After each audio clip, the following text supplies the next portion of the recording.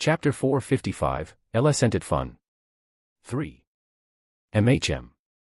Hearing her mother's words, Amanda nodded her head.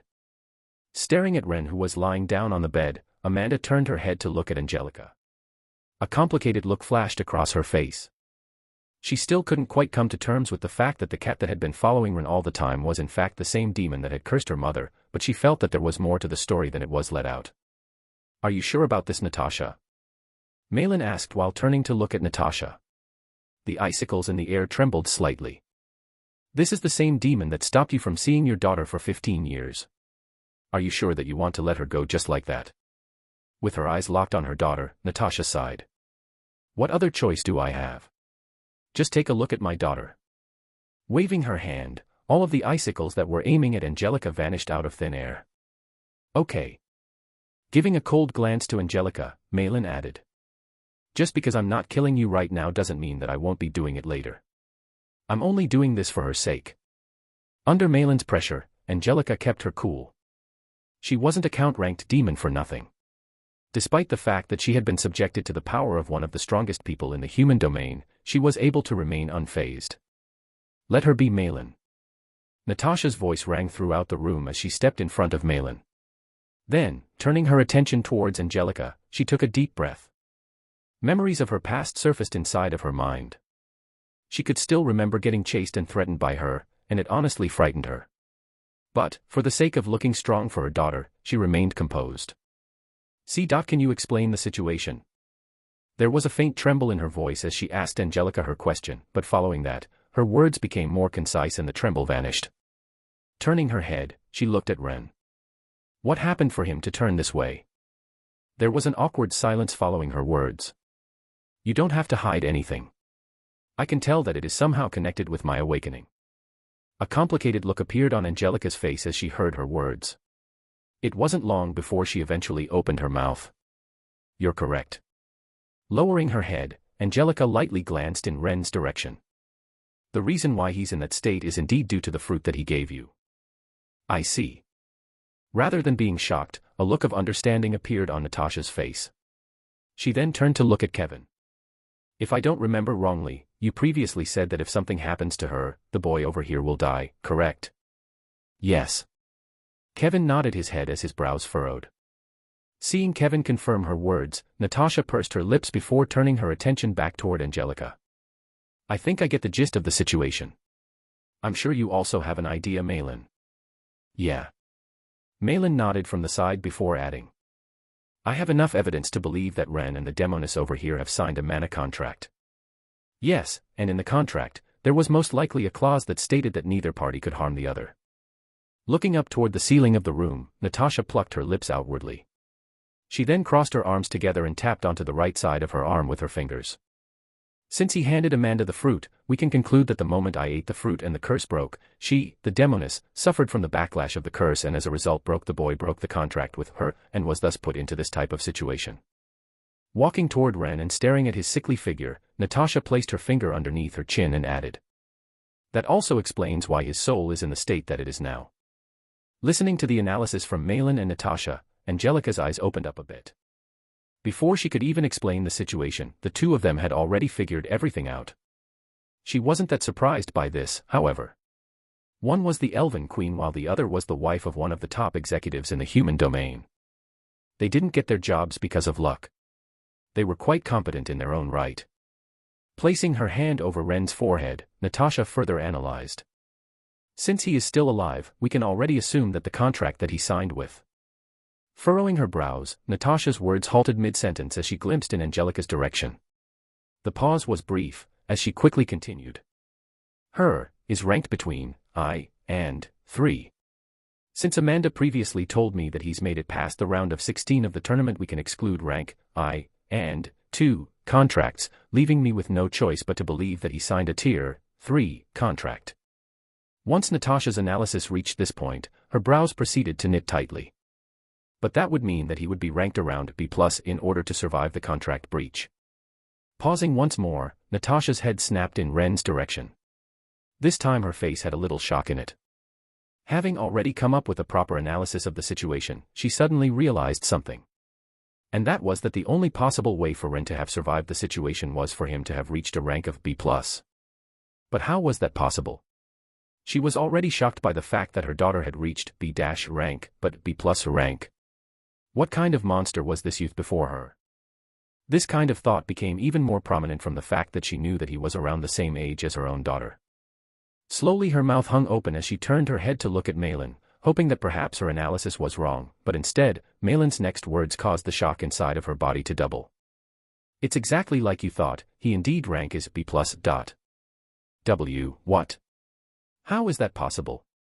Didn't he get eliminated from the tournament already? Malin's mouth twitched. Turning her head to the side, she softly said. Well, how should I say this, he eliminated himself. Himself? Why would he do that? Forcing a smile, Malin replied. Because he said that he was bored. While Natasha and Malin were discussing the reasoning behind Ren's elimination, Amanda, who had been listening throughout their whole time, powerlessly sat back down on her chair. So everything that happened was because of me. Amanda's emotions were currently a mess as she felt many different things at the moment. On one hand, she was grateful and even touched by what Ren did. After all, he did just try to sacrifice his life for the sake of her mother. But at the same time, she was also angry. She was having trouble putting it into words, but she really hated the way Ren did things. She hated the way that he just did things without caring about himself or what the others felt. Amanda understood why Ren acted the way he did, and it was exactly because she understood this that she felt the way she did. Had he told her the situation from the start, Amanda would have understood. She wasn't unreasonable. Ren had never taken part in her mother's situation. Furthermore, although she wasn't exactly sure, she could tell that Ren most likely didn't know about the fact that the demon he had contracted with was the one responsible for her situation. Thinking back, Amanda had a feeling that the demon Ren contracted with was in fact the same demon that had contracted with Elijah, the elective representative back at the lock. If so, how he met her made sense. She had always wondered why that demon had not targeted her again, but it was only now that she understood that Ren had taken care of it. Closing her eyes, Amanda bit her lips. It became clear to her that Ren still did not trust her enough. The realization saddened her, but it did not discourage her. This was only natural. Especially since they hadn't known each other long enough to develop a full sense of trust between each other. Oi! Snapping Amanda out of her thoughts was her mother's voice. Turning her head to look in the direction of where her mother was, she saw her with her back bent and her face a few inches away from Ren's face. Mom. Amanda immediately became flustered at the sight as she stood up from her seat. However, her mother's following words caused her to freeze on the spot. Boy, I can tell that you're awake. You can stop pretending. Raising her hand, Natasha flicked Ren's forehead. Ouch. Suddenly having my forehead flicked, my eyes snapped open. The moment I opened my eyes, the first thing I saw was a familiar-looking face a couple of inches away from mine. Caught off guard by the sudden situation, I felt my cheeks warm up a little as a bitter smile appeared on my face. That was because I was able to instantly recognize the woman before me. She may have looked like Amanda at a first glance, but there was definitely a difference. Looks like you're fine. Amanda's mother muttered before finally moving her head away from me. It was then that I was able to see the current situation in the room, and when I did, I almost wished I didn't. With almost everyone present in the room, including Angelica, I already knew that the cat was out of the bag.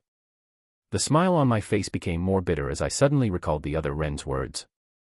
Isn't it fun? No, it's not. I muttered inside of my head as I silently shook my head. No, it's not fun at all. Ren, how are you feeling? In the midst of my thoughts, a familiar voice reached my ear.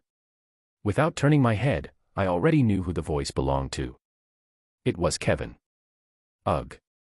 Moving my head, I tried to sit up straight, but a terrifying pain suddenly caused my body to helplessly fall back before I could even move a few inches up. My brows knit when I realized this. Just as I was about to try again, I suddenly felt a hand touch mine and a sweet voice reached my ear. Sit back down, you're in no condition to move. Turning my head, I saw Amanda staring at me with a smile on her face. I was surprised by this. Glancing in Angelica's direction, just as I was about to say something, Amanda shook her head. It's fine, I understand what you did. I'm not angry. She wasn't. No, I understand why you acted the way you did. You probably didn't want to cause any misunderstandings, right? A wry smile appeared on my face when I heard her words. She had pretty much read me like a book. Yeah, that was one of the main reasons as to why I never told her the truth. Well, that was until I found out that my memories were being tampered with, and realized that perhaps those may have not really been my true thoughts. In hindsight, it was a terrible decision. Staring at Amanda in the eyes, I understood that Amanda would have listened to everything that I had to say with a clear mind. Amanda wasn't the type of person that ran away before she heard the full truth. Opening my mouth, I tried to apologize to Amanda, but just as I was about to do so, the door of the room burst open and Melissa entered the room. She had her usual grumpy look on her face. Clank. The moment she stepped into the room, her body froze as her eyes landed on the Elven Queen and Amanda's mother.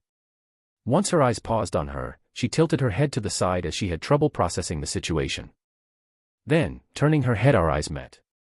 For a brief moment, the moment our eyes met, Melissa's eyes flashed as an awkward silence enveloped the room. Soon after, clicking her tongue, she muttered in a disappointed tone. "Ah shit, you woke up." My mouth twitched when I heard her comments. "Why do you sound so disappointed?" Covering her mouth, Melissa laughed. "Do I? Must be your imagination." Crossing her arms, her eyes soon paused on Kevin. After that, her eyes paused on Amanda as her face slowly turned to one filled with disgust. Her next words almost made me want to kill her on the spot. "And here I thought you were only going to stick with Kevin. Looks like you've got yourself quite the decent harem, huh? Fuck off." Chapter 456, Returning to the Human Domain, 1. Ugh, I just woke up and this is the situation I find myself in. Melissa alone was enough to give me a headache, but the fact that almost everyone was here increased the pain in my head. Leaning back on the bed and dully staring at the ceiling of the room, for a moment I wished to slip back into a coma. Would rather have that than be in this type of situation. Unfortunately, this was only wishful thinking on my part, as following Melissa's words, everyone's head snapped in my direction. I could only bitterly smile at the sight. "What are you looking at me for?" Raising my hand, I pointed in Melissa's direction. "Don't listen to anything she says. Especially when she's part of the harem." Huh. This time it was Melissa's turn to feel what I felt as everyone turned to look at her with strange looks on their faces. Opening her eyes widely, Melissa glared at me. Sensing her gaze, I slowly mouthed with my mouth. "Trying to ruin me? I'll drag you down with me." As soon as I said those words, I could vividly see the side of Melissa's cheeks tense. I smirked when I saw this. That's right, I may have lost the battle, but I won the war. Like hell, I would ever let Melissa one-up me. KHH. Just as things were getting heated between Melissa and me, yet again, a throbbing pain coursed through my body, prompting me to let out a groan. This instantly attracted the attention of everyone present. As she was already seated next to me, the first one to help me was Amanda, who worriedly asked, "Are you okay?" "Somewhat," I replied with a forced smile. To be honest, I was anything but fine. Although I had survived, the damage that my soul took was significant. I need to find something to heal my soul. Though extremely rare, there were definitely ways to heal someone's soul. The damage to my soul wasn't to the extent that it would affect me in any way, but looking back at what just happened, I felt that I needed to somehow find a way to heal my soul. The sense of discomfort that it brought wasn't something I quite liked. Just as I was about to make my mind up about how to heal my soul, a sudden thought crossed my mind. Wait, what if this has also been planned by him? At this realization, my body froze completely. Ever since meeting the other Ren, or to be more precise, the entity inside of my body, he had always been acting in a way that made it seem as though everything was going according to how he planned. And so far, it seemed to be true. Everything that had happened to me seemed to have already been planned beforehand by someone. From the incident back at the hotel with Matthew to the dome incident. Everything just felt so warped and altered that made me think of the possibility of it being something that the other entity had planned. It was only a hypothesis for now, but it wasn't one that I was willing to discard. If it was truly like that, then it meant that my every move was being predicted. Realistically speaking, the logical direction that I should take would be to heal my soul, but what if that was also part of the plan? What if he wanted me to heal my soul? But if it was truly like that, why would he reveal to me that he had purposely damaged my soul so that he could have more control over it? The The deeper I started thinking, the greater the throbbing sensation in my head became. The other Ren, entity, or whoever he was definitely trying to mess up the way I was thinking. So much so that I finally realized why I had never been able to get the upper hand over him. It wasn't that he had everything planned, but it was just that he was playing a psychological warfare against me. Just like now. Because of everything that he had said, I no longer had any idea how to proceed. Should I heal my soul, or not? Secretly, my fists clenched tightly. This was definitely not a pleasant feeling. He looks quite tired, I think we need to give him some space. Whilst in thought, I suddenly heard a sweet voice from the distance. Turning my head, my eyes with Amanda's mother. Once our eyes met, for a brief moment neither one of us spoke. Then, turning her head, she looked toward the Elven Queen. What was his name again? Ren. The Queen answered. Nodding her head, Amanda's mother turned her to face me one more time. Or rather, before that she glanced in Amanda's direction before looking back at me with a strange look on her face. Her gaze felt weird. All right, Ren, there are many things that I want to say to you, but it looks like you're in no condition for it, so I will cut it short. Lowering her head slightly, she said. Thank you. Thank you for what you did for me. Following her words, for a brief moment of time, silence enveloped the room. Raising my head and seeing that she still had her head lowered, I pursed my lips together. It's fine. You don't have to mention it. Most of it was the other Ren's doing, but that didn't mean I wasn't ever planning on helping her. It was just that it would have taken a lot longer. Even then, I would still like to thank you. I was already grateful for the fact that you were willing to dispose of something so precious in order to heal me, but after seeing the sacrifice you've made just to heal me, I felt compelled to do this.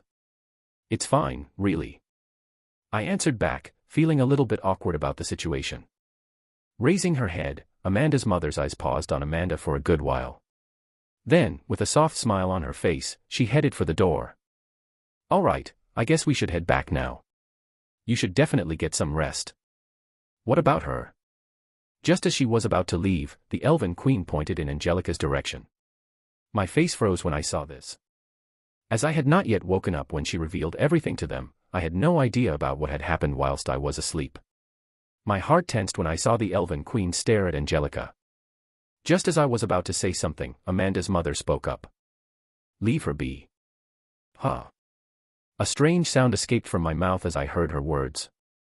I wasn't the only one that reacted this way, as almost everyone in the room aside from Melissa, who had no idea about what was happening, showed a similar look. Recovering from the shock, the Elven Queen asked. How come? Instead of answering the Elven Queen, Amanda's mother shook her head. There is no point.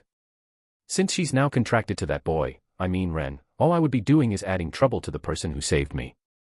But this would have never have happened had it not been for her. We don't have to kill her, but we can still lock her up. The Queen replied, obviously displeased by Amanda's mother's words. Her displeasure was understandable. Being a queen, she naturally had to be more ruthless than others, and as a sovereign, being lenient towards enemies was a big taboo. Glancing in the direction of the Elven Queen, Amanda's mother merely shrugged her shoulders. She's a demon, to begin with. She was just following orders. The people I should be angry about should be the ones behind her. Not her. Pausing, she looked in Angelica's direction. Her brows furrowed a bit. Don't get me wrong, just because I'm not acting up doesn't mean that I have forgiven you. Had it not been for my daughter, I would have loved nothing more but to have followed Malin's suggestions, but then again, such is life. Following her words, closing her eyes and letting out a sigh, she said. It's also my fault for being careless. Had I been more attentive, none of this would have happened. With a soft smile on her face, Amanda's mother took a step out of the room and left. The Elven Queen followed from behind. There were still obvious signs of displeasure on her face, but it didn't look like she would go against Amanda's mother's wishes. Following their disappearance, the next one to leave was Melissa. Still mad about the words I said to rebuke her, she only gave me a casual look before disappearing. After Melissa, it was Kevin who left after a simple goodbye. You should get some rest. Following Kevin, Amanda also left. She looked uncertain about whether to leave or not, but as soon as her eyes paused on Angelica, she quickly made up her mind and also bid me goodbye. Clank. Once the doors closed, the only people that remained in the room were Angelica and I. Lifting my head up with some difficulty, I bitterly said. Rough day, huh? Isanor, infirmary. Silently gazing toward the city of Isanor from her bed, Emma's figure silently rested by the side of the bed. She had a dull look on her face. Clank. Suddenly the door opened up and Kevin walked in. Walking into the room, the moment he saw Emma's condition, he softly sighed and sat beside her bed. You're still up? Emma softly nodded her head. Following her words, silence descended on the room. Pursing his lips, Kevin tried to strike up a conversation. You know, I'm going to win the tournament soon. Once I get my hands on the elven tear, I see a... Don't. Before Kevin could finish his sentence, Emma quickly cut him off. Weakly turning her head, she replied. I don't want you to waste your chance on me. I'm only going to be holding you back. Use that opportunity to make yourself stronger. What are you talking about? Kevin's brows furrowed. Kevin, during this time that I had to myself, I came to realize just how useless I am. Not only do I always drag you into problems, but not once have I ever been of help to you. As she was speaking, the corner of Emma's eyes started to water. I know my limit. I will at most reach S rank in my life while you will sooner or later reach a rank that is far above that. Use this chance to grow stronger. If you really want to heal me, do it after you've become strong enough to get the elven tear without wasting all of your achievements. Clenching onto the bedsheets of the bed, Emma bit her lips. I can wait. If it means that you won't have to waste this opportunity that you've been given on me, then I can wait. Listening to Emma's words, Kevin didn't know how to reply. It was only after a couple of seconds had passed that he finally said. Emma, I never thought of you like that. Grabbing her hand, Kevin scratched the back of his head with his other hand. Also, I can't really do that. Why? Snapping her head in Kevin's direction, Emma raised her voice. Why must you waste your opportunity like that? Just let me be like this. I've come to terms with reality. I'll just go back home and handle the matters there. It's not like it's the end of the world. I can wait till you get strong enough to heal me. Focus on yourself, and focus on helping me later. Raising her hand, she repeatedly tapped her finger on Kevin's chest. You need to set your priorities straight. And right now your priority is to become stronger. If you don't want anything similar to happen again, just grow stronger. So strong that nothing like this ever happens again. Grabbing onto Emma's finger, a bitter smile appeared on Kevin's face. Emma, do you know how I managed to get to where I am in the tournament? Huh?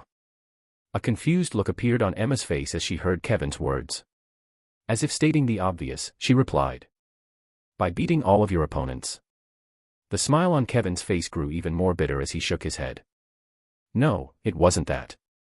Lowering his head, Kevin let out a long sigh. Matching Emma's gaze, he bitterly said. The only reason why I've come this far in the tournament is because Ren was bored.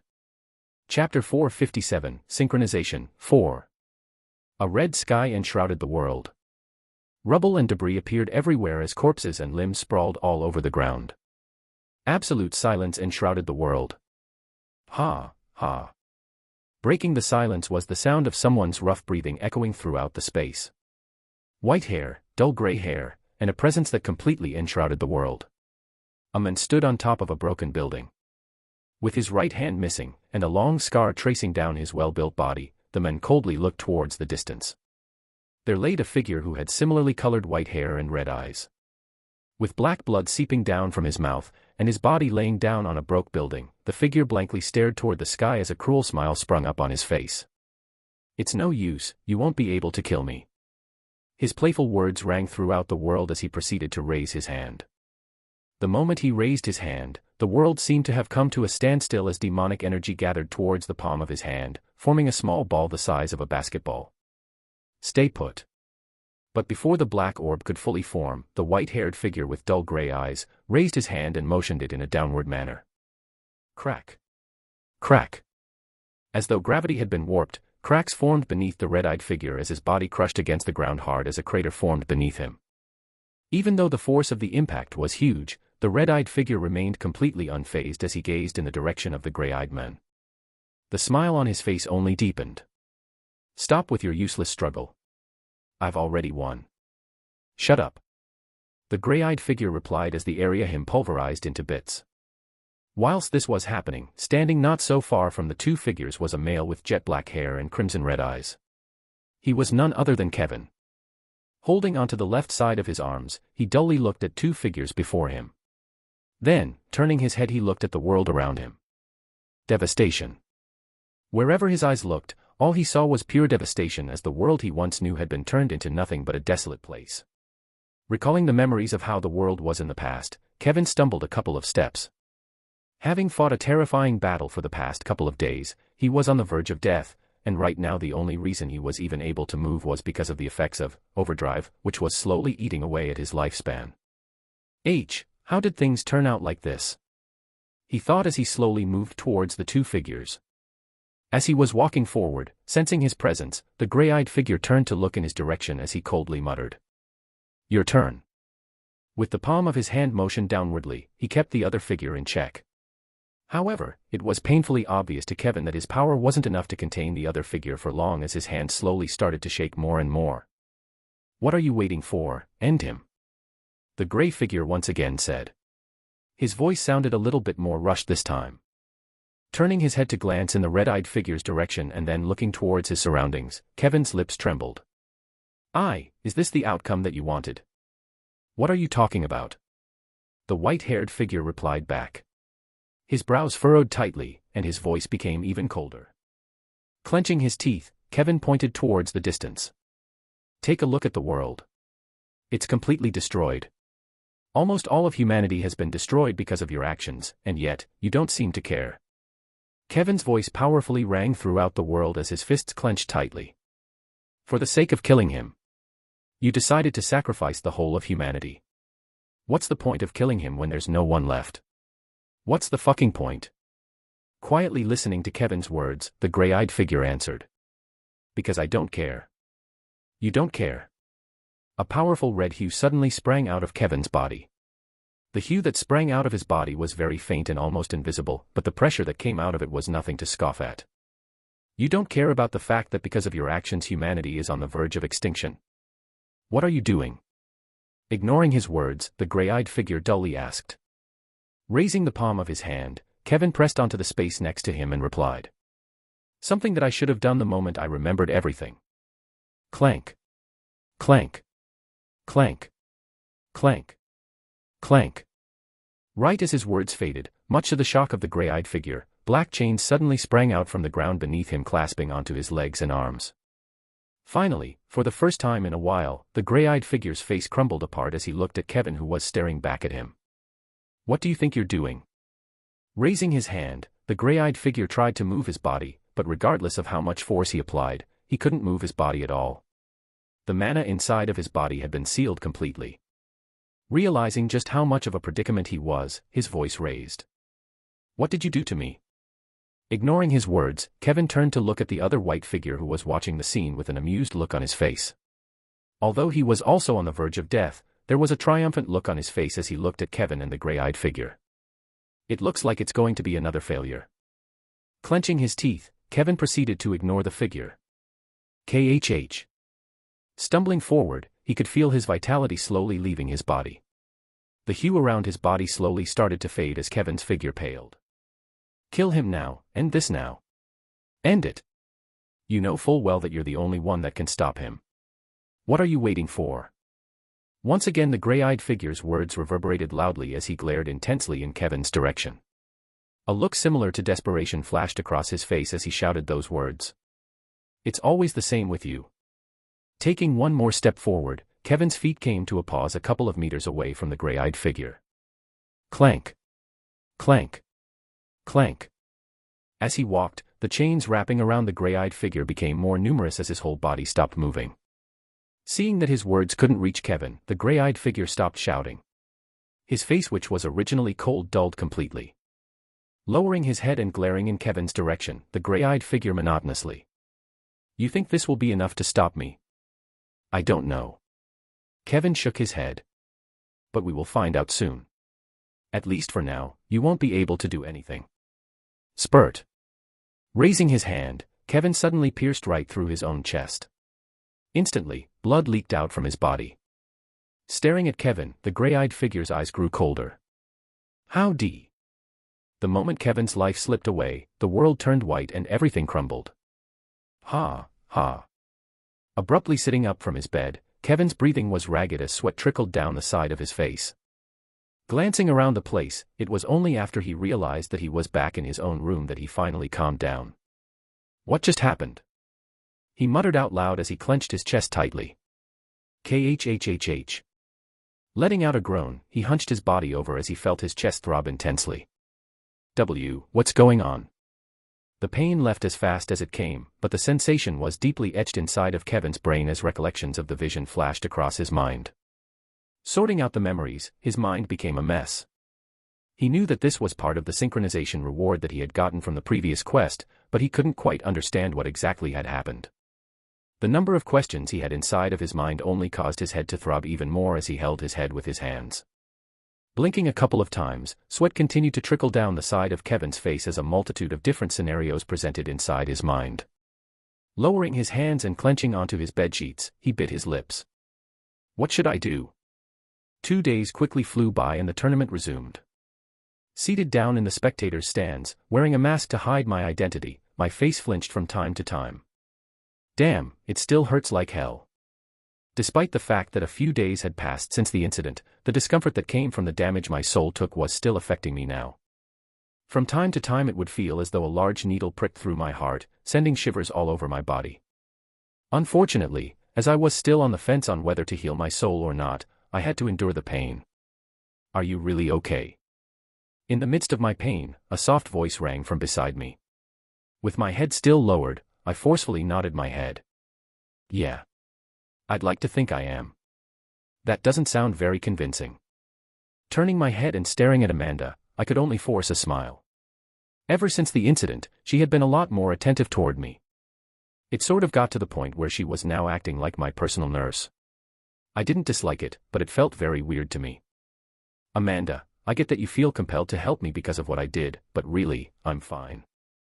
Despite my words, Amanda retained her stubborn look as she refused to leave my side, and thus, letting out a long sigh, I decided to switch topics. That aside, are you sure you're not going to fight? Yes.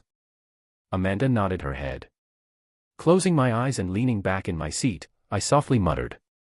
I see. Before I could say anything else, Amanda added.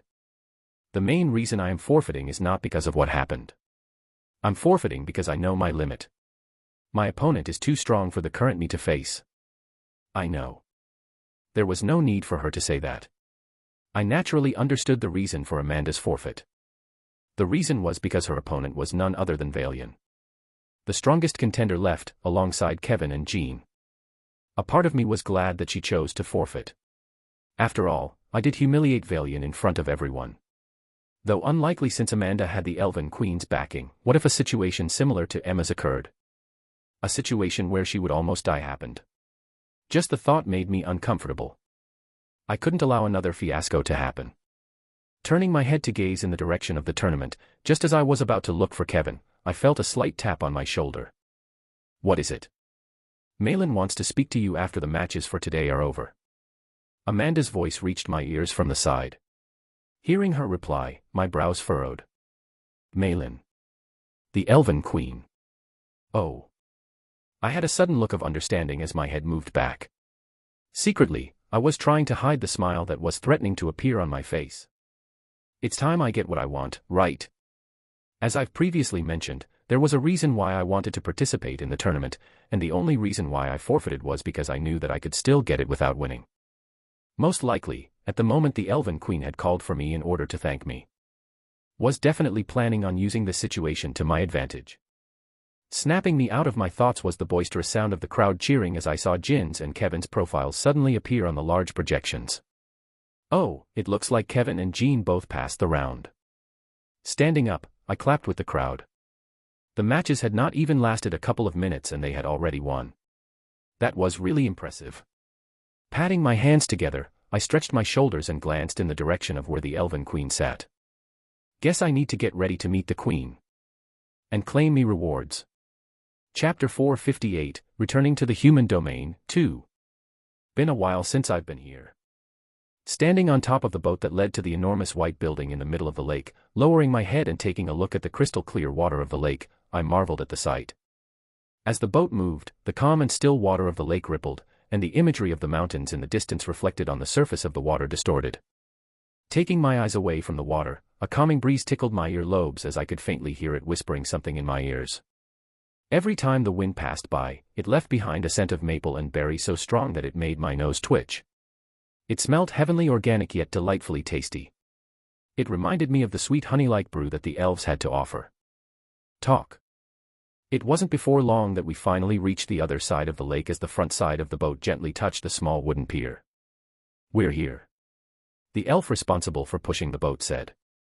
Nodding my head, I hopped off the boat. Then, as I got off the boat, I extended my hand. "Thank you." Taking my hand, Amanda gently got off the boat as her feet landed on the wooden pier without making a sound. Quickly letting go of my hand, Amanda headed toward the building in the distance. As she moved toward the building, I noticed that her footsteps were quite rushed. Tilting my head, I asked, "Are you in that much of a hurry to see your mother?" "MHM." Without looking back, Amanda nodded her head. I found her behavior strange, but I didn't think too much of it. After all, she had just met up with her mother after 15 years, so it was understandable for her to want to see her every day and catch up. Swoosh. Suddenly another breeze blew and Amanda's hair swayed towards the side of the wind. The moment that happened, I noticed something peculiar. Amanda's ears were red. I instantly pointed this out to her. "Hey Amanda, your ears are red." The moment those words came out of my mouth, Amanda's body suddenly jumped up in fright. Without turning around, in a stuttering voice, she said, "It's because it's cold." "Oh, okay." Raising my hand and feeling the breeze, I shrugged my shoulders. In a way, she wasn't wrong. It was pretty cold. Following Amanda from behind, it wasn't long before the two of us arrived at the entrance of the building where a couple of strong-looking elves were waiting. Sensing the power behind the elves guarding the structure, my back unknowingly straightened. They are without a doubt S rank. I may have reached B+ rank, but S ranks were still in existence that I couldn't touch. Therefore, the pressure that came out of their body was quite overwhelming. Not that I wasn't used to it. As soon as Amanda and I arrived, taking a step to the side, the elves quickly led us toward the building. "Please follow us." The interior of the place was exactly as I remembered from a while back. Following a minimalistic style, plants and simple furniture decorated the place. Compared to the typical luxurious buildings back in the human domain, the decorations inside of this place were less extravagant. Walking for about a minute, we soon arrived in front of a large hall. On the opposite end of the hall was a small flight of stairs. A golden throne rested atop the flight of ornate stairs, looking over the entire hall. Upon that throne sat the elven queen, Malin. Her long, silver hair gently cascaded down her back, highlighted by the ornate crown upon her head. She rested her hand upon her cheek, looking upon me and Amanda who had just entered the hall. Standing next to her was Natasha, whose lips curled in an upward manner when her eyes met with Amanda's. Her beauty not lose out to Malin's at all. The guard that had led us to the place knelt down on one knee. Following his example, Amanda and I did the same. "You have arrived," Malin said as she tapped onto the armrest of the throne. A thin metallic sound rang throughout the space as her nails came into contact with the metallic armrest of the throne. With my head still lowered, I suddenly felt her gaze from above. "Do you have any idea as to why I summoned you here?" "No, I do not," I flatly answered with a straight face. Secretly, I was trying my best to hide the smile that was threatening to show up at any second. Of course, I knew why she had summoned me. What else but to give me the reward for saving Amanda's mother? Seemingly unaware of what I was thinking, Malin slowly stood up from her seat. With a simple wave of her hand, the doors of the hall burst open and 5 elves came into the hall. Adorned with simple servant attire made out of thin silk, the hem of their clothes silently fell toward the bottom of their ankles. On each of the servants' hands was a red fluffy pillow, where an item rested in the middle. Walking towards the elven queen, they stopped beneath the flight of stairs and knelt on one knee. With their heads lowered, the servants raised the pillows above their heads. "Good," Malin softly said as her gaze swept over the items resting on top of the pillows. Pursing her lips together, I once again felt her gaze land on me. Her sweet and crisp voice soon rang throughout the hall as she started speaking. "Previously, because of circumstances, I was unable to thank you personally for saving Natasha's life. I'm sure that the fruit that you have given her must have been extremely rare and hard to find. Although I'm curious about where you have gotten such an item, I will not ask further as I don't want to put you in a difficult spot.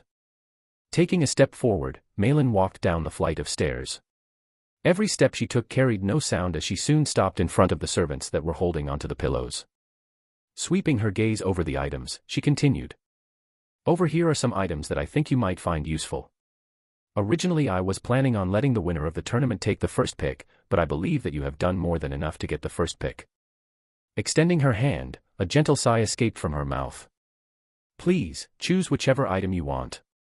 You can pick whatever item is over here. Raising my hand to cover my mouth, with a slight cough I stood up. Cum, it is an honor. I then proceeded to calmly look through the items that were presented before me. To be honest, I already knew what item I wanted from the very beginning, but if I acted too fast it would seem as though I had planned for this beforehand. Therefore, interlocking my hands behind my back, I carefully looked through each of the items presented before me. Glancing at the items on the pillows, my eyes soon paused on a small hexagonal-shaped glass bottle. Inside of it was a crystal-clear liquid that looked exactly like clean water fresh from the mountains. The moment my eyes paused on the bottle, I was able to instantly recognize it as my eyebrows jumped up. Oh, that should be the elven tear. Malin, who had been staring at me from the beginning, seemed to have noticed my reaction as she spoke. I heard that one of your friends is injured, you want to choose that? No. I shook my head. Before she could say anything else, I continued. That's Kevin's job. Kevin. That handsome boy. Suddenly, Natasha's voice reached my ears as she unknowingly appeared next to me. Blinking a couple of times, I nodded my head. Yeah, I guess. Then, tilting my head ever so slightly, I looked at Malin through the corner of my eyes. He should have no problem winning the competition. As expected. The moment those words escaped from my mouth, Malin's face twitched. This was to be expected. After all, I was basically saying that Kevin was going to win when Valian, the elf's strongest competitor, had still not been eliminated. Well, I didn't care about how she felt as I reached my hand forward and grabbed onto a small black pill that had a nice yellow luster revolving around it. As soon as I picked the pill up, a strange look appeared on Malin's face. You're going to pick that? Staring at the pill in my hand, I slowly nodded my head. Yes, I will pick this. Are you sure? Malin once again asked. There was a weird look on her face as she said those words. This was understandable though. The pill that I had taken was the item that I needed from the very beginning. It was the item that could help me reach A- rank a lot faster than originally planned. Pinching the pill in between my fingers, I turned to look at the queen. This is the item that I want. Hearing my words, the queen's face turned even stranger as she carefully said. You know about the side effects of taking the pill, right? Yes.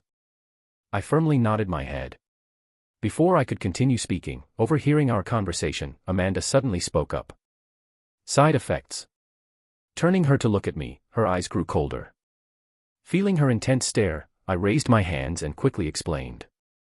Wait, it's not a bad side effect.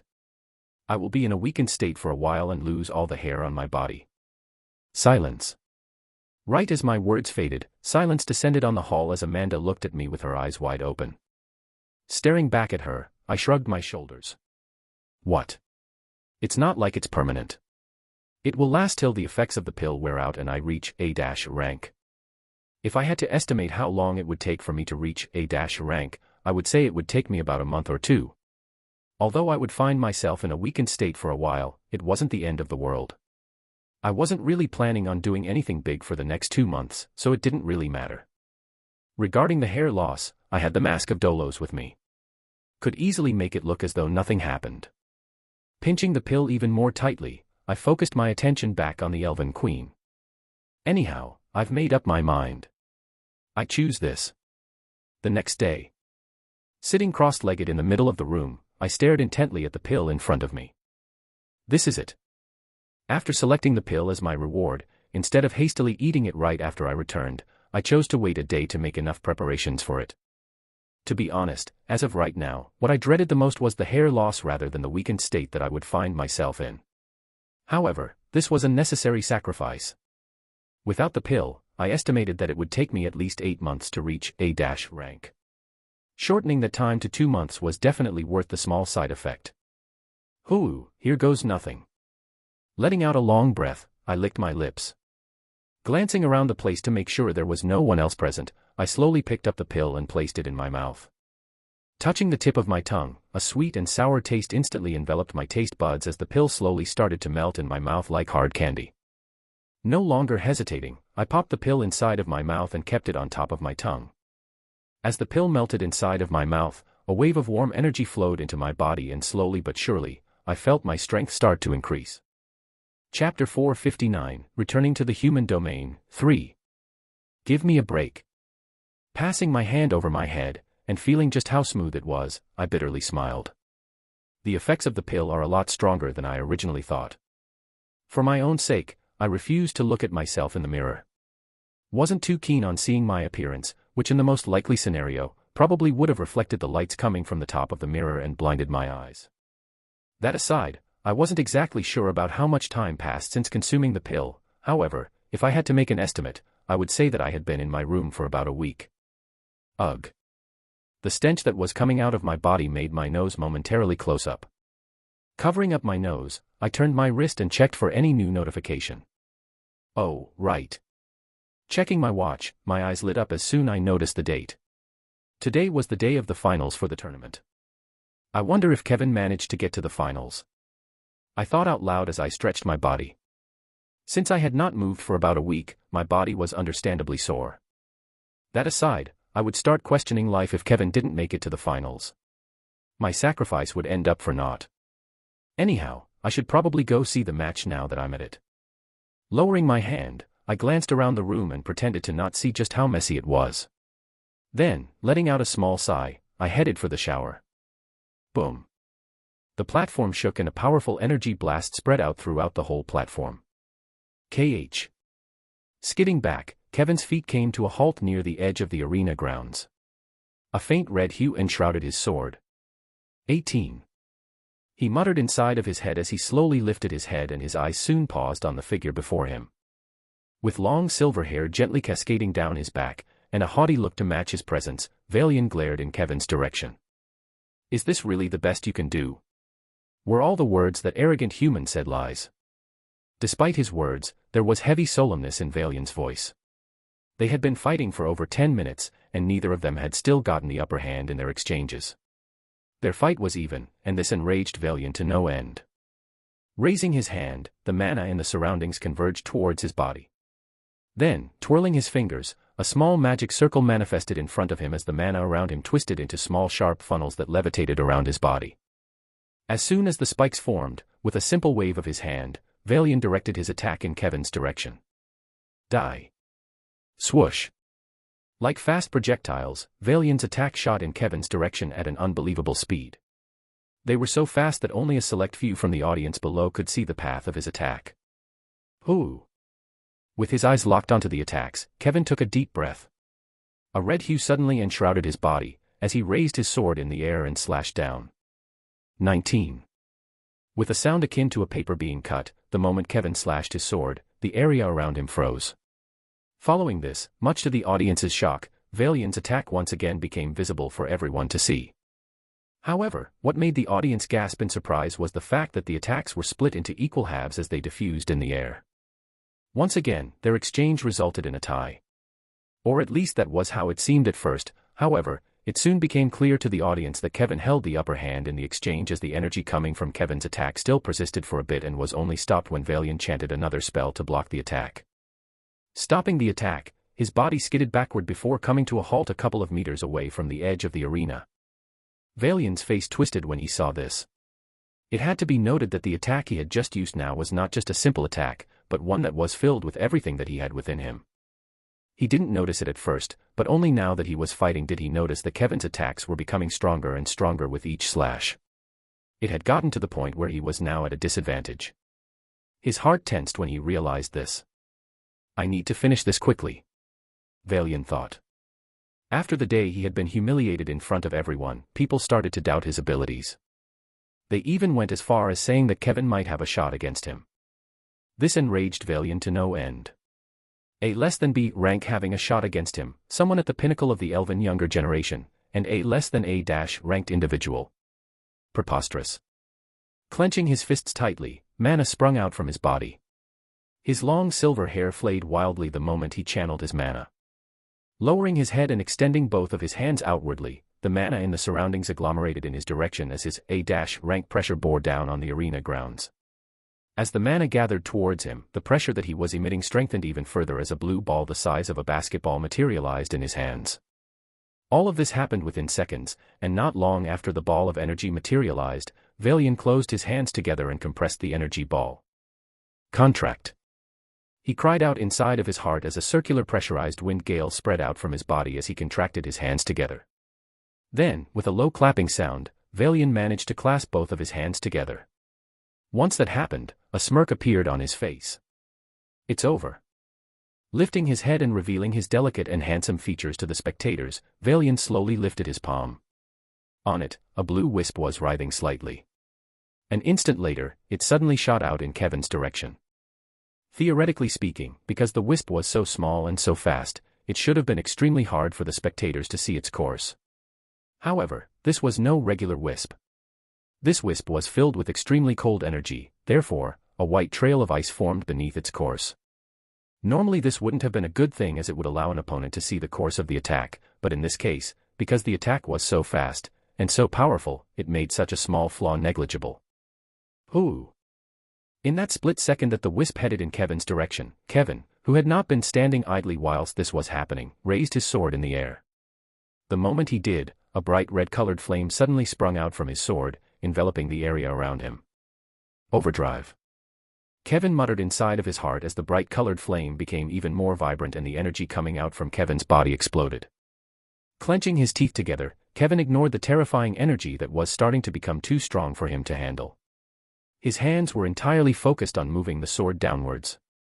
Within an instant, his hands started to bleed profusely as he increased the grip of his sword. 20. Kevin muttered inside of his mind as he cried out inside of his heart and slashed out. Unlike his previous attacks, something different occurred. With a muffled thunder-like roar, as Kevin's sword fell, a violet flame shot out from its tip. This was no regular flame, as the moment it shot out it carried a terrifying force. Waves of ripples surfaced in the air as Kevin's attack shot in the direction of Valian's attack. The two attacks soon met. At the moment when the two energies came into contact with each other, the space around the two attacks distorted. Two different kinds of terrifying energy, one being white and the other being bright red, cold and hot, stood off against each other for a moment before suddenly exploding in the air. Bang! The intense energy explosion sound reverberated throughout the surroundings, spreading through every corner of Isanor. It was so loud that even those that were not actively watching the tournament could hear it. The arena grounds instantly tore into shreds and the spectators' vision blurred as dust and debris flew everywhere. It wasn't only the spectators that were unable to see the outcome of the match, but even the referee had a hard time seeing who had won, as the energy released by the attack of the two individuals was not something he could take lightly. Following the massive explosion, silence pervaded the surroundings as everyone eagerly waited to see the outcome of the match. Bang! Ah, shit. Looks like I'm late. Hearing the loud explosion in the distance, I hurried towards the tournament areas. After having taken a shower, I quickly got dressed and put on the mask to hide my face. Prior to ingesting the pill, I had taken a copy of my face and therefore, if I wanted to, I could look exactly the same as I did before. The only problem was my weakened state. That one was actually annoying as it meant that I had to stay away from fighting for a while. Well, it wasn't like I was planning to pick a fight with anyone. Entering the tournament stands, glancing around the place, my eyes soon paused on a few familiar figures in the distance. I immediately headed in their direction. Upon arriving close to them, I asked, "Who won? Who are you?" Jin's brows furrowed as he looked at me. Before he could say anything else, Amanda softly whispered, "It's Ren." Ren. Tilting his head, Jin had a sudden look of understanding. "I didn't recognize you with your mask." "That's fine." Waving my hand, I shrugged it off. Couldn't really blame him. The face I was currently using was the face of one of the guards I had killed back at the monolith. What I really was surprised by was how Amanda had been able to recognize me. From what I remembered last time, she had almost mistaken me for someone that was hitting on her, yet, the moment she saw me now, she was able to instantly recognize me. Just as I was about to ask her how she knew, seemingly being able to read my thoughts, she moved a bit closer and whispered. Since that incident, I've memorized the faces of all the humans that were supposed to be present in Isanor. Your face doesn't belong to anyone on the list. Ah. That made sense. Sounded like a lot of effort. Not that I was one to speak, as I had also done the same. Blinking my eyes a couple of times, I suddenly noticed something. Lowering my head, I was surprised to see Emma sitting down in the stands, watching over the match in the distance. Currently, her eyes were focused on the arena grounds in the distance that was covered by a large dust cloud. Seeing the worried look on her face, I decided to not say anything and just focused my attention on the arena grounds. The dust that was enshrouding the arena grounds did not stay for long, as it was soon cleared out by the referee, who simply waved his hand. At the exact moment when the dust was cleared, silence pervaded the stands as everyone's eyes locked towards the distance. He didn't disappoint. With one knee on the ground and supporting his body up with his sword, Kevin appeared in the middle of the arena. Apart from the fact that his clothes were torn and his hair was messy, he didn't look too injured. The same couldn't be said for Valian, his opponent. Laying down with his eyes closed, his hair scattered all over the ground, and heavy injuries all over his body, it became clear to everyone watching that Valian had lost. In the midst of the silence that was enshrouding the place, I turned to look at Jean. Hey, is that really the guy that kicked us out of the coffee shop? I kind of feel embarrassed now. Also, now that I think about it, since you're here, it must mean you have lost. What place did you get? Jin's mouth twitched when he heard my words. Before he could say anything else, the crowd erupted into large cheers, and a relieved look appeared on Emma's face. Turning my attention away from Jean and staring at Kevin's figure in the distance, a soft smile appeared on my face as I thought to myself. Guess I can finally go back home now. Chapter 460, Returning to the Human Domain, 4. Once Kevin won his match, he was quickly brought to the medical area. Even though he looked fine on the outside, I knew for a fact that he was anything but fine. Having used overdrive for the lengthy period time that he did, his internals must have been heavily damaged. Besides that, Valian was no easy opponent. That last energy blast was something that even I had trouble handling. Let alone Kevin, who was weaker than me. Congratulations on your victory. Entering the nursing area and seeing Kevin all bandaged up, I tapped onto the mask on my face and my face warped to my regular face. With hair, obviously. There was no chance in hell I would ever let Kevin find out about my hair situation. Not even if I was on the verge of death. Just imaging the consequences of the reveal made me secretly clench my teeth in anger. Absolutely no way. Let me take a seat over here, you don't mind, do you? Currently, it was just the two of us in the room. The reason for this was because Emma was in a wheelchair and thus Amanda took it upon herself to push her here. That being said, it would still probably take them a while to come here, therefore, I quickly took a seat next to Kevin. Sitting down, I massaged my chin and complimented. It was a pretty good fight, not going to lie. Not that I watched it. The moment I arrived, the match was already almost over.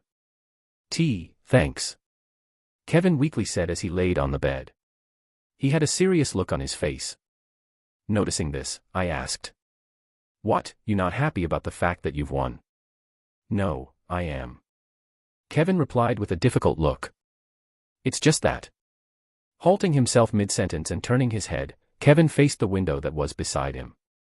Never mind, I'll tell you later. Right now is not the right place to tell you this. Maybe once I sorted my thoughts out. Oh. My eyebrow raised when he said this. Just as I was about to say something else, Kevin quickly switched the topic. How are you holding up? Despite noticing Kevin's attempt at changing the topic, I decided to feign ignorance to it. Since he wasn't planning on telling me right now, I was planning on waiting till he felt comfortable enough to tell me. I'm fine. I replied with a smile as I flexed my bicep. Kevin's brows knit when he saw this. You don't look fine to me. The smile on my face froze. You can tell. Were the side effects of the pill that obvious for him to see? Crossing his arms together, Kevin nodded his head. Yeah, the mana revolving around your body seems extremely weak. You're more perceptive than I originally thought. Crossing my legs, and leaning back on the chair, I let out a long and extended sigh. I've currently ingested a pill that will boost my rank, so for the next 2 months I will be in a weakened state. Surprise flashed across Kevin's face as he asked again. Ingested a pill? Yeah, it's a pretty strong one at that. That's problematic. What if someone suddenly attacks you? Small price to pay for strength. Well, it wasn't just that. What was truly special about the pill was not only the fact that it allowed me to cut a considerable amount of time for me to rank up, but the fact that during the 2 months that I was in a weakened state, I would be able to perceive the scions in the air a lot more clearly. In fact, as of right now, my perception of scions had boosted significantly. Although I couldn't quite see them as the elves could, I still had 2 months to get to that level. Under this ultra-perceptive state, if I took advantage of my situation properly, my scion control should reach a level far above what I had in the past. Therefore, although it only looked like the pill made me rank up, it actually had the added effect of drastically improving my perception of scions and thus give me a considerable strength boost. This itself was what made the pill so miraculous and tempted me so much. The stronger my scion control, the stronger my general moves would become, and not only that, so would my mana consumption efficiency. Simply put, this was a must-take pill, and I was glad I took it. Snapping out of my thoughts, I suddenly recalled something. Lifting my head, I looked at Kevin.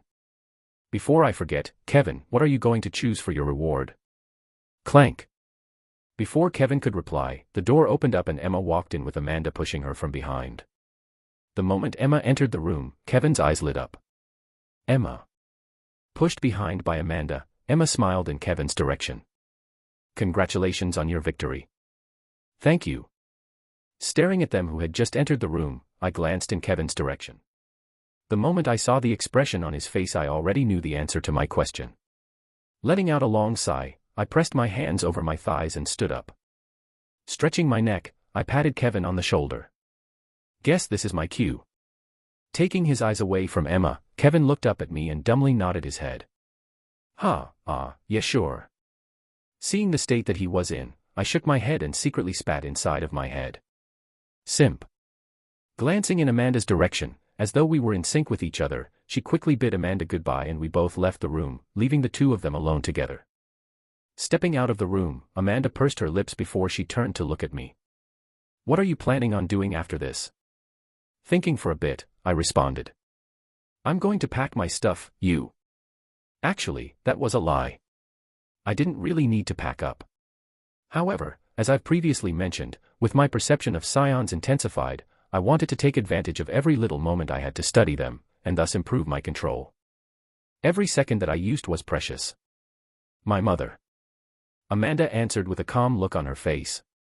Is she going back to the human domain with you? Yes. I see. Not sure why she decided to leave, perhaps because she wanted to help out with the guild. I wasn't really sure, but, in a way this was good. From what I've heard, Amanda had been having a hard time back in the guild since she was taking care of everything single-handedly. Having her mother help her was a good thing. 2 days passed since then. The conference was officially over, and every human that had come to participate was slowly leaving to return to the human domain through the portals outside of the city. Waiting at the front of my residence were a couple of familiar figures. Gervis, Douglas, and Ornal, Malvol's disciple. After having spent over a month in Isinor, it was finally time for me to return to the human domain. How long had it been since I returned home? A year, or 2. Honestly, I had lost count, but it had been too long for my comfort. Here you go. In the midst of my thoughts, I suddenly heard Gervis's voice as he tossed me a small transparent flask. Snapping out of it, I quickly raised my hand and caught the flask. Thanks. Without needing to look at it, I knew what it was. The elven tear. Since I had promised Hein that I was going to get him one for his father, I naturally pulled some strings and had Gervis get one for me. Of course, this was at a price and not for free. In exchange for the elven tear, Gervis had asked me to do something for him. Fortunately, the task required me to be at around S rank, so I still had time. Taking a look at the flask in my hand, I decided to put it away. Then, raising my head, I alternated my head between Gervis and Douglas. About the result of the conference. You don't have to worry about that. Raising his head to stop me from speaking, Gervis smiled. If you're asking about whether humanity will be able to join the Alliance or not, although we have not come to an agreement just yet, things are looking promising for you guys. That's great, Douglas replied with a smile. Clasping his hands together, he turned to look at me. Are you ready? We will be leaving soon. Yup, give me a second. Glancing in the direction of Aurthor, I extended my hands forward and took an object that was currently enveloped in a white cloth from him. It was my sword. After my fight with Kevin, since I was no longer planning on fighting anymore, I gave Aurthor the sword to check for any damages. Even though it was made out of a material that made it almost impossible for it to break, it was never bad to double-check. Handing me the sword back, Aurthor reminded. As I've said before, there are no damages to the sword, and the first seal should break as soon as you reach A-rank. Putting the sword back in my dimensional space, I nodded my head. That's good. With a displeased look, Aurthor crossed his arms. Take good care of it. My master said that the sword will only be yours if you can fully unlock all of its seals.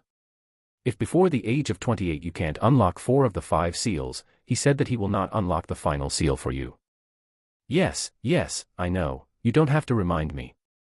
This wasn't the first time that I heard this. Malval had repeatedly told me the same thing before. I naturally understood his intentions. Malval wasn't the type to give out his works easily. One had to prove to him that they were worthy of them, and therefore, as I had still not proven to him that I was worthy of holding onto the sword was still not actually mine. Well, in a sense it was, as Malval wouldn't actually take it back, but without his approval, the final seal of the sword couldn't be opened and therefore lose a lot of the potential the sword had. With all the seals unlocked, I didn't doubt that the sword's rank would reach a level near or even above SS rank. Alright Ren, it's time for us to go. In the midst of my thoughts, Douglas's voice reached my ears, snapping me out of it. Ah, sure. Spending the next minute or so bidding Gervis and Aurthor farewell, I soon followed Douglas from behind. It wasn't long before we arrived at our destined portal station. Because Douglas and I did not go to Isinor the same way as the others, we were led to a different portal to get back to the human domain. Apparently, it was for security reasons. Pausing in front of the portal, Douglas turned around and asked, "Did you bring everything with you?" Patting my clothes and checking my bracelet, I nodded my head. Yes, I have everything with me. This included the red book that was currently resting inside of my bag. Upon hearing my words, with a soft smile on his face, Douglas turned around and stepped into the portal. Okay then, let's get going. Entering the portal, his figure soon disappeared from my vision and I took a deep breath. HAAA. This is it. I thought. Finally, I was about to return home. Taking another breath, I slowly stepped into the portal and a familiar sensation washed over my body. Chapter 461, Returning to the Human Domain, 5. It's been a while since I've been here. Staring at the metropolis that was Ashton City, I felt a wave of nostalgia wash over me. It had truly been a while since I had gone back to the human domain and everything felt weird, from the skyscrapers that covered every inch of the city to the general vibe of the place. Comapred to Hendler and Isinor, it just felt different. After separating from Douglas and altering my face with the mask, my first stop was my parents' house. Well, in a way it could also be argued that this was my house since I didn't really have my own house. Used to live in the locked dormitories after all. This should be the place, no. Halting my steps in front of a large building and double-checking with my phone's GPS, I proceeded to walk into the building. The building that I was currently walking into was owned by the Demon Hunter Guild, and it was the place that Amanda had given to my parents in order to ensure their safety. Walking into the building, I could understand why Amanda had decided to bring them here. The moment I stepped into the building, blocking the door were several guards whose rank was in between B rank to A rank. Not only that, but the moment they appeared, I felt the presence of a few lasers scanning my body from top to bottom. D. Stop right there. A booming voice echoed as several guards came to greet me at the entrance. It was clear that whatever the laser beams were, they were able to alert the guards of my strength as they all came at me with solemn looks on their faces. For a moment I didn't know how to react to the situation as I was slowly surrounded by the guards. Taking a step forward, a buff guard with a sharp look and serious disposition scanned me from top to bottom. State your name and the reason for entering this place. Staring at the guard in front of me and feeling his aura, I secretly thought. She wasn't kidding when she said that security here was tight. In terms of size and strength, he was comparable to Keimer. Putting on a polite smile, I tapped onto my face and handed him my ID. I'm here to meet my family. At the exact moment, I tapped on my face morphed to my normal face, with hair obviously, and surprise flashed across the guard's face as he hastily took my card. Checking the card, the guard lowered and raised his head multiple times.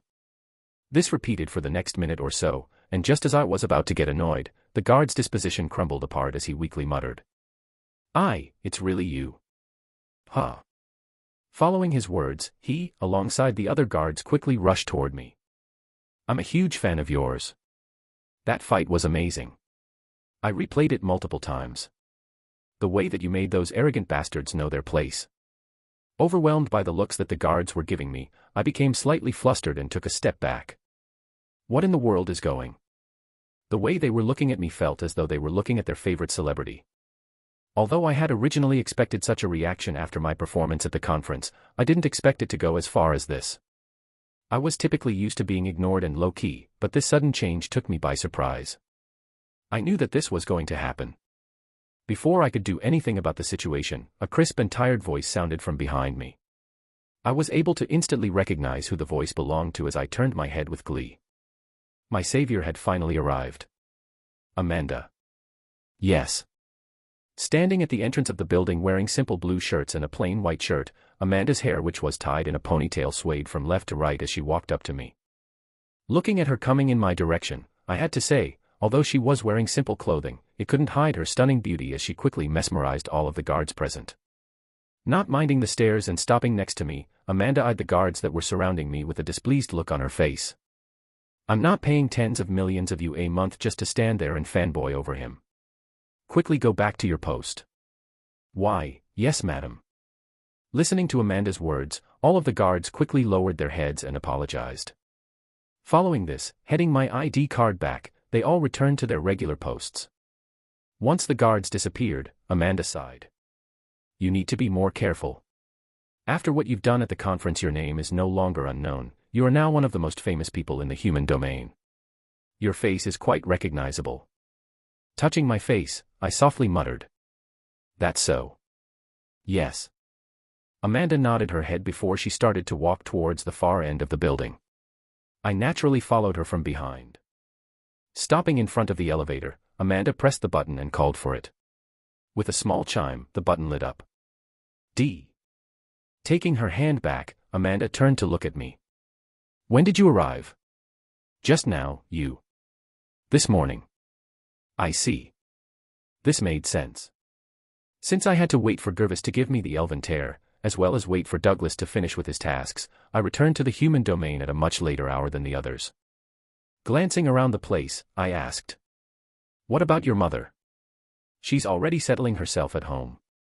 Pausing, for a moment I saw her brows twitch. It was very subtle and almost unnoticeable. For a moment I thought that I saw wrong, but her next words made me understand that I had seen correctly as her face crumbled slightly. She also already met Nola. Huh. My eyes opened widely when I heard this. She already met Nola. Yeah, we live on the same floor after all. Let's not talk about her reaction. That bad? Yes, and I've also met her. She's very excited to see you. A smile appeared on my face when she said this. D. With a loud chime, the elevator doors opened up and we quickly got in. Pressing onto the top button, the elevator soon closed and I felt a pushing sensation coming from the bottom of my feet. Unbothered by it, my brows suddenly furrowed as I thought. Wait, you already told her that I'm coming? Yes. Amanda tilted her head and gave me a "what about it" look. My mouth twitched when I saw this. And here I was trying to surprise her. Well, in hindsight, this was for the best. After all, it had been quite a while since I had last seen Nola. A child's memory was short and she could have already forgotten about me. Hearing that she was excited about my arrival made me feel more relaxed. Asterisk. There were a total of 200 floors in the building, and it didn't even take half a minute for us to reach the top floor. Once the doors opened, I followed Amanda out of the elevator. The walk wasn't long. As the top floor was reserved for the most premium guests, there were only a couple of rooms. Here we are. Halting in front of a large door, my heartbeat unknowingly sped up. Closing my eyes, I quickly recomposed myself. There was no need for me to be nervous. I was just about to meet my parents. It wasn't anything life-threatening or anything like that. Hell, I wasn't even nervous when I planned to infiltrate Inferno, an organization that was even bigger than the monolith. Why would I be nervous now and not then? In the midst of me trying to convince myself that I wasn't nervous, extending her hand and placing it by the side of the door, with a subtle click the door unlocked. Then, placing her hand on the handle of the door, Amanda opened the door. With a smile on her face, she turned to look at me and said, "There's no need to be nervous, they are already why. We." But not even halfway through her sentence and her mouth froze. Following which, with a small swoosh, something flew past us as a soft and cheerful voice rang in the air. This. Staring at the scene presented before me after the door opened, my mouth twitched as I had trouble processing what was happening. Standing in the middle of the room with a soft orange glow enveloping her body, Monica raised her hand in the air. Levitating in the air was Nola, who wore a cute red one-piece dress with white dots all over. Staring at Monica, Nola giggled uncontrollably. More. Staring at Nola, who was levitating in front of her, Monica's smile widened. "Do you want to go faster, Nola?" Nola clenched her fists and nodded her head repeatedly. "Faster. Okay, here we go." With a satisfied smile on her face, the glow around Monica's body intensified and Nola's body shot away. "Wee." Nola's voice rang throughout the whole house as her body flew all over the place. Staring at the scene in front of me, I opened and closed my mouth repeatedly. For the first time in a while, I had become so speechless that I felt my mouth hanging all the way toward the bottom of my neck. What in the world is going on? To make things even more confusing, sitting by the other end of the room were my parents alongside a couple of familiar faces. Donna and Amanda's mother. They looked to be completely fine with the fact that Nola was currently flying all over the room. "Wee." Nola's joyful voice once again rang throughout the room as her body zigzagged through every corner of the room. With a dull look on her face, Amanda shook her head and sympathetically said, "I was the same as you this morning. I'm try." "Oh, Ren, you're finally here." Cutting me off mid-sentence was Monica's high-pitched voice. Following her words, everyone finally took notice of my presence and Nola's body halted mid-air. "Brother." She joyfully shouted as she extended both of her hands. Before I could even react, Nola's body suddenly shot in my direction. Swoosh.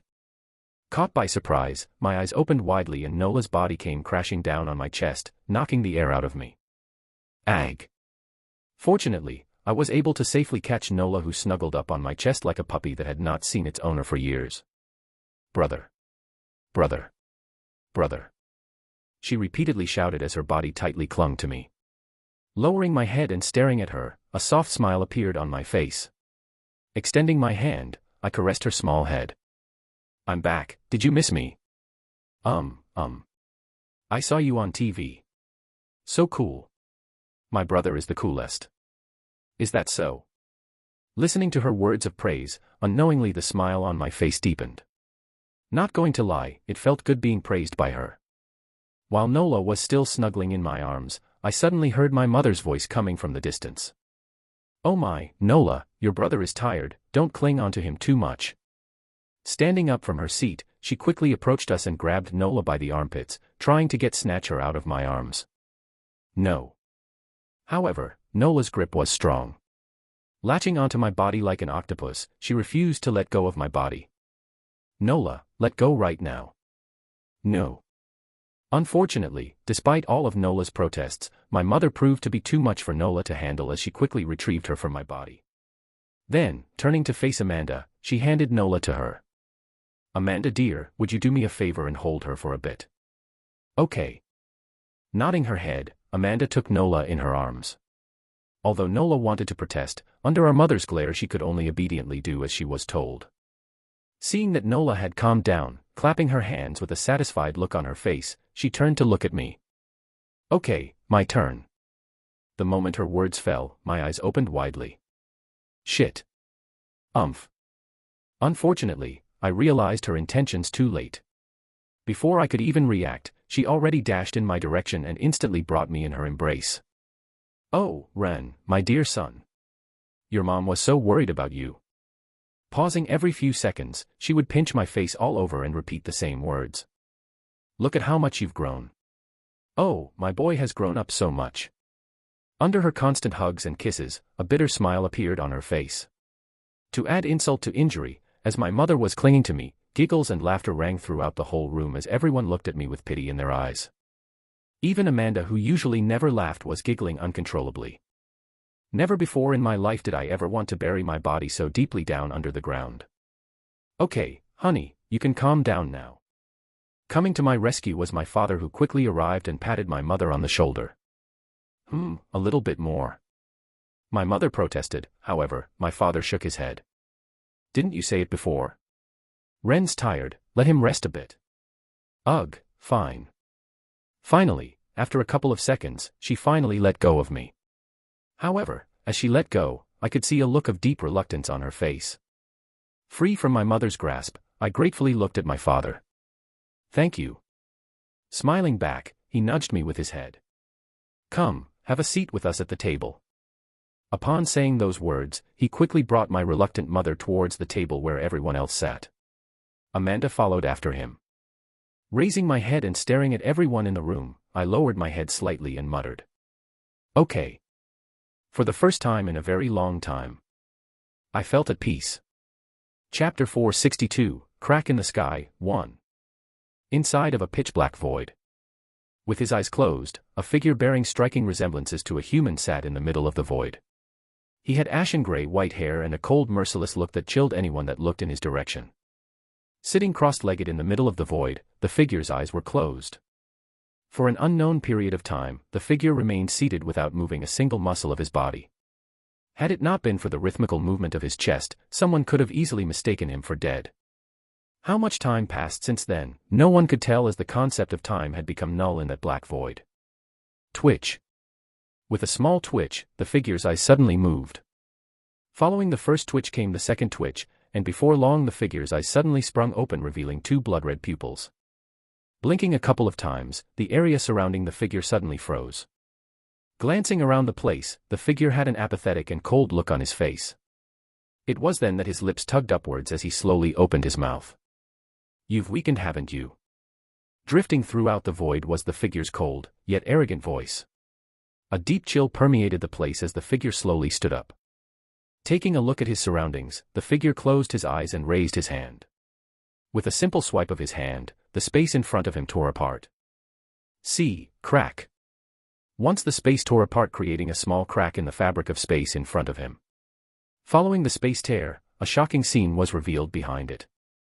Over 30 or so different figures stood behind a large honeycomb sphere that was currently surrounding the white-haired figure. Each figure emitted a tremendous pressure that caused the surroundings to distort at their mere breath.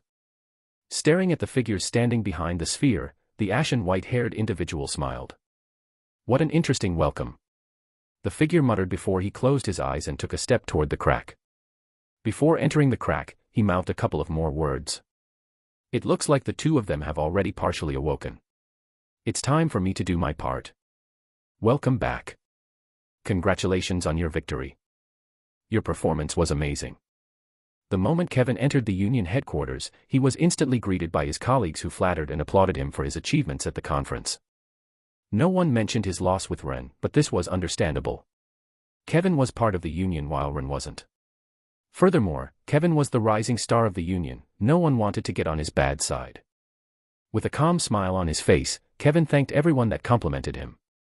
He was already prepared for such a scenario and therefore wasn't the least bit flustered. Thank you, thank you." After thanking everyone, Kevin quickly headed for the changing room. Today he was tasked with the role of entering a dungeon with another small team from the Union. It was a simple reconnaissance mission. With the Union owning over 1,000 different dungeons, every once in a while they needed to do a small check to see if any demon had infiltrated or if the dungeon was still stable. Arriving at the changing room, Kevin opened his designated locker room and took out a special suit. Clank. He quickly put it on. The suit was made from the skin of a rare beast that could only be found on the outskirts of the human domain and had to be personally hunted. What made the skin so special was its special properties that allowed for it to absorb 10% of the damage inflicted by an A-ranked individual. It didn't sound like a lot, but for Kevin, this amount was something that could potentially save his life. As he put on the suit, he secretly thought to himself, "Even though I won the competition, they only gave me a few days' rest. How ungrateful." Not even a couple of days had passed since his return to the human domain and the Union had forced him to go on this small excursion. He was honestly quite tired, but a job was a job, and thus. Zip. Zipping the back of his suit up, Kevin calmly walked out of the changing room. Then, turning right of the room, Kevin headed for a special room where several people were already waiting for him, all wearing similar suits to him. Upon arriving in the room, Kevin glanced towards the other and solemnly asked. Everyone's already gathered. With their backs straight, all of the recruits simultaneously shouted. Yes, sir. Yes, sir. Yes, sir. Good. Kevin nodded his head in satisfaction when he saw this. Extending his hand, Kevin asked. Give me the report on the dungeon. Yes, sir. Taking a step forward, a young girl with long brown hair tied in a ponytail and a chubby figure handed Kevin a small tablet. Thank you. Taking the tablet from the girl with a polite smile, Kevin quickly looked through the information written on the tablet. B. Rank Dungeon, as Mdias's call. Swiping right of the tablet, he read the details of the dungeon aloud. The dungeon is a land-type dungeon. Its setting is in the grassland of the demon realm, and the monsters that can be found in the dungeon are the Mongslow, Cobraweb, a sentiatic scorpion. As Kevin read through the list of monsters found inside the dungeon, his brows couldn't help but furrow. This dungeon is a lot more difficult than I had originally anticipated. It was only now that he looked through the list that Kevin realized that the dungeon he had been assigned to was on the higher spectrum of the B-rank dungeons. In terms of danger, this dungeon could even rival some low-leveled A-ranked dungeons. Alright, I get the gist of the situation. It was only after he read through the information a couple of more times that Kevin finally put the tablet away and turned his attention back toward the recruits. With a solemn look on his face, he looked at everyone present. I'm not exactly sure why the heads of the department chose to hand this mission to us, but from the LHM. In the midst of his speech, Kevin's eyes suddenly shrunk as the whole room suddenly started to shake uncontrollably. Rumble, rumble. Huh. What's going on? An earthquake. At the exact moment the trembling happened, everyone inside of the room became alarmed as they grabbed onto something to keep themselves steady. Grabbing the side of the portal, Kevin also wondered what happened. Channeling the mana inside of his body, he kept his body upright and looked around the room in wonder. However, before he could even have time to process everything, a low chime suddenly rang inside of his head as multiple red labels materialized in front of him, startling him completely. What the? D. Warning. Warning. Warning. Equals. Demon King Ascension, 5 years, 8 months, 2 days, 57 seconds. Equals. Staring at the system interface in front of him, Kevin's mouth hung open as his mind blanked completely. What's going on? Everything happened so fast and unexpectedly that it took time for him to understand what the message meant, and when he did, his eyes opened widely and a curse escaped from his mouth. Shit. It was at that moment that Kevin understood that something terrible must have happened. By Nola. By brother. Dropping Nola at school, I bid her goodbye with a smile on my face. Having spent the last couple of days with her and my family, I felt much more relaxed. Because I had been away from her and my parents for a very long time, there was a lot I had to catch up with them.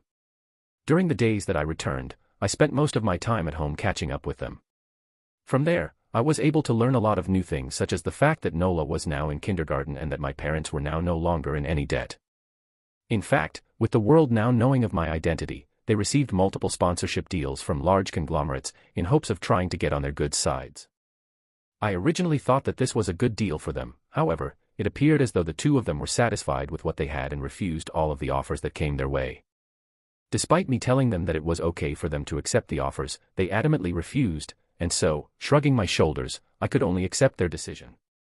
I should probably get going. It was only after I watched Nola's figure disappear in the school that I finally left the school premise. Clank.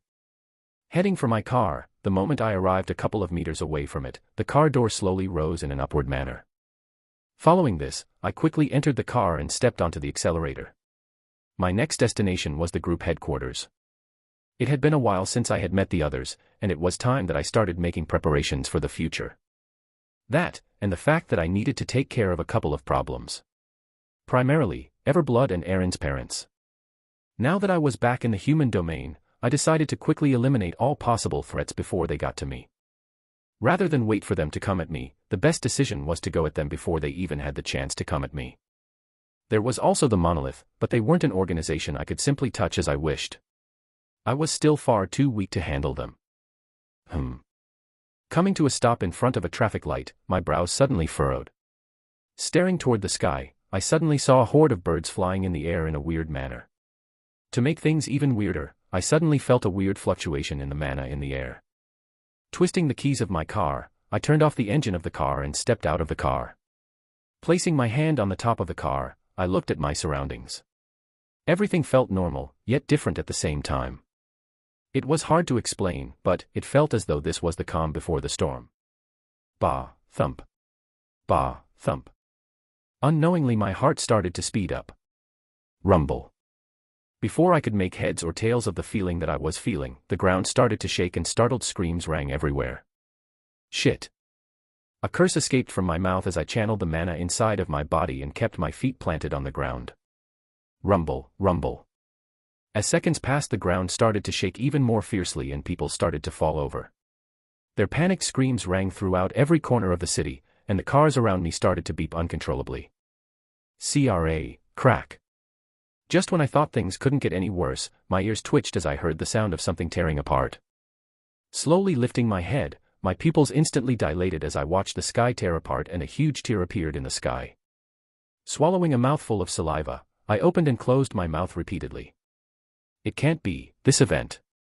Before I could even finish my sentence, the crack in the sky opened up even more widely, and suddenly, the mana in the air thickened up considerably.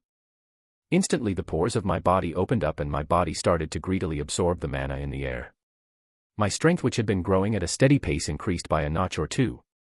Normally I would have been happy about this development, however, I was anything but happy. Rather, a heavy solemnness enshrouded my body as I quickly got back into my car and turned on the engine. Pressing onto the gas pedal, I quickly turned back and headed back to the kindergarten. As I sped through the streets, I couldn't help but repeatedly curse aloud. Fuck, fuck, fuck. Chapter 463, Crack in the Sky, 2. Screech. With a loud screech, the car came to a stop in front of Nola's kindergarten and I got out of the car. Without looking back, I quickly headed for the kindergarten. Although the situation wasn't exactly dangerous as I knew what was happening, I still decided to pick Nola up. I couldn't quite trust my memories anymore. Rumble. Entering the premise of the kindergarten, there were a couple of guards guarding the entrance, however, they were all too preoccupied looking at the sky to even notice my appearance as I quickly headed inside. Which one is Nola's classroom? Cluelessly navigating through the corridors of the building, I looked left and right in hopes of seeing Nola. As I looked around the place, I could hear the panicked screams and cries of the teachers and students echoing throughout the corridors and classrooms of the place. Nola. To my luck, I didn't have to look for long as I soon found Nola inside one of the classrooms, hunched on the ground with her head covered with her hands. I immediately rushed towards her. Hearing me call out for her, Nola turned around and reached her hands for me. Brother. I'm here. Grabbing her by the armpits, I brought her into my embrace and finally calmed down. So long as she was okay, then everything was okay. Raising my head and staring at my surroundings, my brows furrowed. There were over 20 other children inside the room, and they all looked panicked. Rumble. With another rumble, the classroom shook and the children started to cry even harder.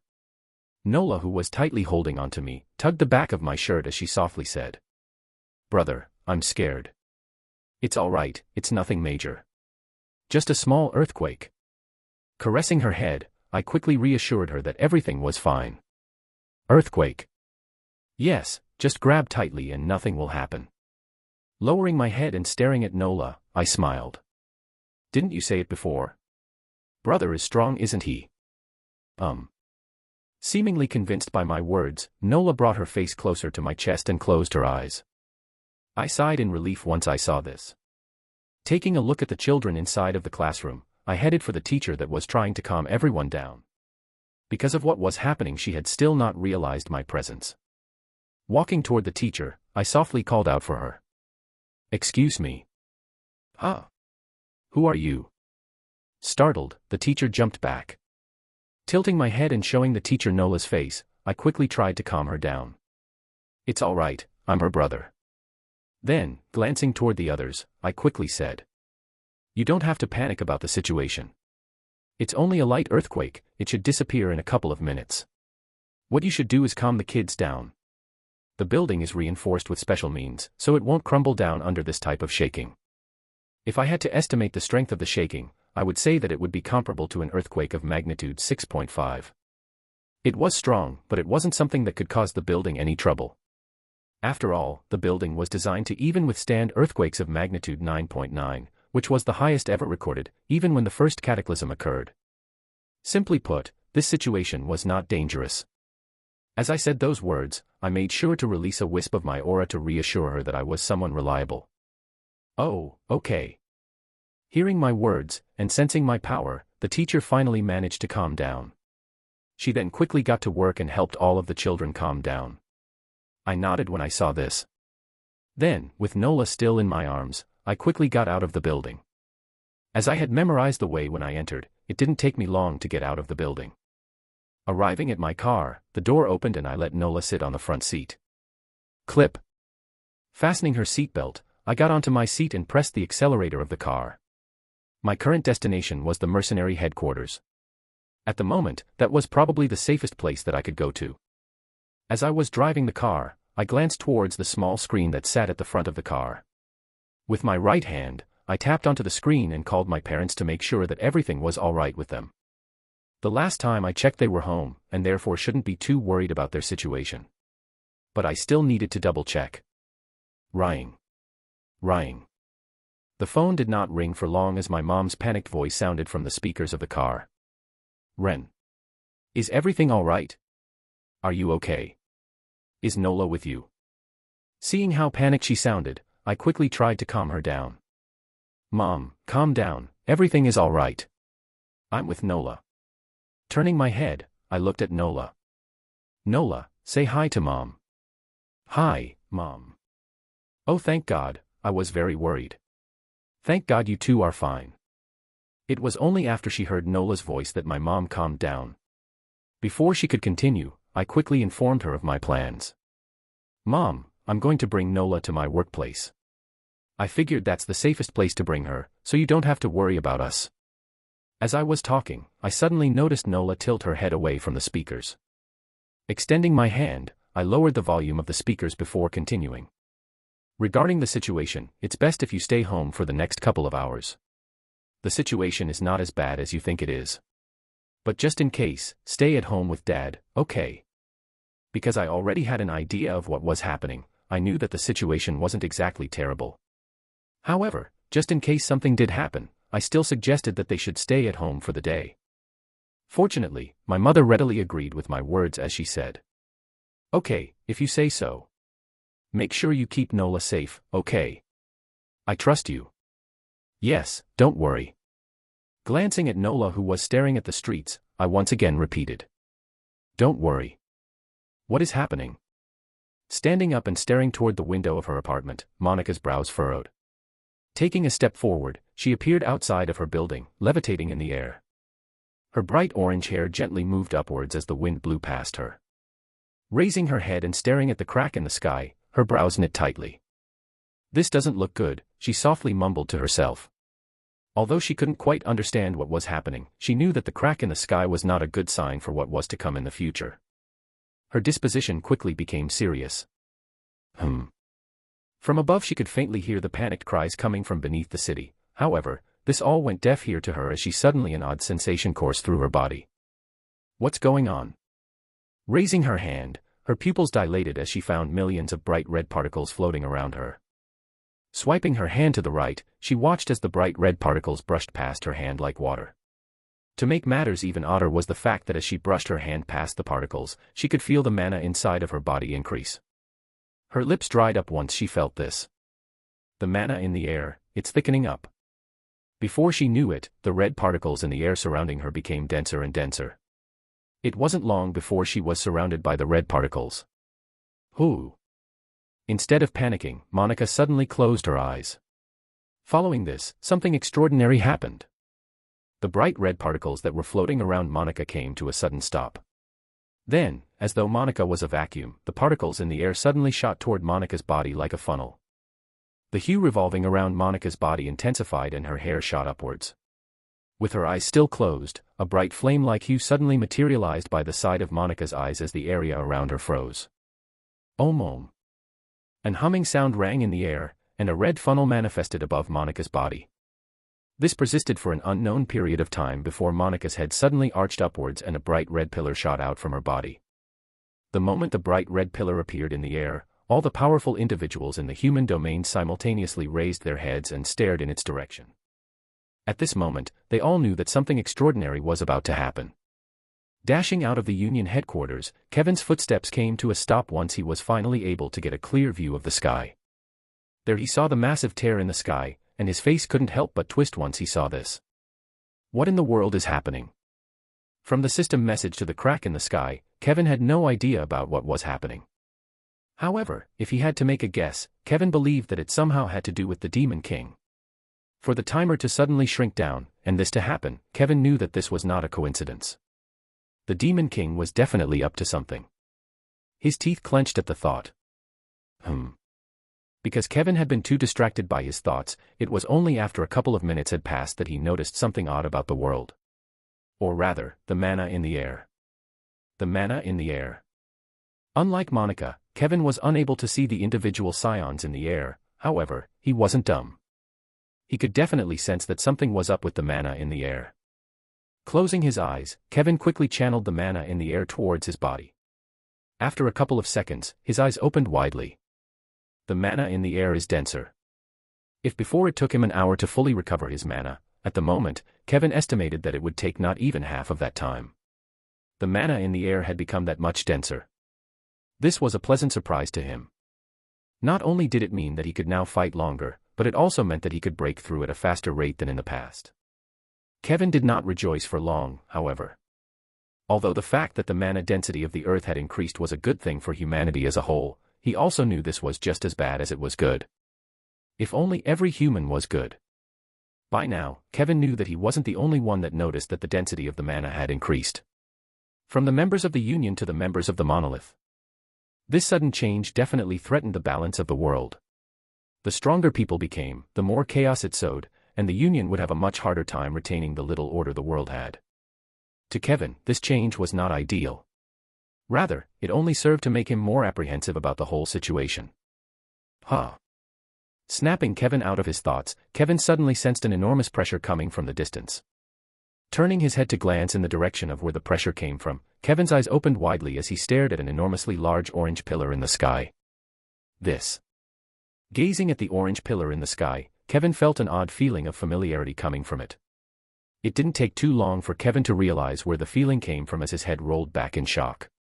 This familiar mana footprint, it definitely belongs to Monica. It wasn't clear to him at first, but because the mana output coming from the pillar in the distance was so enormous, Kevin was able to instantly tell that the mana belonged to Monica. He had been with her long enough to know this. Is she about to break through to SS- rank? Furthermore, to his shock, he realized that the mana in the air was rapidly covering in her direction. Having broken through several times in the past, Kevin was quite familiar with the process, and therefore, after staring in Monica's direction for a couple of more seconds, he was able to quickly come up with the conclusion that Monica was just about to break through to SS- rank. Once his thoughts paused there, his fists secretly clenched. Finally, after a long time, humanity was about to gain another powerhouse. Chapter 464, Crack in the Sky, 3. 8:10 a.m., a huge unknown crack suddenly appeared in the sky. What followed after was intense trembling resembling that of an earthquake of magnitude 6.5.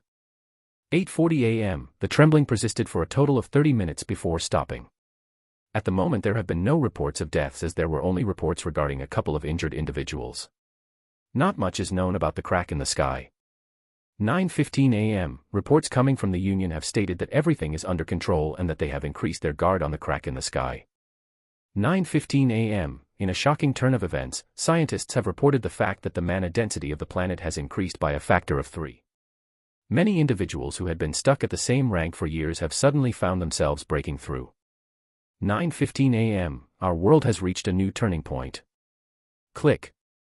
Turning off the holographic projection, Small Snake solemnly looked toward the others gathered in the room. At the moment, everyone was currently seated on the large wooden desk set up in one of the rooms of the warehouse. The room was a special room made for emergency situations. The moment the crack in the sky appeared, Hein and Ava panicked and were just about to rush back to their parents and family to make sure that they were all right. However, before they could go out, they were quickly stopped by Ren, who had called in and told everyone to remain in the building. Before Ava and Hein could protest, he also told them that their parents were going to be all right. Although Hein and Ava wanted to protest, since Ren was the one to speak, and they knew that he was usually not wrong in these types of situations, they obediently followed his orders. That being said, an air of nervousness and tension permeated throughout the whole room as everyone was still confused about the sudden turn of events. Out of everyone present, the only one that seemed to be the least bit concerned about the situation was Angelica, who was currently seated by the far end of the table with her eyes closed. Next to her was Ava. Turning on his laptop and browsing through his information channels, Small Snake thought for a moment and raised his head. "Angelica, do you have any idea about what's going on?" Her calmness made Small Snake think that she knew something. However, it appeared as though he had assessed wrongly as Angelica quickly shot him down. "No." The frown on Small Snake's face deepened. Pinching the screen of his laptop, Small Snake looked through the images of the crack in the sky. However, regardless of how much he tried to look, he couldn't make heads or tails of what was happening. "I hope Ren gets here sooner. I really am not liking this situation." Staring at the different headlines and titles in front of him, Small Snake shook his head. This situation was worrying him to no end. Lowering his head and checking his watch, just as Small Snake was about to call Ren, Small Snake was suddenly alerted of the presence of someone in the warehouse. Opening the cameras and seeing that it was Ren, Small Snake finally relaxed and closed his laptop. "Thank God he's here." Clank. Entering the warehouse, with Nola still in my arms, I quickly headed for the conference room. If they listened to my instructions, everyone should be there at the moment. And it was exactly as I thought. The moment I entered the room, I found everyone already seated, waiting for me. Upon my arrival, I felt everyone's eyes directed in my direction, or to be more precise, Nola in my arms. I feigned ignorance to the stares. Small Snake was the first to speak. Or at least tried to, however, I quickly cut him off. "Ren, you." "Shut up, Small Snake." There were more important things that I needed to say. But just as I was about to speak, Nola's brows furrowed as she looked at me and said, "Brother, that's not nice." Raising her finger, Nola said, "You can't say shut up. Shut up is a mean word." Air. My mouth twitched. Before I could say anything else, Nola pointed in Small Snake's direction.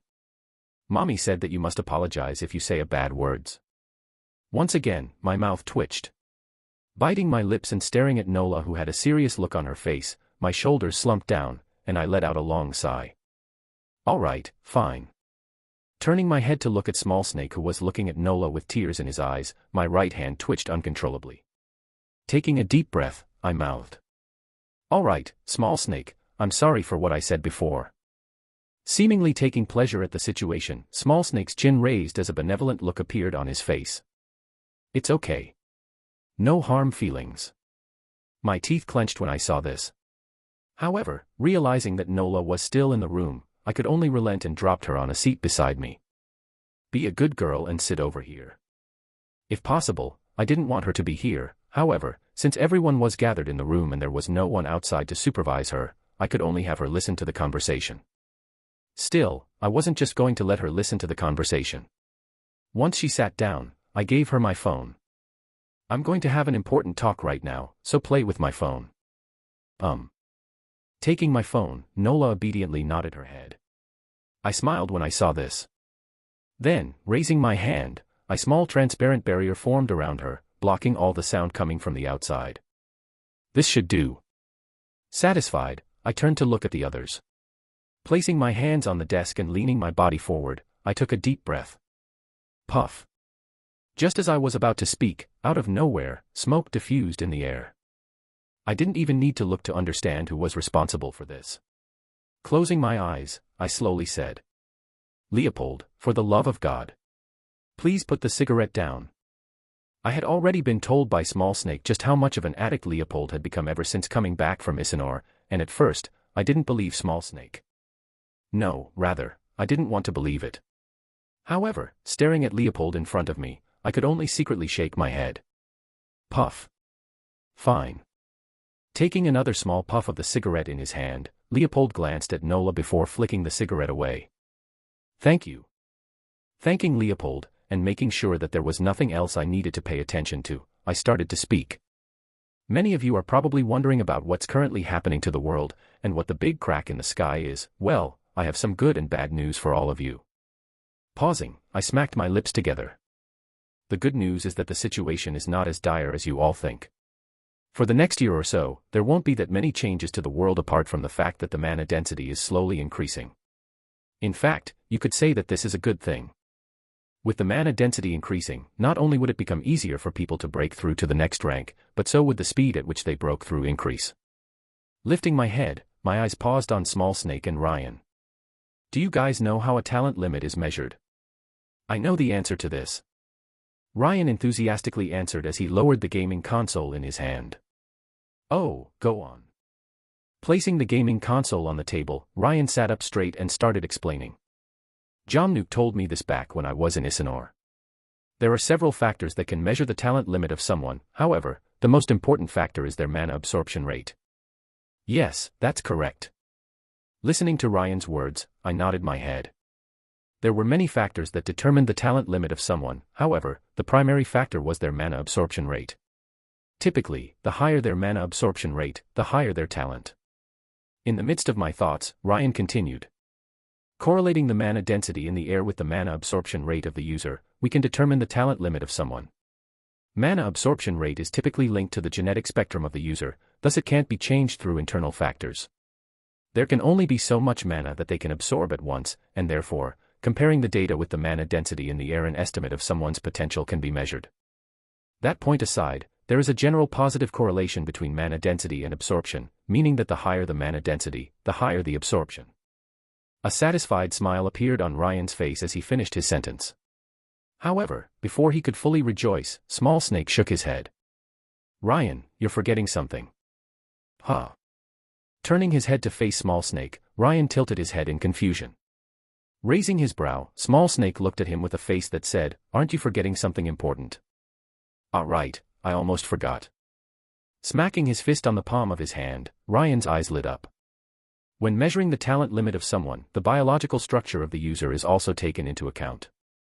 For those with low mana absorption rates, once the mana inside of their body reaches a certain threshold, the rate at which they grow also stunts. How impressive. Listening to their conversation, I was left pleasantly surprised. It looked like they had not spent their days in Henler in vain. What they said was true. With the crack in the sky increasing the mana density in the air, the talent assessment of individuals would now need to be reassessed as the limit was now pushed upwardly. Of course, that primarily applied to the lower-ranked individuals. For the higher-ranked individuals, although they would also experience a change, it wouldn't be as drastic as the lower-ranked individuals. However, even if they did experience a change, it wouldn't go as far as breaking the talent cap. Only I could do that as I had consumed the seed of limit. Without it, no one could realistically break through the limit. Secretly smiling, I nodded my head at Ryan.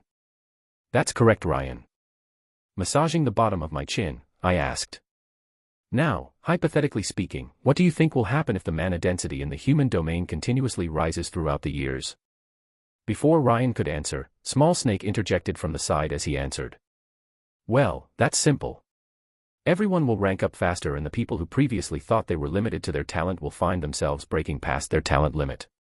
Mid-sentence, Small Snake's eyes opened widely. Wait, are you saying that that is what is happening right now? Correct. Glad that Small Snake caught on, I continued to explain. What is currently happening is the very early prelude of the third cataclysm, and the very last cataclysm before the Demon King will finally enter this world. Once my words faded, the room instantly became tense. However, before anyone could panic, I quickly reassured them. Don't worry though, the third cataclysm is still quite far away from now. I would say that it will happen in 5 years' time. According to my memories, this event signified the Demon King's awakening, and from what I remembered, it took about 5 years for him to ascend to Earth once the crack in the sky appeared. Even though I knew that I couldn't blindly trust the memories in my head, I didn't think that these memories were wrong. Since the other entity's goal was to defeat the Demon King, I didn't think that the information was wrong. That being said, with the mana density in the world thickening up, in about a year's time, the peace that we are currently experiencing will crumble apart as more dungeons will appear, and dungeon overloads, which were previously thought as nothing dangerous, will now become a major threat to the world. Closing my eyes, I sat down on the chair behind me. Leaning back on my chair, I gazed at everyone present. Don't think too much about the future. Your job is simple, and that is to improve as much as you can. You guys, including me, are still too weak to think about the future. I hated to say this, but this was the sad reality. At the moment everyone was still too weak to worry about the Demon King and the impeding third cataclysm. Hein and Ava were still around C+ rank, Leopold was B- rank, and Small Snake and Ryan were both unranked. There was also Angelica who was A ranked, but her situation was still unknown as the contract was going to expire in a little less than 2 years. Hopefully, she would decide to prolong the contract. However, the possibility of her not doing so was still there, so I couldn't get my hopes up.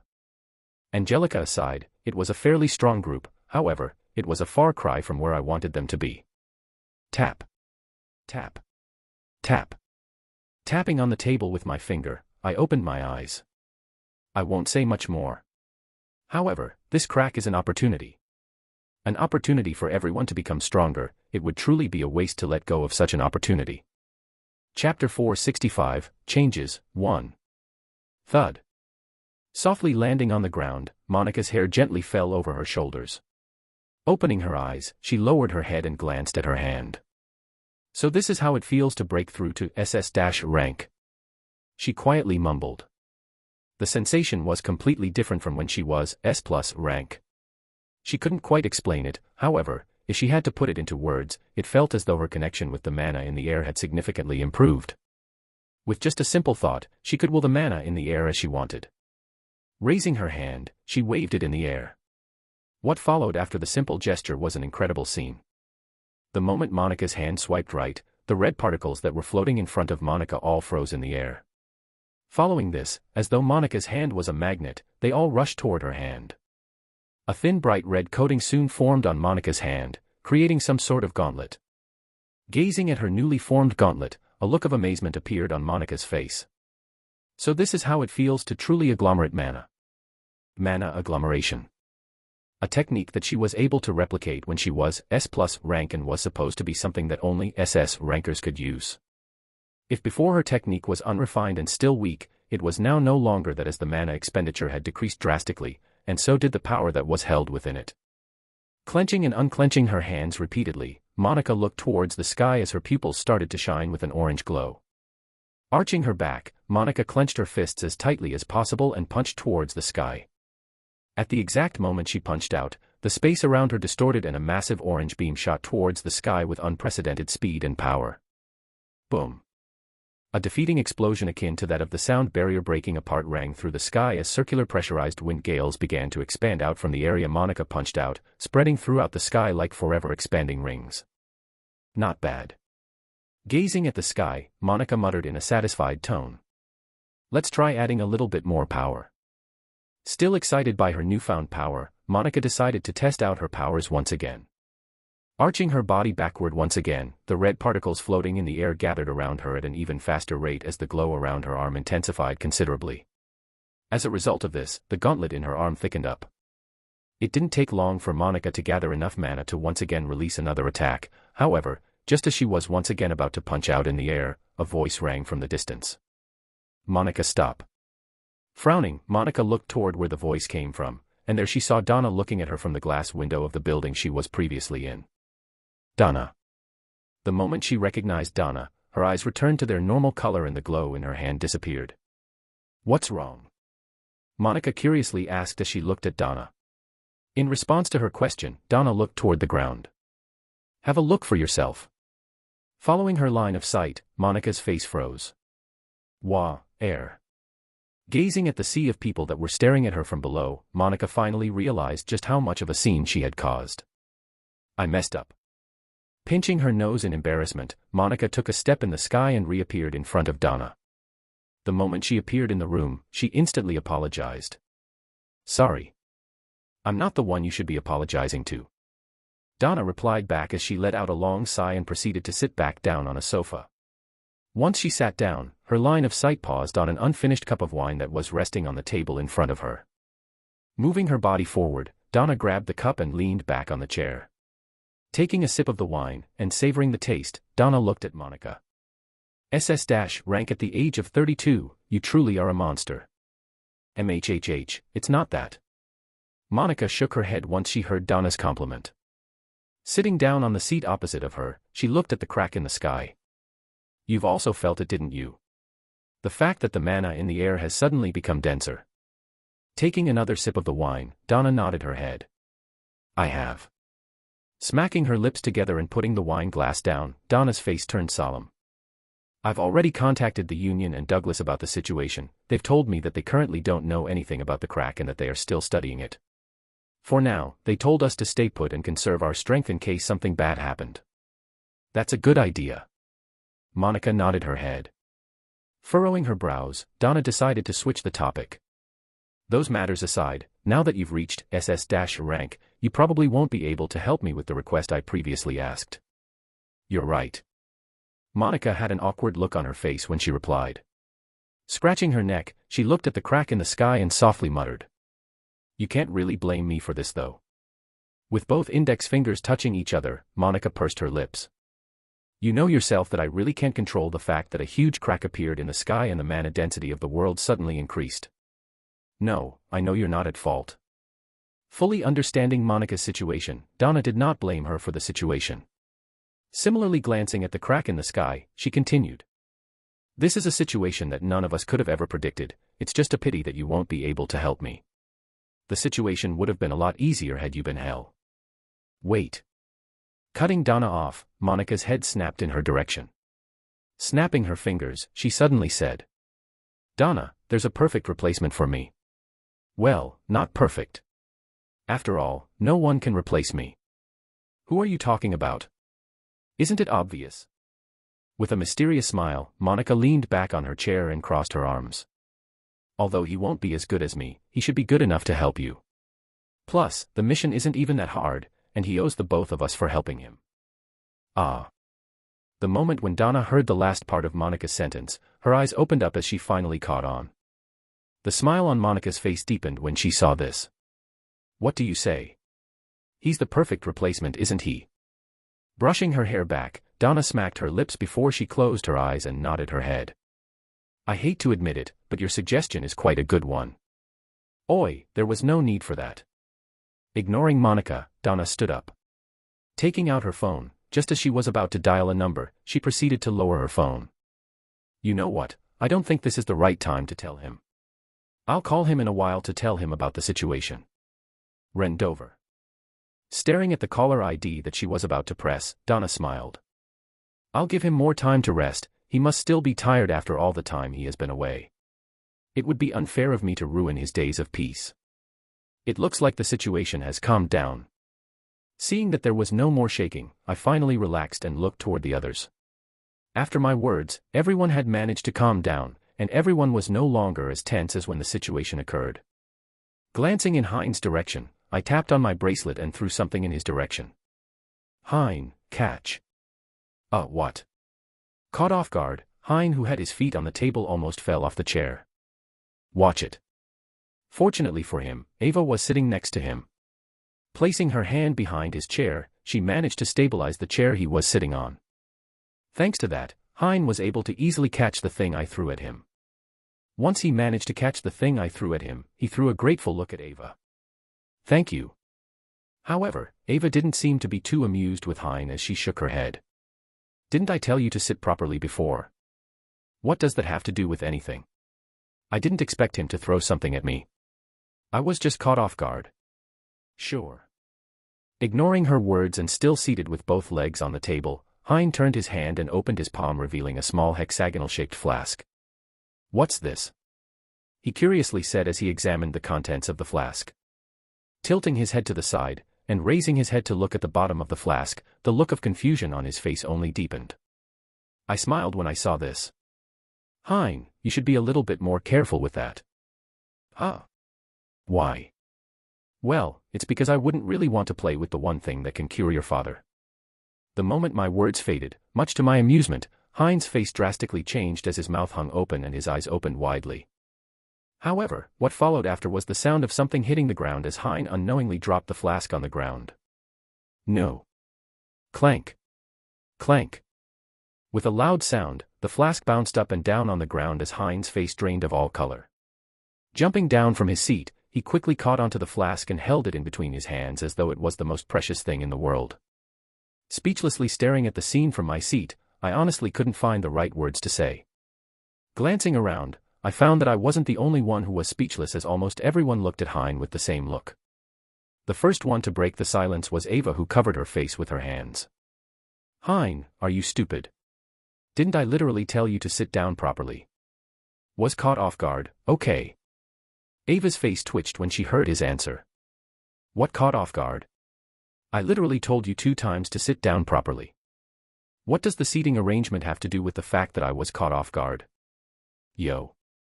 Staring at the two of them, I let out a sigh. Comet, you too. Then, turning to look at Hein, I quickly said. For now, it's best if you put the flask inside your dimensional space. Fortunately for him, the flask was made out of a special glass, and so it was extremely durable. Even if it fell from the top of a building, the glass wouldn't break.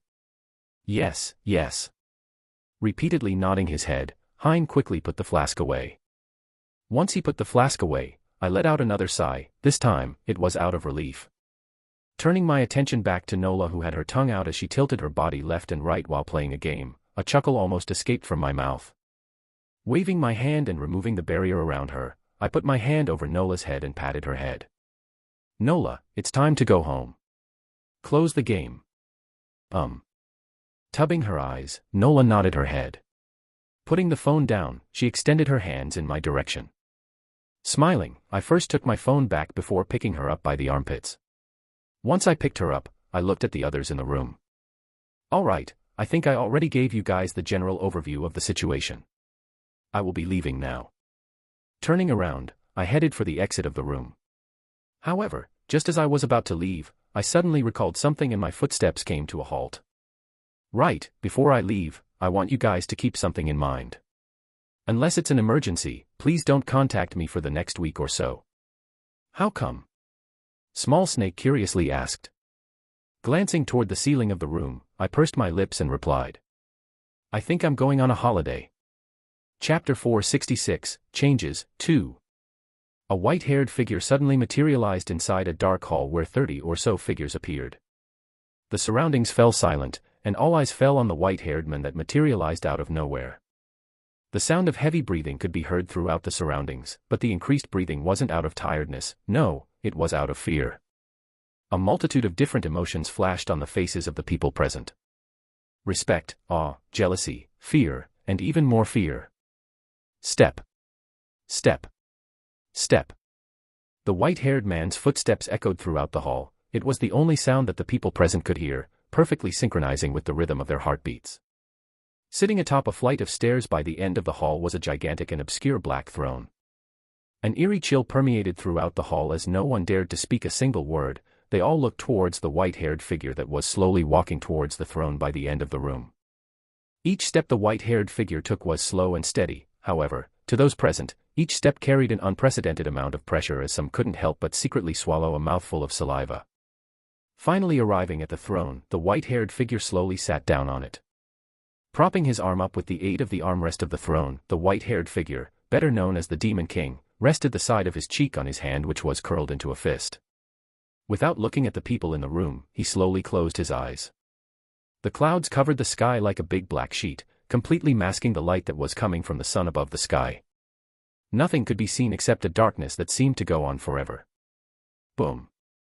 The darkness did not last for long, however. Thunderous explosions rang throughout the world as different colored lights began to spread throughout the sky. Boom. Boom. Smoke permeated throughout the world as the ground shook and black creatures fell from the sky like wingless birds, crashing onto the ground, and forming small craters around the area they fell. Bang. Levitating in the sky like creatures of justice, and with light spreading out from behind them, a dozen or so figures stared at the area where the black creatures had fallen. Slowly descending down toward the ground, a woman wearing a silver armor that shone brightly and gently wrapped around her figure finally opened her mouth. Your race does not belong in this universe. Her crisp and melodious voice rang throughout the world. There was a mixture of displeasure and disgust in her voice as she looked toward a particular creature down below. Twitch. Twitch. Weakly turning around, the black creature turned his body over and looked toward the woman standing in the sky. With the light shining brightly from behind her, she looked like a goddess that had descended upon the mortal world. Cough, cough. Coughing black blood down his body, the black creature laughed in deprecation. His blood-red eyes gazed upwards, towards the dark clouds covering the sky. Hanging down his neck was a simple silver necklace, attached to its end was a black box. You're nothing but a bunch of hypocrites," he softly muttered after a while. Right as his words faded, the air froze before the whole world started to tremble. The silver necklace around his body danced up and down his chest. "What did you say?" The woman in the air spat as anger rose from deep within her voice. Staring at her from below, the black creature coughed. Cough. Supporting his body up with his hand that was constantly trembling, he stared at the sky. "Why you speak as though we have committed some, grave sin against you all, but what is so grave with us trying to survive?" "Survive?" The woman suddenly scoffed. Raising her hand, a bright yellow sphere resembling the sun morphed on the palm of her hand as bright yellow particles vividly appeared in the air, agglomerating towards the sphere. "Does creating havoc on other planets justify your means? What about the billions of creatures you have killed to satiate your thirst? Have you ever cared for them?" "Cared? Why should we care? We are merely following our instincts to conquer and survive. You don't tell an animal how to behave, it is merely written in their biological structure." Closing her eyes, the woman nodded her head. "It's true that you are merely following your own instincts, and that is why we are following ours as well, eliminating a future threat that can shake the balance of the universe. An unwanted parasite, as some might say." Ha, an unwanted parasite." The black creature let out a chuckle before his face slowly became icy. "What gives you the right to come here and judge us like you are some sort of god?" Mustering every little bit of power inside of his body, the black creature finally stood up and glared at the woman in the sky. "I had long seen this coming. I told everyone that you guys were not to be let alone. I told them that you were a bunch of creatures that would come in our path of survival. I told them to get rid of you before it was too late." Pausing, the black creature let out another laugh. "Ha, they called me an idiot, a madman, and look what happened. Everyone is dead. Just like I had warned them." Cough. Just as he managed to stabilize his footing, with another cough, black blood sprayed on the ground and he fell on one knee. Shit. The moment the creature fell to his knee, the orb that was forming in front of the woman's palm fully formed, and the sky was enveloped by an enormous glow. Lowering her head and staring at the black creature, the woman's words fell down towards the world. "Don't blame me for doing this for the sake of our people. Like you've said, we are merely doing this for our own survival. Yo." Before the black creature could say anything else, the bright orb finally descended down towards the ground. In an instant, his figure was enveloped by the orb, and it completely disappeared. The only thing that remained intact was the silver necklace that hung from his neck. However, that too disappeared after a while. What followed after was a bright light that wrapped around the whole world, similar to when the sun rose from the horizon. Boom. A terrifying explosion followed as the earth rose from the ground, sending massive chunks of rocks the size of a mountain flying everywhere, completely destroying everything in sight.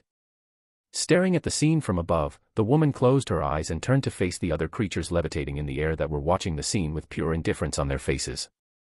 "That was the last of them. What should we do now?" the woman asked. "Let's blow up the planet," one of the creatures suggested. Levitating in the air with an enormous armor warping around his bulky body, a nasal-like sound came out from the creature's mouth with each break he took. KHRR. Ensure that no demon survives. We can't let those parasites continue to exist. Their existence is a threat to the universe. Extending his hand, a huge hammer materialized in the creature's hand. Without waiting for the other's confirmation, he raised his hammer in the air. Holding onto the hammer above his head for a couple of seconds and seeing that no one was stopping him, the creature let out a deep shout and swung the hammer down. Wararg. Dropping down to the ground at incredible speeds, the land cracked apart as the creature's feet landed on the ground. Following this, the hammer came into contact with the ground and the world froze over. What followed after was the complete destruction of the planet as the lands, mountains, and everything tore apart. Opening his eyes, the Demon King's bright red pupils shone brightly as the air inside of the hall chilled considerably. Recalling memories of the past, his cold face twisted slightly, and a horrifying pressure bore down on the hall. Gathered around him were the figureheads from the 7 clans. A look of horror and respect flashed across their faces as they sensed the terrifying pressure coming from the Demon King's body. It didn't take too long for the Demon King to recollect himself as he slowly raised his head. Glancing around the place, the Demon King's eyes swept over the bodies of each demon present. Every time his eyes paused on a figure, their bodies would unconsciously tremble. Once his eyes swept on every figure present, he raised his hand in the air and waved it in the air. See, crack. The moment his hand fell down, a crack formed in the fabric of space. At the exact moment the crack appeared, the same scene from before he materialized in front of the hall was displayed in front of him, and everyone in the hall. The scene where over 30 figures stood in the air, behind a large barrier. Gazing at the scene for a brief moment, he finally opened his mouth. Disappointing. The moment he said those words, the hall shook uncontrollably. Before any of the demons present could speak up, he swiped his hand again. See, crack. See, crack. See, crack. 3 more cracks began to form in the fabric of space, as depicted behind them were 3 different planets. Gazing at the planets in front of him, the Demon King's cold voice once again rang throughout the hall once more. Kinchuar, Lanet, and Palinset.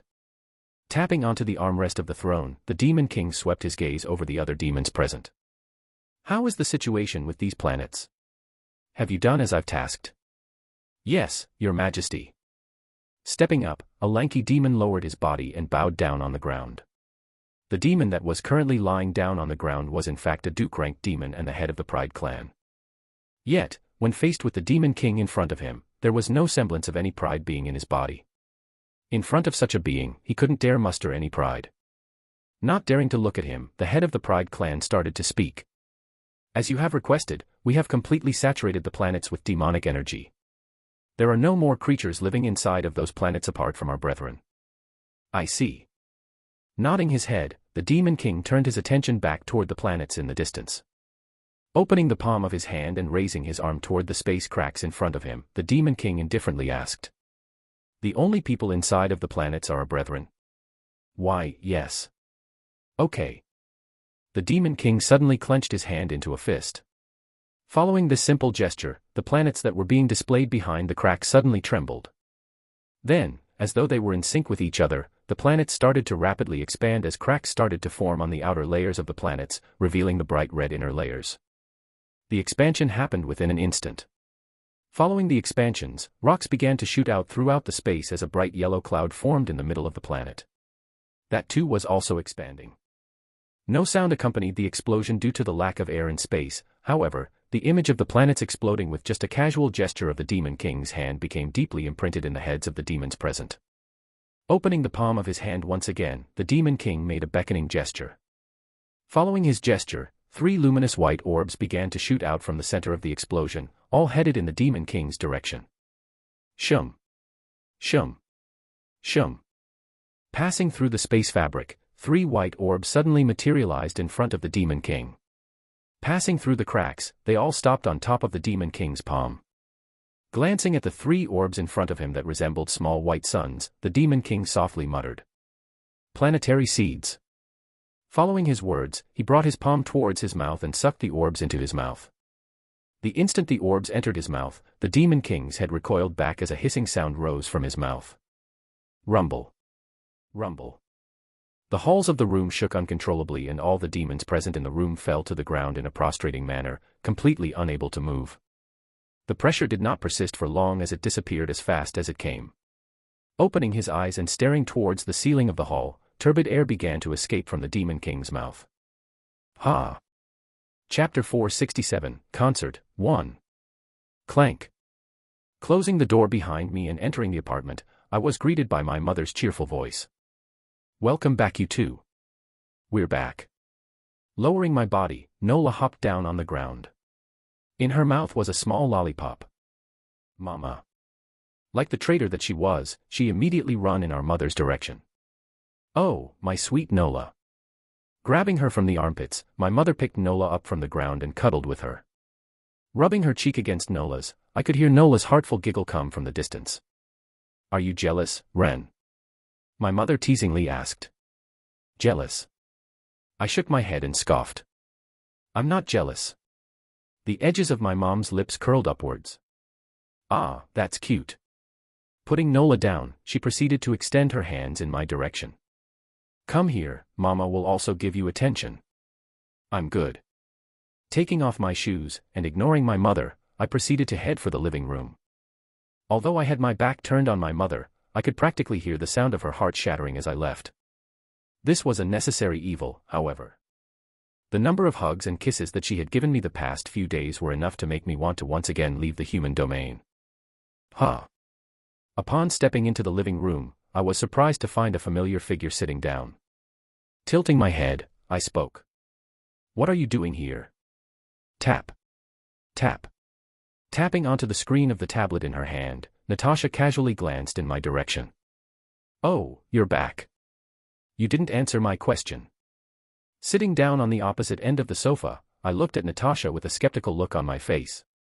Once again she ignored me. The technology has advanced so much in the 15 years that I was asleep. A look of frustration appeared on Natasha's face as she repeatedly tapped on the tablet in her hands. Looks like she is too busy trying to figure things out than to answer my question.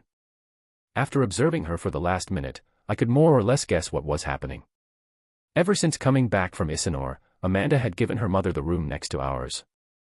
Since my mother was now no longer as busy with guild matters and Natasha had nothing else to do, they had both grown closer together. Hence why she was here. Freshly baked cookies coming up.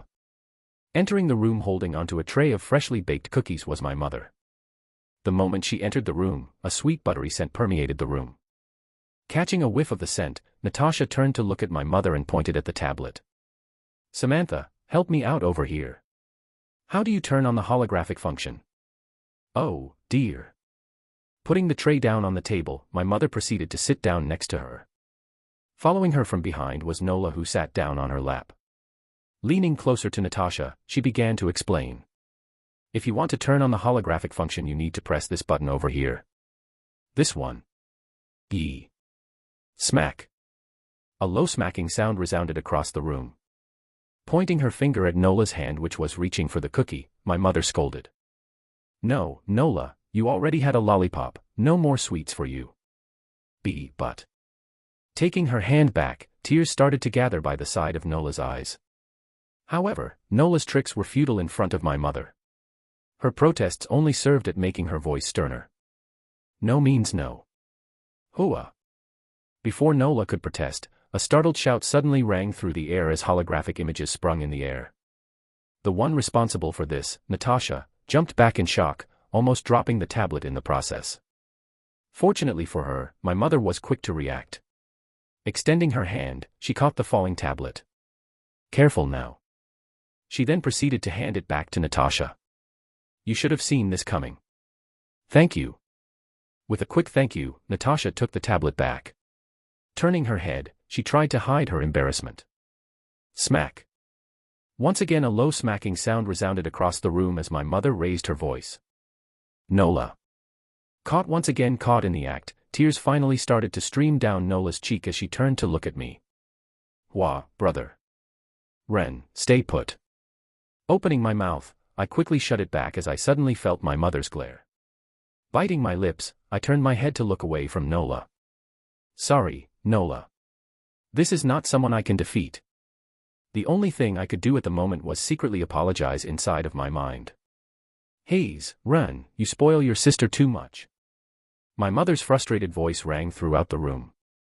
Hearing her words, I shook my head. No, not so much. Oh really? Yes. Nodding my head, I gazed at her from the corner of my eyes. The spoiling only went as far as buying her candies. I never went overboard. Heh. My mother scoffed. Ren, don't think for a second that I'm a fool. Lowering her head, she pointed at the hairpin on Nola's head. I know just how much money you've spent on the hairpin on Nola's head. Hearing her words, my face cringed and I turned to look at Nola.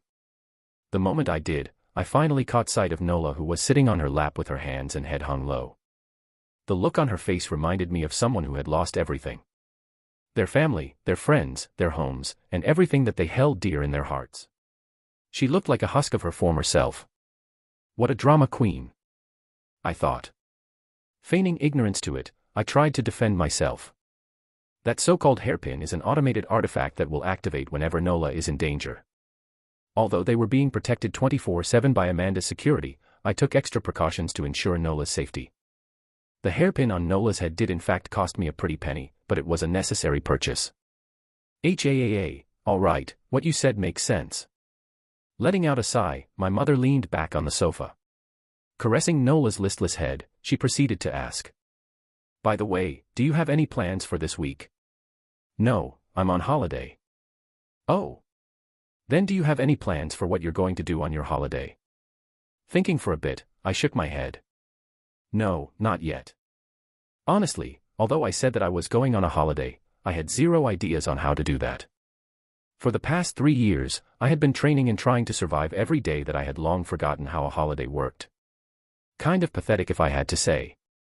At that moment, my mother suggested. Then how about you bring Nola to watch her favorite idol group? Kimball. Idol group. Kimball. What in the world was that? Before I could ask, Nola, who had been listless the whole time, sprang back into life as her body jerked up. Yeah. Kimball. Jumping down from our mother's lap, she ran up to me and clutched my leg. Raising her head, she looked at me with a pleading look. You will bring Nola, right? Ugh. Staring at Nola, my heart suddenly squeezed. Raising my head, I looked at my mother. Do you have any videos of this group? Of course, I do. Taking out her phone and pressing onto the screen, my mother quickly loaded up a video of the idol group my sister loved. Have a look. Pressing onto the screen of the phone, I saw 5 really beautiful girls dancing to the rhythm of a catchy song. Staring at it for the next few seconds, I was left impressed by the girls' coordination and the song. I could understand why Nola was so interested in it. As I was watching, my mother started to speak. They're currently the most popular idol group out there and are quite the hot commodity around here. Going to be hard to find tickets, however, I don't think you will have a problem getting them if you pay a little extra. I nodded at her words. Money did speak more clearly than words. I don't can. Just as I was about to push back the phone, my hand suddenly froze. That was because I suddenly saw Nola dancing to the rhythm of the music by the side of the table. Lowering my head and staring at the video, I raised it again to see Nola matching the movements of the girls dancing in the video. We're going. Handing the phone back to my mother, I quickly came to decision. Mother, you can count on me. I'm 100% going there. Even though I wasn't a big fan of idol groups, Nola's actions were enough to convince me to go. Will you really? I nodded. Taking out my phone, I proceeded to look at the prices for the show, and honestly, although they were quite expensive, they weren't something that could hurt my pockets. Hear that, Nola? Brother will bring you to watch the concert. As she had been busy dancing to the music, Nola was only able to hear the news now. The moment she heard those words, her face instantly brightened. Wah. She quickly lunged in my direction and snuggled all over my legs. Thank you, brother. Patting her head, I replied with a smile. No worries. No worries. Now that we're at it, why don't you bring Amanda with you? At that moment, Natasha suddenly suggested. Amanda. I tilted my head. That was quite the random suggestion. But isn't she busy with guild-related stuff? It's exactly because of that I am suggesting this.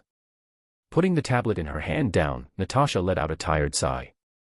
Ever since coming back here, I rarely see my own daughter. All she does is work from morning till night. Just like you, she needs a break. Pausing, she looked at Nola. And while we're at it, I don't think Nola would mind, right, Nola? Nola shook her head. No, Nola doesn't mind. Well, there you have it. With a satisfied smile on her face, Natasha turned to look at me. Since Nola agreed, you won't have a problem with it, right? Lowering my head and staring at Nola, I nodded my head. Yeah. Actually, inviting Amanda was probably for the best. If an adult and a kid suddenly showed up for a pop show, it would just look weird. Clapping her hands together, Natasha continued. That's great, the guild is nearby, how about you go visit Amanda and tell her in person? I already told her that you are on the way. All right. Letting out a long sigh and pressing my hands on my tights, I slowly stood. Was planning on visiting her anyways. This works out for me. Mainly because Amanda was the one in charge of distributing the magic cards. Could use this chance to ask her about the progress of the situation. As I stood up, I glanced toward Nola. Nola, will you come with me to see Amanda? Why? Before she could reply, my mother quickly cut her off.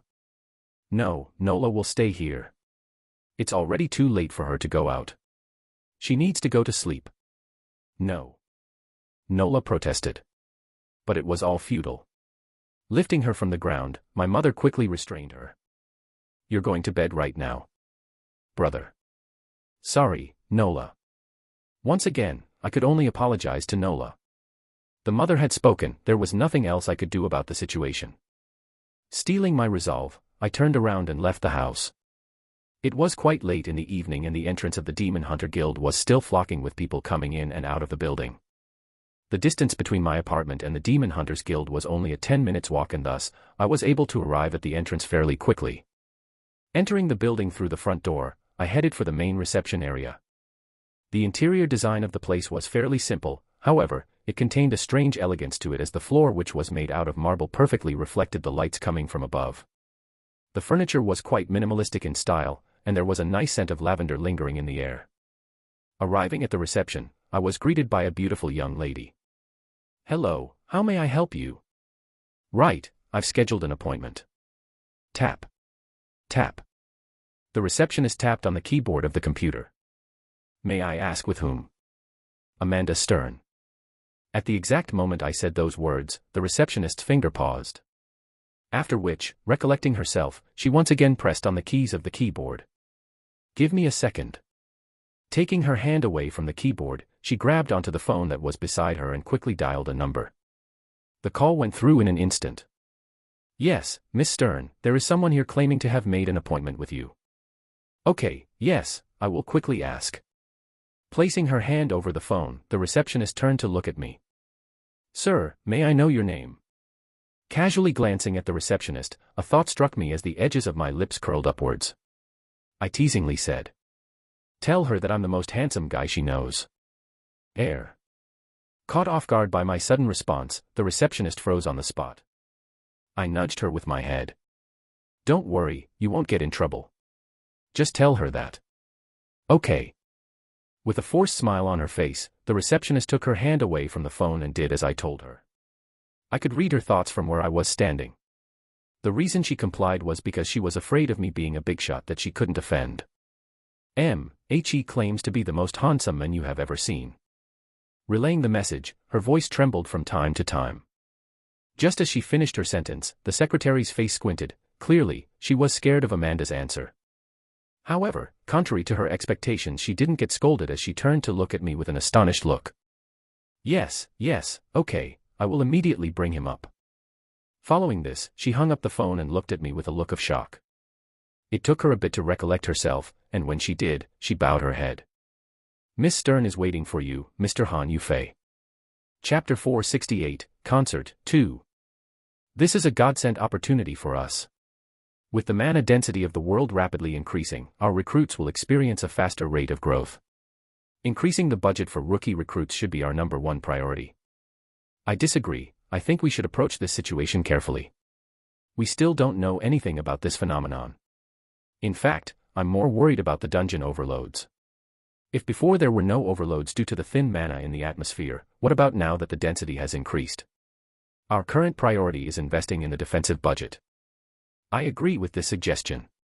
If a dungeon overload truly happened, and the monsters don't die instantly, the consequences will be too much for us to handle. It's already bad enough that the guild leader isn't here. If something like this happened, excuse my words, we're fucked. No, you're wrong. This conservative thinking is wrong. We need to grasp the opportunity now. Train the youngsters for the future.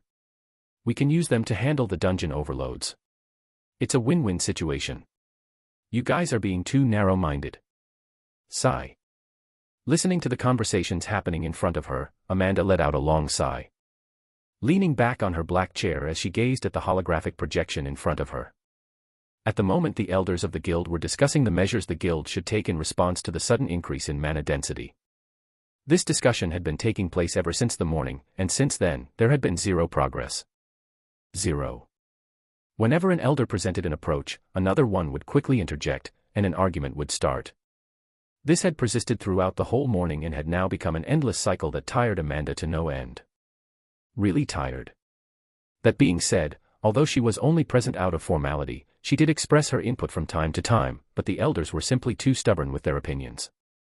They wouldn't listen to each other, let alone her. That doesn't work. The time it will take to train those recruits will be 2 to 3 years, can you guarantee that nothing will happen then? Neither option is good. We should currently be focusing our strength on the production of magic cards. Once that hits, all those problems will no longer be a problem. Ha! Letting out another sigh, Amanda raised her head and stared at the ceiling. I want to go home. She muttered inside of her mind. Clank. Out of nowhere, the door suddenly burst open and an enraged Ren entered the room. This is bullshit, Amanda. Already expecting such a scene, pressing a blue button next to her, Amanda turned off the speaker of the call. Lowering her head, she asked. What's wrong? Actually, she was merely pretending at the moment. She knew exactly why he was angry. What do you mean, what's wrong? Grabbing the guest chair and pulling it back, Ren exaggeratively sat down. Leaning forward and pressing his finger on the table, he angrily spat. Mr. Han Yufei. Han Yufei. You came here for him too. Ren's finger paused. Came for him too. MHM. Amanda nodded her head with a stoic look. My secretary informed me not too long ago that he's coming. Should be here at any minute now. Bullshit. Standing up, Ren angrily smacked his hand on the table. Pointing at himself, he spat. That was me. A frown emerged on Amanda's face. Why would you be Han Yufei? Ren's mouth twitched. Taking a deep breath to calm himself down, he sat back down on the chair. After he managed to calm down, he managed to say. Not once did I ever introduce myself as Han Yufei. How odd. Tapping on the table, a thoughtful look appeared on Amanda's face. Could there have been a small misunderstanding? She did say the most handsome guy that I had ever seen, and that's Han Yufei. I thought that I made that clear to you back in Isanor. The moment she said those words, Amanda watched as Ren's hands clench into fists. Ho, ho, ho. His fake laugh rang throughout the room. Raising her head and staring at his angered figure, the edges of Amanda's lips threatened to curl up. Cute. She thought. Amanda always found Ren's childish side cute. Most of the time he tended to act mature, but he always had a childish side in him. One that she would see from time to time. No matter how much he tried to hide it, he couldn't. Most notably was his petty side. If there was one thing that Amanda noticed after having interacted with Ren long enough was that he was extremely petty. That, and the fact that he was extremely insecure about his charm. Oi, are you listening to me? Snapping out of her thoughts, Amanda saw as Ren snapped his fingers in front of her face. Finally getting her attention, a displeased look flashed across his face as he leaned back on his chair. You weren't paying attention at all. Sorry. Amanda quickly apologized. Brushing her hair by her ear, she asked. What were you saying? Can you repeat it for me? Fine. Letting out a long and exaggerated sigh, Ren once again started to speak. As I was saying, my charm is currently B- rank. That is planet top. PFFF. Unable to keep her composure anymore, Amanda suddenly bursts out laughing. Ha ha ha. Holding onto her stomach, she burst out laughing like never before. Like morning bells, her laughter rang throughout the whole room. As she laughed, she couldn't help but find all of her stress vanish out of thin air as her line of sight fell onto Ren. Truly, only with him could she ever laugh like this. Oi, what's so funny? Ren angrily spat through his clenched teeth. Something funny about what I said. Covering her mouth with her hand, Amanda shook her head. No, nothing funny. Her voice trembled slightly. Clearly, she was having a hard time trying to hold her laugh in check. Whatever. Ren said as he glared at Amanda. Crossing his arms and leaning back on the chair, he changed the topic. Jokes aside, I came here for 2 things. Returning to his usual expression, he raised 2 of his fingers. 1. I'm here to get some information regarding the magic card situation. I want to know if you have any problems. Lowering one of his fingers, he added. 2. I want to ask you if you're free anytime soon. I'm going to bring Nola to watch, Scratching the side of his head, Ren frowned. What was it called again? Caramel. Chocolate. Kimbiwal. Kimchi, it's an idol group. You mean Kimball? Ah, yes that. Snapping his fingers, Ren nodded. However, his face suddenly turned strange. Hold on, how do you know that? Are you also into idols? No, I'm not. Amanda shook her head. Before Ren could follow up, she continued. I know because that's Nola's favorite idol group. Ah, right. During Ren's absence, Amanda was the one who spent most of her time with Nola, and therefore, she naturally knew about Kimball. Her favorite idol group. During the time they would spend together, Nola would always play their music and dance to their tunes. Secretly, Amanda recorded everything. Not just her dancing, but just her everyday silliness. Whenever she felt tired or down, she would quickly replay the videos to herself. The videos of Nola reminded her of the childhood she never had, and seeing that she was able to bring a smile to Nola made Amanda feel warm. It would always bring a smile to her face. She didn't want Nola to experience what she went through in the past. Do you want to come with me and Nola one of these days? Ren suddenly suggested. Lowering his head and pointing at the files of papers on her desk, Ren added. It looks like you're also in need of a holiday. Raising her head and staring at the elders that were still speaking, Amanda bitterly smiled. Tell me about it. Ever since returning from Isanor, she had not once taken a holiday nor a weekend off. Although the videos of Nola dancing had helped her cope with the stress, they were nearly not enough. Amanda did not answer immediately. Leaning back on her chair, she looked toward the ceiling of the room and thought. Maybe I should also take a break. Honestly, if she asked, Amanda didn't doubt that the elders would give her a couple of days off. Especially since she had barely taken any ever since joining. In fact, some of them would probably encourage her to do it. Lowering her head and staring at Ren, Amanda smiled. The thought of going with him and Nola made her strangely happy. Okay. Really? Hearing her response, Ren's eyes lit up as he stood up. Seeing how excited he was, Amanda couldn't help but once again think. Cute. Those thoughts did not last for long, however, as Ren's next words caused the smile on her face to freeze. I'll quickly call Kevin and tell him about the concert. He also deserves a nice rest. Oh, I should probably call Jean, Emma, and Melissa too. Just as he was about to call him, he paused and mumbled something underneath his breath. No, this won't do. I need to find a way to screw all of them over somehow. What if I tell them it's something important and make them suddenly show up at an idol concert without knowing? Ren chuckled. Hee, bet they will never see that one coming. Ah. Listening to his words, Amanda let out a strange sound. She then proceeded to lower her head. She should have seen it coming. Of course, it wasn't just going to be the 2 of them and Nola. All right, I've messaged everyone. After a while, lowering his phone, Ren nodded his head with a satisfied look on his face.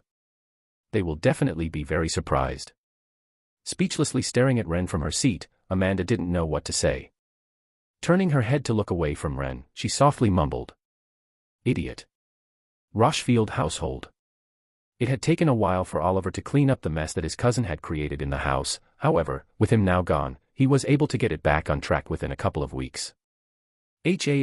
Finally all of the complicated stuff is out of the way. Moving a file of papers by the side of his desk, Oliver tiredly sighed. Taking out another set of papers, he pinched the middle of his brows. Request to use invest in the crypto coin. An investment of 80 million U. Reading through the papers, Oliver frowned. Then, after a while, he dismissed the paper. Dismissed, the risk is too high and we're low on funds. Compared to the time that he had been the head of the household, the funds that he had managed to accumulate over the years had rapidly shrunk. Through terrible investments, bribery, and lavish spending, the money quickly dried up. The funds which Oliver thought would have lasted over a century, had turned into something that could barely cover their expenditure for the next 5 years. Once his thoughts paused there, Oliver's fists clenched tightly. I should have made sure he died a more painful death. Jasper's death had been too easy. He should have tortured him for all the trouble he had caused his daughter and the guild members. Fuck. The more he thought about it, the angrier he became. To talk. It was then that Oliver suddenly heard the sound of someone knocking on the door. Closing his eyes and sensing who it was, a smile appeared on Oliver's face. Come in. Clank. Opening the door and quietly coming in was a girl with auburn-colored hair. She was none other than Emma. Putting everything down, Oliver warmly smiled as he looked at his daughter. Emma, what brings you here this late at night? Father. Greeting her father with a simple nod, Emma closed the door behind her. The smile on Oliver's face became bitter once he saw this. He didn't know what happened, but ever since returning from Isanor, he found his daughter to be more reserved. She wasn't as cheerful as she was in the past. Is she sick? Oliver thought. However, he quickly dismissed such a thought. No matter how he looked at her, she looked healthy. Maybe her complexion was a bit paler than usual, but that was about it. It was then that a thought suddenly struck him. Could it be related to the boy that Ren was talking about? His brows furrowed. If it was truly that, then it looked like he needed to have a talk with that boy. Shaking his head to dismiss all those thoughts in his head, Oliver raised his head and looked at his daughter. Emma, if you have anything you wish to tell me, I'm all ears. Okay. Emma nodded her head. Closing her eyes, and taking a deep breath, she stared straight into her father's eyes. Her next words caused the room to freeze over. Dad, I want you to give me permission to enter the Fallen Pit dungeon. Chapter 469, Concert, 3. Emma Courtney Rochefield.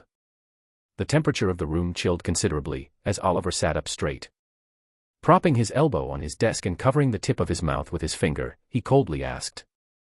Repeat the words that you've just said. I want to enter the Fallen Pit dungeon. Emma repeated with a resolute look on her face. Despite being subjected to her father's enormous presence, not once did she leave her sight away from him. Her decision was made and no one could change her mind. Being her father, Olivier naturally knew just how stubborn his daughter was. Therefore, he didn't try to change her mind. He simply wanted to understand why she would make such a request. Tell me why. Leaning back on his chair, he crossed his arms. Tell me exactly why you want to enter the dungeon. Staring at her father, Emma bit her lips as her eyes flashed with sadness. Oliver did not miss this as he brought his body forward. I want to become strong. Emma earnestly replied with her back straight. I'm far too weak to be of help. Oliver frowned at her words. You're already C+ rank at the age of 20, and that is without having any resources. Now that I'm back, you don't need to worry about any resources. I think you are worrying too much. You still have so much time to develop. That's not what I mean. Emma cut her father off. Dad, I understand that you are trying to help me. However, I need this for myself. The fact that Ren and Kevin had to give up on their rewards for her, made Emma realize just how much of a burden she was. Had she not gotten injured, Ren would have most likely picked up the first place reward. However, because of her situation, he had purposely given up on the tournament for Kevin to win it and give her the Elven Tear. She obviously did not buy the whole "I'm bored" excuse that Ren used. Even if he was bored, why would he give up on such clear rewards? Emma wasn't stupid, and honestly, she was both extremely thankful and sad about the situation. Thankful for the fact that they would go to such lengths for her, and depressed by the idea that she was the reason why the two of them had to give up on their tournament rewards. Right then, her father once again spoke. Can I really not change your mind? You know just how dangerous that dungeon is. I know. Emma nodded her head, clenching her hands tightly. If I didn't know, I wouldn't have suggested it. The Fallen Pit dungeon. It was a less than B-ranked dungeon owned by the Rochefield household. It was one of the few dungeons that the Rochefield household closed from the eyes of the public. The reason for this wasn't because it was dangerous. Although it was dangerous, in terms of danger, it was like any regular B-ranked dungeon out there. It wasn't anything worth worrying about. However, there was a particular feature about it that made it off-limit to the public and members of the Rochefield household. And that was the fact that once someone got in, they would only be able to come out once they managed to reduce the dungeon energy by half. There was no time limit, and only once the dungeon energy was cut by half, through killing the monsters inside, would the dungeon once again open up? No one knew why the dungeon was like that, however, that last factor alone was the reason why most people tended to avoid that dungeon. In order for someone to kill half of the monsters inside of the dungeon, it would take them at least months at their fastest, and not only that, they needed to survive in that harsh environment for that period of time. That dungeon was not a place anyone could just go in as they pleased. Are you sure, Emma? Oliver stood up. Walking out from behind his desk, he stopped in front of Emma, and both of their eyes met. Neither one of the two spoke during the time. This proceeded for the next minute before Oliver eventually closed his eyes. All right. He then let out a long sigh. This is probably going to be irresponsible of me, but all right, I will do as you say, however, only for one condition. Opening his eyes once again, Oliver sternly said, "You are not going to go inside of that dungeon before you reach B- rank, and I personally train you for a while." "I understand." Emma nodded her head.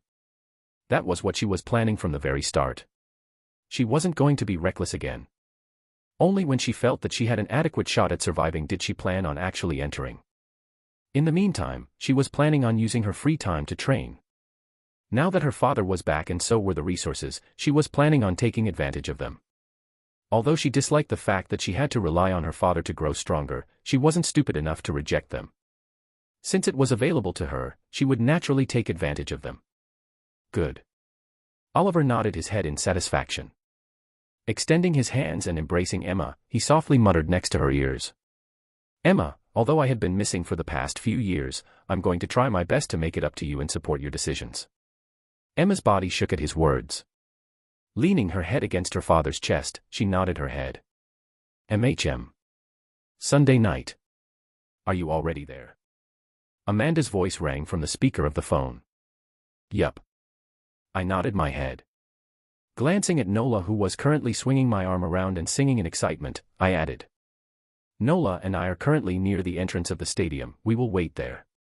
"Okay." She then proceeded to hang up. Putting my phone away, I looked up toward the stadium in the distance.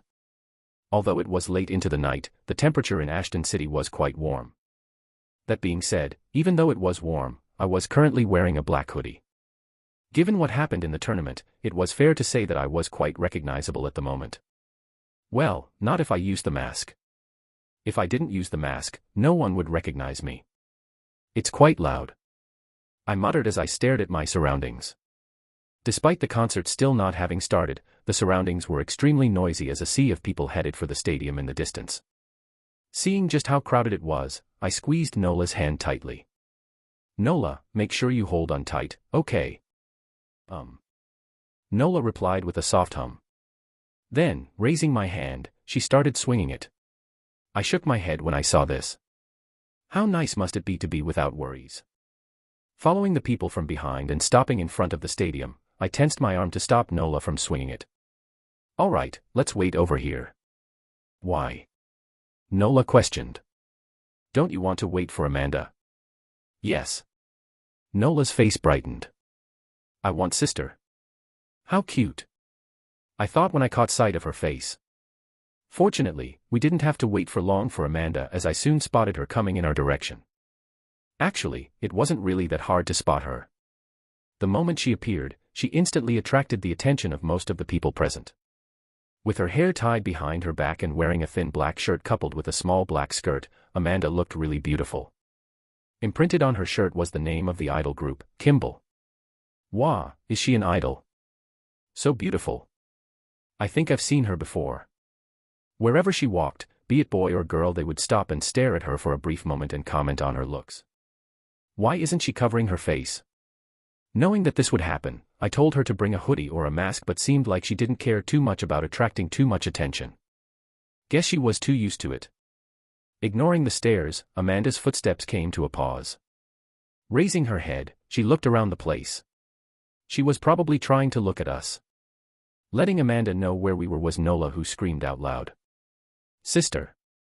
Even though it was quite crowded and Nola's voice was quickly drowned out by the noises, Amanda was able to somehow hear Nola's words as her head snapped in our direction. Her eyes lit up and she headed our way. "Nola." Hee hee. Rather than greeting me first, the moment she arrived she bent down and gave Nola a hug, causing her to giggle in happiness. Have you two hugged enough?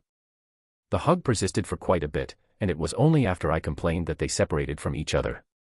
Standing up, Amanda looked at me. You jealous? Why would I be? I rolled my eyes, and once again took Nola's hand. All right, let's get go. Wait. Amanda suddenly cut me off. Raising her head, she looked around. What about the others? Others? Yes, didn't you tell me that Kevin and the others were also coming? Ah. Raising my hand, I smacked my forehead. About that, how should I put it? Scratching the bottom of my chin, I turned my head away from Amanda and mumbled in a soft voice, hoping that she wouldn't be able to hear it. It was a lie. A lie. Unfortunately, somehow, Amanda was able to hear my mumble. I suddenly felt a maul tug coming from my shoulder as Amanda turned my body. What lies? She asked with her brows furrowed. Seeing the slight annoyance in her face, the edges of my lips curled upward. I lied about the fact that others were coming. Huh. Amanda let go of my shoulder. You were the one who said that Han Yufei was more handsome than me. Amanda's head tilted to the extreme. Her brows, which were already knit, furrowed even tighter as her face became slightly colder. Squeezing Nola's hand, I dragged her to the entrance of the building. Well, let's get going, the show is about to start. You. Dragging Nola from behind, I moved away from Amanda, who seemed to be speechless at the situation. She had that coming. To be honest, apart from the fact that I wanted to get back at her for what she did, I had another reason for doing what I did. Primarily, I wanted to see what sort of reaction Amanda would make. Ever since what happened back in Isanor, Amanda had become a lot more attentive to me, and although I wasn't the brightest when it came to the romance department, the idea that Amanda could possibly like me sprung inside of my mind. Of course, this was only a far-fetched assumption. After all, she could have just been grateful for what I did. Still, I wanted to test if she actually liked me or not, and thus, lied to her about the others coming. And although brief, I did see Amanda look at me with annoyance back then. Did that prove to me that she liked me? I still wasn't 100% sure, but I now knew for sure that it could be a very real possibility. Tickets, please. Handing the tickets for the concert to the guard waiting at the entrance, I looked back. There I saw Amanda headed our way with an angry look on her face. She's definitely angry. Although her expression was the same as usual, expressionless, the aura she was giving out clearly indicated to me that she was angry. Our eyes soon met, and a smirk emerged on my lips. I'll see you inside. I mouthed with my mouth before heading inside with Nola, who was clueless about what exactly happened. Chapter 470, Concert, 4. Thank you all for coming to our show. Entering the main stage were 5 girls all wearing cute dresses. They were the members of Kimball. At their appearance, the crowd erupted into cheers as they all started waving their glow sticks in the air. Wah! Waving her glow sticks in the air, Nola mimicked the crowd as she cried out in excitement. Grabbing onto her small legs, I raised my head and shouted. The way she was moving made it hard for me to keep a hold of her. Nola, be careful. Wah! But it didn't seem as though she could hear me as she continued to shout alongside the crowd. I could only sigh at this. I guess I just have to be more careful. Thank you, thank you. Thanking the crowd was a girl with soft black hair and a very pretty face. Her name was Sophia Ray and she was the leader of the group. I knew this because throughout the whole journey to the stadium Nola had made me memorize the names of each of the girls in the group. Flashing a stunning smile, Sophia winked at the crowd and got into position with her group. Thank you all for coming today, we are very happy with your presence. Today, we will start with our first song, Tribunal. I hope you enjoy it. The already boiling crowd became even more excited as they began to shout words of love. We love you, Kimball. Thank you, Sophia. We love you all. Listening to the crowd's words, my face cringed a little. To be honest, I wasn't the type of guy that loved this type of stuff. I was more into classical and calming music. Sometimes I liked listening to different genres, but that was when I was in a mood to destroy something. Glancing at Amanda, who was standing next to me, I asked. Still angry at me? I'm over it. To my surprise, Amanda shook her head. Oh. Tilting my head to get a better look at my face, I remained skeptical. Are you really? Yes.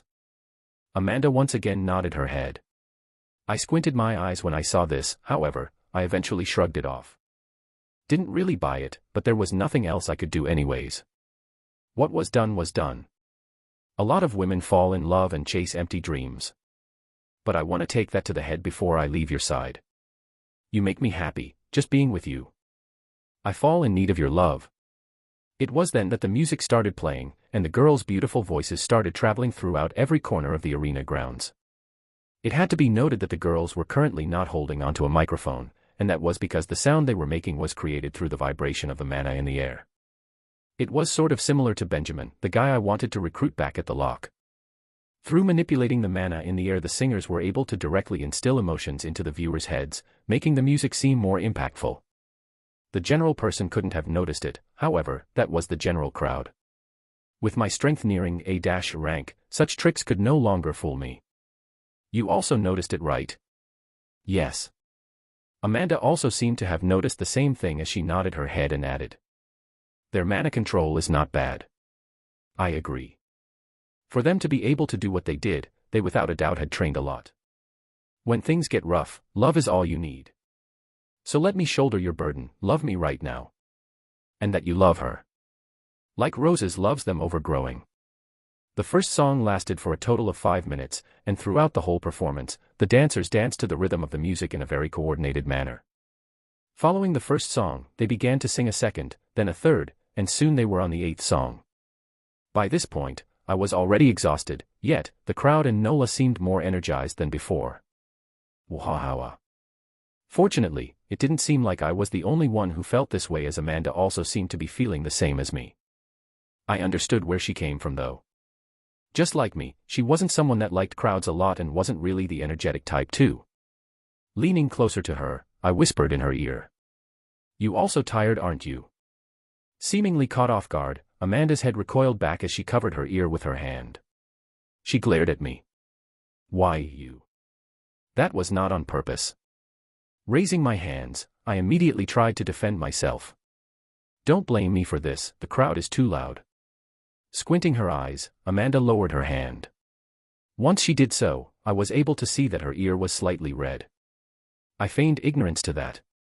Pointing that out would do me no good. Don't do it again, Amanda said in a soft voice. Pursing her lips together, she added. It tickles. You ticklish. My eyebrow raised at this new piece of information. However, before I could follow up, I suddenly felt the attention of the whole crowd directed toward my general direction. Gentlemen over there. Following this, I suddenly heard a familiar voice from the distance. Turning my head in the direction of where the voice came from, I finally realized why the voice sounded familiar. It was because it belonged to none other than the lead singer Sophia Ray. Oh God. I inwardly groaned when I realized this. Once I turned around and my eyes met with the lead singer, she proceeded to flash a smile in my direction. The moment that happened, I felt multiple jealous gazes headed in my direction. I then pointed my finger toward me. Me. Although it was quite clear that she was trying to talk to me, I just wanted to make sure I was really the one person she was addressing. Her next words made me realize that I was. Yes, you. Taking a step forward, she looked at the top of my head and asked. Gentleman over there, may I ask, is that your daughter over your head? Daughter. Raising my head and seeing Nola, I finally understood why she had called for me. Ah, I see, she mistook Nola for my daughter. Understandable, my current face was that of an older man. Yes, she's our daughter. Before I could reply to her, I suddenly felt something soft grab my right arm and my heart nearly jumped out of my chest. Letting out a weird sound, my head snapped toward my right where I saw Amanda standing next to me with her face as red as a tomato. She had a look of regret on her face, however, biting her lips and increasing the grip of my arm, she continued with her story. The girl is our daughter. Opening my eyes wide, I looked at Amanda with a dumbfounded look. My mouth opened and closed repeatedly. Amanda. In the end, those were all the words I could muster. Despite that, Amanda did not answer and forcefully kept her eyes on the front. From her expression, I could tell that she wanted to dig herself a hole. Unaware of what was happening, putting on a brilliant smile, the leading signer turned her attention toward Nola. Oh, what a sweet couple you two are. The lead singer complimented. She then bent down and asked. What's your name, little girl? Nola. Nola shouted back. What shocked me the most about this was the fact that she did not bother correcting the misunderstanding. Honestly, from that point on, everything felt like a blur. My mind was so out of it that before I knew it, I found Nola on the stage next to the singers. Nola, in the stage. Ah. Nola. Snapping out of it, my eyes opened widely. Turning around and glancing at Amanda, who had long let go of my arm, I pointed at Nola, who was on the stage. Amanda, when did Nola get there? Without turning her head and glancing at me from the corner of her eyes, Amanda replied. Do you not remember? No. I shook my head before I lowered my head and asked. Whose fault do you think that is? Pursing her lips, Amanda turned her head away from me and said. Everything should be fine. They only asked for her to dance on the stage. They do it every show. Massaging my forehead, I let out a sigh.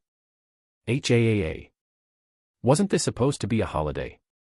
Why do I feel more mentally tired than back when I was inside of the monolith? Really? Just as I was about to come to terms with the situation, I suddenly caught sight of a familiar figure in the distance. Once my eyes paused on the figure, my head recoiled back as my face turned strange. What in the world is he doing here? What's wrong? Seemingly sensing my shift in mood, Amanda asked. Glancing at her, I softly muttered. Nothing big, I just found a familiar face. Wait here, and keep an eye on Nola. What? Lowering my hoodie, I took a step forward, however, recalling something, my feet came to a stop. Turning my head, I handed Amanda my phone. Take a video of Nola on the stage. Make sure to capture everything. Without waiting for Amanda to reply, I quickly headed in the direction of the familiar figure. Unprecedented solemnness clouded my face. This is a problem. Passing through the crowd with my hoodie covering my face, I soon arrived next to the figure. Placing my hand on his shoulders, I pulled his shoulder. Oi, what in the world are you doing here? Obviously startled by my sudden actions, the figure angrily turned his head in my direction. Who in the world are you? I let out a dry chuckle. Didn't think you would forget about your boss, Leopold. That's right. The figure who I had caught sight of from the distance was none other than Leopold. Boss. A sudden look of realization flashed across Leopold's face the moment I said those words as his face mellowed out. Then, turning his head, he avoided my line of sight as he dryly laughed. What are you doing here? That's what I wanted to ask. I never took you for someone who was a fanatic for idol groups. Out of all the people that I knew, he was the last person that I would have guessed. Letting out a long sigh, I patted him on the shoulder. Before anything else, I just wanted to say that I'm not angry, just confused by the fact that you are into idol groups. Everyone had their hobbies, I wasn't one to judge. Was just weirded out by the idea of someone like Leopold being into idol groups. Just didn't fit his image. Actually. Scratching the side of his neck, Leopold had an awkward look on his face. I'm actually here for my daughter. Daughter. Freezing on the spot, I had a sudden look of understanding. Right, I forgot you had a daughter. Prior to recruiting him, I had looked through his profile and did in fact remember that he had a daughter. Because Leopold never really talked about his past, I nearly forgot about it. Now everything made more sense. She was quite old if I remembered corrected. Looking around the place, I curiously asked. Where is your daughter? Over there. Raising his hand, Leopold pointed toward the distance. Where? Curious, I followed the direction of where he was pointing at. Blinking my eyes a couple of times, I looked at Leopold with an incredulous look on my face. I'm not seeing wrongly, am I? You're not. Leopold shook his head. Turning his head to look at me, he said. That's my daughter right there. She even has the same surname as me. Ray. My jaw dropped. Chapter 471, Concert, 5. Thank you all for coming, and we hope you enjoyed the show. Doing her signature pose, Sophia waved at the crowd, causing them to cheer even more loudly. Unfortunately for them, it was already the end of the show, and therefore, giving them one last goodbye, Sophia quickly headed back to the changing rooms with her group. Upon entering the changing rooms, Sophia slumped down on her chair and let out a long and tired breath. Ha, I'm tired. Tell me about. Slumping down on the chair next to her was Penelope, her other group member. Taking a wet towel, she covered her eyes with it and leaned her head back. Ugh, my legs are hurting like crazy. Same. Sophia replied in agreement. But, I'm used to it by now. Raising the towel on her face and uncovering her eyes, Penelope skeptically looked at her. Stop pretending, I know that you're not tired at all. You are one of the star students at the Lock, you don't need to be humble. Sophia merely smiled in response to Penelope's comment. She then added. Just because I'm a student of the Lock doesn't mean that I'm immune to tiredness. Yeah. Penelope completely dismissed her comment. Sophia shook her head when she saw this. In a way, what Penelope was correct. Thanks to her training at the Lock that she was now able to keep her stamina in check during her performances. She also wasn't wrong when she said that she was one of the star students at the Lock, as she was in fact ranked in the top 50 in her year. An achievement that was quite considerable. Say, I've always been meaning to ask. Putting the towel down, Penelope suddenly sat up straight and looked at Sophia. A frown appeared on her delicate face. Is money still a problem? I know that the Lock costs a lot of money, but if you spend your time with us, won't you fall behind the others in your year? It's fine. Bending down and taking a similar wet towel, Sophia covered her eyes. Feeling the cold towel on her face, Sophia smiled in pleasure. Money is not really a problem. This was a bit of a difficult topic for her. The main reason why she was an idol in the first place was because of her family's past situation. Although they lived comfortably, they weren't particularly rich. At least not to the point of being able to pay the Lock's yearly tuition fee, which was incredibly expensive. Despite making 7 million per year herself, she was still unable to pay the whole tuition fee. Had it not been for her father, she probably wouldn't have been able to attend the Lock. Thinking about her father, Sophia felt a mixture of different emotions. She couldn't quite explain what happened, but one day while she was still a trainee for her idol group, she came home to find that her tuition for the Lock had already been paid in advance by him. Before she could confront him about the situation, she found out that he had gone on a long trip. A trip that lasted a whole 2 years. During that time, Sophia panicked a lot as she thought that in order to pay for her tuition fees her father had decided to undertake some extremely dangerous job, and only recently did she finally receive a call from him. Though relieved, she was still very angry at him. How could he just leave her like that? Without any explanations and making her worried sick for the past 2 years.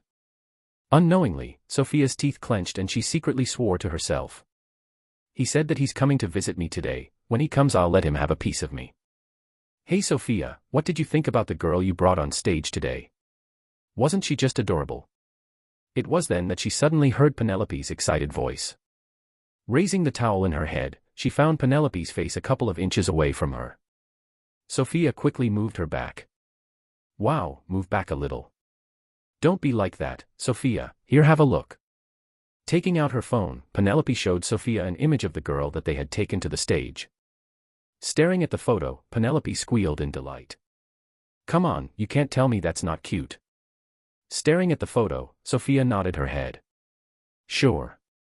She couldn't deny it. The girl was indeed quite cute. It was then that the other group members huddled up together and stared at the image of the little girl on Penelope's phone. Oh, isn't that the girl from today's performance? I didn't get to see because of all the lights, but she's quite the cute one, huh? Oh my, how cute. Just look at her cheeks. Instantly, a cheerful atmosphere pervaded over the room. Hey, Sophia, why don't you look excited? You perhaps thinking of a boy? Out of nowhere, one of the group members suddenly teased. Glancing at the girl, Sophia bluntly replied. As if. There she is, the Ice Queen is back. Penelope commented from the side as she lowered her phone. Her lips curled into a smirk. Say, is there really no one you are interested in, Sophia? With your looks and popularity, I don't doubt the fact that you will be able to find a boyfriend easily. No thank you. Sophia quickly rejected. She then added. I don't have time for things like that. It wasn't that she didn't want a boyfriend, however, she just didn't have the time for one. Setting aside her idol activities, she had to focus on her academy work. She barely had any free time for herself, let alone a boyfriend. And, well, none of them are as good as him. Sophia muttered inside of her mind with a longing look on her face. Actually, there was one guy that come to her mind when she thought about love. However, he was not someone that someone like her could reach. He was someone that shone on a brighter and more important stage than she had ever performed in.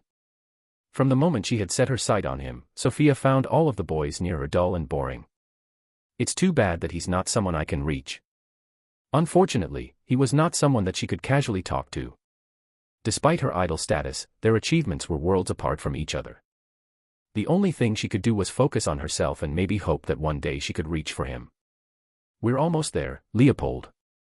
Patting Leopold in the back, I urged him to continue forward. At the moment we were currently headed backstage to meet Leopold's daughter, Sophia Ray, and the group leader of the idol group. This revelation was a pleasant surprise since I could use this as an excuse to help Nola meet them and take photos with them. How convenient, I thought. However, there was one slight problem. What are you so nervous about? Boss, give me a moment. And that problem was none other than Leopold, who looked extremely nervous at the prospect of meeting his own daughter. This was understandable though. He had not met her for almost 2 years. I'd also be nervous if I were in his shoes. Click. Click. Just then I suddenly heard a familiar clicking sound. Stop that. To no surprise, I found Leopold hunched up, trying to light up a cigarette. Dashing in his direction, I snatched the lighter and cigarette from his mouth and pointed at Nola, who was currently in Amanda's arms. There's a little girl over here, why in the world are you smoking? Oh come on boss, you know that they aren't that bad. Leopold looked at me with a pleading look. Ignoring his pleas, I put the lighter and cigarette away. No means no, let's go. Hey he is. With a long and exaggerated sigh, I managed to drag Leopold all the way toward the changing room of Kimball. Along the way we were stopped multiple times by security. However, prior to coming here, the manager had given Leopold a special card that enabled him private access, and thus, we were able to get through without too much trouble. On second thought, I don't want to go in. The moment we arrived at the door, Leopold suddenly started to get cold feet. As if I'm going to let that stop me. Grabbing him by the back of his shirt, I proceeded to knock on the door. To talk. Leopold's body instantly stiffened, and I finally let go of his shirt. This guy. Staring at him, I couldn't help but shake my head. Never before had I seen Leopold so nervous. Even when he was fighting against a horde of demons and duergars, he didn't look that nervous. It was a weird sight, if I had to say. Clank. It was only after a couple of seconds had passed that the door opened. Peeking from the side of the door was one of the members of the group. Evelyn was her name if I didn't remember wrongly. Wasn't really sure. Yes. How may I help you? Hello, there. Taking a step forward and flashing a brilliant smile, I patted Leopold's shoulder. This guy over here wants to meet his daughter. Once those words left my mouth, Evelyn's eyes lit up. Ah. You're Sophia's father. Swinging the door open, the insides of the changing room became visible for all of us to see. From there, we instantly found multiple eyes staring in our direction. They were the other members of the group. Father. Just then, a familiar voice sounded from the other side of the room. Leopold's already stiff body stiffened even more as he forced a smile. Sophia dear, it's been a while. It has indeed been a while. Sophia's icily said as she looked at Leopold with cold eyes. Well, that was at least how it looked on the surface. I could tell from a glance that she was merely putting up a front. She definitely looked relieved to see her father. Not that he could notice anything, since at the moment he was merely a shadow of his normal self. Before Leopold could say anything else, Sophia nudged her head in my direction. Who are those people behind you? Ah. Finally snapping out of it, Leopold turned to look in my direction. Grabbing me by the shoulders, he dragged me forward. Sophia dear, let me introduce you. This guy over here is my boss. Your boss? With a skeptical look on her face, I suddenly felt Sophia's gaze stare at me from top to bottom. This persisted for the next few seconds before she quickly lost interest in me. She then proceeded to look in Amanda's and Nola's direction. However, halfway through her sentence, she suddenly stopped. What about T? Oh, isn't that the girl from before? It wasn't just her that noticed this, as all the other members also finally took notice of Nola as their eyes instantly brightened up. It's really her. How cute. Look at her cheeks. they all instantly dashed in Nola's direction. Why? Initially, afraid that Nola would be startled by their sudden actions, I tried to say something. However, I quickly stopped the moment I found Nola giggling happily at them. Never mind. Actually, the one that seemed to be the most overwhelmed at the moment seemed to be Amanda. So, Mr. Boss, I would like to ask you a few questions. Pa NDA. Pa NDA. At that moment, I suddenly heard Sophia's voice coming from behind me. With her legs and arms crossed, she looked at me with a semi-cold look on her face. Yes. Please sit. She pointed at the seat opposite her. Sure. Smiling slightly, I did as she asked.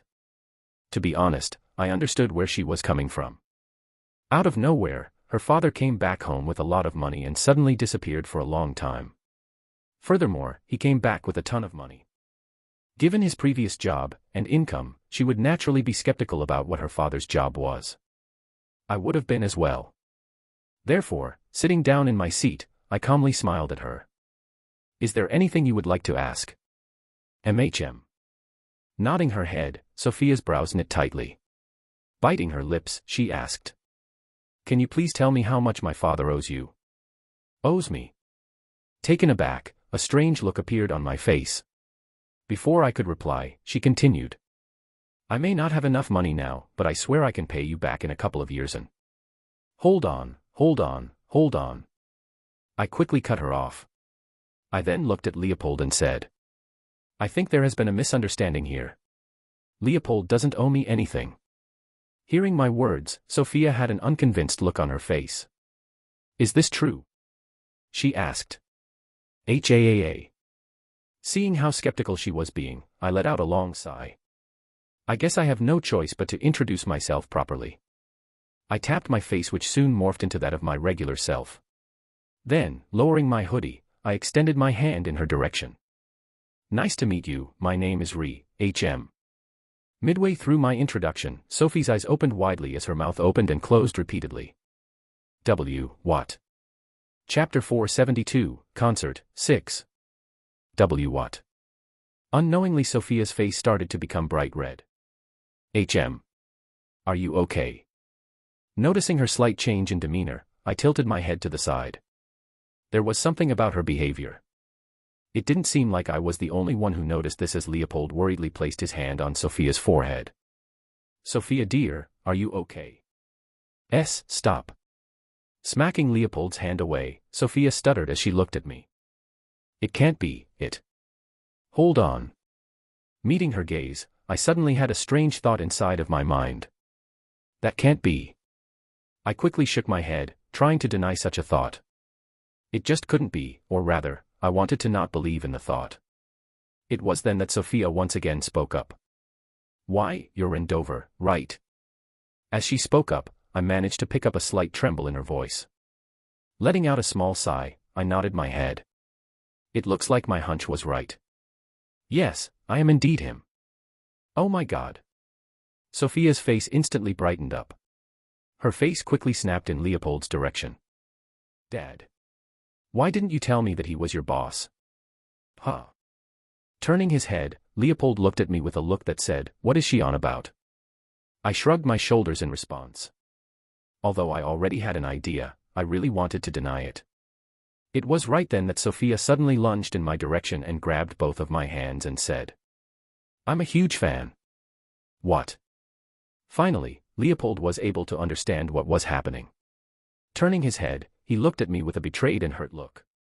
His face then proceeded to contort. How is this my fault?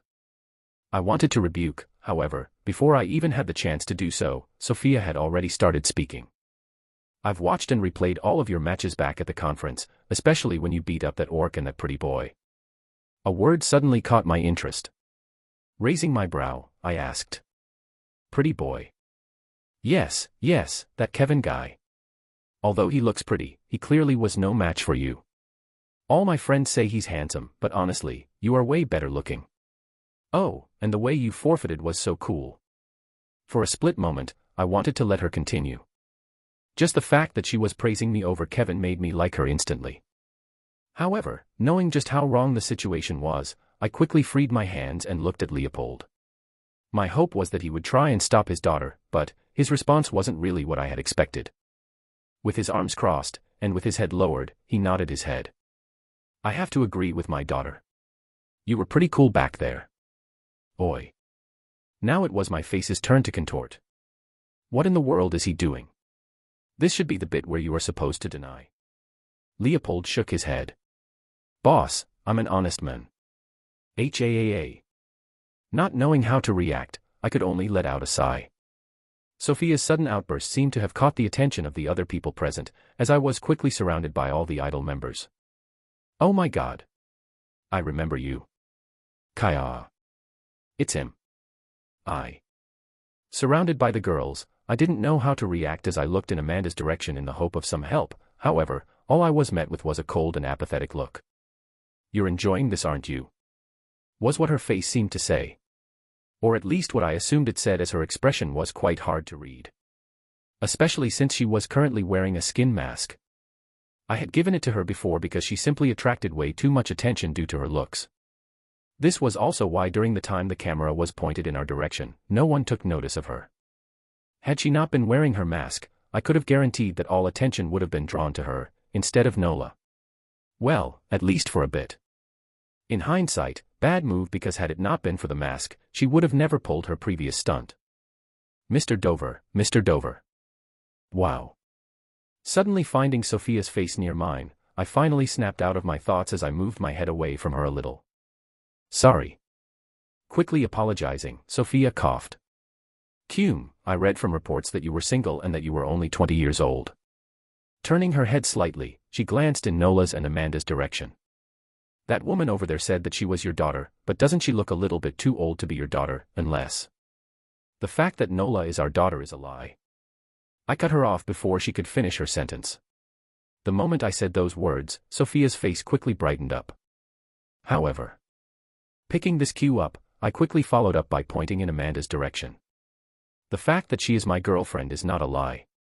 Hip. At the exact moment I said those words, I suddenly heard a weird sound come from behind me. Without needing to look, I could already imagine what face Amanda was making. However, this was something I had to do. This was not out of pettiness, but because I didn't want Leopold's daughter to fall in love with me. In short, I was using Amanda as my shield. Oh. With a short nod, Sophia turned to look in Amanda's direction. Tilting her head to the side, she smiled and asked, "Is that true?" Turning around, my eyes met with Amanda's. After staring at each other for a brief moment and seemingly understanding each other, Amanda simply took off her mask, revealing her features in front of everyone. Wow. So beautiful. Oh my god. I know her. She was also in the tournament. Instantly all of the girls from Kimball apart from Sophia looked at Amanda with amazement. Following this, they instantly gathered around her and tried to strike up a conversation with her. On a good note, I managed to get rid of all the attention away from me. On a bad note, it seemed that Sophia had still not given up on me as she looked at me with a skeptical look on her face. "Is she really your girlfriend?" she asked with her arms crossed. "Well, sort of." I nodded my head. "Sort of. Yeah, we started dating not too long ago. Our relationship is quite new." I knew exactly what she was going to try at the moment. If my guess wasn't wrong, she was probably going to say something along the lines of, prove to me that you two are in a relationship. And then we would be forced to do something very uncomfortable. Sorry, but no thank you. This wasn't because I disliked Amanda or anything like that. To be honest, with everything that happened today, the idea that Amanda liked me became more prominent. However, even if that was true, I still was unsure about my feelings for her. I mean, sure, she was incredibly beautiful, kind, and more than anything else a calming person to stay with, but I had been too busy preoccupied with everything that had happened with the other entity. I was afraid that my emotions were fake. Simply put, I needed more time to figure things out. Squinting her eyes, Sophia looked at me with a skeptical look on her face. She was still unconvinced by my words. Smiling at her, I stood up from my seat and looked at Leopold. "All right, it's getting late and Nola is getting sleepy. Guess it's time for us to go back. You stay and have fun with your daughter. I needed to get out of here before things became too messy." "Sure." Leopold nodded his head. Before I could turn around to the others, Leopold suddenly grabbed my shoulder. "Ren, wait up." "What is it?" I asked. "Well." Licking his lips and looking around the room, Leopold scratched the side of his cheek before eventually saying, "About the cigarettes you too?" "Nope." I cut him off before he could finish his sentence. There was no way in hell I was going to give him his cigarettes back. He was simply way too addicted. Instead of thinking about cigarettes, think about spending time with your daughter. Tapping on my mask to change my face again, I grabbed Amanda's wrist and dragged her out of the place. Before leaving, I made sure to say goodbye to the others. "Have a good day, really enjoyed your performance, oh, and keep our appearance a secret." Clank. Before they could even reply, I quickly closed the door behind me. HAAA. Finally out of the mess, I let out a long and tired sigh and lowered my body. Glancing up to Amanda, I bitterly smiled. That was even more tiring than the show itself. I was met with no response. Amanda. Staring at Amanda and looking at her line of sight, I realized where the problem lay and quickly let go of her wrist. "Sorry." I quickly apologized. "No, it's okay." Shaking her head, she smiled and looked at Nola, who had her arms wrapped around her neck. A smile involuntarily appeared on my face when I saw this. "Looks like she's tired." She looked quite adorable at the moment. "Come here, Nola." Extending my hands, I tried to take Nola away from Amanda, however, she quickly refused and snuggled her head on Amanda's neck. No. It's fine." Amanda patted Nola's back. "Let her be, I'm not uncomfortable." "Are you sure?" "Yeah." "All right, I guess." Patting Nola's head, I scratched the back of my head and finally decided to head back home. Looking back, although this experience was quite tiring, in a way, it was also quite a breath of fresh air. It wasn't too bad. A few hours later. The ride back home after the concert was a quiet one. With the both of them understandably tired, neither spoke too much alongside the ride. The moment they arrived at their apartments, Amanda quickly gave Nola back to Ren and bid each other goodbye before entering their apartments. Clank. Opening the door to her apartment, to Amanda's surprise, she found that the lights were still on. "Oh, you're back." Greeting her was her mother, who was currently sitting down on the sofa reading a book. "I'm back." Taking off her shoes, Amanda greeted her mother back. "How was the concert?" "Good." "I see." Natasha nodded her head before closing the book in her hands. Turning her head, and leaning her arm on the back of the sofa, she teasingly looked at Amanda. "So, any progress with the boy?" It was at that moment that Amanda's body stiffened. Like a robot, Amanda turned her head to look at her mother. "Progress?" Amanda, even if I have been missing since you were 5, don't think you can fool me. I know you like the boy." Covering her mouth with her mouth, Natasha laughed. "With your looks, I don't see any problems with him falling for you." He. "Right." Nodding her head, Amanda decided to ignore her mother before heading for her room. "Wait, Amanda, where are you going? You still haven't told me Clank. Shutting the door behind her, Amanda cut her mother off. The moment she closed the door, she instantly jumped on her bed and covered her face with her pillow, and her body rolled all over the bed. What have I done? Thinking back at what happened today, Amanda found her cheeks becoming warmer and warmer. She is our daughter. Recalling the embarrassing words she said in front of the thousands of people, Amanda couldn't help but clutch the bedsheets of her bed and swing her legs in the air. MHHHH. A muffled shout rang in the air. Fortunately for her, her shout was drowned by the pillow in front of her. This didn't persist for long, however, as a frown soon appeared on her face. Lifting her head, Amanda turned her body to face the ceiling of the room.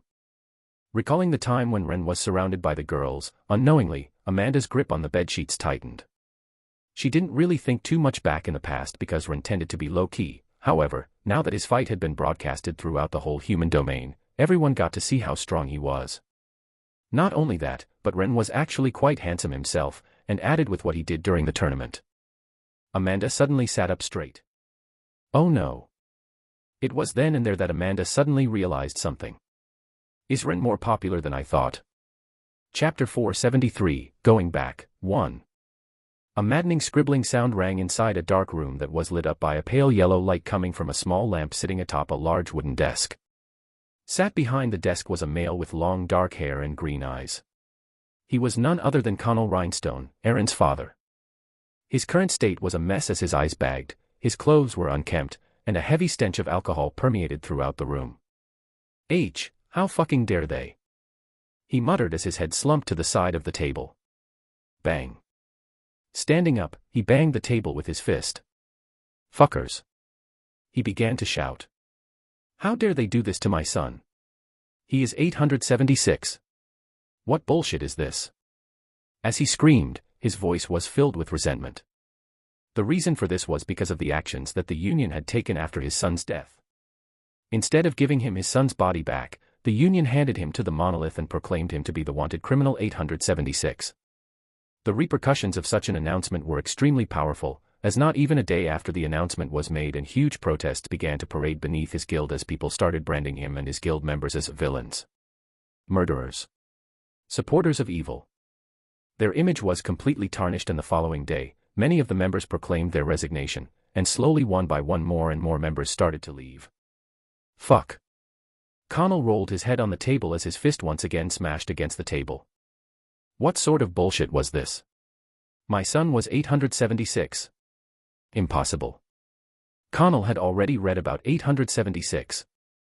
This was only natural, after all, the bounty on his head was huge, and it had indeed interested him in the past.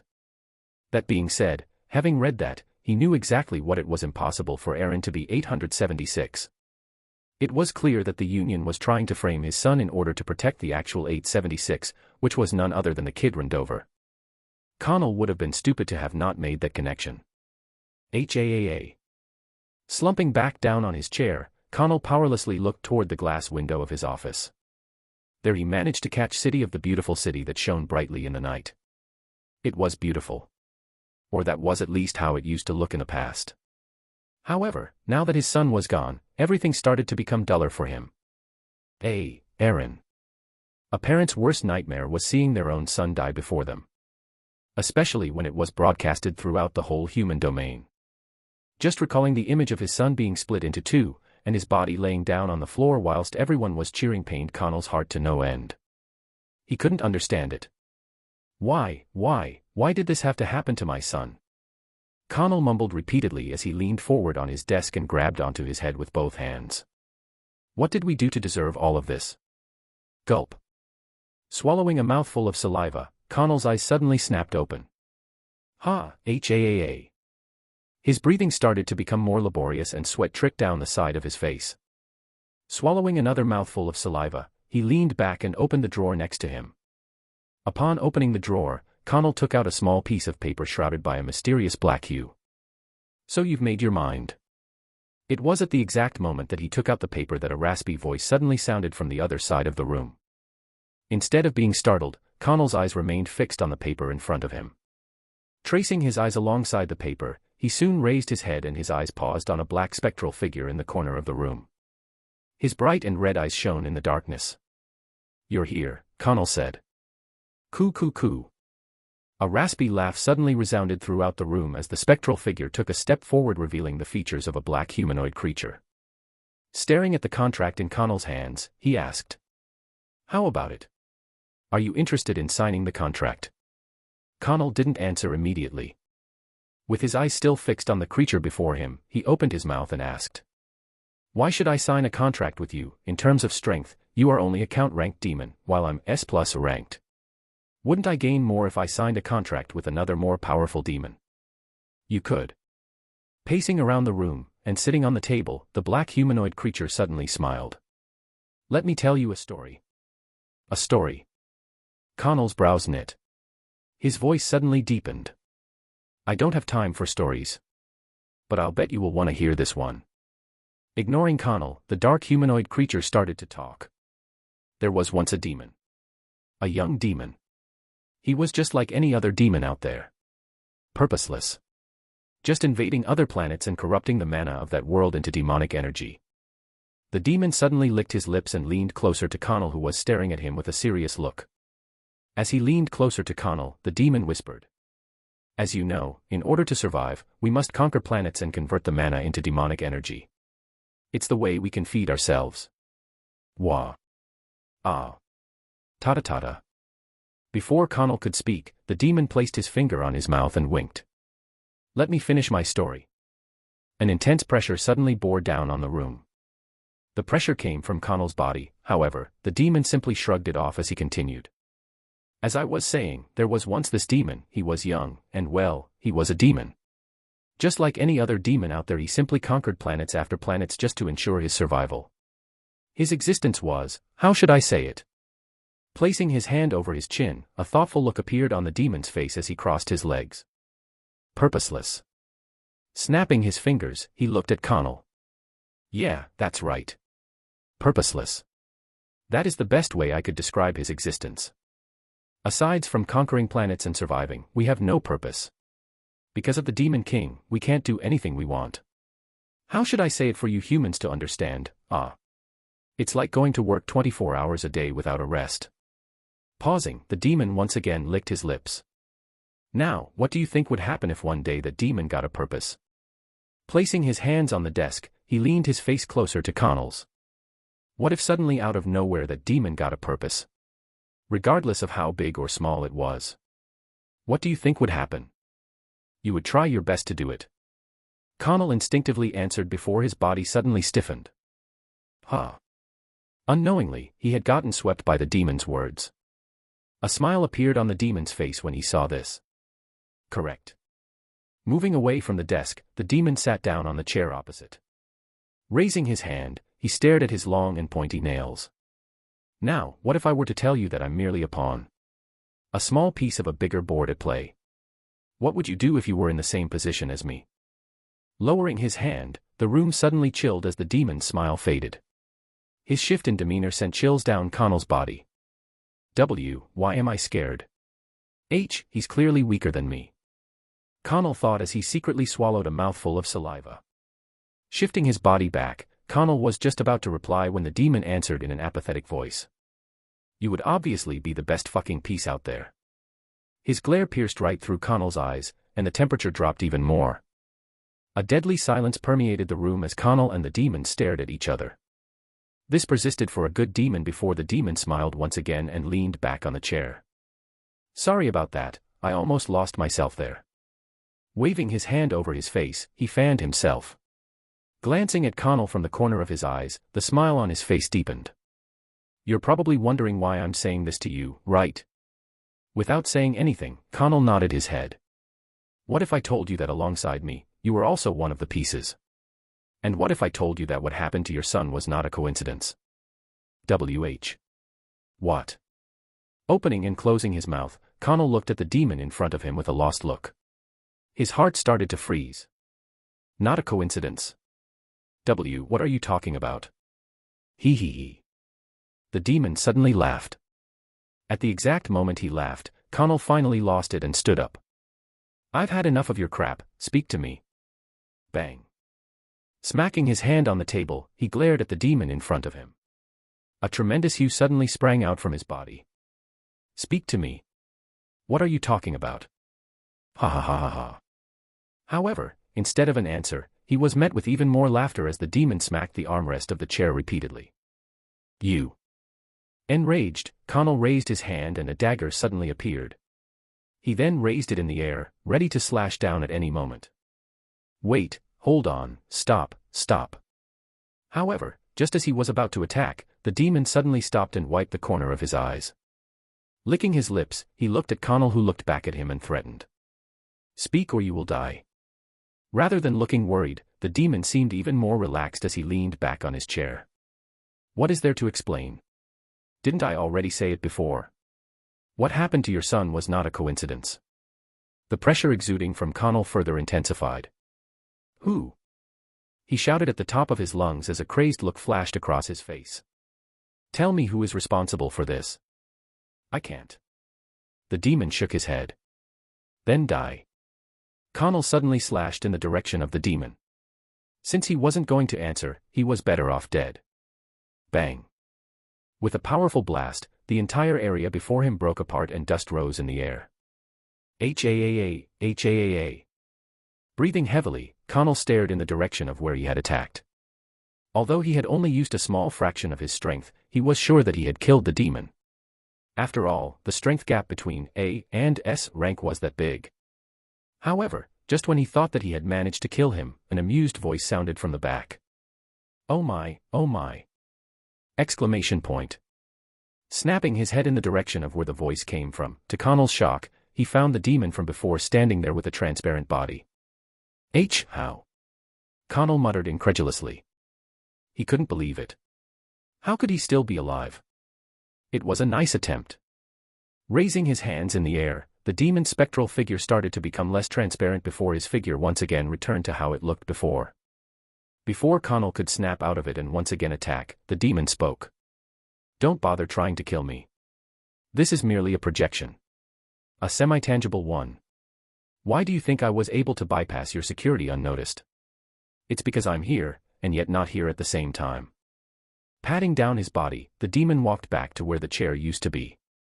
Lowering his head and seeing that it was no longer there, he made a troubled look. "Well, look at what you've done. Now I can't even sit." Placing his hands over his hips, he let out a long sigh. After a while, shaking his head, he walked up to Connell and placed his hand over his shoulder. "What happened to your son was very unfortunate. I am truly sorry for what happened, but..." The demon's voice suddenly became colder. "Some things just needed to be done.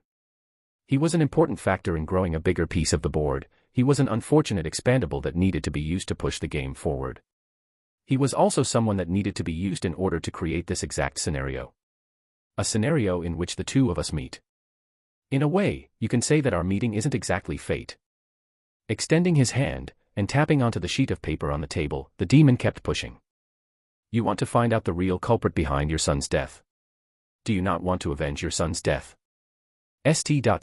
Stop speaking." Hearing the demon's words, Connell's had trouble breathing. Each and every one of his words sounded really enticing to him. But, yet, at the same time, he knew that he would fall right into the demon's trap as soon as he agreed to his words. How will the world view you? Isn't Connell Rhinestone a coward who can't do anything because of the Union? Even if you do decide to take revenge and kill Kevin Voss, and the Union, and the one that framed your son as 876, will that be enough now that you know that there was someone else controlling everything behind the scenes? Stop. Please stop speaking. He pleaded inside of his mind. However, the demon just kept pushing and pushing and pushing. Are you really just going to be satisfied knowing that the one responsible for destroying your life is still roaming out there, laughing and chatting with his friends, having a merry time? Thud. With a low thud, Connell suddenly kneeled on the ground.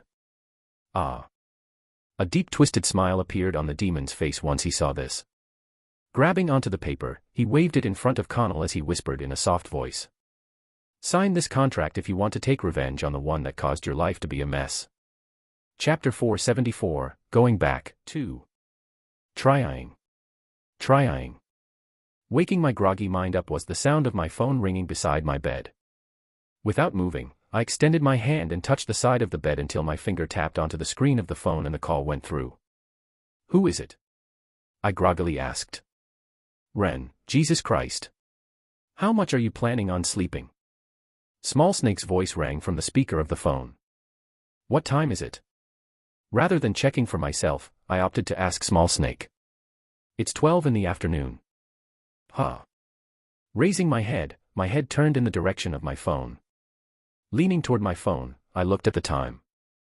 Wednesday, 12:38 p.m. Oh wow. Slumping back down on the bed, I stared at the ceiling of the room. I had slept quite a bit. "Ren, are you even listening to me?" Snapping me out of my thoughts was Small Snake's voice. I could feel hints of frustration in it. "What is it?" I lazily asked. "Connell Rhinestone, the person that you've asked me to keep watch of, has gone missing." "Oh. How come you don't sound surprised at all?" "Because I'm not," I replied in a flat and monotonous tone. Covering my eyes with my arm, I yawned. Whom. To be honest, I sort of expected this outcome from the very beginning. I mumbled in a low voice. Low enough for Small Snake to not hear. Did you say something?" No. I shook my head. The reason why I had asked Small Snake to take a watch of Connell was because I wanted to get rid of him before he got too troublesome. However, the preparations needed to take care of someone of that caliber were not simple. I needed a lot of time, at least a couple of months, and that was something that I, unfortunately, did not have. Looks like some demon managed to strike. Given Connell's current state of mind, this was not surprising. The men watched his son die in front of the whole human domain, and instead of feeling anything for him, they all cheered for Kevin, treating him as some sort of hero. Not only that, after the deal that I made with Octavius, Aaron was framed as 876, and with all the stuff that the Union had put up, Aaron's guild naturally underwent turbulent times, falling into extremely chaotic times. Though I did not know exactly what happened, all I did know was the fact that his father was taking blows after blows. In just a couple of days, he watched as everything he built and worked hard for crumbled right in front of his eyes. Had I been in Aaron's father's shoes, I too would find my mentality start to wane. I wasn't the only one who had figured this out, as the Union also knew of this, and hence why they kept a close watch on him. The Union was not stupid to the point of thinking that just because he was S+ rank he would not succumb to the temptations of the demons. If they actually thought of it that way, then there would have been no hope for humanity. Just because someone was strong didn't mean they were strong mentally. If strength was correlated to mentality, then why was Kevin's mentality still so weak mentally? Why were there so many strong figures with strength above S rank in the monolith? With their strength, they shouldn't be able to succumb to their mental demons, right? Unfortunately, that was wrong. It was simply a naive way of thinking. Someone's mentality was not built over strength, but a true real struggle. And this was not something that Aaron's dad had, considering the fact that he had a similar upbringing to that of Aaron. A sheltered one. Fortunately, although some of the Union's actions were questionable, they weren't arrogant to the point of thinking that someone like Connell would succumb to his demons. Now, the real question was, Small Snake, do you have any idea on how he managed to avoid your sight and the Union's? As far as I remembered, the Union was keeping a very tight watch on him. Not only did Connell manage to escape from the Union's watch, but Small Snake's as well. About this, actually, it looks like he had external help from somewhere. Also, the fact that a crack in the sky appeared made things a bit easier. I see. I had a sudden look of enlightenment. With the crack in the sky appearing, a lot of the focus was shifted away from Connell. That being said, they still kept a tight watch on him. Most likely, this was the monolith's doing. Alright, I think I already have enough information to somewhat make a conclusion about what happened. I'll call you later, Small Snake. Turning my body, I quickly turned off the call. Sitting up straight on my bed, I let out another yawn and scratched my chest underneath my shirt. Standing up, I headed for the bathroom. Upon entering the bathroom, the first thing I did was stare at myself in the mirror. If I had to use 2 words to describe how I looked at the moment, then it would be a mess. My hair was all over the place, and I could even see some residual drool on the side of my cheek. Let's just say it wasn't really the most pleasant of sights. Splash. Splash. Turning on the tap, I washed my face. As I did so, I couldn't help but think back on the topic of Connell. To be honest, there was something about the situation that bugged me. If I looked back on the past, from the fact that I didn't eliminate Aaron back at the dome to the Emma incident which resulted in Kevin publicly killing Aaron, everything was linked together. I mean, was the Emma incident truly only just there for the sake of hurting Kevin's mentality, or was there something deeper at play? If there was one connecting factor between all of these events, then it would be the other entity inside of my body. He was the driving factor between all of those events. Once I realized this, the gears of my mind started to quickly turn. This may be a far-fetched theory, but what if this was all planned by him from the very beginning? What if aside from doing what he did to me, his other goal is to make Aaron's father a part of his plans? That would make sense. Given Aaron's father's strength, he would without a doubt be a formidable asset to use. It would be stupid of him to not take advantage of the situation. Then, if this hypothesis is true, the demon in question could be Everblood. I had already come to a conclusion a while back that Everblood somehow had a link with the other entity inside of my mind. Novel therefore, I had no trouble linking him with Aaron's father. Although quite far-fetched, I believe that this sequence of events is part of some intricate plan that the other entity planned beforehand. Since I found Matthew at the monolith back when I was there, it is safe to assume that Everblood also has a link there, and with the fact that the monolith may have had a hand in this, possibly, Everblood is indeed involved. Clack. Closing the tap, I leaned both of my arms by the side of the sink and deeply stared at the mirror before me. Therefore, if my hunch is not wrong, at the moment, both Everblood and Connell are in the monolith. Honestly, I wasn't entirely too confident about this hypothesis, but this was definitely worth taking into consideration. I wasn't going to once again risk the idea of falling for the other entity's plan like before. Call me paranoid, but after everything that happened to me, I wasn't going to discard any little piece of information I had. Alright, it's way too early for me to think about all of this complicated stuff. Though I said that, it was in fact 12 in the afternoon. Ruffling my hair, I proceeded to take a quick shower. After that, I got changed and finally got out of my room. Oh my, Ren was like that. Yes, he was. Although he looks lazy, he actually is a very hard worker. Nearing the living room area, I heard a couple of familiar voices. Who's talking smack about me? Squinting my eyes, I turned toward the living room area. The moment I entered the living room, I was left surprised by who the person in the house was. Mississippi Longburn. It's Donna. Donna corrected before smiling at me. You're no longer my student, Ren, you don't have to call me Mississippi Longburn. Oh, right. I scratched the back of my head. I did it out of habit. It's all right. Tilting my head, I looked toward my mother before looking back at Donna. Are you here for? No, I'm here for you. Donna quickly cut me off before looking in my mother's direction. Taking the hint, my mother stood up with a smile on her face. Okay, I'll leave the two of you to discuss. I'll go back to the kitchen to make some lunch. Thank you. Donna thanked my mother with a grateful look on her face. Clank. Soon the door closed and an awkward silence enveloped the room. Why don't you take a seat? The first one to break the silence was Donna, who looked at the seat opposite her. Yeah. Nodding my head, I did as she asked and sat down on the sofa. As I sat down, I stared at Donna. She looked exactly as she did in the past. Although only 3 short years had passed, during that time, instead of looking older, she looked even younger. Wearing a gray suit that perfectly outlined her body, Donna looked stunning. Crossing my legs, I met Donna's eyes and asked.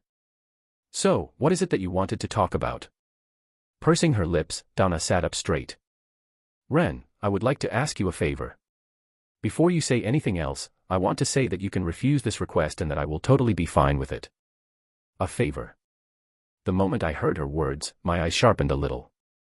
To be honest, I actually owed her and Monica quite a bit. For one, during the conference while I was negotiating with Octavius and my identity had been leaked, the two of them offered to leave the Elven domain to protect my parents till I came back. I also had to thank Douglas for that, as he was the one that allowed this to happen, as they were technically not supposed to leave. Not only that, I also owed them for the Mask of Dolos.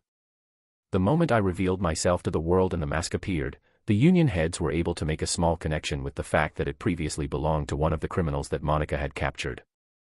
Had it not been for Monica vouching for me and putting on her job on the line, who knows, perhaps the Union would have forced me to give them the mask. What's the request? Crossing my arms, I calmly smiled at Donna. Although I couldn't make her any promises, I was willing to listen to what she had to ask. Thank you. With a grateful nod, Donna quickly cut to the point. Actually, ever since Douglas came back, we have been trying to find out all of the monolith spies that are in the academy. We have managed to pick up several, however, we are unable to ascertain for sure since there is no concrete evidence. They have hidden their roots quite deeply. Ah. Listening to her words, I was able to instantly get the gist of the situation. Now that the Union and the monolith were in a truce, if there was a better time to dig out spies it would be now, since they couldn't exactly retaliate. Given that the monolith was an organization that was many times more powerful than the Lock, the fact that there were a couple of spies or two wasn't strange. In fact, it would be weird for the monolith to not have any spies. We've already asked Kevin for help, and we just need someone else to help us enroll at the Lock as an assistant professor for just a couple of months. Because of your fame, we will obviously give you a new identity and everything. In the midst of my thoughts, Donna continued to speak. However, halfway through her talk, a certain word caught my interest. Wait, did you just say Kevin? Yes, he has also agreed to participate. Oh. I nodded my head. Things were starting to become a little bit more interesting. Still couldn't exactly say I was interested. Before I could say anything else, Donna added. By the way, before you misunderstand, although I am asking you as a favor, I'm not asking you to do this for free. After talking to Douglas, we have agreed that upon completing the mission, he will give you access to the cube, the lock's personal vault. Right then and there, my interest finally started to peak. Leaning my body forward, I asked, "Will I be able to pick anything from there?" "Yes." Donna nodded her head. A smile soon appeared on her face. "Douglas said that you can pick whatever you want if you manage to accomplish the mission." "I see." Leaning forward and picking one of the cookies on the table, Donna took a small bite of it and asked, "What do you say? Will you come back to the lock for a bit?" Chapter 475, Going Back, 3. Sitting cross-legged on the ground of my room, I thought back at Donna's proposal. We've already asked Kevin for help, and we just need someone else to help us enroll at the lock as an assistant professor for just a couple of months. If I had to be honest, that was not a bad proposal. Not only would I be granted access to the cube, which was the lock's special vault filled with skills and manuals, but I could also use the chance to recruit some talented people to my group.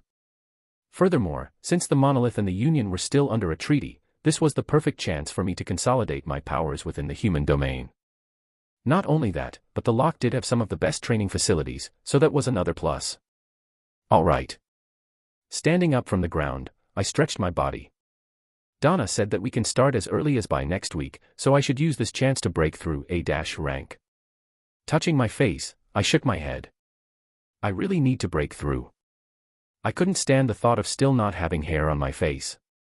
This was especially so since I wasn't planning on going to the lock undercover. Although Donna did offer me to go there undercover since she knew that I disliked attention, I in fact already had an idea of who some of the spies in the lock were. There was no need for me to hide. Furthermore, it was going to help me save a lot of trouble more than anything else. The place was filled with a bunch of arrogant teenagers filled with hormones.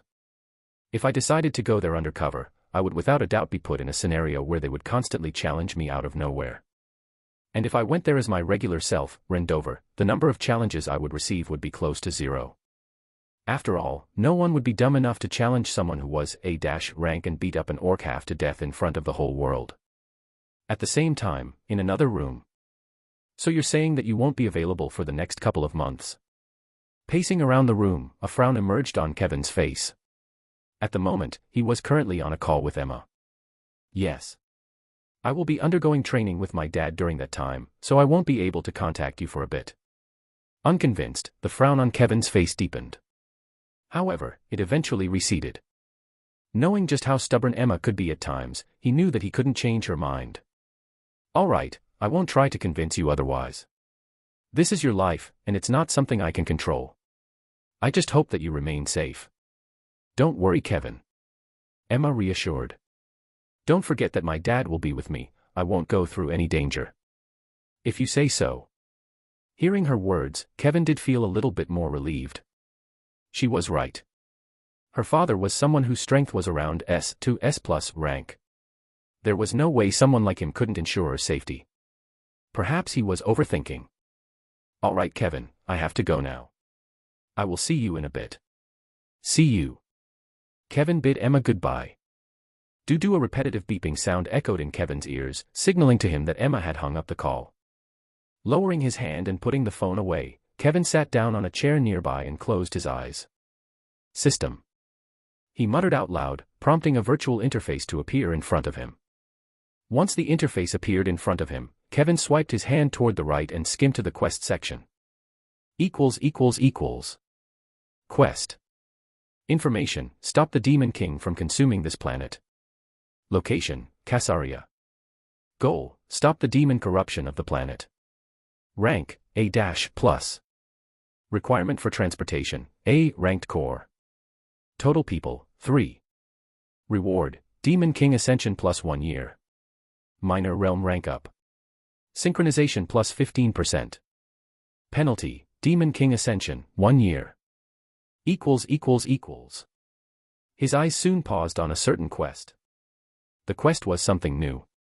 It was something that had appeared at the exact moment when the crack in the sky appeared, and he got the message telling him that the Demon King was ascending over the next 5 years. Novel at first, he was shaken by the revelation. However, he was able to quickly calm down and think things through. Since the message appeared the exact moment the crack in the sky appeared, he was fairly certain of the fact that the situation had to do with the Demon King. Although he wasn't exactly sure about why exactly it happened, he knew that what was happening was definitely linked with the quest he got. Perhaps, once he completed the quest he would finally know what exactly was happening to Earth and come up with countermeasures for it. Tucking his hand underneath his chin, Kevin muttered in thought. So I can bring 2 other people with me.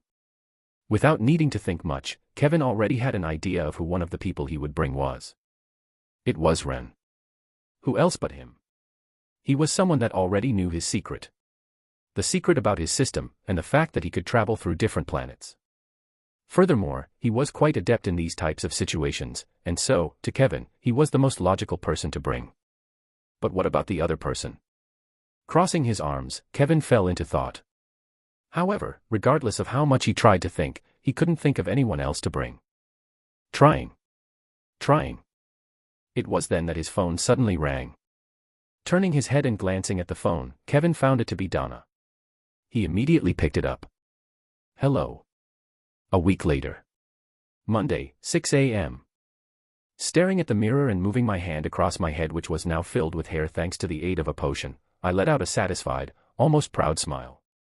Much better. Without constantly wearing the mask, my face felt a lot less stuffy. Having broken through to A-rank the past week, my hair could grow back again, and thus I immediately took a hair growth potion before heading to the barber to cut my hair, which had regrown. Ren, are you ready? You are going to be late. It was at that moment that I heard my mother's voice coming from the other end of the living room. Taking another look at myself in the mirror, and fixing my black t-shirt and tie, I shouted. Coming. Just as I was about to leave, I grabbed onto a pair of black thin-framed glasses and put them on. Today was the day I was finally going to go back to the lock as a professor, and thus wanted to look presentable. Although I wasn't wearing a suit, I thought that this was enough. Oh my, look at how handsome my boy became. My mother exclaimed the moment she saw me. Following this, she dashed in my direction and patted my body from waist to shoulders. Just look at how muscular you have become, MHH, oh dear, this is not good. My mother's face suddenly became serious. Noticing this, my brows knit. What's wrong? Well. Placing her hand underneath her chin, my mother had a troubled look on her face. What is it? I asked with a bit of worry. Looking up at me, my mother sighed. Ren, I'm just afraid that the girls you will be teaching will fall for you with how handsome you have become, and you are already 20. I don't want you to become a CRI. Stop right there. I immediately cut my mother off. Placing both of my hands on her shoulders, I sighed. Mom, let's not go there, okay? But. No buts. I'm not there to play around, I am there to do a job. Actually, that was a bit of a lie. Although I indeed had an important job to do, my main task was to observe people and see who to tempt into recruiting. Well, all right. Okay. Giving my mother a quick hug, before she could react, I immediately left the house and headed for the bottom floor. Clank. Just as I managed to get out of the house, I suddenly heard the sound of the door closing next to me. Turning my head, my eyes met with Amanda's. The moment our eyes met, Amanda's eyes looked up at me from top to bottom. Going somewhere? She asked, closing the door behind her. Yup, I'm going to work. I replied back. Work. With a curious look, Amanda headed my way. Even though it was quite dark, from where I was standing I could see that she was currently wearing a nice black business outfit that matched her hair and eye color. In her right hand was a coffee cup. Is it related to the mercenary group that you were talking about before? Amanda asked as she took a sip of her coffee. She soon walked past me. No. I shook my head as I followed Amanda and walked alongside her. I'm going to be working at the lock as an assistant professor for a while. Halting her footsteps, Amanda almost spilled her drink. Wow, watch it. Fortunately, I was able to react in time and grabbed her cup. Before I could ask her if she was okay, her head snapped in my direction. You are going back to the lock as an assistant professor? Scratching the side of my neck, I slowly nodded my head. Yeah. Because of how busy Amanda was, ever since the concert, I wasn't able to see her that much. And that was despite the fact that we now lived a couple of apartments apart. Amanda's eyes squinted. I see. Quickly recomposing herself, she wordlessly headed for the elevator. She looked to be in deep thought. Seeing the state that she was in, I lowered my head and glanced at the cup of coffee in my hand. I quickly took a sip before following her from behind. I kind of needed that. Arriving next to the elevator, I took another sip of the coffee before giving it back to Amanda. Here. Thanks. Distracted by her own thoughts, Amanda took the cup from my hand and took a sip. Ding. Soon the elevator arrived and the two of us got in. 7 a.m. I came in front of a familiar-looking building. I thought that it was going to be a lot more crowded since it was about this time when the students would go to class. However, the only person I saw at the entrance was Kevin. Wearing a more formal wear than me, Kevin rigidly stood next to the entrance of the campus. I should first greet everyone with a smile, then I should tell them what I practiced. Kevin stiffly mumbled to himself, and then noticed me. His eyes instantly lit up. Ren. I moved my head in acknowledgement. Why is everything so quiet today? They are at an assembly. Douglas is making his first official speech ever since coming back. Ah. Now everything was starting to make more sense. Glancing around the place, I asked. So, what are we supposed to do now? We wait. Kevin answered. Turning his head and looking into the building, he followed up. Donna said that she will pick us up soon, so all we can do is wait for her to be done with her stuff. I see. I had no problem with this arrangement. Lifting my head up and staring at the enormous infrastructure before me, I felt a mixture of different emotions. The emotions were mostly positive, but there were also negative ones. Especially when I recalled certain events that changed my life, such as the time at the dome when I was brought back into the monolith and had to go through all of that. HAAA. I let out a long breath. Let's hope that nothing annoying never mind, this sounds like I'm setting up a flag. Yeah. Wasn't going to fall for that one. Chapter 476, First Day, 1. Sure, yes, okay, we're coming. Hanging up the phone, Kevin headed for the entrance of the academy. I followed him from behind. Glancing around the place, I curiously asked. Where are we going now? Section B. Kevin answered before he turned his head to glance my way. By the way, I forgot to compliment you about the glasses. Oh, these. Raising my hand, I pushed my glasses up a little. Wanted to look the part. Kind of cringe. Says the guy who is wearing a suit. I bluntly replied while pushing my hair back. Actually, the reason why I was wearing the glasses wasn't actually because I wanted to look the part. Well, a small part was. However, the main reason was something else. Connected to the glasses was a small camera that Small Snake and Ryan could see through. From there, whenever I wanted to pick information about someone, they would quickly send me a brief overview of their information. Was kind of handy. Wait, is that? It's them. It can't be. Along the way, some of the staff and students that were not in the auditorium managed to recognize us as I could hear faint whispering coming from their direction. Some even went as far as taking out their phones and started taking pictures of us from the distance. I feigned ignorance to that. We're here. Walking for the next 10 minutes, we soon stopped in front of a familiar rectangular infrastructure. Even after having seen the building countless times in the past, I couldn't help but be amazed by the sheer size of the structure. Let's go. Waving his hand toward the guard, Kevin and I entered the building and soon made it all the way toward Donna's office, which was on the 5th floor of the structure. To talk. Kevin knocked on the door and Donna's voice echoed soon after. Come in. If you will excuse us. Clank. Welcome you too. Upon entering the room, we were greeted by Donna, who sat behind her desk. Kevin was the first to greet her. Hey. It's been a while, Donna. It's nice seeing you again, Kevin.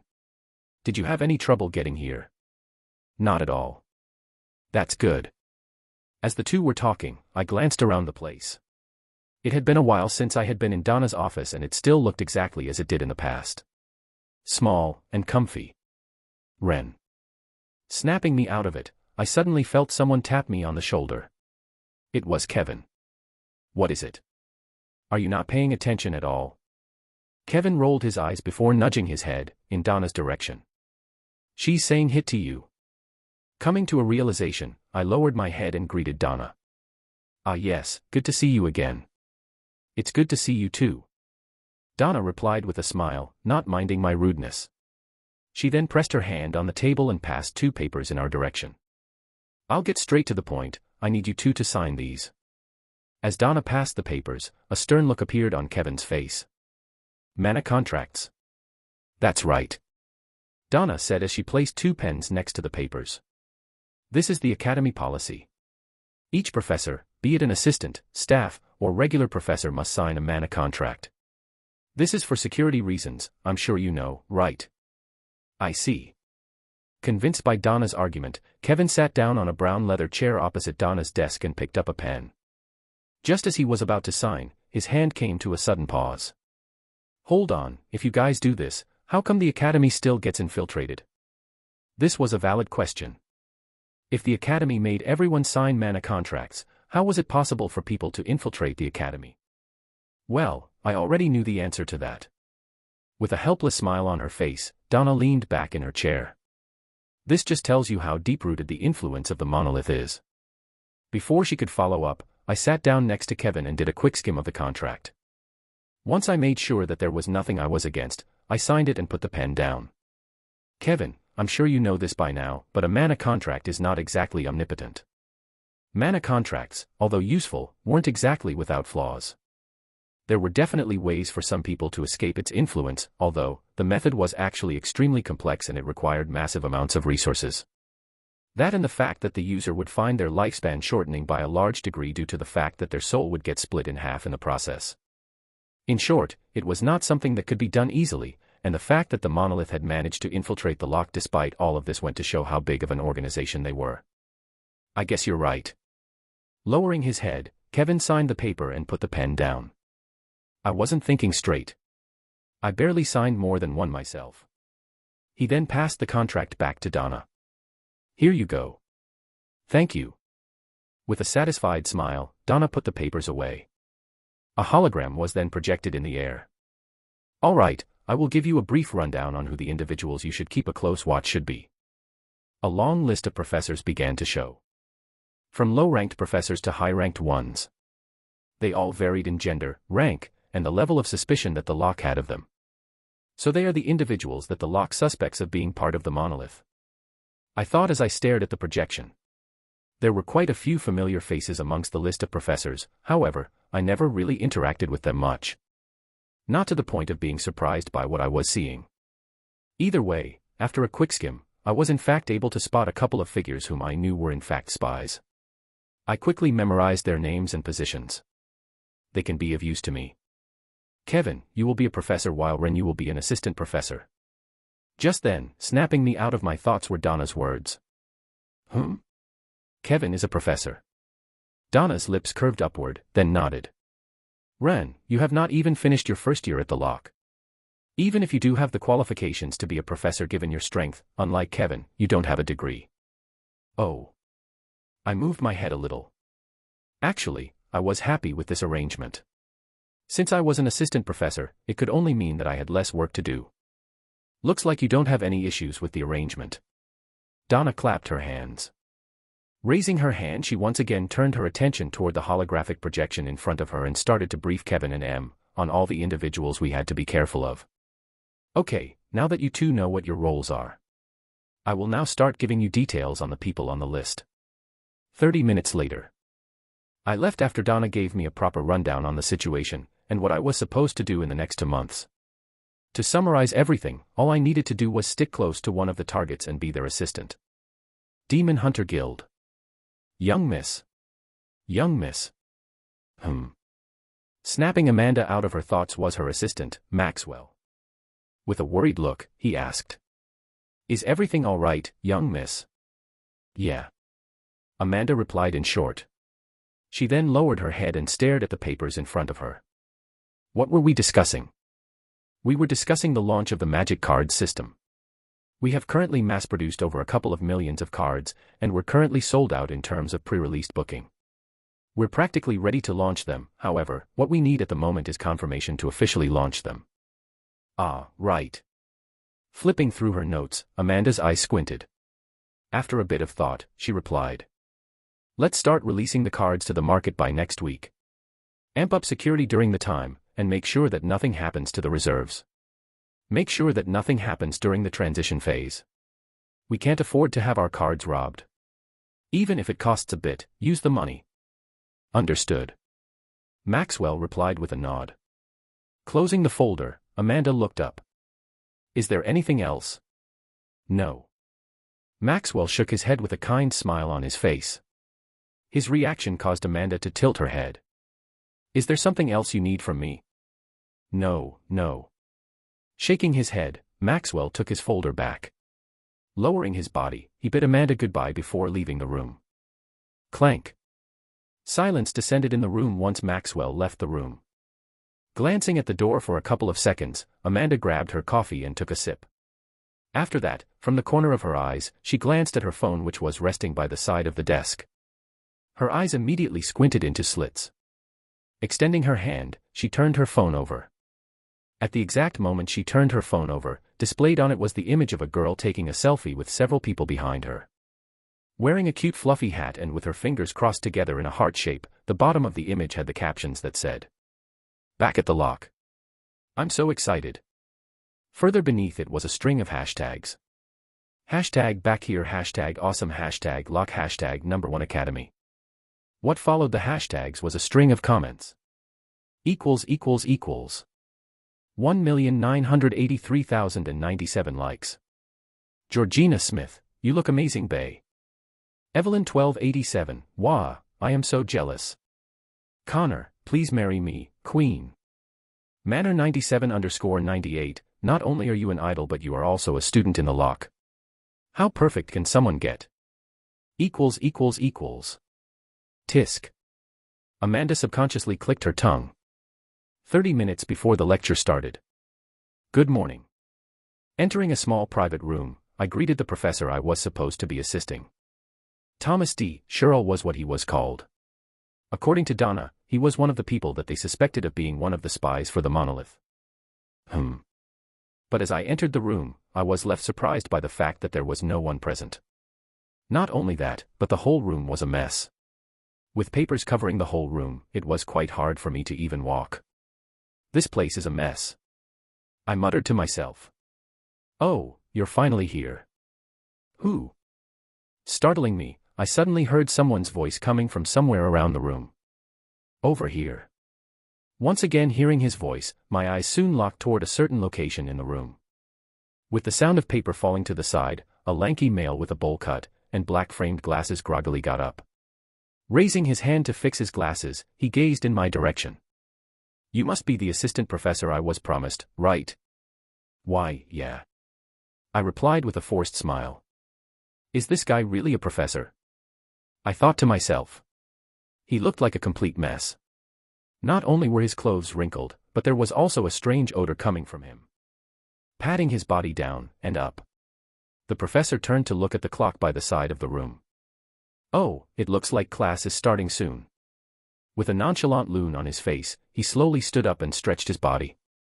Then, reaching out for his desk and grabbing a small folder, he got out of the classroom. Speechless, I let out a long sigh. He just went up and left without even introducing himself or telling me what I'm supposed to do.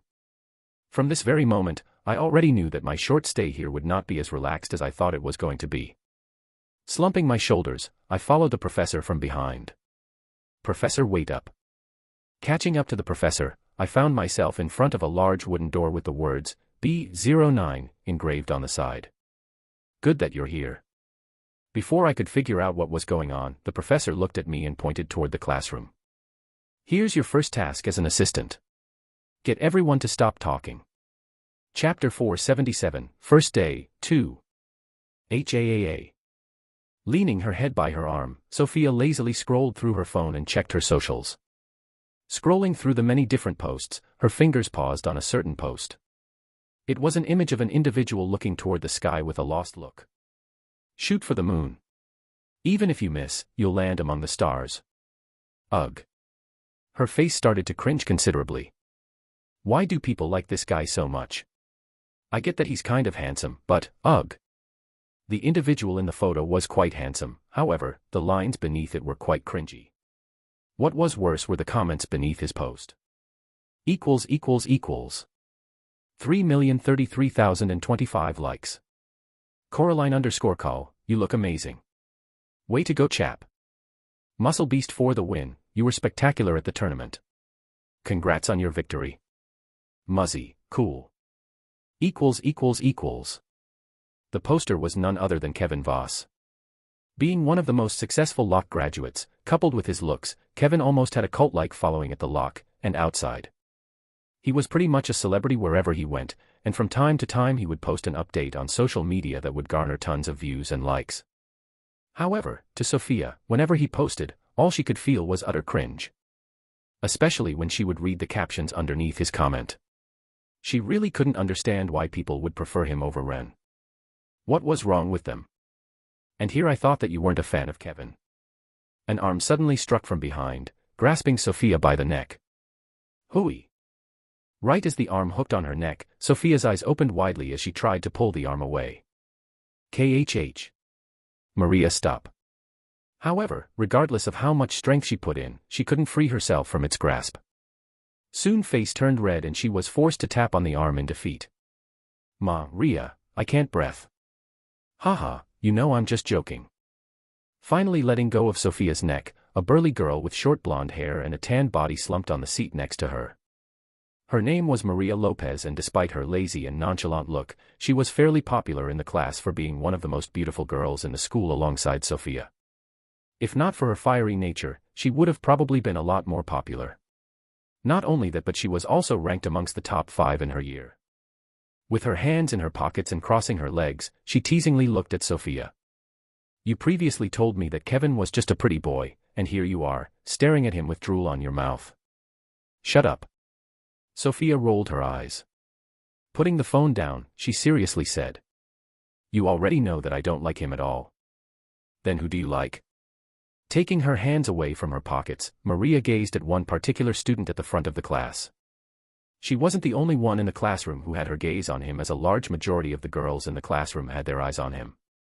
With short brown hair, a chiseled jaw, and outstanding looks, he was Ethan Kodak, the #1 ranked in the whole year. Following Maria's line of sight, Sophia's face turned strange. Ethan. She then shook her head. No way, he has the worst temper of anyone that I have ever seen. He's even worse than you. You're right. Maria thought with a nod. Placing the palm of her hand on her neck, she glanced around the class before she started to scratch the back of her head. Say, what class do we have today? Didn't you check? Sophia replied with a bit of annoyance in her voice. However, despite that, she quickly replied. It's Scion Adaptability in Combat and Control. Ah, shit. Maria's head slumped back. Her eyes, which used to shine with vigor, quickly lost them as her body became listless. That class is so boring. She managed to utter after a while. I don't want to go. Raising her head, she looked at Sophia. Hey, can we skip? No. Sophia quickly shot her down. Rejected by Sophia, Maria powerlessly slumped down her chair. Moo. Ignoring her and taking out her phone, Sophia started scrolling through her social media again. Even though their class, Scion's Adaptability in Combat and Control, was supposed to be one of their more important classes, because of the professor they had, almost no one in the class was able to learn anything. The way the professor spoke was too monotonous and complex for most people to understand.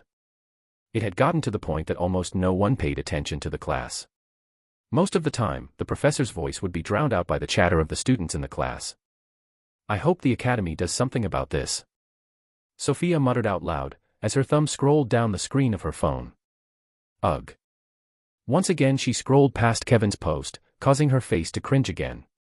Clank. It was then that the door suddenly sprung open.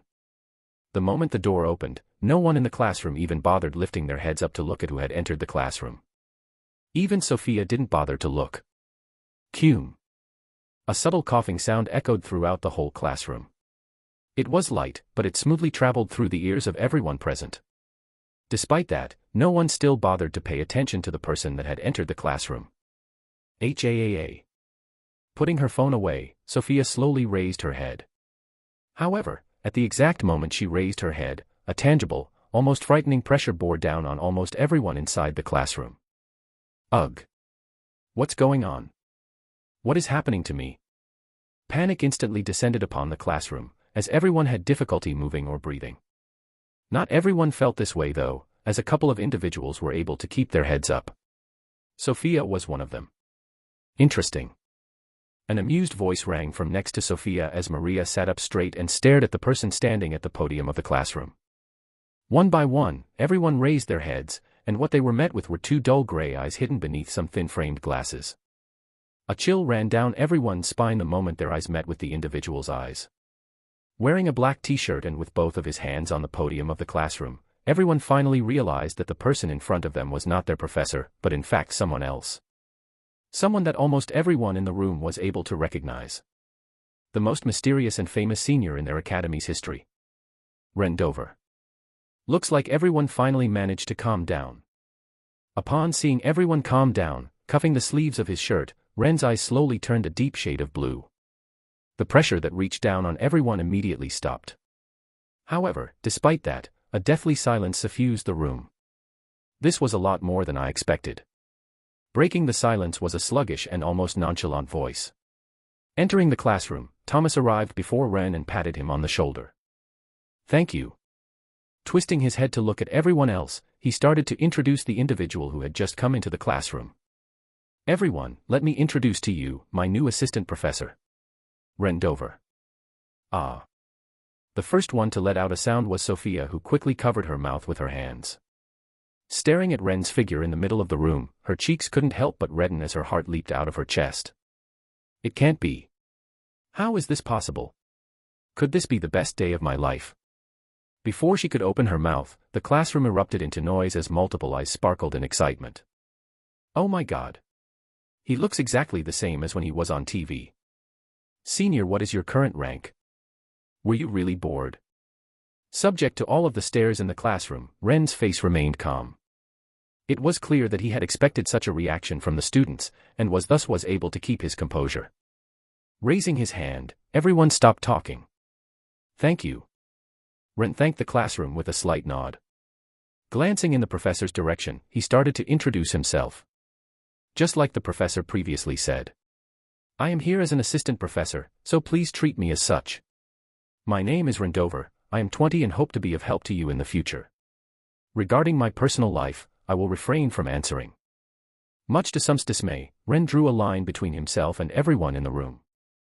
Walking next to the professor, he wordlessly stood next to him. Well said.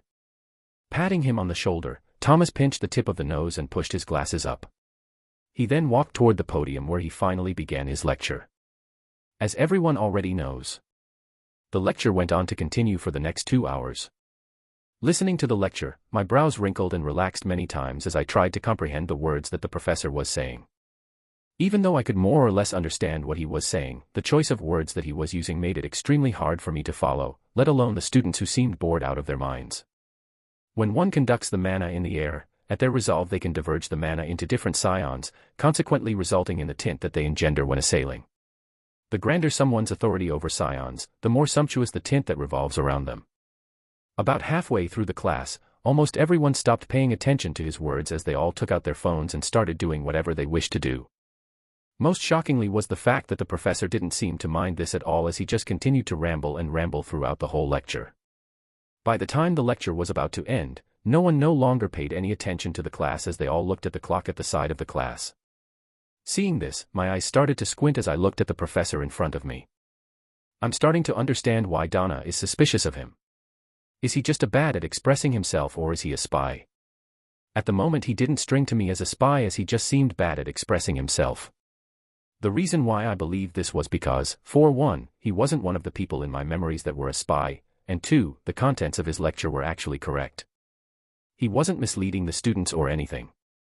It was hard for me to follow along, but I did find myself surprised by his knowledge of some of the things he said, as even I had trouble understanding those areas. That being said, just because my suspicions were lowered, didn't mean that he was completely off the hook. I was still going to pay close attention to him. This is it for today's lecture. It was then that the professor spoke up, marking the end of the lecture. At the exact moment his words echoed throughout the room, everyone stood up from their seats and started to leave the classroom one by one. Staring at the students that were leaving, a simple smile emerged on his face. For the next lecture that we will be holding tomorrow, we will go to Section G for a practical session. So please come with the adequate attire. But it seemed as though he was talking to the air as everyone just ignored him and continued to leave the classroom. Some did try to strike up a conversation with me, but I quickly rejected them. There was a time and place for that. Ren. Just when I thought that there would be no one else would come to me, I unexpectedly heard the sound of a familiar voice coming from my right. Right as I turned my head to see who it was, a groan escaped from my mouth. Oh, God. Chapter 478, Practical Lesson 1. Oh God. The moment I turned my head and my eyes met with the person who had called out for me, a groan couldn't help but escape from my mouth. What are you doing here? What do you mean? This is my classroom. Placing her hands on her hips, Sophia pouted. I'm more offended by the fact that you didn't notice me at all. MHHH. I casually nodded. Because my focus had been on the professor the entire time, I didn't notice Sophia at all. Which would have been for the best since her appearance gave me a headache. Pinching the middle of my brows, I asked. Anyways, what do you need from me? How rude, I was just here to say hi to you. Okay, hello, now go away. I bluntly replied, while shooing her away with my hands. However, it didn't seem like she managed to get the message as she took out her phone and shoved it in my face. So rude, anyways, I have something else to talk to you about. Please for the love of God stop this guy. Who? Moving my head back to get a better look at what she was showing, my eyes squinted. What the? My eyes dilated. Give me that.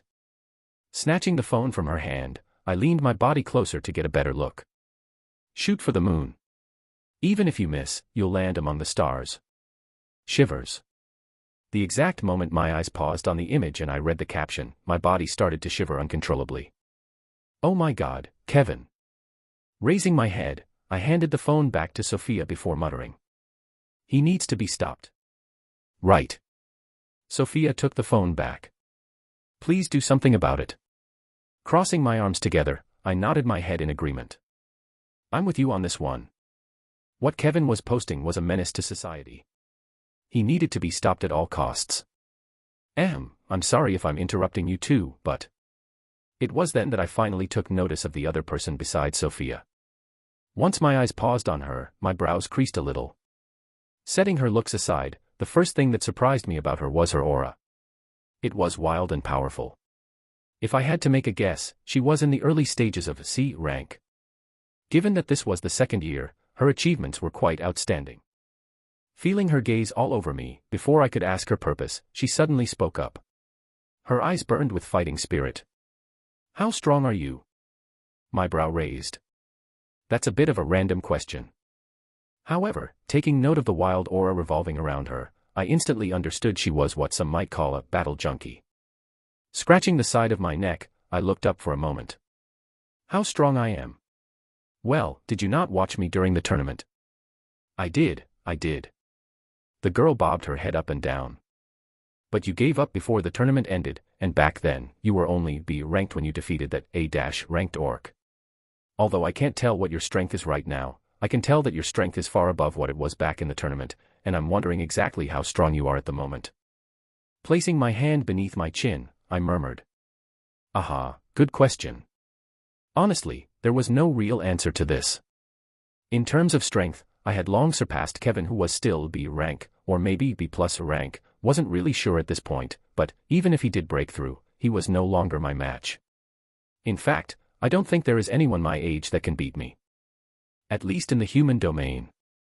Glancing in the girl's direction, I mysteriously smiled. Well, let's just say that I'm pretty strong. Before she could start complaining, I turned around and waved my hand. Don't bother complaining. Even though I'm pretty strong, compared to the actual S rankers, I'm still nothing but a small fish inside of a bigger pond. I've still got a long way. Ask me that question once I reach the ranks. Even though the achievement of being one of the strongest amongst my ages was something quite noteworthy, at the end of the day, it was really nothing worth celebrating. What really mattered was becoming the strongest amongst the strongest, not the strongest amongst the weakest. Lifting my glasses up, I proceeded to leave the classroom. Ha! With his shoulders slumped, Kevin let out a long and tired sigh. Thank God this is over. He secretly thought to himself. Today was his first day as an assistant professor, and it was quite frankly something that he wanted to forget. He initially thought that it was going to be a breeze since he was teaching third years, which were a lot more sensible and mature compared to the first years. However, he had completely underestimated just how rampant teenagers were. Even though no one dared to challenge him, they all bombarded him with a series of different questions, and basically, stopped him from teaching.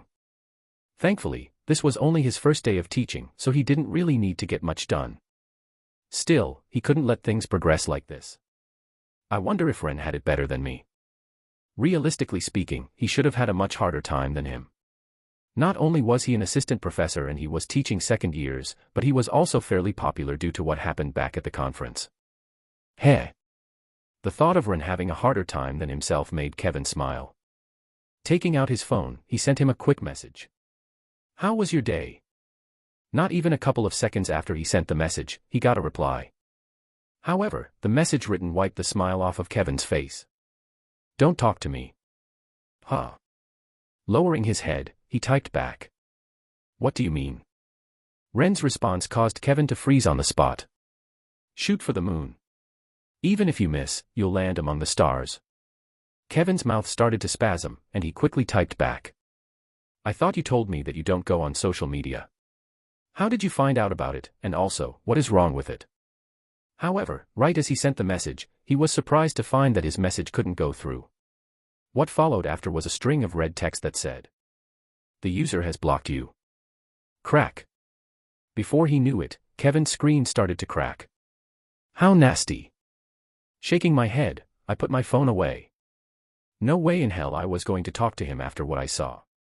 Even now, I wished I had never seen that. If only I could go back in time. Ha. Letting out a long breath, I stopped in front of a familiar door. To talk. Knocking on the door once, I pulled the handle and entered the room. Entering the room, I stopped right at the entrance. Although I wanted to enter the place, the state of the room prevented me from doing so. Professor, is there anything you need from me?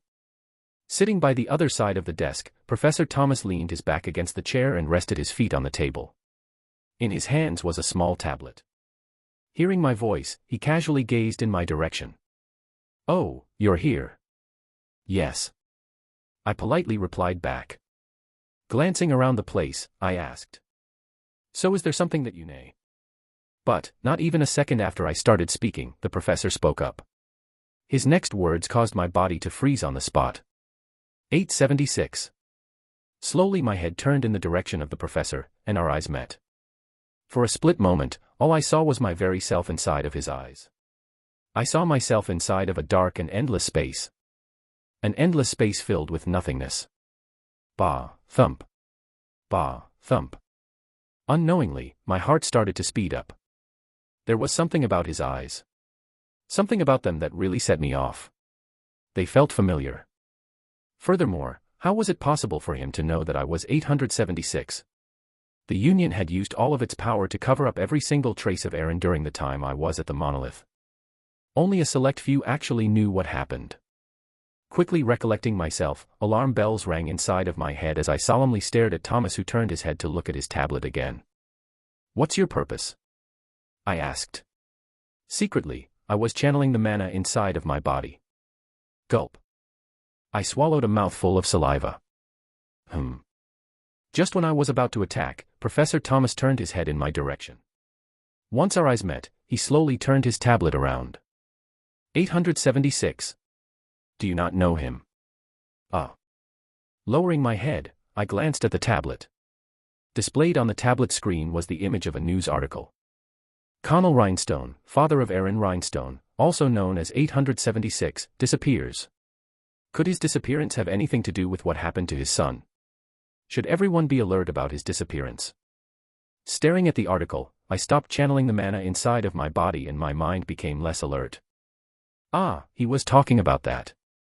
Right, with Connell's disappearance, it wasn't strange for 876 to once again be the topic of the town. Raising my head, and once again meeting Professor Thomas's eyes, I no longer gave the same feeling as before. Was I hallucinating? I thought to myself. Everything happened so fast that I wasn't able to process anything that happened.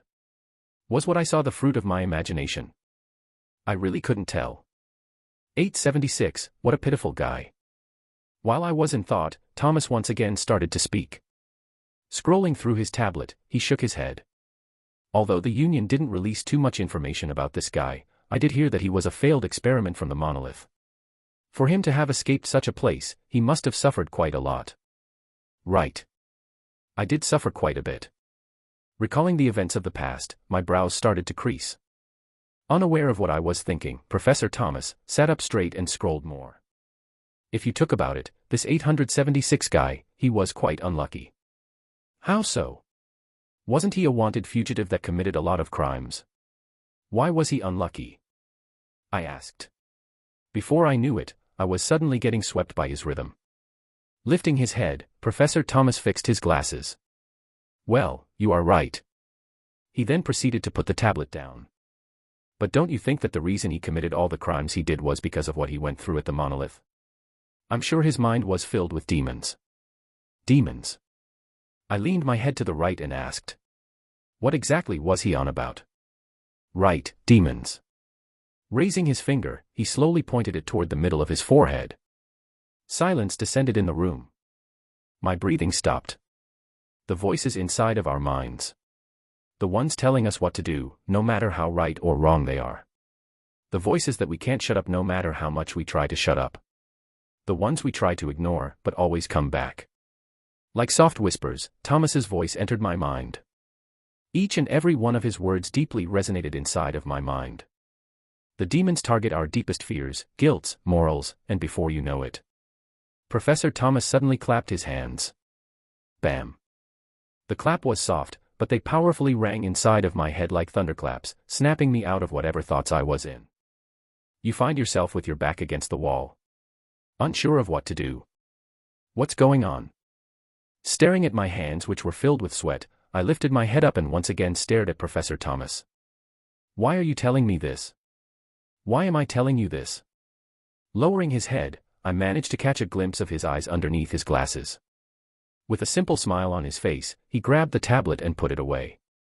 Nothing really, I was just sharing my thoughts on the matter. This 876 guy, he has been quite the talk recently, you know. I see. Closing my eyes and recollecting my breath, I turned to look at the door. Professor, wasn't there something that you needed from me? Ah, yes. Professor Thomas smacked the top of his forehead. Glancing around the room, he said. Can you help me clean up this mess? Chapter 479, Practical Lesson 2. Squeak. Squeak. Hold still. Squeezing the syringe in his hands a couple of times, only till a clear liquid dropped from the body of the needle did Joseph let out a satisfied smile. Licking his lips, he walked up to a burned body that was laying down on a rectangular metal plate. The man's hands and feet were bound by metallic latches. Rolling his chair forward and arriving before the burned body, Joseph proceeded to put some gloves on. Plack. Plack. Glancing at the men laying down on the table, Joseph started to speak. I know that this is only our 12th dosage of many, but trust me, what I'm doing is for your best. Grabbing onto the man's shoulder which was filled with blisters, Joseph leaned his body closer and brought the syringe next to it. A perfect soldier is one that can perfectly blend with the world we are currently living in. One that can understand the human heart, yet at the same time, not have one. One that can watch the whole world burn before them, yet feel nothing from it. Pressing his fingers on the man's arm, Joseph looked up. This might hurt a bit. Squeak. He squeezed the tip of the syringe, and the liquid and 870 SIXS body started to spasm uncontrollably. A rattling sound came out as a result of the latches binding 876, moving up and down. Taking the syringe out of 870 SIXS body, Joseph turned around. Don't hate me too much, 876. All I'm doing is breaking you so that one day you don't break. Wog. My eyes opened abruptly and my body shot up. Lowering my head and staring at my bedsheets which were drenched in sweat, I forcefully opened and closed my eyes. Ha, HAAA, what was that? Clenching my teeth, I leaned back on the bed. Shit, just when I thought they had stopped. The nightmares about my time at the monolith. There used to be a time when I had nightmares every day. As time passed, the nightmares had become a lot less frequent. Especially in Isanor. Ever since I reunited with the others, I had thought that the nightmares had stopped. The last time I had gotten a nightmare regarding my time at the monolith was about half a year ago. Just when I thought I had overcome my inner demons, the nightmare suddenly came again.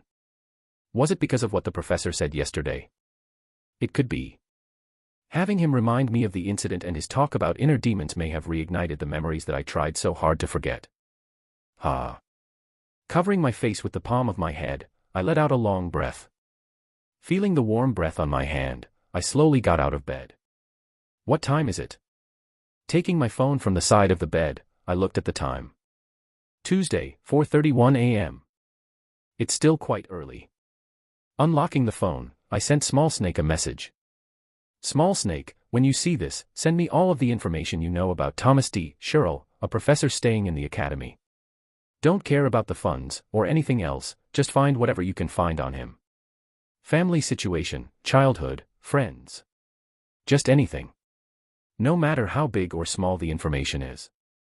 I may just be paranoid, however, the situation yesterday really triggered something from deep within me.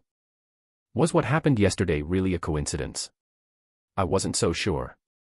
Putting my phone back, I closed and opened my eyes. I should train. Seeing that I was no longer sleepy, sitting down cross-legged on the ground, I closed my eyes and started to sense the psions in the air.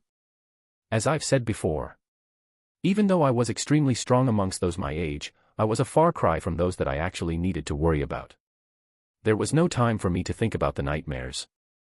All I had to do was train, and train. The moment I closed my eyes, I sensed millions of different colored particles roaming around me. Thanks to the pill that I had taken back in Isanor, my perception of psions drastically increased. If I had to make a guess, my perception was probably around the same as some S-rankers. Taking a deep breath, my diaphragm moved up and the particles in the air started to move in a more orderly manner. Slowly, the particles started to separate, and before long, only green particles started to roam around my body. Noticing something, my brow suddenly twitched. Upon closer look, there weren't only green particles roaming around me.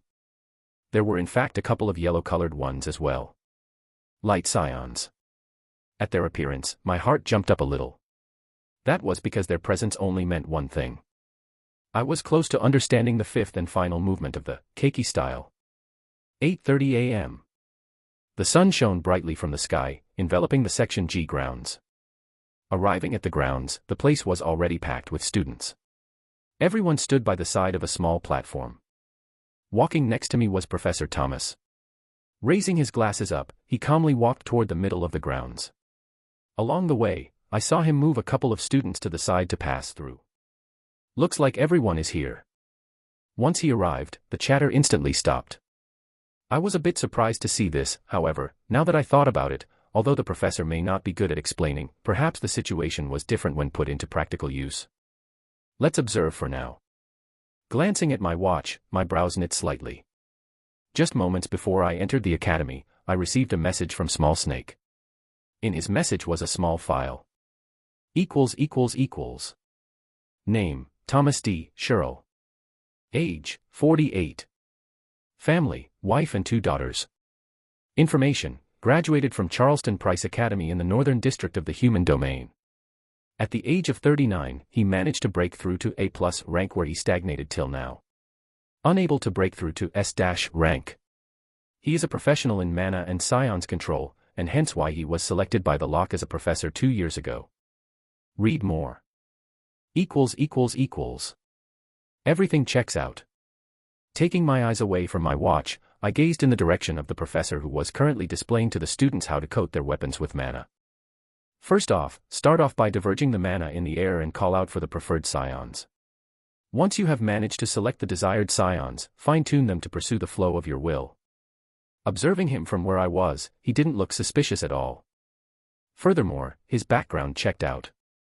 There was nothing strange about him, yet, something about yesterday's conversation really bugged me. I couldn't really explain. Was it really just a coincidence? Okay, now that I have demonstrated how to do it. At that moment, Thomas's voice rang out. Pointing toward the area around him, he continued. I would like for everyone here to start practicing.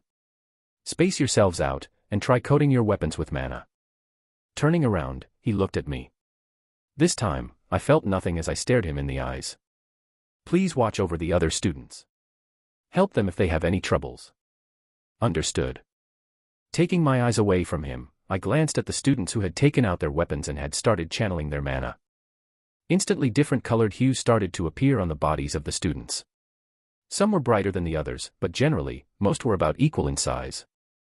Gazing at everyone around me, secretly, I channeled the mana inside of my body. There wasn't a particular reason for this, but it was a habit I had developed back when I was in the forests. Just so that I would be prepared for any situation that arose. Interesting choice of weapon you have there. Walking next to a familiar face, my gaze couldn't help but land on the brass knuckles in the individual's hands. Thank you. Maria replied with a silly smile on her face. Taking a closer look at her, I couldn't help but think. She's ranked in the top 5, huh? After returning home, the first thing I did was memorize the files of each individual in the class, and from there, I was able to find out that the girl next to Sophia was actually someone ranked so high. Furthermore, her choice of weapon was quite unique. Lowering my head, I pointed at her weapons which were glowing in a purplish-pink hue. Focus on the individual scions in the air. Yes. With a quick nod, Maria's face quickly turned serious and her eyes closed. I smiled in satisfaction when I saw this. Split them into the desired scions before guiding them toward your weapon. If you don't split them, then you won't achieve anything. Taking a deep breath, and listening to my words, the purplish color slowly started to become fainter and fainter, and before long, only the color pink enshrouded Maria's brass knuckles. Good. Now, try condensing the mana into your weapon. Okay. With an extremely serious look on her face, the pink hue around her brass knuckles started to slowly condense. Good, good. Seeing her slowly condense her mana, I became more and more satisfied. There's a reason why she is ranked 5th in her year. Her talent is incredible. Not even I was like that in the past. Well, back then I had zero knowledge about mana, so it was understandable. Still, in terms of talent, Maria didn't lag behind the likes of Amanda and Emma. Skak. Just then, right as the mana was about to condense around Maria's brass knuckles, it broke apart and Maria let out a sad wail. Damn, I failed. Smiling, I patted her on the shoulder. It's all right, had you done it on your first try, I would have called you a monster. Before I could finish, a scream reverberated from the distance, prompting me to turn my head. Ha-iya.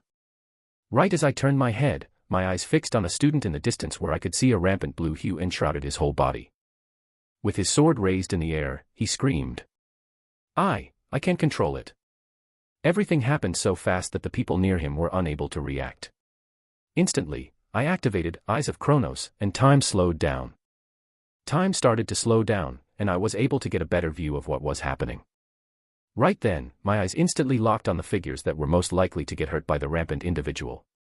Of the individuals, I noticed that Sophia was one of them. Once I locked my sight onto them, I slowed down the effects of Eyes of Chronos and quickly came to a decision. Third movement of the Keiki style, Void Step. Touching the sheath of my sword, time that had slowed down for me once again sped up as my body shot in the direction perpendicular to where the student was about to attack. Within moments, I reappeared close to the student. Unfortunately, because I had used the third movement, my blade was out of my sheath. With only a split second of time, I quickly let go of the sword and twisted my body to the side. Raising my hand and redirecting my mana toward it, my hand came into contact with the sharp end of the blade and time returned to normal. Spurt. Blood spurted everywhere as I suddenly felt a sharp pain in my hand. I couldn't redirect my mana to my fast enough, and by the time the sword fell down on my hand, blood had started pouring down my arm. Khhhh. A muffled groan escaped from my mouth as I tried to suppress my scream. Grabbing onto the body of the blade, I forcefully lowered it and placed my hand on the other student's head. At the exact moment my hand touched his head, his body slumped down on the ground. Thud. Once the student fell down, I finally let go of the sword. Ha. Lowering my head and staring at the student on the ground, unknowingly, my head turned toward the professor of the class. Was this also a coincidence? Chapter 480, Practical Lesson 3. Here you go, you are all patched up now. Raising my hand, which was now bandaged, I thanked the nurse. Thank you. Thankfully I was able to coat my hand with some mana, otherwise, the extent of my injury would have been worse. If only I was an orc, I thought. Unfortunately, because all of my mana was focused on my sword and feet, and given that everything happened in split second, by the time I touched the sword, my bare hand came into contact with the sword, hence the injury. Had my skin been as tough as that of an orc, I may have been able to come off unscathed. Sadly it wasn't. Unlike orcs, a human's body was not as though. Although it does become stronger with each rank, a real difference would only appear if someone practiced a body-based art, which was something I didn't have. An example of this would be Han Yufei's art. An art that specialized in hardening the body and making it tougher. This incident right here hardened my resolve to get that art. It was no big deal. The nurse smiled. She had short brown hair, with a few wrinkles by the side of her eyes. Even though she was in the later stages of her life, she was still fairly beautiful in her own right. Taking my hand, the bandaged one, and turning it around, the nurse reminded me. Your injury is nothing serious. It's just a small cut that should heal in about a day with the ointments I gave you. You can take a potion to heal it in an instant, but that would be a waste. Sure. Taking my hand away from the nurse, I turned to look at the kid on the nearby bed. He was the same kid that was responsible for this incident. How's his situation? I asked. The nurse's brows creased. Standing up from her seat, she slowly walked up next to him and placed her hand on his forehead. After a while, she responded. He doesn't seem to be injured on anything, but the mana inside of his body is still unstable. He should have no problem making a full recovery in a couple of days. I see. This was a piece of good news. However, despite that, I was not happy in the least. That was simply because I found the situation quite odd. Ricardo Mines, 17 years old, and ranked 11-13. He is amongst the weakest in the class, and has a talent limit of D, which should now be C. That was the information I had on the student before me. The more I looked through his information, the more I was sure that there was something fishy going on about the situation. He just looked like the perfect target. Given his low rank and talent, by simply exploiting his insecurities, I could see how the incident could have been deliberate. Where is the professor? Just then, raising my head and staring at the area around me, I suddenly realized that Professor Thomas was missing. Turning my head, I questioningly looked at the nurse. Have you seen him somewhere? I swear he was just here a minute ago. Don't worry about him. Taking her hand away from the student's forehead, the nurse went back to her seat. He's currently at the faculty center. He is going there to explain the situation to the higher-ups. He said that he will come back soon. Ah, okay. This made sense. Since he was the professor in charge and something happened during his watch, he naturally had to go and explain to the elders what happened. Still, I was not too pleased with him. Had it not been for my intervention, something bad would have happened. Just what in the world was he doing? I think I need to talk to Donna about him. Perhaps I may be overthinking and he was innocent, but I didn't want to take any risks. The best course of action right now would be for me to talk to Donna and convince her to have him fired, which shouldn't be too hard considering that he wasn't really that good of a teacher. Alright, I guess it's also time for me to leave. Standing up from my seat, I glanced at the student one more time. Once I made sure that he was okay, I bid the nurse goodbye. Thank you for your help, I'll take my leave now. Have a good day. MHM. Section B, Donna's office. To talk. Come in. Upon knocking on Donna's office room, and hearing her voice, I opened the door and entered. Putting the papers in her hand down, Donna gazed in my direction. What's going on, Ren? We need to talk about Professor Thomas. Making myself at home, I proceeded to leisurely sit down on Donna's leather sofa. Donna's brows creased when she saw this, but before she could complain, I started speaking. He needs to be fired. Caught off guard by my words, Donna's hands came to a pause. Her face quickly became serious. Did you find evidence about his involvement with the monolith? No. I shook my head. No concrete proof as of yet. However, he needs to be fired for the simple reason that he's a terrible professor. Without saying anything, Donna's eyes deeply stared into mine. I looked back without blinking my eyes. This persisted for a bit before Donna eventually let out a long sigh. HAAA. Leaning back on her chair, Donna took out her tablet. Ren, I know what you're trying to say, however, if you don't have proof of his involvement in the monolith, I can't really help you. What? Why? Leaning to the side and opening her drawer, she took out a contract and placed it on the table. She then pointed toward a certain section. Look at the wrongful discharge clause in the contract. We cannot terminate his contract unless we provide a justifiable reason. You do have a reason though. Leaning my body forward, I grabbed the contract and pulled it my way. After taking a closer look, I put it back down. Shouldn't the fact that he's not a very good teacher be a good enough reason to fire him? I knew you were going to say that. Putting her tablet down, a series of holographic images sprung in the air. On them was a series of different tables and charts. What's this? I curiously asked, as my eyes darted all over them.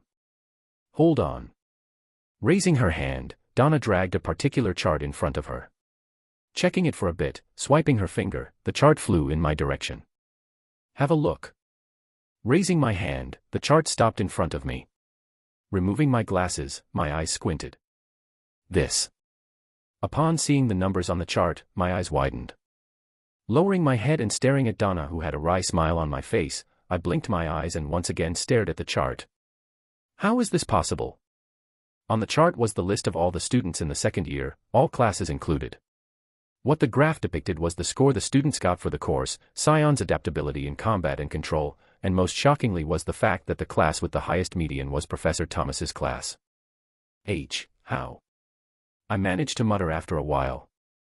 Lifting my head and staring at Donna, I incredulously asked. Is the graph correct? How is it possible for his class to get such scores? I was there when he was teaching. He is a terrible professor. I also don't know. Donna also sounded helpless about the situation as she turned off the tablet. Just like you, I've been to his lessons, and I can fully understand where you are coming from. However, the results speak for themselves. Shit. Covering my mouth with my hand, I leaned my body on the chair. Once again staring at the chart, I noticed that there was a large disparity between the lower-ranked students in the class compared to the higher-ranked ones. It was clear to me that the only reason why the median was so high was because of the higher-ranked students. Placing my hand on the armrest, I softly muttered.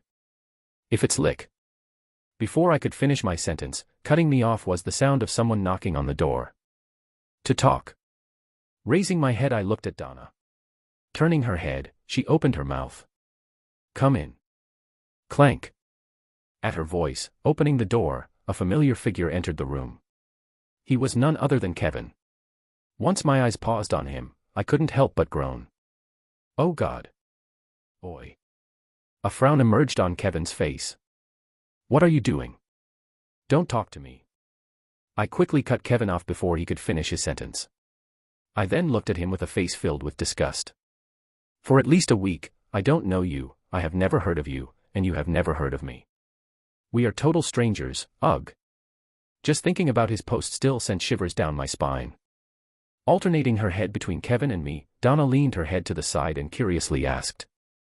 What is up with you two? Hearing her voice, my head snapped in her direction. You want to know what happened? Wait, run. Ignoring Kevin and leaning my body to the side and taking my phone out from my pocket, I unlocked my screen and searched for Kevin's post. Once I found it, I smacked my phone on the table. Donna, have a look. Sure. Taking the phone, Donna looked at the screen. Her face quickly turned strange.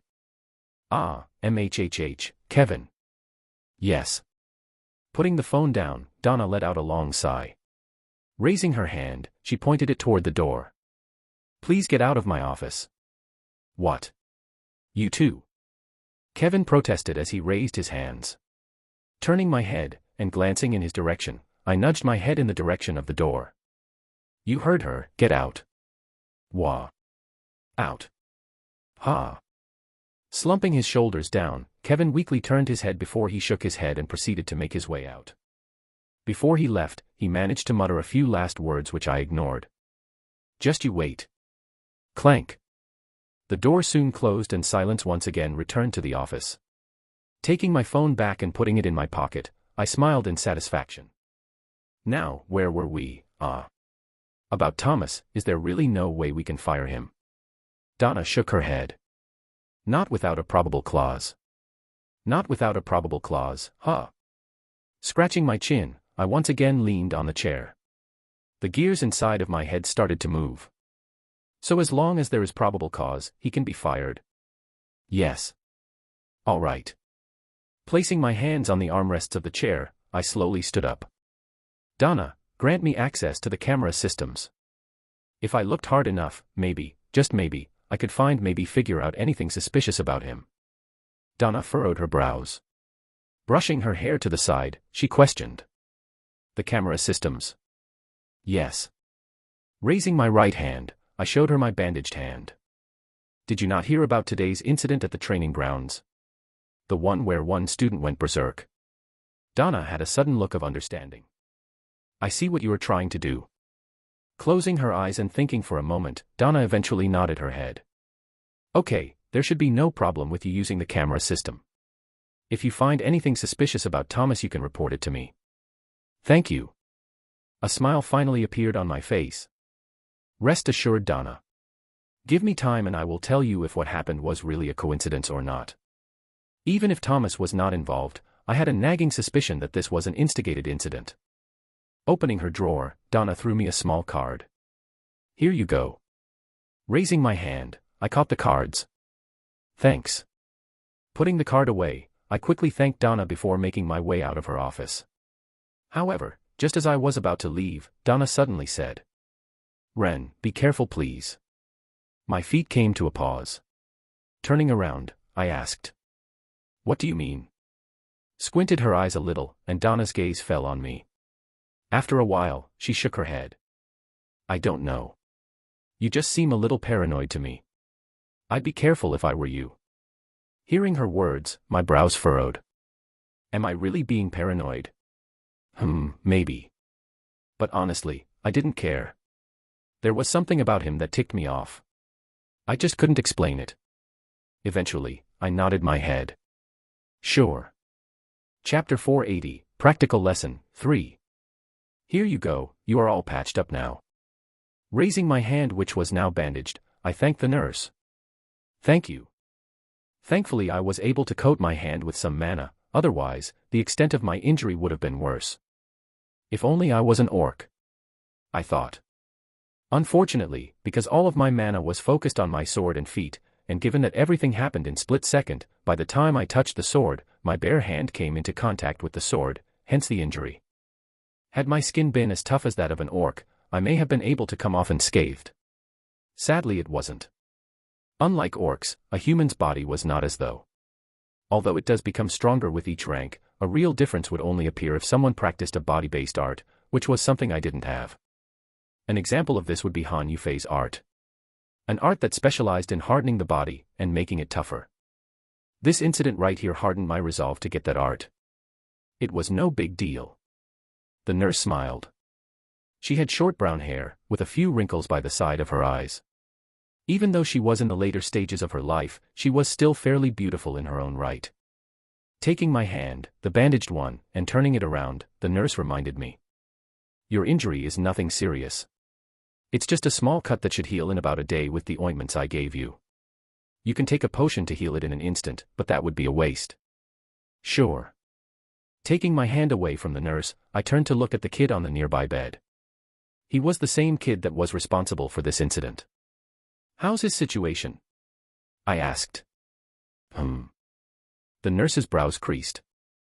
Standing up from her seat, she slowly walked up next to him and placed her hand on his forehead. After a while, she responded. He doesn't seem to be injured on anything, but the mana inside of his body is still unstable. He should have no problem making a full recovery in a couple of days.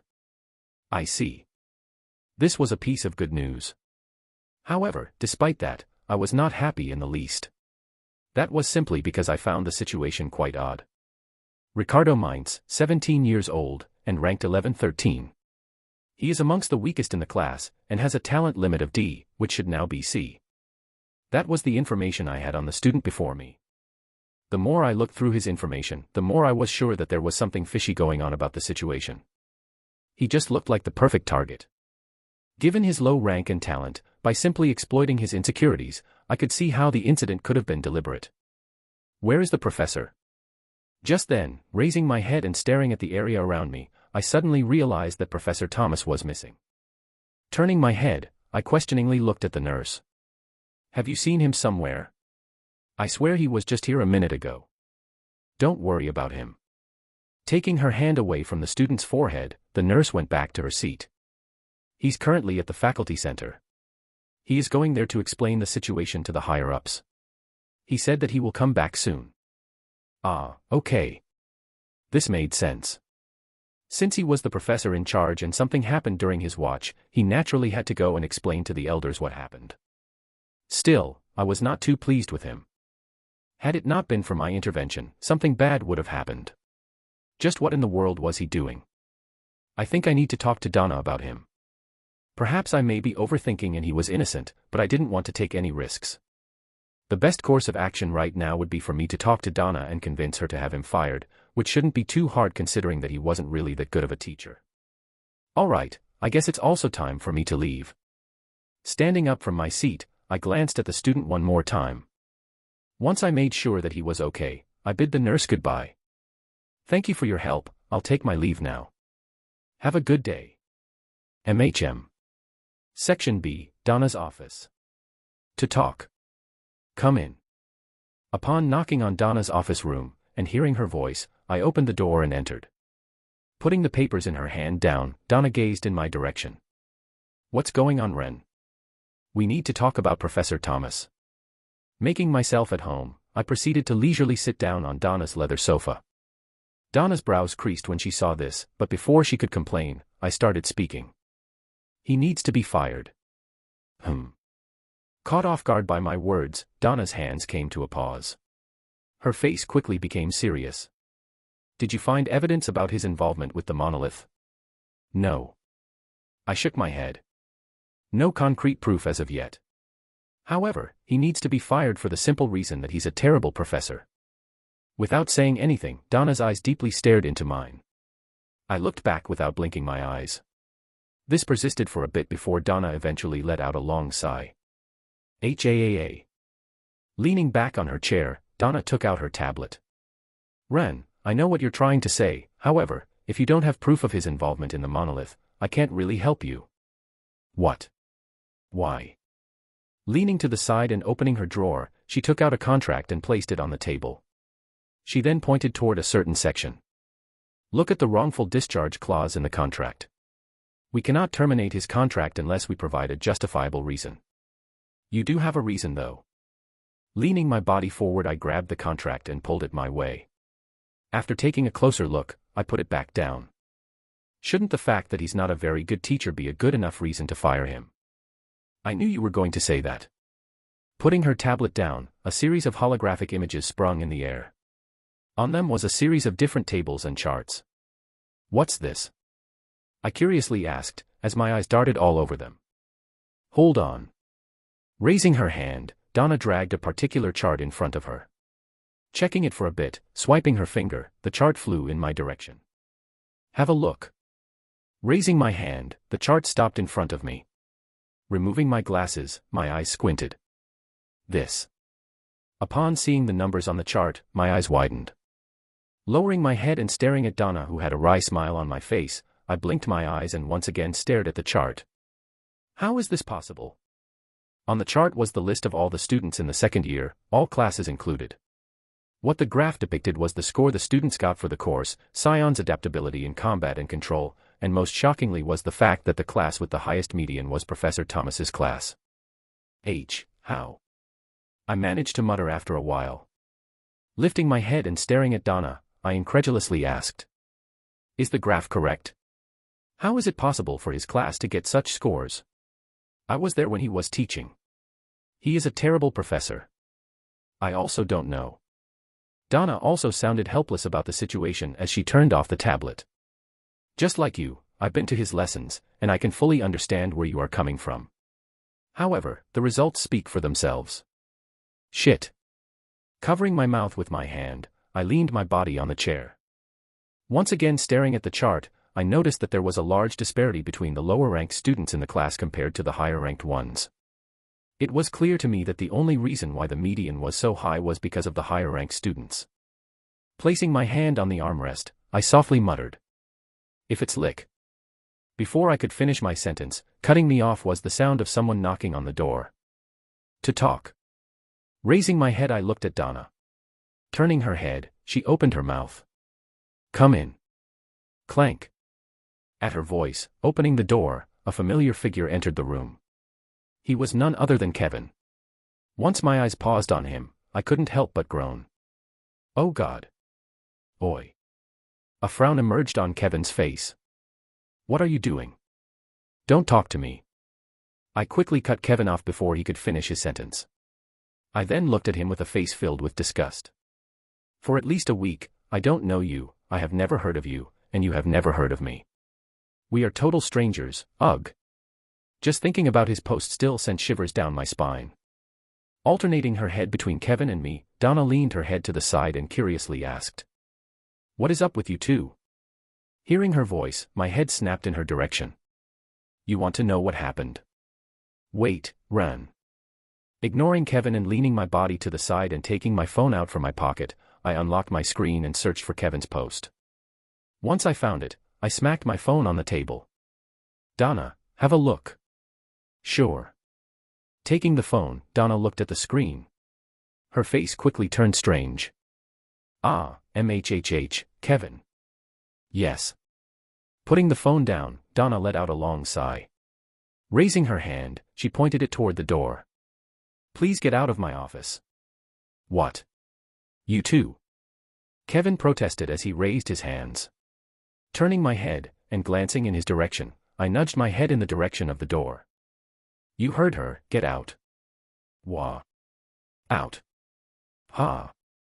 Slumping his shoulders down, Kevin weakly turned his head before he shook his head and proceeded to make his way out.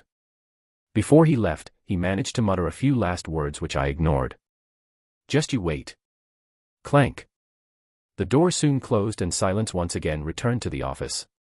Taking my phone back and putting it in my pocket, I smiled in satisfaction.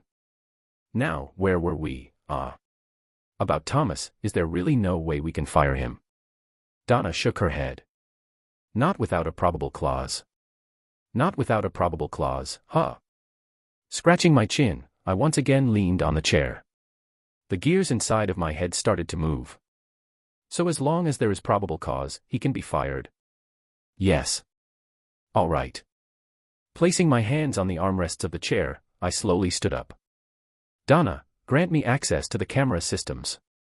If I looked hard enough, maybe, just maybe, I could figure out anything suspicious about him. Donna furrowed her brows. Brushing her hair to the side, she questioned. The camera systems. Yes. Raising my right hand, I showed her my bandaged hand. Did you not hear about today's incident at the training grounds? The one where one student went berserk. Donna had a sudden look of understanding. I see what you are trying to do.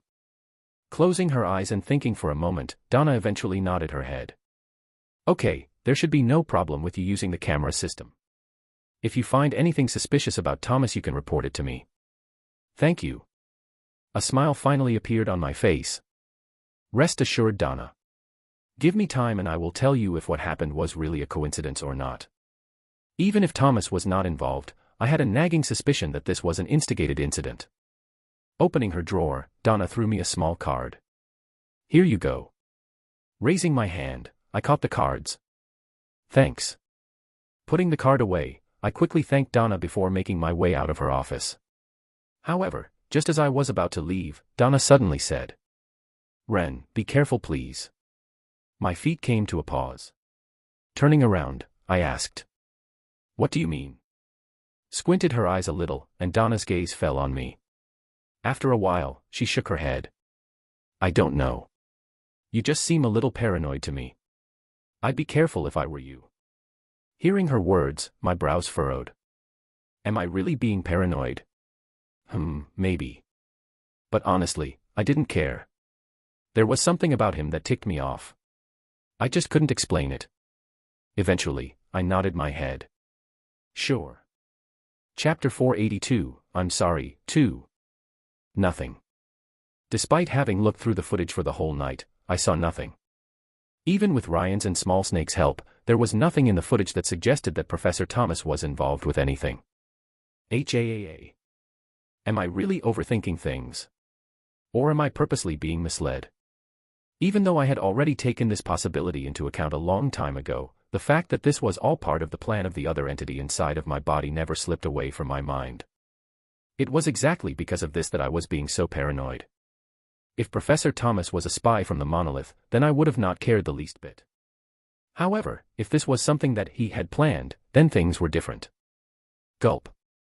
Taking another shot of the potion, my mind started to calm down. Honestly, at this point, the best option would be for me to get rid of him even if he's innocent. Even though it's unfair, this is the only thing I can do to calm my mind. Worst case, I can just give him enough money to live comfortably for his whole life. Couldn't take any more risks. Letting out a long breath, I dragged my body to class. Lets me observe for a couple of days before coming up with a decision. Stopping right before the door of the classroom, I fixed my clothes and glasses. Then, once I made sure that everything was fixed, I proceeded to enter the classroom. Clank. Upon entering the classroom, I found that I was actually the last one to arrive. Instantly the eyes of everyone present landed on me. Not minding the stares, and nodding once, I decided to sit down at the front of the classroom. I actually didn't need to attend the lecture, however, I still decided to attend because of my paranoia. One's mana flow may be disjointed from the flow in the air, and as such. At the front of the classroom, the professor continued on with his lecture. Yet again, his lecture was filled with nonsense that I couldn't comprehend. I wasn't the only one that felt this way, as the students near me had bored looks on their faces. Glancing at them from the corner of my eyes, I couldn't help but laugh a bit. Kind of remind me of the time back then at the lock. Back then, when I still thought that this world was still a novel, and knew nothing about current world affairs, I would also behave like them. It felt kind of nostalgic. Whom. I let out a soft yawn. Before I knew it, my eyes started to become heavier. Was it perhaps because of the boring lecture or because I hadn't been sleeping properly for the past 2 days, but slowly, my eyes started to close, and it wasn't long before my consciousness slipped. Asterisk. What in the world are you doing, Sophia? Shush, you'll wake him up. Move back a little. I haven't positioned myself well. Is this far enough? Yeah, perfect. Lower your body a little. Get the lighting right. Ugh, why is this so complicated? The previous 10 photos looked fine to me. Just shut up and do it. What's going on? Hearing a set of voices near me, my mind gradually cleared up and I slowly opened my eyes. Click. At the exact moment I opened my eyes, I heard a small clicking sound. Blinking my eyes a couple of times, much to my surprise, I found Sophia standing a couple of inches away from me with 2 of her fingers up in a peace sign. Opposite her was Maria, who held a phone in her hand. Once my mind cleared up completely, my brows furrowed. What are you two doing? Kia. Sophia jumped up in fright as she dashed behind Maria. Peeking from behind Maria, Sophia stuttered a little. Why, you're awake. You think? Raising my head and glancing around the classroom, I checked the time. 9:32 a.m. It's already this late. Did I sleep throughout the whole class? It was only after I checked the time that I finally realized that class had ended not too long ago. Standing up from my seat, I grabbed onto my glasses and put them back on. Are you going to leave now? Sophia cautiously asked. Glancing at her for a brief moment, I turned my gaze in the direction of the other seats and slowly nodded my head. Yeah. At the moment the whole class was still full, as they still had another lecture going soon. However, there were still 10 minutes before that lecture started, so I was okay for now. Excuse me. Just as I was about to leave, I felt a slight tug on my shirt. Turning my head, I was surprised to find the student from yesterday's incident looking at me. Ricard Mintz. Recalling the conversation he had with Thomas yesterday, a smile appeared on my face. How can I help? I'm sorry. Before I could finish my sentence, lowering his body, Ricardo suddenly apologized at the top of his lungs, attracting the attention of everyone in the room. For a brief moment, I was unsure of how to react. What's going on? My slight hesitation proved to have given Ricardo the wrong message as his body started to tremble. Bang. Getting down on his knees, he banged his head on the ground and screamed even more loudly. I'm sorry. I'm sorry. I'm sorry. Please don't kill me. I swear it was just an accident. What? Feeling the gazes of everyone in the class directed in my direction and leaning my body forward, I grabbed him by the arm and stopped him from banging his head on the ground. Oi, what is up with you? Snapped out of it. I won't kill you. Hi. I'm sorry. I'm sorry. Despite my attempts at understanding where his fear was coming from, I found Ricardo's face bleach more and more. Seeing that the situation was turning out for the worst, I quickly came up with a solution. Hold still. Grabbing him by the back of his hair, I pulled his head up and took out a small potion from my dimensional space. Hooah. Ignoring his screams, I uncapped the potion and chugged it down his throat. Shut up and drink it. The effects of the potion were almost instantaneous. Almost immediately after he inused the potion, his body stopped shivering and he started to calm down. Once I saw this, I finally let go of his hair and he slumped back on the chair. Silence enshrouded the room. Ignoring it, I lowered my head and stared at Ricardo from beneath my glasses. Have you finally calmed down? I asked. Ha, ha. However, I was only met with the sound of his heavy breathing. Just as I was about to speak to him again, a familiar voice rang from behind me. What's going on here? Having spent the whole night spying on him, I was immediately able to recognize the person. I took a step to the side. Professor. Did something happen? With a slight nod, Professor Thomas walked headed in my direction. His eyes soon paused on Ricardo. What do we have here? Lowering his body, his voice became soft. Ricardo, is everything all right? At Professor Thomas's words, Ricardo's head twitched a little. Then, weakly lowering his head, his eyes paused on the professor. Professor. Yes, it's me. Professor Thomas said with a smile on his face. Is everything all right? Raising his head, my eyes once again met with Ricardo's. After a while, he nodded his head. Yes. I see. That's good. Standing up, Professor Thomas patted him on the shoulder. You probably didn't get much sleep yesterday, did you? After everything that happened, right? That's right. Ricardo weakly nodded his head. Professor Thomas turned his head to glance in my direction. Extending his hand, he passed me a small folder. Assistant, I'll go bring Thomas to the infirmary. Can you do me a favor? Go to my office and put these on my top shelf. I probably won't return to my office, so it's best if you do it for me. Okay. Taking the folder, my eyes began to squint a little. Supporting Ricardo by the bottom of his armpit, Professor Thomas slowly helped him up. Just as he was about to leave, he suddenly paused and turned to look at me.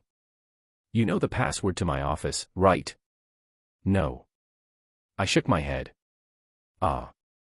Leaning his body closer a bit, he softly whispered. The code is 091. 091. My brows knit. The numbers sounded oddly familiar. However, I couldn't quite remember where I had heard of them. Do you remember the password? It was then that Professor Thomas's voice rang, and I snapped out of my thoughts. Staring in his direction, I slowly nodded my head. Yes, I know. That's good. Turning around, Professor Thomas slowly helped Ricardo out of the room. Be careful of your step. Yes. Staring at the two from behind, my eyes began to squint tightly. At the same time, Han clan. Gathered inside a large hall were the respective members of the Han clan. Thank you all for coming here. Standing in the middle of the hall was none other than Han Yufei, the current heir of the Han clan. Why have you called us here? Xiao Fei. Seated amongst the seats was an elderly man with a long white beard. He was Han Dinghui and he was the grand elder of the clan. There was kindness in his eyes as he stared at Han Yufei in the middle of the hall. Grand elder, thank you for taking your time to meet me. Han Yufei cupped his hands. No problem, no problem. Han Dinghui dismissively waved his hands. He was very happy with this nephew of his. He wouldn't mind taking some time to listen to whatever he had to say. Don't waste any more time. Tell us what you want.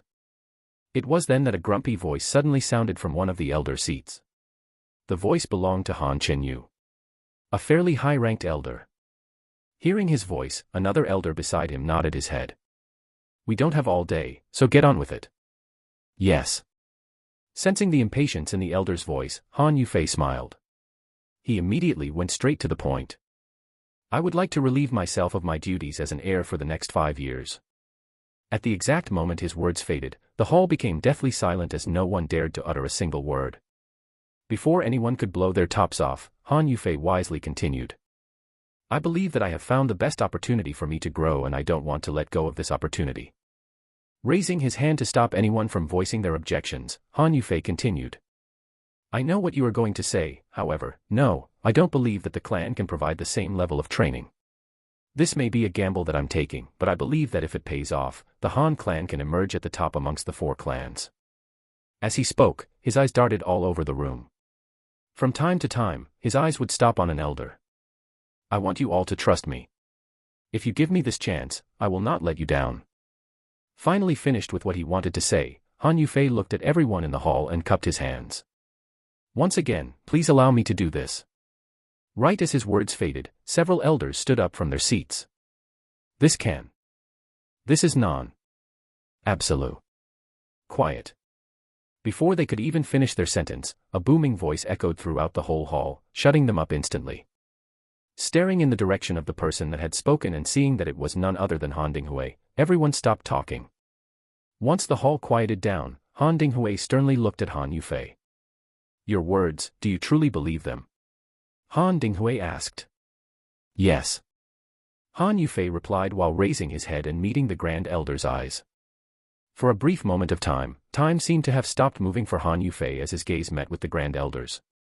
However, as he thought back at Ren's fight, back at the conference, Han Yufei's teeth clenched and he continued to look at the Grand Elder's eyes. I want to be strong like him, he thought. Just the image of Ren beating the orc and Kevin so effortlessly ignited Han Yufei's spirit. Since you said that you can make me stronger, I will gamble on you. Han Yufei's and the Grand Elder's stare down persisted for a while before a soft smile appeared on Han Dinghui's face. Very well, he eventually said. Closing his eyes, he started to caress his beard. You are still young. I won't stop you. With your talent, even if these 5 years end up being a waste, you should have no problem reaching the full potential of your talent. Pausing for a second, he once again locked eyes with Han Yufei. His eyes became more serious. I may be allowing this, however, I hope you keep in mind that the clan's interest always comes first. Yes. Han Yufei's back straightened. Good. Han Dinghui let out a satisfied smile. Raising his hand to stop the others from speaking, he once again looked at Han Yufei. Is there anything else that you would like to say? Yes. Scratching the back of his head, Han Yufei's tongue stuck out from his mouth a little. Swallowing a mouthful of saliva and staring at the Grand Elder once more, he softly said, I would like permission to give away the family art to one person. Although his voice was soft, it powerfully rang through the ears of each of the elders present, and everyone's faces simultaneously froze. WH. What? Chapter 483, Interesting, 1. Beep. Beep. 091. Typing the codes on the side of the wall, the door of the office slowly started to open. With my eyes locked on the side of the door, my brows slowly started to squint. This number. There was something about the number that made me alert. Turning around and looking at the empty corridors of the classroom, I slowly entered the room. Upon entering the room, my eyes locked on the professor's desk. Without further ado, I walked up to it and placed the folder he had given me on his desk. HAAA. Right as I placed the folder on his desk, glancing around the place, I let out a long breath as I thought about the state of the room the first time I came here. Compared to the first time that I was here, it was now a lot cleaner. Just recalling the state it was in and how many hours I had spent cleaning the place made me shake my head. It was quite frankly terrible.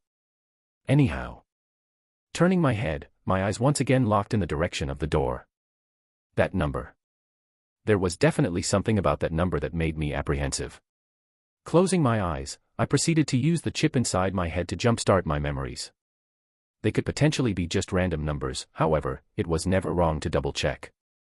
Ugh. At the exact moment the chip activated, I felt a slight tingle in my brain. 091, 091, 091.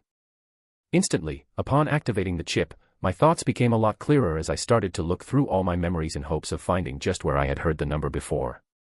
It wasn't long before I finally figured it out, and when I did, my eyes snapped open. Ah. 091. I know who he is. Clank. It was then that at the exact moment I figured everything out that the door suddenly opened and a figure walked in. His deep voice echoed throughout the whole room. So you figured things out? My head immediately snapped in the direction of the person who had come in. He was none other than Professor Thomas. My eyes instantly turned into slits. Turning around, he closed the door behind him. Gazing at him, I slowly opened my mouth. Professor, didn't you previously say that you wouldn't be coming back? I did. Professor Thomas nodded his head before slowly walking toward his desk. As he walked, I took a step to the side and allowed him to sit on his chair. He had the same carefree look as he always had. Without saying anything, I just gazed in his direction. After a while, interlocking his hands together, Thomas turned his head and our eyes met. It's been a while since we've last seen each other, 876. Breathing out from my nose, my eyes closed for a brief moment. As expected, it's him. Professor Thomas is indeed 091. My eyes opened up once again. 876. Isn't that the guy you were previously talking about back when I first met you? It was from that simple greeting that I was able to confirm my suspicions and that Professor Thomas was indeed 091. I proceeded to sit down on the chair opposite. Supporting my arm on the armrest of the chair, I crossed my legs and calmly observed Professor Thomas in front of me. How were you able to make yourself look like Professor Thomas? You don't seem to be wearing a skin mask, nor do I think you have an artifact that can help you do that. Professor Thomas prior to entering the lock was a real person. That, I didn't doubt. Since 091 had been an experimental soldier for a lot longer than me, I doubted the fact that he had been Professor Thomas for that long. My doubts were soon clarified as Professor Thomas responded. I've had my facial and skeletal structure reshaped in order to mimic Thomas's. That makes sense. I leaned back on my chair and nodded my head. Everything was starting to make more sense. Scratching the top of my nose, I continued. After selecting someone that was soon going to be a professor, you decided to kill him and disguise yourself as him. Then, with the help of the monolith, you were able to enter the lock. Even though the lock's security was extremely tight, for an organization as massive as the monolith, which was by far many times more powerful than the lock, setting everything up and helping a couple of people infiltrate wasn't actually impossible. Many people in the press complained that the lock security was too lax, but they were quite frankly just ignorant. Just because the lock was the #1 academy in the human domain, didn't mean they were impenetrable. Didn't they understand that the lock was going up against an organization many times more powerful than them? Correct. 091 nodded his head. Silence once again descended in the room. Treeing. Treeing. Breaking the silence was the sound of my phone ringing. Lowering my head, I glanced at my watch to check who the caller was. It was Kevin. Before I could take my eyes away from my watch, 091 calmly opened his mouth. You can take it. Wordlessly staring at Professor Thomas for a good minute, I decided to answer the call. Hello. Ren. Kevin's voice sounded rather panicked from the other side of the speaker. What's going on? I calmly asked. What do you mean what's going on? Have you not checked the news at all? Your name is all over the place. Everyone knows that you're 876. Not only that. Over 10 professors at the lock were found dead in their own rooms. Found dead in their rooms. Their cause of death is suicide, and the time of their death is from 12 o'clock a.m. to early morning, during the exact time you were in the camera surveillance system. With the news of you being 876, some people are suggesting that you are the one responsible for their deaths. Glancing toward Thomas, I thought. I see, so this is what you have been planning. The professors that had died were most likely the ones that the monolith had under them, and had sacrificed in order to frame. The whole mental game that Professor Thomas had been playing was to get me to become paranoid enough to the point that I would check the camera system so that he could enact the plan. Since I was the only one that was in the camera system while the deaths happened, the most suspicious person would be me. Furthermore, the whole Ricardo scenario was most likely also on purpose. He was probably trying to show the class that there was something off about me, further increasing the validity of the claims about me. What do you mean, oh? This is B. Before Kevin could continue, I hung up the call. Without looking at 091, I swiped my phone up and opened the news tab. Upon opening the news tab, the first thing I saw was my image on the first page. Breaking news. Recent revelations have been made that Rendover, the missing student from the lock, is in fact 876. Because of his excellent performance at the conference, he made a deal with the union and framed Aaron Rhinestone. Read more. Reading the article and looking through the evidence that was brought forward, I calmly nodded my head. I see what you guys are trying to do. You guys want to incite internal chaos. Turning off the phone, I leaned back on the chair. Not a bad move. It didn't take a genius to understand the intentions of the monolith. By publicly letting the world know that I was 876, they were essentially trying to tarnish my reputation. Had it been in the past, it wouldn't have mattered. However, at the moment I was one of humanity's hope. That's correct. Professor Thomas, 091, nodded his head. His impassive voice rang throughout every corner of the room. Once a person reaches a certain point, the way people look at you changes. The stronger you become, the more they expect you to do, and at some point, they start to rely on you. They no longer view you as someone like them, they start viewing you as someone that must protect them. Someone that is responsible for their lives. Professor Thomas suddenly paused. Lifting my head up, my eyes once again met his. The edges of his lips curled upward. Now imagine what would happen if their hope, their reliance, turns out to be a byproduct of the monolith. What would the people start to think? Professor Thomas said as his words deeply echoed throughout the room. Not only that. But what would happen when the public comes to learn that Monolith, the one organization that they trusted, would go as far as trade the lives of some innocent groups for the sake of preserving the life of a wanted criminal? They would suddenly become warier of them. I answered back, closing my eyes. Just as I was about to open them again, Professor Thomas's voice once again rang. Even though I want to continue this chat, we no longer have any time. At the exact moment he said those words, my eyes opened up. What I saw after was Professor Thomas twisting his neck with his own hands. Crack. The sounds of bones breaking deeply resounded throughout the room. Thud. Following the bone-breaking sound, Professor Thomas lifelessly slumped down on the desk. Once again, silence descended on the room. A good minute passed since then. Throughout the whole minute, my eyes never left the dead body of the professor. Once again leaning back on my chair, I opened my mouth. Just like I expected, this whole fiasco was created by you, no. I was met with no response. However, I didn't mind this as I continued speaking. I wasn't too sure at first. However, the first clue that I got that you were up to something was about a couple of weeks ago, when something happened to Aaron's dad. Back then I thought, just what in the world were you planning? What sort of link would you create in order to make my life more difficult? Raising my hand, I caressed my chin. No matter how much I tried to think about it, I couldn't come up with anything.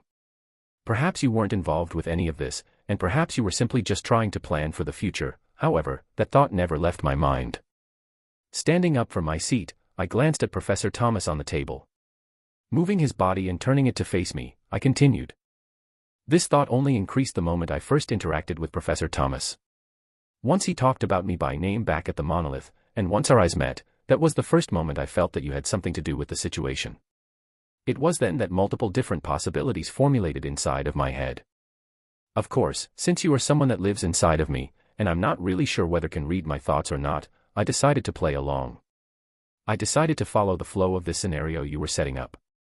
Just to confirm a little something I have always been curious about for a while. Extending my hand and reaching out for the folder Professor Thomas had previously handed me, I took out a small recording device. And after playing along for the past few days, I came up with one conclusion. Putting the device away, I glanced toward the right side of the room where a familiar individual stood. You can't read my thoughts, can you?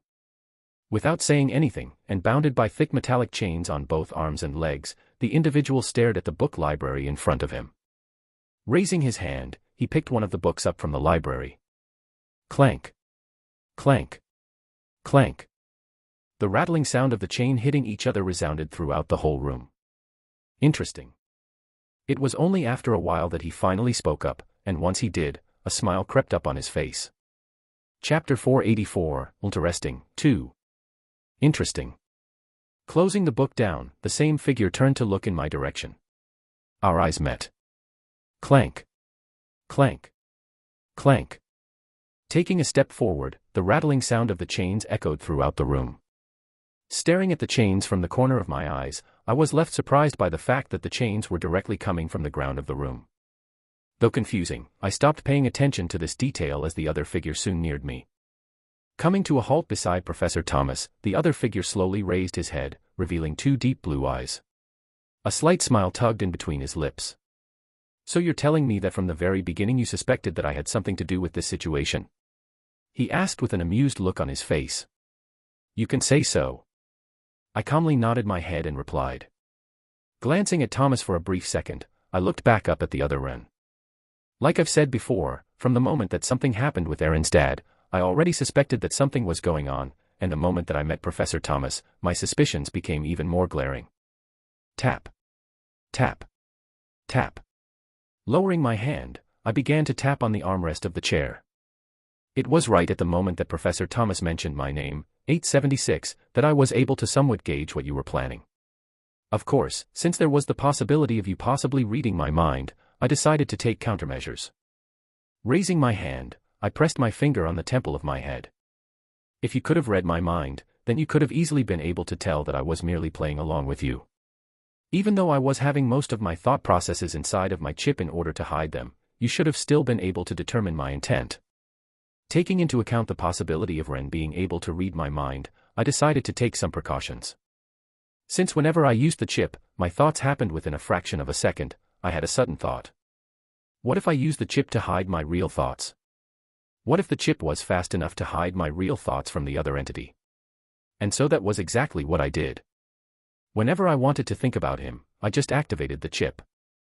In that split second that I activated the chip, I would quickly contemplate everything that was happening around me. HAAA.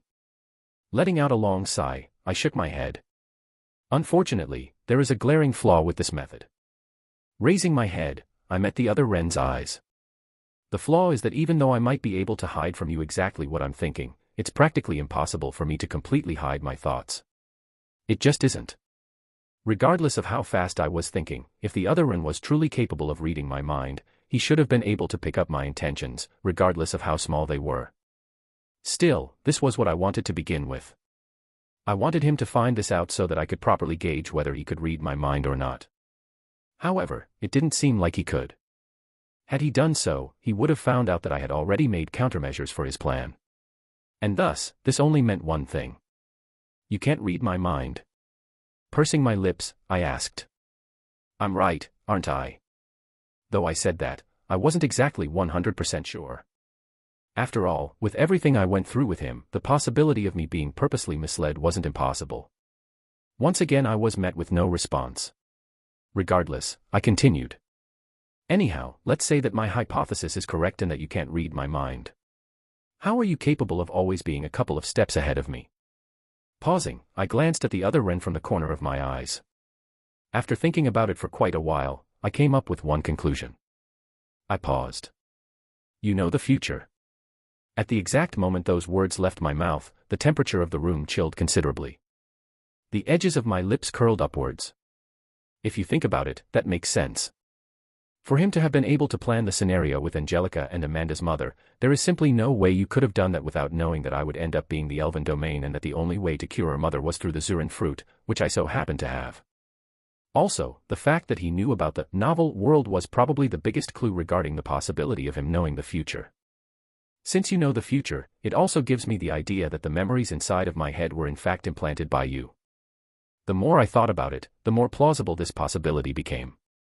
Even though the memories inside of my mind were possibly fake, the fact that they were a representation of the future was undeniable. For the other Ren to know about the future, and to be inside of my head, I could only think of one thing. He was the one that had planted the memories inside of my head. Or at least, he knew who was the one responsible for this. Crossing my arms together, I licked my lips. You know, I've always been curious. Even if you don't answer, I'll still ask, but Tap. Tap. Tap. The sound of my fingers tapping on the armrest of the chair echoed throughout the room. Is Everblood working for you? Even though I already knew the answer, I wanted to get proper confirmation from the other Ren himself. You don't have to pretend otherwise, I'm. Yes. It was then that, cutting me off, the other Ren spoke up. My brow raised in surprise. Didn't think he would answer so quickly. So you finally decided to speak. I instantly sat up straight. Thud. Grabbing Professor Thomas by the hair, the other Ren dragged him out of the chair and dumped his body on the ground. He then proceeded to sit down on the chair opposite. My brows furrowed tightly. I only noticed it now, but he also touched the book before, right? It was at the exact moment that he grabbed Thomas's hair that I realized that he had also been able to touch the book from the bookshelf. This made me realize something. He is no longer just a projection. How did that happen? Before I could open my mouth, the other Ren started to speak.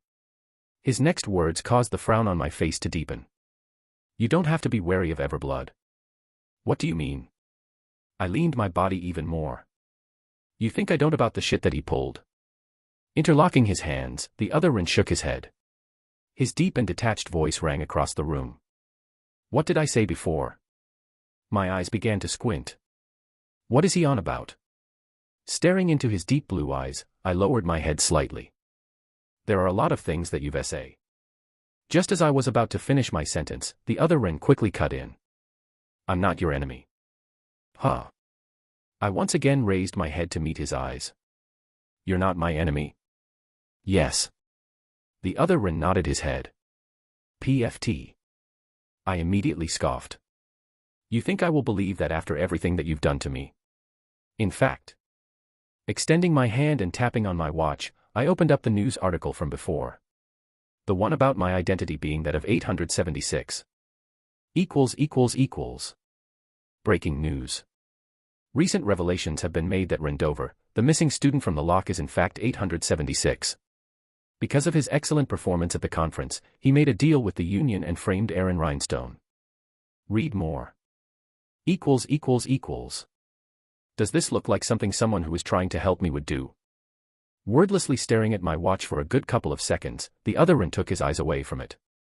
As I've said before, I'm not your enemy. Once again, he repeated the same thing. I secretly clenched my fists underneath my table. Bullshit. I irritably replied. What have you done to ever prove to me otherwise? All you've done is messed with my mind, and... Taking out a potion from my dimensional space, I smacked it on the table. Plaque. Had it not been for these, I would have probably once again fallen for your scheme. The potion was none other than the potion that Melissa had given me. Had it not been for that potion, I would have most likely fallen for Professor Thomas's mind games. People said that the scariest enemies were ones that were strong, however, I beg to differ. To me, the strongest and most dangerous enemies were ones that could read your thoughts and push the right buttons. Just like Professor Thomas. Had it not been for the potions Melissa had given me, and the fact that I knew that something was up, then perhaps, the outcome would have been much different. Upon smacking the bottle on the table, a brief moment of silence ensued. The silence was soon broken by the other Ren. I'll repeat it one more time. I'm not your enemy. Be it me, or Everblood. We are not your enemies. You may not figure things out now, however, you will soon know. Pausing, the other Ren stood up. Clank. Clank. Clank. Once again, the rattling sound of the chains hitting each other echoed throughout the room. With his hands behind his back, the other Ren began to walk all the way toward the bookshelf of the room. His feet soon came to a pause. Lowering his head, he glanced at the chains binding his body. I don't have much time, so I will only say a couple more words. Clank. Without a loud metallic sound, the lax chains suddenly straightened. Ignoring them, the other Ren stared toward the window of the room. Or to be more precise, toward the sky. Use Monarch Indifference. Huh. My head moved back. Why in the world would I use? If you want strength, use Monarch's Indifference. So far, you've only used a small fraction of its powers. Clank. The chains suddenly started to exert more power. However, the other Ren simply ignored them. If things ever reach a point where you will die, use monarch's indifference. I will show you just how powerful you are. Clank. Clank. Slowly, the other Wren's body started to get wrapped by the chains. Soon his whole body was enveloped by them, and just as he was about to be dragged to the ground, he was able to utter a couple of more words. I'm impressed by the fact that you've been able to outplay me for once. However, don't get ahead of yourself. You are still not out of the waters just yet. Right as his words faded, his body disappeared and the door of the room flung open. Clank. Wren. The first one to come into the room was Donna. Behind her were multiple different professors. Wren, I've been trying to contact. Entering the room, Donna's footsteps suddenly came to a halt. Upon entering the room, her eyes locked on me for a brief moment before they paused on Professor Thomas's lifeless body close to me. It took a bit of time for her to process the situation, and when she did, she looked at me and asked, "What happened?" Chapter 485, Interesting, 3. What is going on, Wren? Donna's voice echoed throughout the room. It's nothing. I briefly replied as I turned to look at Professor Thomas's dead body on the floor. It's nothing. I repeated once more. Before Donna could reply, I stood up from my seat. I then tapped on my bracelet and threw a small black object in her direction. Catch. Extending her hand, Donna caught the object. It was the recording device that I had used before. What's this?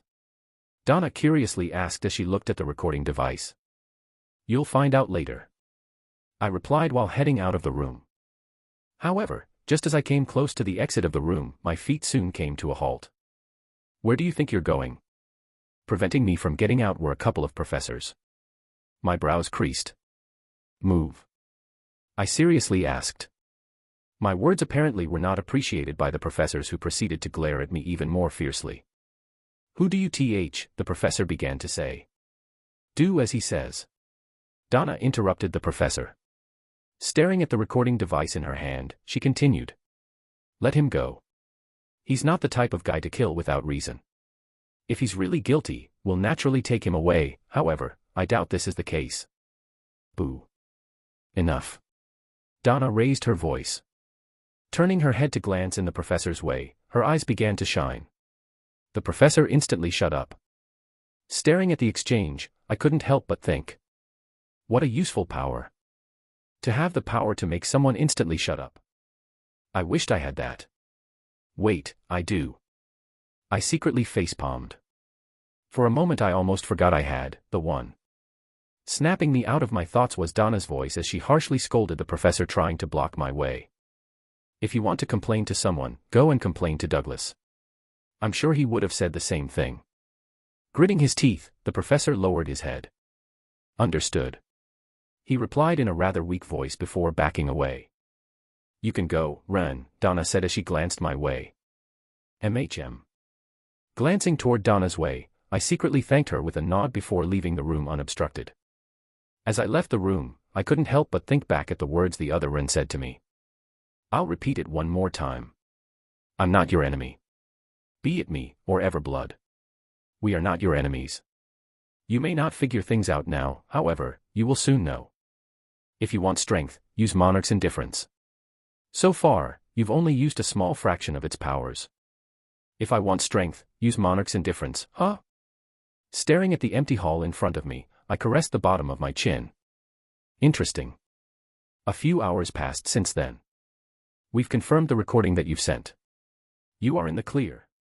The others are still somewhat unconvinced, but Douglas shut the up for you. That's good. Ding. Entering the elevator, I pressed the button for the last floor of the building. Soon the door closed. Is there anything else that you need to tell me? At the moment I was on a call with Donna. After what happened at the lock, I decided to head back home. However, because of all the people that were swarming the premise in order to find answers, it took me quite a while for me to get back home.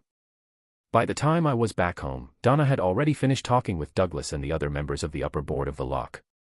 She was currently briefing me on the conversation they had. Yes, there's going to be a press conference tomorrow, and they want you to be there. I see. I pursed my lips. Wren, this is an opportunity for you to clear your name. I'm sure you've already seen the file that Monica sent you. With it, you should have no trouble getting your name cleared, and HAAA. There was a brief pause in her sentence. Though I wasn't certain, I faintly heard the sound of Donna sighing. Did something happen? I wondered. However, I soon understood exactly why she was sighing. Ren, please don't say something unnecessary. Please don't do something like what you did back at the conference. You already have plenty of enemies, please don't try to antagonize the whole world. Oh. That's not a good enough answer, Ren. Right. I half-heartedly replied. This obviously only further increased Donna's worries as she raised her voice a bit. Ren. Ding. The elevator bell suddenly rang and the doors opened. Before Donna could voice out more complaints, I quickly bid farewell. Ah, Donna, I'm in an elevator, the signal is pretty bad, I'm afraid I'll have to leave you.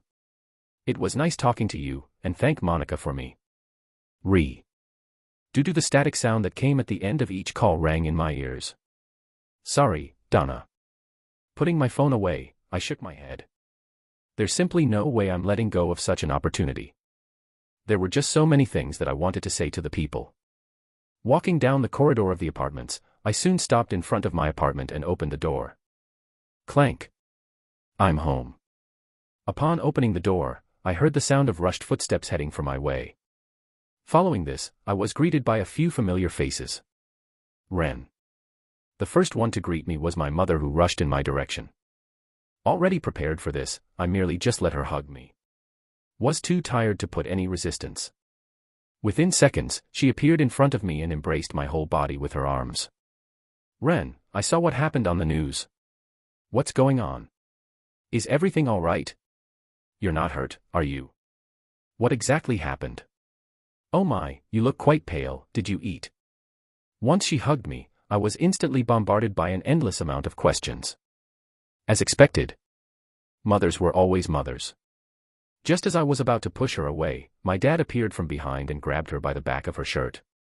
Samantha, stop asking questions, can't you see he's tired? It was only after my father's words that my mother finally moved her head back and looked at me properly.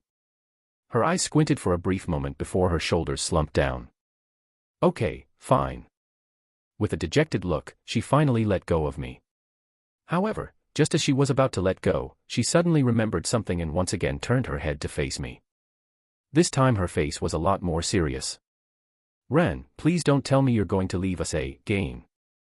There was a slight tremble in her voice following her last words. My brows furrowed a bit when I felt this.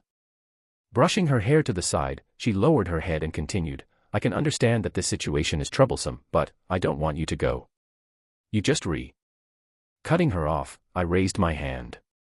Stop right there, Mom. Glancing behind her for a short moment, I looked back at her and reassured her. You don't have to worry about the situation. I've got things handled, although I might end up losing my job, I won't be running away anymore. From the moment that I stepped back into the human domain, I had decided to never again be put in a similar situation. And thus, despite my current circumstances, I wasn't planning on leaving the human domain anytime soon. Plus, it wasn't like I was actually helpless about the situation. Raising my head, I looked at my mother dead in the eyes. I'll say this again, Mom, but you don't have to worry. I'm not leaving. Letting out a visible sigh of relief, it didn't take long for my mother to return to her usual cheerful self. Okay. Putting on a smile, she turned around. Since you have everything figured out, how about you join us in the living room? Nodding my head and taking off my shoes, I headed for the living room of the house. Right as I entered the living room, pausing for a second, I blinked a couple of times to make sure I wasn't seeing wrong. Once I was certain that I wasn't seeing wrongly, I turned my head to look at my mother and pointed in Nola's direction. Why is Nola lying down like that? I did find it odd that Nola had not greeted me the moment I entered the house, however, from the looks of things weren't as simple as I thought. With her face facing the ground, Nola laid on the ground with both her hands and legs spread apart. Twitch. Twitch. From time to time her body would start twitching. What in the world happened? I suddenly had an ominous premonition. That. A troubled look appeared on my mother's face as she turned to look toward the kitchen. About that. The cookies are ready. A soft voice echoed throughout the living room.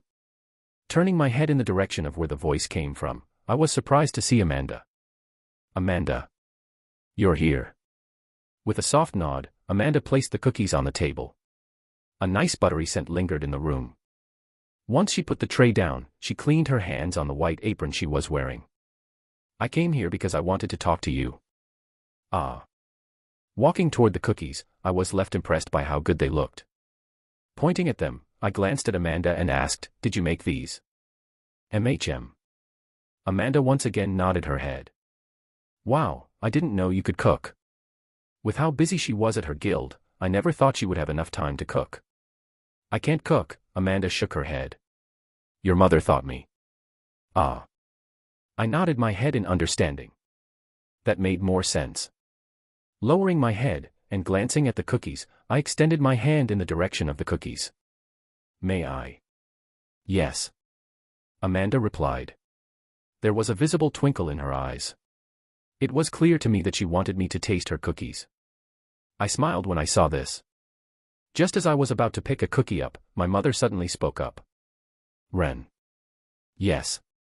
My hand came to a halt. Glancing in her direction, I asked, "What's wrong?" "Ah." Opening her mouth, my mother eventually shook her head and sighed. "You know what, never mind." My brows furrowed. However, considering that my mother always tended to act strangely, I didn't put much thought into it. Picking one of the cookies up, I smelled it for a second before putting it in my mouth. Crunch. Huh. It was at the exact moment that I took a bit of the cookie that everything started to make sense. Staring at Nola, who was still lifelessly lying on the ground, I proceeded to look at my mother, who lowered her head. "Is it good?" Cough. Letting out a muffled cough, I gazed at Amanda and forced a smile. "Why, yes, cough." Weakly placing my hand on the table, I took a knee to the ground. Cough. Cough. It's, Gria, cough, but why is it, cough? Spicy. I didn't know how it was possible, however, somehow, the cookies were spicy beyond compare. Spicy. Tilting her head, Amanda glanced at the cookie tray. "Wait." I tried to stop her, however it was too late. Extending her hand, Amanda took one of the cookies and took a bite of it. Not even a second after she placed the cookie in her mouth, and her face started to redden considerably. Slowly her eyes started to water. How? Amanda mumbled in dismay as she stared at her hands, which were currently shaking. Chapter 486, Press Conference, 1. Click. Click. Click. The clicking sound of the camera's shutter echoed throughout a large auditorium filled to the brim with people. "Do you have anything to say regarding the current allegations? Are you really 876? Why did you frame Aaron Rhinestone? Is Aaron innocent?" Standing in front of the seats were a series of reporters who asked an endless amount of questions. All of their attention was currently drawn toward the center of the room, or to be more precisely, toward my direction as I sat behind a large table. A few inches away from my mouth was a small microphone. Sitting beside me was Douglas. "Seems like you're quite the popular one." Douglas joked as a small smile hung on his lips. Briefly glancing in his direction, I shrugged my shoulders. "Guess I am. Nothing I could do about it. My charm was just that high." Douglas helplessly shook his head. "You never change." I once again shrugged my shoulders. Just as I was about to say something else, the room instantly quieted down. "By the way." Clank. Following this, Octavius Hall entered the room. His entire presence enshrouded the whole room, making it hard for the reporters to muster any courage to speak. Even I was overwhelmed by his presence for a brief moment. "It looks like he's made a small breakthrough." My eyes narrowed. I could feel it. He was a few years away from reaching SSS- rank. Glancing around the room for a couple of seconds, Octavius soon moved towards the table in the middle of the room and proceeded to sit down next to Douglas. Once he sat down, he crossed his arms and remained silent. For a brief moment of time, silence ensued. His overwhelming aura made it hard for the reporters to keep themselves composed. However, this did not last for long, as the reporters soon jumped back up from their seats and started to ask questions.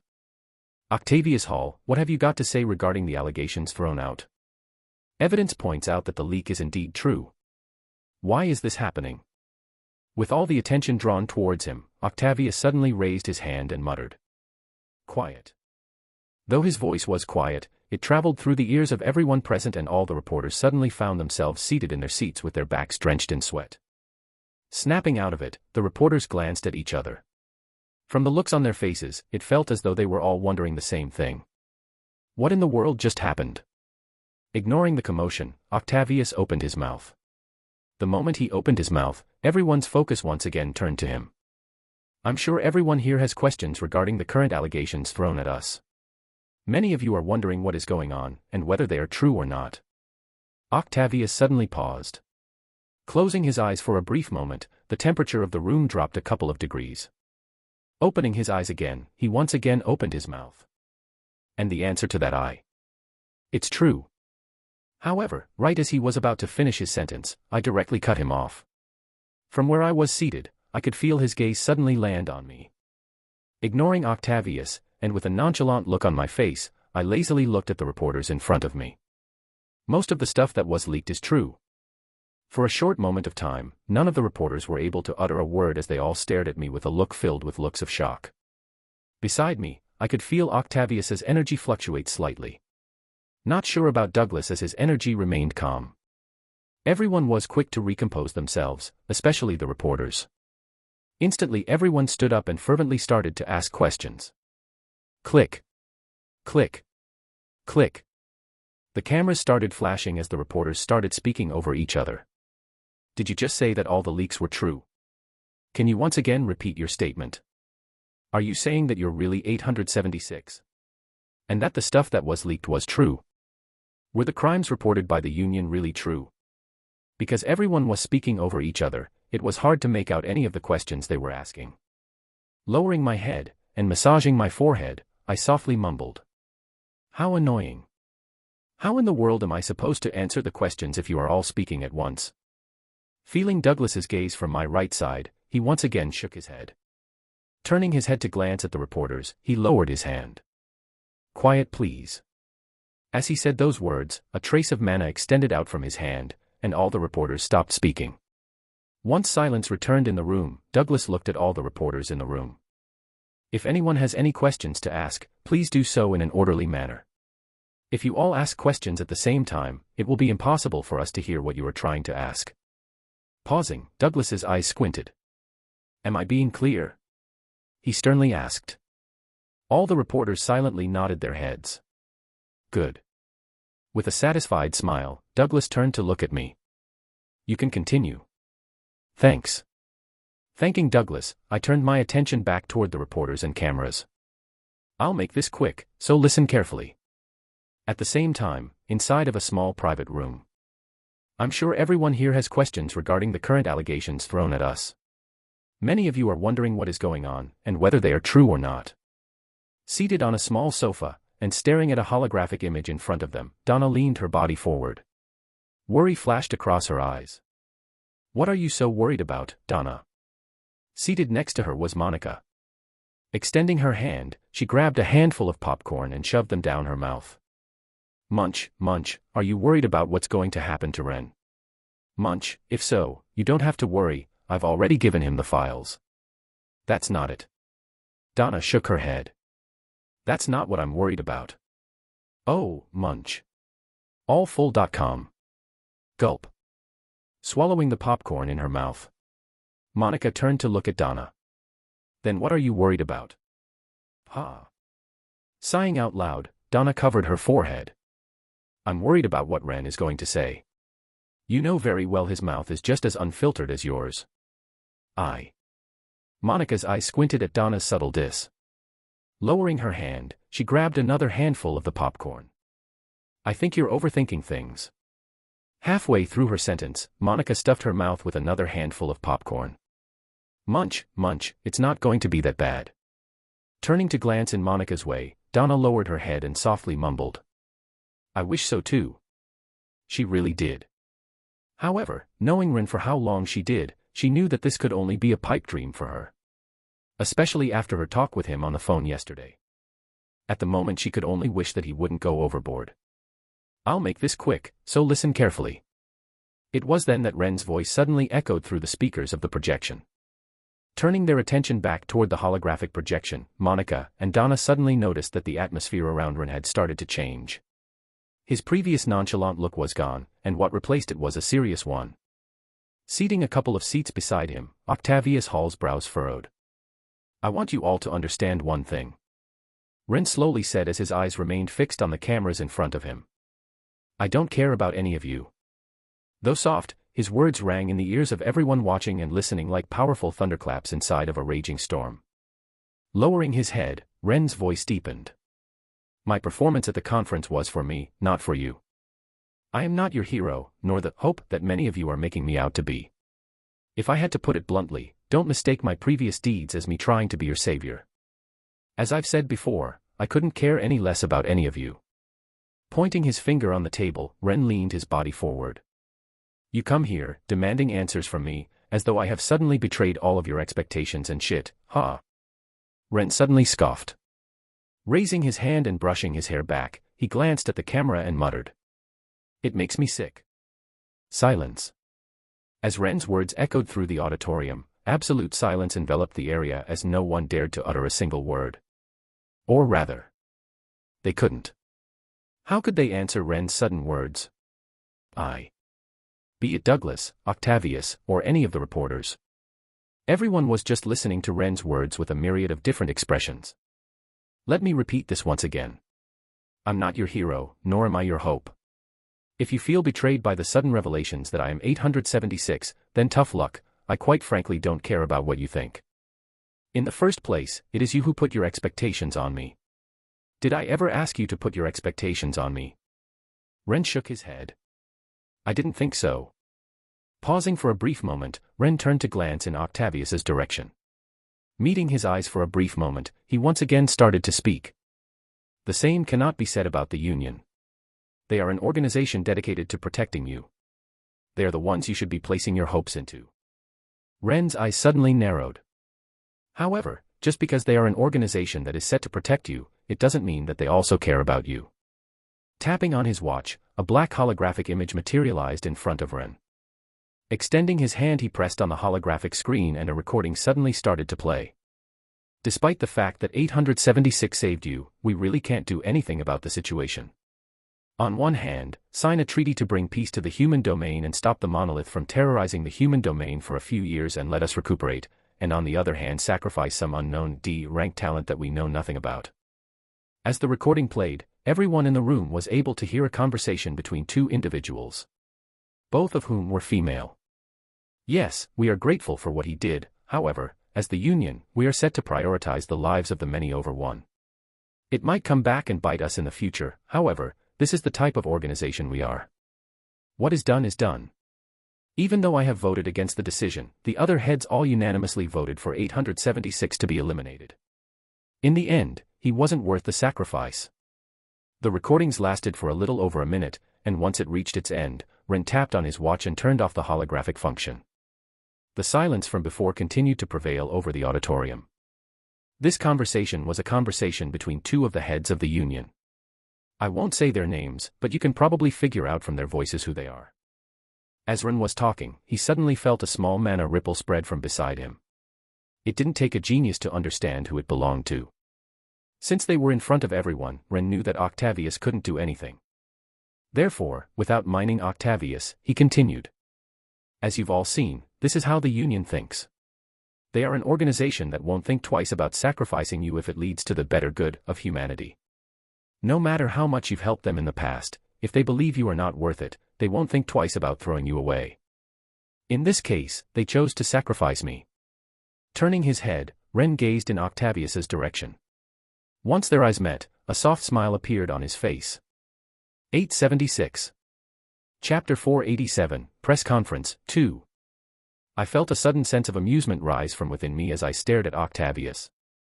Even though I couldn't tell at first, he really did look like Melissa from up close. Was that possibly the reason for my sudden sense of amusement? I couldn't tell. Turning my attention back toward the reporters, I continued. You people are probably unaware about what truly transpired before a bounty was put on my head. However, if I had to summarize what happened, I would say Leaning my body a little, I placed my hand underneath my chin and looked upwards. I guess you could say that I did what the Union couldn't do for quite a while, and that's actually doing some damage to the monolith. Silence. Once again, despite of the words I just said, no one was able to say anything as they just continued staring at me with a dumb look on their face. They were apparently still processing what I previously told them. Regardless, I continued. To summarize what happened between me and the Union, it would be like this. Raising my hand, I pointed at myself. I, Rendover, dealt more damage to the monolith than the Union ever had in their whole existence. The piece of recording you just listed was proof of that. Why else do you think the monolith would be so adamant in using me as a counterparty for the Union to sign the truce? Just for the sake of it? I shook my head. No, it's 'cause I can actually do something about them, unlike the Union who can't seem to be able to do anything at this point. Shaking my head, even more fiercely, I let out a sigh. Ha. Then, taking out a potion from my dimensional space, I quickly chugged it down. As I was chugging the potion down, I suddenly had a thought. Shit, I'm starting to become like Melissa. Over the past week, I had been taking the potions as though they were water. I need to do something about this. I knew that this couldn't keep going in the future. I needed to find a way to completely dispel my mental traumas. Plaque. Smacking the potion on the table, I gazed at the reporters. That being said, the reason I'm telling all of you this is not because I want you people to realize just how shitty of an organization the Union is. No, that's far from it. Raising my arm, I wiped the side of my mouth. Although I'm still pissed off about what the Union did to me, at the end of the day, I get their decision. Everyone has their priorities. Just like you people aren't my priority, my life isn't their priority. They are an organization designed to think the best for humanity, and back then, with all the information they had at their disposal, sacrificing me was the correct choice. Had I been in their position, I would have probably done the same. The faces of the reporters changed when they heard my words. However, I merely shrugged my shoulders when I saw this. As much as I wanted to antagonize the Union, I truly did think that their decision wasn't wrong. There was simply no way for the Union to know that I had taken the seat of limit in the past. Furthermore, they were also unaware of who I was exactly, during the time I saved Monica and the others. I may hold some resentment for their decision, but I wasn't so blinded by rage to not understand their perspective. Though unfortunate, this was the cruel reality. I let out a long sigh. Supporting my chin with my arm which was propped up on the table, I gazed into the eyes of every reporter present. The same thing could be said to have happened to Aaron. Even though he isn't exactly guilty, he also isn't exactly innocent. I won't get into too much detail about what he's done. However, he was simply used as a scapegoat by the Union in order to let me come back to the human domain. If you compare me to him, who by the time was already dead, selling him out was the most appropriate decision. Lowering my head, I fiddled with the empty potion bottle in front of me. Don't get me wrong. Just because I'm bashing the Union a lot, it doesn't mean I'm against their methods. All I'm trying to do is let everyone know what type of organization the Union is. An organization that won't think twice about sacrificing you for the benefit of humanity. Pausing, I let go of the empty bottle in my hand. Raising my head, I closed my eyes for a brief moment before opening them again. Take this as a warning from someone who's been on the discarded side of the Union. If you want to survive in this world, you must prove your worth. This was not a peaceful world. It was a world where the strongest survived, and the weakest died. It may have not been apparent now, but, in the very near future, this would become more and more apparent to the people. It was best to let the world realize this now before it was too late. Leaning my body forward a little, I turned my head in the direction of one of the cameras recording. Prove to the Union that you aren't some expendable. Don't just start blaming the Union or every organization out there for your problems. Raising my head, I glanced toward the ceiling of the room and asked. You have seen the crack in the sky, right? All full N0 vel. Because my eyes were currently on the ceiling of the room, I wasn't able to see the reactions of the people present. If you have, then I will let you know more. However, from how quiet everyone was being, I knew that everyone's attention was currently drawn toward me. The crack will continue to expand. The mana density in the world will increase, and so will your talent cap. If previously you had your talent cap to blame for your inability to climb to the top, now you don't. You may have lower resources than some others, but so did some of the current high rankers. You don't want the Union to throw you away.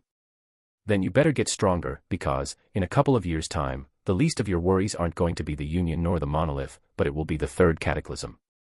At the exact moment I mumbled the last words, the eyes of many individuals present in the room started to open widely. Their previous silent and impassive expressions changed to that ones filled with shock, as some couldn't stop themselves from standing up. Finally, ever since I started speaking, the reporters mustered the courage to speak up. Impossible. It can't be. You must be lying. Voices filled with disbelief echoed throughout the room as the complexion of some of the reporters paled considerably. I couldn't blame them though. Everyone knew just how catastrophic a cataclysm was.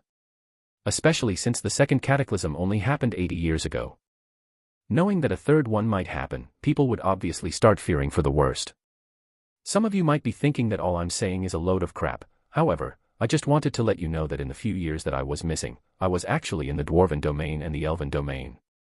Turning my head, I glanced at Douglas, who looked back at me. After a short pause, Douglas nodded his head. Isn't that right, Douglas? Yes. Instantly, murmurs started to spread throughout the auditorium as the reporters started talking amongst themselves. Ignoring it, I continued to speak. As you all know, the other races have gone through what we're currently going through right now. So, listen well when I tell you this, get your shit together, because in a few years' time, this so-called momentary sense of peace that you are all enjoying will be gone, and what you will see will be the true beginning of the end. If there was a better time to let the world know about what was about to come soon, now was the best time. With the third cataclysm and the Demon King soon arriving, it was time for everyone to wake up from this false sense of peace that they were currently experiencing. Even though I was planning on defeating the Demon King wasn't the only enemy out there. There was an army of demons behind him. If humanity kept progressing at this rate, when the time came that the Demon King arrived on Earth, most of them would end up being dead weight. Shit. Lowering my head and massaging my forehead, I let out a small curse. Even though I just told them that I wasn't going to be their hero, I am literally sounding like one. Letting out another sigh, I brought the microphone closer to me. I think I've said enough. Before any of you jump up to ask me any questions, I'll make it clear now, I've already said what I wanted to say, and I won't be answering any questions. Like I've said before, don't make me out as a hero just for your sake. If you're looking for one, then I've got the perfect candidate for you. Pausing, the edges of my lips curled upwards. And that's Kevin Voss. Covering my mouth with my hand, I had to once again pause as my shoulders trembled a little. For a brief moment, I almost laughed out loud. Recomposing myself, I pushed the microphone back. Cume. Raising my hand into a fist, I coughed slightly. As I was saying, if you're looking for a push, someone to put your hopes into, then you can do that with Kevin. He's the type of guy that will care about random people that he doesn't know. As I spoke, I made sure to emphasize the last part. Simply put, I wanted to once again make it clear to everyone that I wouldn't get out of my way to save some random stranger's life if it meant that it could endanger my life. Just wasn't me. Once again staring at the reporters, I turned the microphone and stood up. I guess this is enough for me. Glancing at Douglas, who was next to me, I softly mumbled. I'll leave the next part to you. Sure, Douglas replied with a calm smile. With a slight nod, I glanced in Octavius's direction for a brief moment before leaving. His face was emotionless just as always, however, I could tell that inside he was very mad. Couldn't blame him, I did after all publicly shame the Union in front of the whole world. That being said, I didn't regret my words one bit. And it wasn't like he could do anything about it. I may have just antagonized him and the half of the world, but I was confident enough to know that the Union wouldn't move regardless of what I did. Monica, Douglas, Gervas, and perhaps even the Elven Queen. Those were the individuals who Octavius knew were on my side. The Union simply had nothing to gain from attacking me or my family. Furthermore, with me saying all of this publicly, if anything did happen to me, the prime suspect would be the Union. Their reputation was already bad as it was. If they truly did try to silence me, their reputation would fall to a point where they would no longer be able to withstand the backlash. Heh. Leaving the auditorium, the edges of my lips curled upwards. This was satisfying. Chapter 488, Press Conference, 3. No, it's 'cause I can actually do something about them, unlike the Union who can't seem to be able to do anything at this point. Staring at the projection in front of her, Monica munched on the popcorn in her mouth. Munch, I guess you were right, Donna. His tongue really did go loose, munch. There was a trace of amusement in her voice as she said those words. Clearly, she wasn't the least bit perturbed about the things that Ren had said on the projection. Munch, hey, he even said that he doesn't care about anyone, ha ha ha, way to go Ren. Besides her, Donna was in total dismay as she covered her face with her arms. I knew it, I knew that this was going to happen. Gulp. Swallowing the popcorn in her mouth, Monica patted Donna on the back. Secretly, she was just trying to get rid of the grease on her hands. Calm down Donna, the one that should be most worried about the situation should be me. Unlike you, I'm actually working for the union, not that I disagree with what he's saying, but... Lowering her hand, she grabbed another handful of popcorn. Well, what's done it's done. The moment I gave him the recording, I already knew that he was going to pull something like this. Stopping her hand right before her mouth, Monica sighed. Actually, I'm probably going to be in a bit of trouble since Daphne didn't know I was recording her back then, but, well, I'm SS-rank now. Softly chuckling, Monica stuffed her mouth with another handful of popcorn. Munch, munch, what they gonna do about it? Gazing at the projection in front of her for a good minute, Donna eventually gave up. Well, all right. I knew that this was going to happen anyways. Though a small part of her prayed that Ren wouldn't pull something like this, thinking back at the words he said, Donna realized that perhaps this was for the best. The crack in the sky did indeed seem like a good indication that something big was about to happen. If Ren's words served as a catalyst to help humanity realize in just how much of a predicament they were in, then what he said wasn't as bad as she was making it out to be. There was only one problem. And that was the backlash that Ren's words would create throughout the world. For a good while, Donna knew that the human domain would be in a lot of turmoil. Turning her head to glance at Monica who was carefreely eating her popcorn, Donna softly mumbled. It looks like we're going to be very busy this month. Because she had been so focused on the press conference, Monica was unable to hear Donna's mumbles. Turning her head, she asked. Did you say something, Donna? No. Staring at Monica for a good couple of seconds, Donna shook her head and sighed. Nothing, I didn't say anything. And that's Kevin Voss. PFTTTTTT. Spitting toothpaste all over the mirror, Kevin's eyes opened widely. Opening and closing his mouth like a fish stuck out of the water, Kevin almost dropped his phone on the ground. He had only woken up 10 minutes ago, and thus he did not have enough time to change as he was still in his boxers. The reason why he woke up so early was to watch Ren's press conference. However, midway through the press conference, Ren suddenly name-dropped him. How could Kevin not be shocked? Ren, what in th?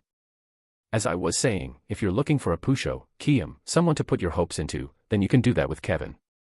He's the type of guy that will care about random people that he doesn't know. Not even halfway through his sentence and Ren's voice once again rang out from the speaker of his phone. This time Kevin's body froze completely.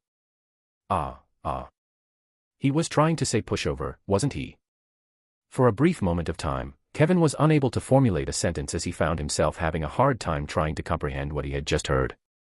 Veins slowly started to protrude from the top of his forehead. Crack.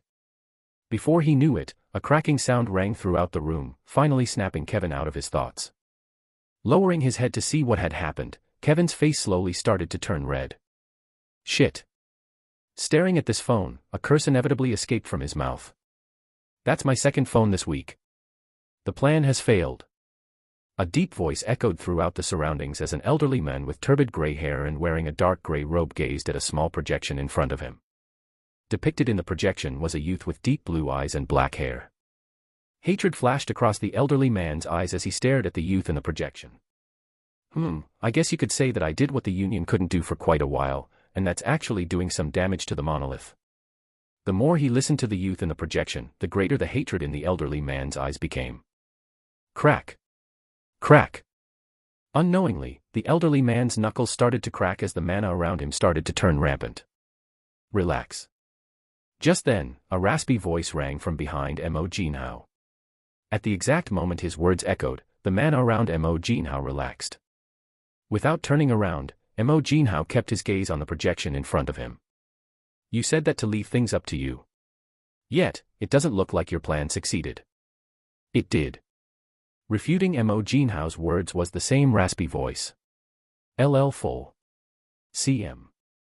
If you're talking about 870 SIXS situation, then yes, the plan could be considered to be a failure. However, if you're talking about the plan in an objective manner, it did not fail.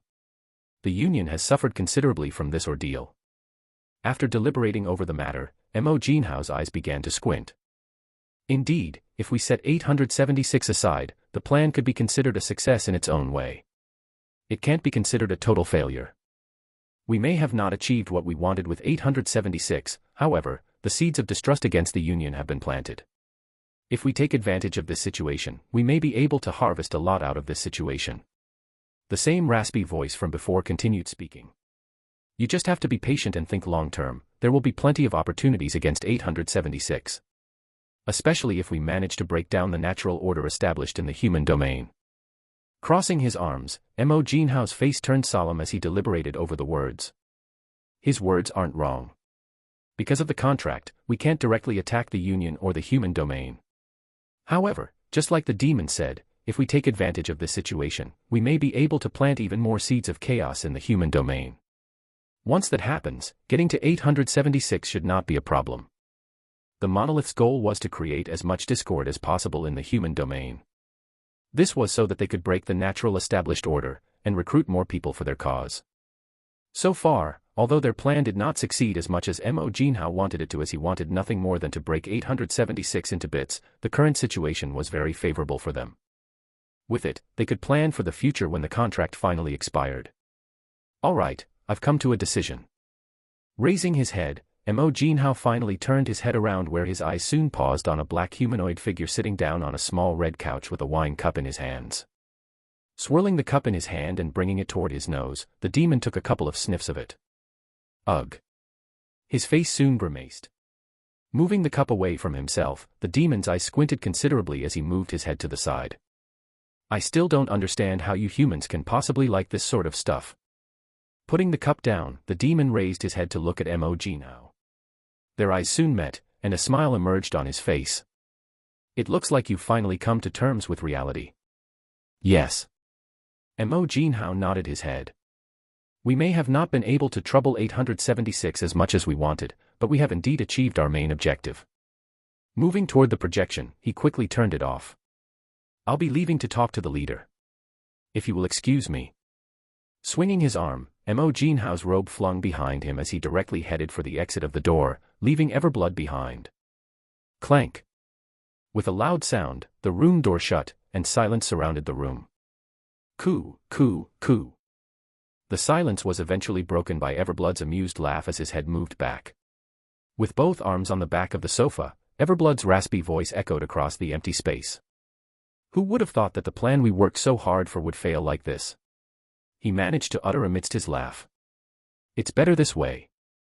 It was then that an apathetic voice devoid of any emotion sounded from beside Everblood as a figure appeared next to him.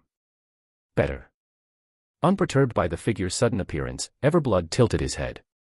You're saying that it's better like this? Or are you saying that this was also planned by you? The figure closed his eyes. Who knows? Leaning his body forward, the figure grabbed the wine cup on the table and sniffed the wine. Planned or not planned, if he was incapable of doing this much, it would only mean that he wasn't improving. Also. Bringing the glass cup to his mouth, the figure slowly took a small sip. Clank. Clank. Clank. A small rattling sound echoed throughout the room as the chains binding his hands clashed against each other. Ha! Upon taking a sip of the drink, a satisfied smile formed on his face. The game wouldn't be fun if everything went as I wished.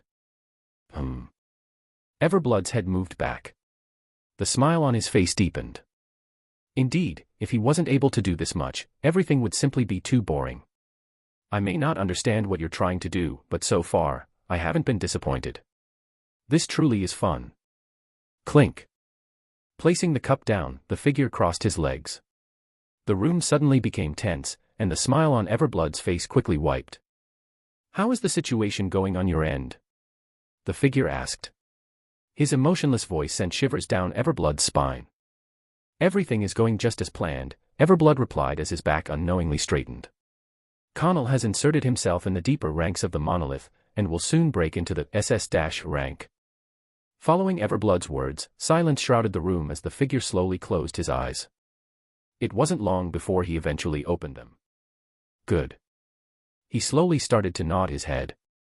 In a slow manner, he turned his head to face Everblood, revealing his deep blue eyes. Don't forget why you're here. Don't stray away from it. Make sure you accomplish it. Yes. Standing up, the figure walked toward the other side of the room. Following him from behind were thick black chains. Clank. Clank. Clank. He eventually stopped in front of the door of the room. Raising his hand and tracing his finger over the door of the room, the figure slowly closed his eyes and suddenly asked, "What do you think makes destruction so beautiful?" It's.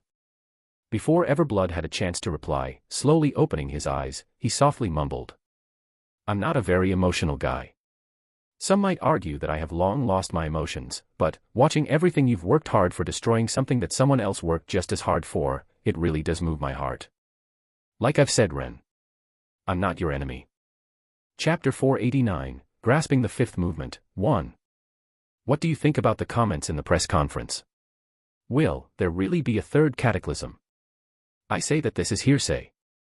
All bullshit fabricated in order to shift our attention away from his crimes. Then how would you explain the current phenomenon that just happened? The crack in the sky. It is undeniably there. We can't just turn a blind eye to it. Furthermore, there is evidence that proves that Rendover has really traveled to the other domains. Click. Turning off my phone, I put it away and continued to walk on the sidewalk of the street. I was currently outside of my house and the blazing sun in the sky made me feel extremely languid. I really didn't feel like doing anything. Despite that, I still continued walking. My current destination was the Demon Hunter Guild. The reason for this was because Amanda granted me access to their top-end training facilities. As matters currently stand, I couldn't go back to the lock. With everything that transpired over the last couple of days, I was put on administrative leave for a couple of days, therefore, I had no choice but to go train at Amanda's guild. Along the way, I couldn't help but think, I really should tell Small Snake to invest more money in the headquarters. Just before the press conference, Amanda came to talk to me about the situation with the magic cards, and from the look of it, they will be launching in a couple of days' time. With the money that would be coming in from their sales, I planned on creating my own state-of-the-art training facility back in the headquarters. Not just for me, but for Small Snake and the others. I think it's bullshit. Even if the mana density of the world increased, it will still be impossible for normal people like us to reach the top. Does that really matter? If the third cataclysm is coming, would you be better off at your current strength, or at a stronger level? That's a big if. Still doesn't hurt to become stronger. As I neared the guild, I was able to overhear the conversation of some of the people near me. Overhearing their conversations, I shook my head. Just as I expected, everyone is talking about the press conference. Public opinion about what I said at the press conference was divided into two. On one side, many people supported what I said as they also agreed with many of my points, while on the other side, people completely despised me for it. Not that I cared. Like I've said before, I didn't really care about anyone else apart from a select few people. I was only one person after all. Halt. Because of security reasons, we can't allow anyone unknown to enter the guild. Please state your purpose. Tall guards wearing black suits and sunglasses blocked my path right at the entrance of the guild. Glancing toward my right and left, and seeing people going in and out of the building, I could already tell that they were targeting me. Evidently, they were alarmed by my strength. Shaking my head, I brought out a black card from my dimensional space. Here you go. Did Amanda buff up the security because of the magic cards? If so, it was understandable. Given just how much money was involved in its launch, such measures were understandable. Lifting his glasses up with one of his fingers, one of the bodyguards checked my card. Upon making sure that there was nothing wrong with it, he took a step to the side. The guard next to him followed suit. You may go in. Thank you. Taking my card back, I nodded at the guards and entered the premise of the building. Just like in the past, a nice lavender-like smell lingered in the air the moment I entered the building. Glancing around me, I was surprised to find that the lobby of the guild was packed with people moving in and out of the building. It's a lot more crowded than usual. Is something going on? Squinting my eyes and checking out the place for a bit, I eventually shrugged my shoulders. It's probably none of my business. Let's just go train. Taking one last look at the crowd at the guild lobby, I turned around and headed for the elevators in the distance. At the same time, inside a white room that was the length of 2 Olympic-sized swimming pools. Shio. Shio. Shio. Splitting the air apart were 3 translucent blue energy beams. In a matter of seconds, the arrows arrived all the way toward the other side of the room and crashed against multiple thick rectangular pillars. Bang! A deafening sound spread out from the point of contact between the arrows and the pillars, and thin black smoke rose in the air. Squinting her eyes and staring toward the distance, Amanda had an unsatisfied look on her face. "What's wrong, young miss?" Appearing beside her was her assistant, Maxwell, as he handed her a white towel. Taking the towel, Amanda shook her head. "I'm still too weak." "Weak?" Maxwell raised his brow. "Correct me if I'm wrong, young miss, but aren't you already nearing B rank? Considering your age, shouldn't that be an achievement to be proud of?" Raising her bow and aiming at the target in the distance, Amanda pulled the bowstring back. A blue translucent arrow materialized in between her fingers. Achievement to be proud of. Had it been in the past, then maybe. However, as she looked back at Ren, Kevin, and Jean, who had all surpassed her, Amanda couldn't bring herself to feel any pride in her strength. Also, Amanda did not doubt Ren's words back at the conference.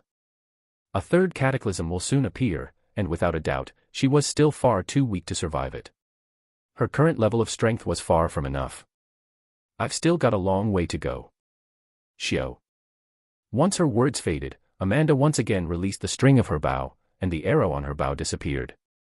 The air in front of her distorted, and not even a split second after she released the bow, a thunderous explosion reverberated throughout the room. Boom. Full. cm.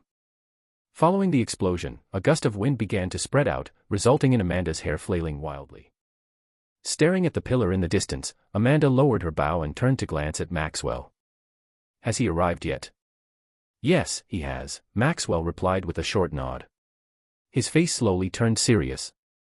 "I have told him to meet you at your office, however, he insisted on meeting you here. He appears to be in a bit of a rush." "Okay." Amanda put her bow away and untied her hair, letting them fall over her shoulders. "It's better this way." "Not bad."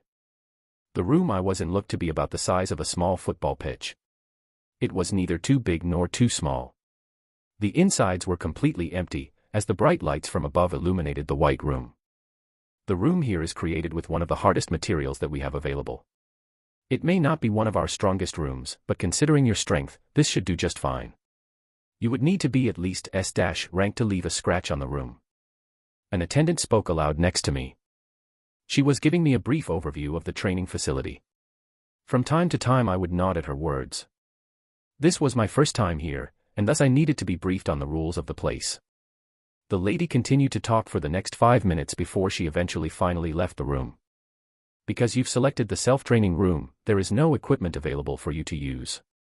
However, if you wish to use them, you can call me up and I will readily come to your assistance." "Thank you." "No problem." Clank. The door closed and the place finally became quiet. HAAA. Raising my hand, I removed the mask from my face. Since I was now even more popular than before, I had no choice but to wear this wherever I went. Not that I wasn't used to it by now. Ooh. Putting my mask away, and moving toward the middle of the room, I decided to sit cross-legged. Tapping on my bracelet, I took out my sword and placed it right in front of me. Compared to the last time I had seen it, the sword was now quite a bit longer than before. Not by much, but enough to see a notable difference. Now that I think about it, I've still not tested the sword after breaking the first seal. According to Malvel, the first seal was supposed to break upon me reaching A- rank.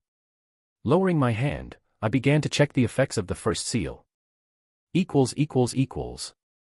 Seal 1, the sword will allow the wielder to gather at a much faster rate than normal. This. Staring at the interface in front of me, I had to blink a couple of times to make sure that I wasn't seeing wrongly. Once I was sure that there was nothing with what I was seeing, my mouth dropped a little. This is amazing, isn't it? It may not look like an incredible skill at first, however, given my circumstances and sword art, this was nothing short of miraculous. It was then that I had a sudden thought, with this, wouldn't I be able to perform my movements even faster than before? It would take me a couple of seconds to gather enough mana to perform any of the movements of the keiki style. With this new skill, the time it took for me to gather enough mana to perform the skill would drastically decrease. It was basically a game changer. Staring at the sword, my hand started to twitch. For a brief moment, I wanted to test out this new skill, however, I quickly stopped myself. This is not what I'm here for. There was a time and place for things. Ooh. Taking a deep breath and closing my eyes, I cleared all distracting thoughts inside of my head and proceeded to feel the mana in the air. I felt the sensation a couple of weeks ago, and now that the mana density of the mana in the air is denser, there should be no trouble for me to finally grasp the fifth movement of the keiki style. There were only 5 movements to the keiki style. Beyond that, Grandmaster Keiki had never been able to grasp the 6th movement. Some might say that the keiki style was a complete art and that there were no possible movements beyond the 5th movement. However, I beg to differ. There was definitely a 6th movement. One that Grandmaster Keiki couldn't grasp throughout his entire life. After practicing this art for as long as I did, I knew for a fact that the 5th limit was not the limit. There was definitely more to the sword art than it showed. After grasping the 5th movement, my next goal was to grasp the 6th movement of the keiki style. HAAA. Exhaling from my mouth, the scions around me started to vibrate more and more. It wasn't long before only the green-colored scions remained around me. From time to time, I would be able to see faint yellow-colored particles. My eyes brightened when I saw them. Light scions. The key element needed to grasp the 5th movement of the keiki style. Staring at the yellow-colored particles in the air, I focused all my attention on them. It wasn't long before more and more yellow-colored particles started to form around me. Drip. Drip. Drip. Sweat started to trickle down the side of my face. HAAA, ha. My breathing started to become more laborious. However, I didn't care. Placing my hand on the ground and grabbing my sword, I stood up and proceeded to take a stance. In the process, the light-colored particles around me started to gather in the direction of my sword. A bright light soon started to form around the scabbard of my sword as more and more light-colored particles started to gather around the sword. It wasn't long before the light became even brighter and enveloped the entirety of the room. Chapter 490, Grasping the 5th Movement, 2. To master the 5th and final movement, one must assimilate the light scions in the air toward their sword. The last movement is not something that anyone can pull off comfortably. It's a movement that does not need the body to do anything. Let the scions do the work, and let the sword flow naturally. Recalling the words imprinted inside of my mind, I tried my best to keep myself focused as I gathered the light scions toward me. There wasn't much I knew about the 5th movement of the keiki style. However, from the little words and images inside of my head, I knew that it heavily relied on light scions. This was why at the moment, I had gathered all my focus toward the air, trying my best to agglomerate all the light scions toward my sword. The process was very slow, however, with due time, the sword in my hand started to become brighter and brighter. Before I knew it, the glow coming out from the sword was so bright that it made it difficult for me to keep my eyes open. KHH. Not yet. Trying my best to remain in this state, beads of sweat started to drip down the side of my face. It may have been because the room was quiet and that I was currently focused on trying to gather the light scions in the air, but the dripping sound of the sweat hitting the ground deeply resonated inside of my head. Drip. Drip. The state of my mind was like that of a calm lake. Rippleless. Ooh. Unknowingly, the surroundings disappeared from my view, and all I saw was pitch-black darkness. I couldn't exactly describe the state that I was in, however, at the moment, it felt as though I was one with the mana in the air. My breathing stopped, and my hand started to move. Grasping the hilt of the sword, I slowly pulled away. Click. A subtle clicking sound rang out, and the room flashed in white. Been a while. Gene said as he entered the training grounds and nodded in Amanda's direction. Glancing around the place, he commented. Not bad. Thank you. Amanda replied as she handed Maxwell her towel. Staring at Gene, her brows slowly started to crease. Why did you want to meet me here? My office would have been a more appropriate setting for our discussion. It would have been a waste of time. Amanda tilted her head. Obviously confused by Jin's answer. Before she could reply, Gene started to speak. A slight smile hung on his lips. I never took you for a scheming one. Back then I didn't realize why you agreed to the deal so easily. Now I know. Slowly, his eyes started to narrow. It's because of those magic cards. Ah. Amanda thought back at the time when she made a deal with Jean. Preconference.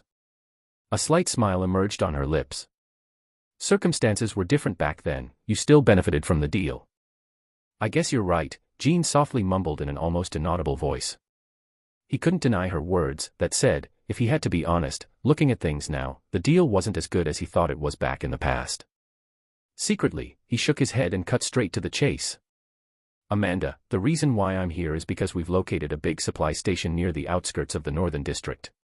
We're still monitoring the situation closely, but it looks like we need to join hands to complete this mission. Listening to Jin's words, Amanda's brows creased a little as she fell into deep thought. Supply station. Raising her head to meet Jin's eyes, she asked. What do you need us to do exactly? Nothing too straining. Elaborate. I just need a couple of A rankers to come and help us. We won't need S rankers, but just in case, I'll bring one from my side. You should also bring one from your side. Just in case something goes wrong. After having analyzed the place thoroughly, Jean found that this was the best probable formation needed to take care of the place. Had it been the past, Jean would have never have collaborated with Amanda over this matter. However, as matters currently stood, Jean could not afford to bring out such a large force. Ever since the crack in the sky appeared, all of the guild members had been allocated toward different portals in case a dungeon overload occurred. Not only that, with the sudden increase in the mana in the air, many chose to use this time to break through to the next rank. In other words, Jin's guild currently did not have enough personnel to handle this mission. Given their time constraint, he had no other choice but to collaborate with Amanda. With her hand under her chin, Amanda had a thoughtful look on her face. Lowering her hand, she asked. Are you sure that we only need one S ranker? Yes, Jean replied with a nod. I'm confident that we won't need more than 2 S rankers. In fact, Jean was fairly certain that he wouldn't need one S ranker. Bringing 2 was him already being cautious. I see. Amanda extended her hand in Maxwell's direction. Maxwell, please hand me the files. As you wish. Tapping on his ring, Maxwell took out a file of papers and handed it to Amanda. Thank you. Thanking Maxwell, Amanda proceeded to look through the files. As she looked through her list, Amanda's lips pursed from time to time. She didn't look at the files for too long as she soon closed the folder. Handing it back to Maxwell, she gazed in Jin's direction. I've just looked through the list of available members we have at the moment, and it looks like it's DOA. Right then.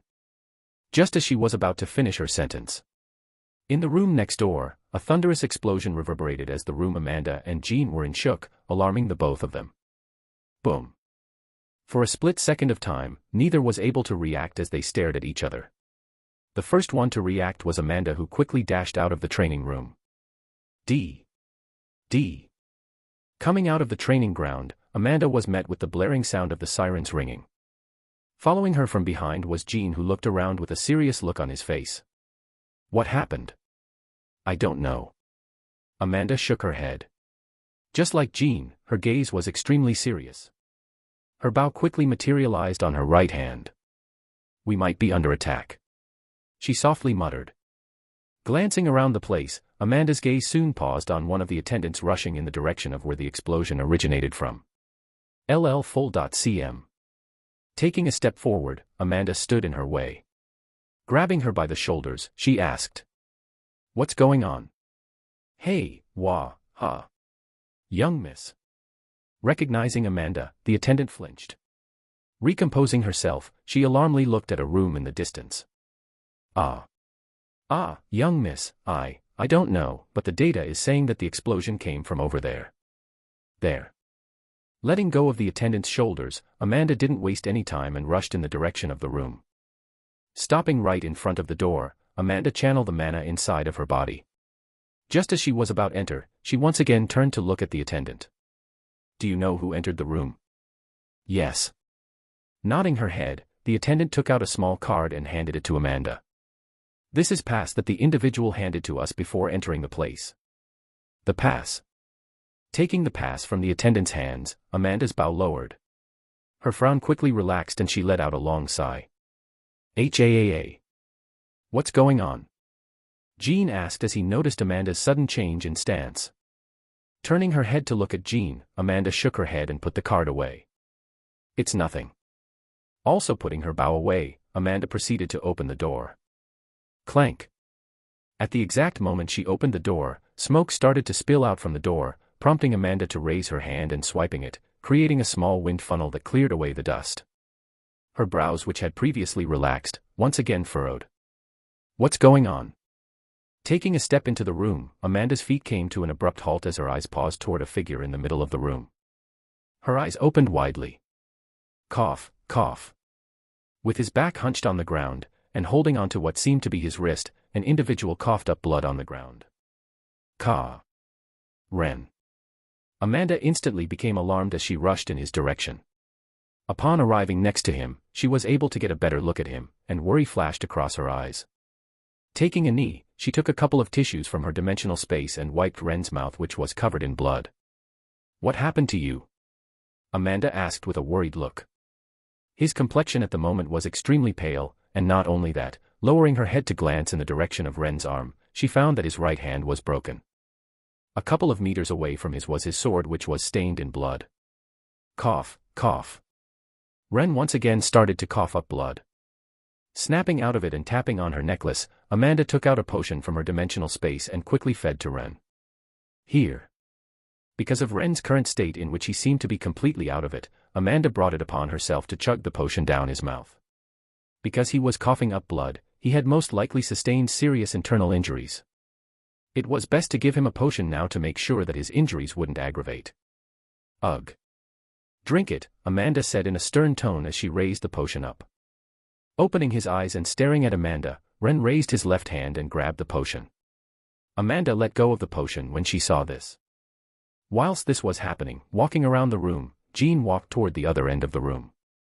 Coming to a halt, his eyes traced over a large scar on the side of the wall. The scar wasn't exactly deep. If he had to make an estimate, it would be around 1/4 of a meter in depth. However, what was most shocking about it was the fact that it traced from one end to the other end of the wall. Turning his head to glance in Ren's direction, his eyes paused on Ren's sword, which was pointed in the direction of where the scar was. Turning his head back to gaze at the scar, he traced his finger over the scar. Staring at his finger, Jean slowly opened his mouth. "Amanda, just how durable is the room?" Snapping out of her daze, Amanda looked at Jean. She soon also noticed the scar on the wall. Huh. Her eyes darted back to Ren, who was slowly starting to get better. Alternating her gaze between Ren and the scar on the wall, Amanda had a sudden thought. "It can't be." Amanda felt her mind blank. With her eyes still locked on the scar all the way on the other end of the room, Amanda slowly stood up. Without looking back, she called out for her assistant. "Maxwell." "Yes." "Was the room in this state before this?" Maxwell had a troubled look on his face as his gaze paused on the scar in the distance. "I'm not exactly Sue." "It wasn't." A female voice answered for Maxwell. It was the same attendant from before. Nodding her head, Amanda's head finally turned. Biting her lips, she looked toward the assistant. "Has the room been inspected before it was being used?" Despite already knowing the answer, Amanda still asked. It was just too hard for her to currently process what was happening. It wasn't rare for someone to bridge the gap between subranks, as there were many occasions in which such things happened.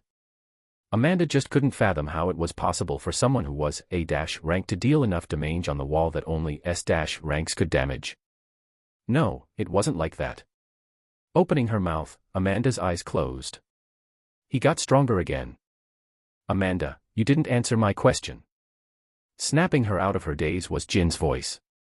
"This. How durable is this room?" Jean repeated. Opening her mouth, Amanda closed it again and bit her lips. This persisted for a couple of seconds before she eventually answered. "It should be S-rank." Chapter 491, Going Back to the Black Market, 1. That was a lot more painful than I thought. Leaning by the wall of the room, I heavily gasped for air. HAAA. My arm still hurt, but with the aid of the potion that Amanda had given me, I was slowly starting to feel better. That being said, I don't think I can use the fifth movement at its full potential just yet. Injuries aside, it became apparent to me that there was still a small way to go for me before being able to use the fifth movement comfortably. My body could still not withstand the full power of the attack. If I had to make an estimate, then by the time I reached S- rank, I would have no problem executing it. Wait. Raising my head, my eyes lit up. There is actually a way. A way for me to use the fifth movement without breaking my body apart. Ugh. Propping my body up with the aid of my arm, Amanda suddenly called out for me.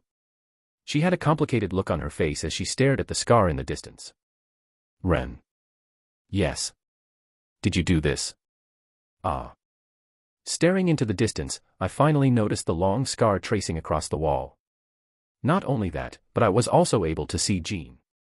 Scratching the back of my head, a wry smile appeared on my face. How are you doing, Jean? Been a while since I've seen you. Let's just pretend that nothing happened.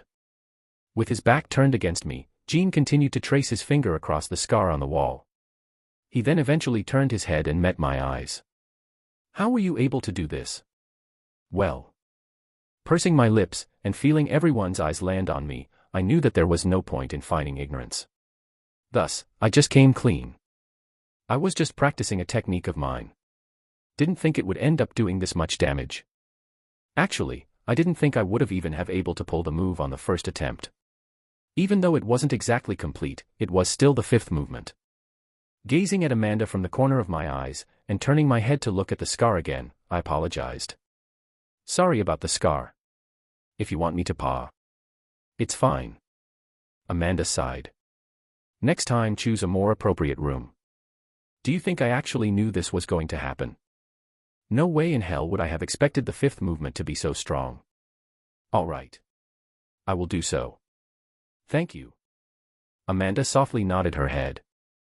Then suddenly, Amanda's smartwatch vibrated. It was a message. Amanda glanced at her smartwatch, then looked back at the female assistant. Let the other know that the situation is resolved. There is no attack. It was just an incident. Yes. The assistant's back straightened. She quickly rushed out of the room. Staring at the assistant leaving the room, it finally dawned on me. What was Jean doing here? He wasn't the type of person that would go out of his way to meet Amanda unless it was something important. Mind if I ask, but what is Jean doing here? Jean. Amanda glanced at Jean, and their eyes met. He gave her a short nod. Pursing her lips, Amanda started to explain. He's here about a possible collaboration. Because of the crack in the sky, we're both currently short on staff. Collaboration. Yes, we're trying to get rid of a supply station, Jean suddenly cut in. You weren't here when this was happening, but recently, a new pill has started to spread throughout the human domain. We've currently found one of its bigger supply stations, and we're trying to get rid of it. Oh. Right, there was something about this in my memories. A lot of the future events may have changed, however, there were still some things that didn't change. For example, this event. It was an event that was supposed to happen in the novel, and it was an event where Jean and Amanda would suffer tremendous losses to their forces. Not sure how that worked anymore. Regardless, I decided to say my piece. If you two are talking about the supply station in the Northern District, Morphil Street, then I suggest the two of you not to go. Amanda and Jean looked at each other. If I'm not wrong, then the supply station you two are going to is a trap devised by the other guilds to bring you down. Because the gap between the top two guilds and the other ones was widening, in order to reduce their influence and force, the other diamond-graded guilds decided to resort to dirty tactics in order to reduce their influence. As such, they devised a trap to daemonage a small elite force of both respective guilds. There was a chance of me being wrong with all the events changing, but it was never wrong to be on the safe side. If I'm not wrong, the two of you will probably go with only a couple of S-rankers and expect to bulldoze your way toward the supply station, right? Upon saying those words, the faces of Amanda and Jean changed. I felt a boost in confidence when I saw this. It really does seem like this is the event. Actually, if you're wondering how valid my words are, even I'm not too sure. However, it's best if you two become more alert during the mission. Who knows, things might truly end up as I said, and the both of you will suffer tremendous losses. I'm sure neither of you would want that. There was a brief moment of silence after I said those words. Breaking the silence, Amanda turned to look at Jean. What do you think? Lifting his head up to glance my way, Jean took a deep breath. How sure are you about this? 50%. Maybe less. Okay. Jean nodded his head. He then turned to look at Amanda. If it's as Ren said, this can also be a good opportunity for the both of us. I agree. Amanda replied in agreement. Placing his hand under his chin, Jean thought of something. Let's secretly bring more S-rankers with us. If there truly is a trap, we can take this chance to find out who is against us and deal a blow against them. How many S-rankers can Starlight Guild bring? If we exclude my father and grandfather, I can bring an extra 2. Demon Hunter can also do the same. I'll take my leave now. Seeing that there was nothing else for me to say, I tactfully decided to leave. As much as I wanted to go with them, there were other things I needed to do. Yes. Don't worry about the wall. Amanda bid me goodbye. Jean did the same as he nodded his head, and I nodded back before leaving the room. Clank. That's on problem sorted. With Amanda and Jean possibly avoiding a terrible scenario, my mind felt at ease. That being said, coming to a halt in the middle of the hall, I realized something. Perhaps not everything has changed. Recently, I had been using my memories of the future less and less. The reason for this was because I no longer trusted them as much, and because of all the changes that I did. However, if I looked back at it now, not all had changed. If that's the case, I should use this chance to study my notes of the future once again and get rid of any potential trouble before they come. This was a feasible idea. Rather than just waiting for bad stuff to happen, it was better if I got rid of them before they happened. Putting my mask back on my face, I continued walking. I better get to work. A couple of days passed by in the blink of an eye, and it was now Saturday. This should be the place. ALLNOVELFULL. C0M. Stopping in front of a coffee shop, I entered the place, and a nice aromatic coffee smell invaded my nostrils. Glancing around the place, I soon spotted a familiar figure sitting in the corner of the shop. Been a while, Kevin. Lifting his head up to stare in my direction, Kevin's eyes began to squint as his face darkened. Ren. Yes, that's my name. I sat down comfortably on the chair opposite. Leaning back on the chair, I noticed that there was an iced latte in front of me already. Did Kevin order it for me beforehand? How sweet of him. Thanks. Thanking Kevin, I brought the latte to my lips and took a sip. Feeling the refreshing taste of coffee in my mouth, I instantly felt a lot better. Nice. Putting the latter down, I looked at Kevin. So, what did you want to talk about? I did find it odd that Kevin wanted to talk to me out of nowhere. At first, I thought it was because he was mad at me due to what I had said at the press conference, but looking at him now, it didn't seem like it. HAAA. Putting his own cup down, Kevin sighed. Glancing around the place, he waved his hand and erected an invisible sound barrier around us. Seeing his weird behavior, I became slightly alarmed. What exactly was he trying to do? It was then that Kevin started to speak. Ren, I need your help. My help? Yes. Kevin's face hardened a little. He seemed unsure about what to say. This aroused my curiosity. Spit it out. What do you need my help with? It's like this. Eventually, Kevin started to recount to me all the details regarding his mission. Since he had already told me all of his secrets, Kevin didn't shy away from telling me the stuff that he wouldn't normally say, like the fact that the mission was from the system, and stuff. Regarding the talk, it was about how he had to go to a different planet, to the rewards he would get from completing it, and the fact that he could bring 3 people to the mission. By the time he was done speaking, I had already gotten a good grasp of what the mission entailed too. And so since you already know about my secret, I didn't think twice about telling you. The only problem is that I'm still unsure about the third person. You don't have to worry about that. Taking a sip of the latte, I smiled slightly. I already have an idea on who to bring. You do? Kevin curiously asked. Yeah, I nodded. Given the details of the mission you told me, there is only one possible person that we can bring. Who? Lowering my hand, I stared at Kevin in the most obvious manner. Who else but Jean? Jean. Yeah, in the first place, we need someone to reach A-rank before even considering the mission.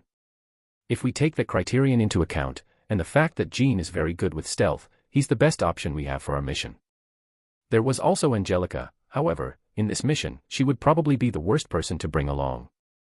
Since demons could sense demonic energy a lot more easily than mana, if I brought Angelica with me, our location would potentially be exposed.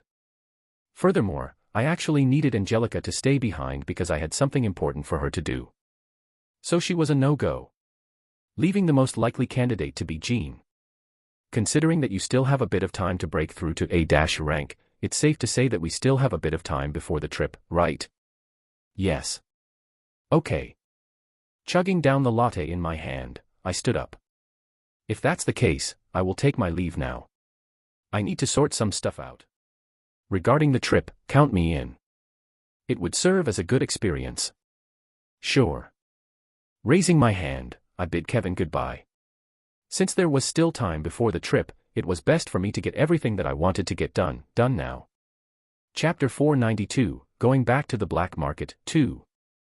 Clank. A clangorous metallic noise rang out as a large door closed shut behind, and darkness enveloped my vision. Step. Step. Step. Following this, a series of footsteps echoed throughout the dark place. Hey small snake, does this place bring back memories? It does. Good times, eh? Back then you were still a nobody and look at you now. Still a nobody. Do you seriously have to say it that way? Despite it being dark. I could vividly feel the annoyance in Small Snake's voice. I do. Pausing, I repeated. I really do. That said, Small Snakes wasn't anyone particularly big back in my memories. He was the type of guy that helped from the shadows, so nothing much changed. Puff. Right then, I suddenly heard a familiar puffing sound coming from next to me. Without needing to look, I already knew who the person was. Who else but Leopold? Puff. Been a while since I've been here. Do you have to smoke ever, HM? I suddenly paused. To make sure I didn't hear incorrectly, I turned my head and looked at a dimly lit orange circle that levitated in the air. You've been here before? Yeah. Puff. With another puff, the orange circle brightened for a brief instant and I was able to catch a glimpse of Leopold nodding his head. I've actually come here quite often in the past. In fact, I know someone that works here. Oh. Didn't think Leopold would have connections here. This was a pleasant surprise. It was then that a deep voice suddenly echoed throughout the dark corridor. We're here. Clank. Following this, our vision started to brighten up as another metallic door started to open, revealing a familiar scenery. Wow. Oh, wow. So this is the black market. Surprised sounds echoed from beside me as Ryan, Ava, and Hines stepped forward to get a better look at the place. They were all wearing white masks and a black hood to hide their appearances, but I could still tell how excited they were. I smiled when I saw just how excited they were. But calm down for a bit. We're not here to mess around. This was the sad reality of the matter. The black market was filled with all sorts of interesting stuff and devices, but there was a time and place for everything. And now was the time. You guys can mess around after you are done with all the matters I've assigned to you. For now, follow me from behind. Without waiting for them to reply, I proceeded to head deeper into the black market. Along the way, I would spot a couple of very interesting artifacts and objects, but through the sheer power of my will, I was able to stop myself from looking at the items. We have a special artifact that no other stall sells. Buy one get one free. We have the cheapest prices. The loud voices of the stall owners rang throughout the air as a bustling atmosphere enshrouded the place. Wait up. Snapping me out of my daze, was a low shout. Catching up from behind me, I heard Small Snake's labored voice coming to me. Ren, HAAA, slow down a little. You're going too fast. All right. I finally paused and looked behind me. With both hands on his knees, Small Snake caught his breath and looked up at me. HAAA, where are we going? Raising my head to stare at the others in the distance, I looked back at Small Snake. We're going to Dungeon Seekers to meet an acquaintance. What do you Maya? You'll know when we'll get there. Seeing that the others had caught up, I continued walking. Compared to the first time I came here, the place looked about the same. However, the atmosphere around me felt different. I couldn't quite explain it, but in the past, the black market felt a lot scarier than it was now. Was it perhaps because I was stronger? This was most likely the answer. We're here. Stopping in front of another large door, two tall guards stood in my way. They both emitted a powerful and overbearing pressure. Halt. This area is restricted for VIPs only. Smiling beneath my mask, I handed the guards a card. Here you go. As long as the card did not expire in the time I missed, it should still work. Hopefully. Thankfully, my worries were unfounded.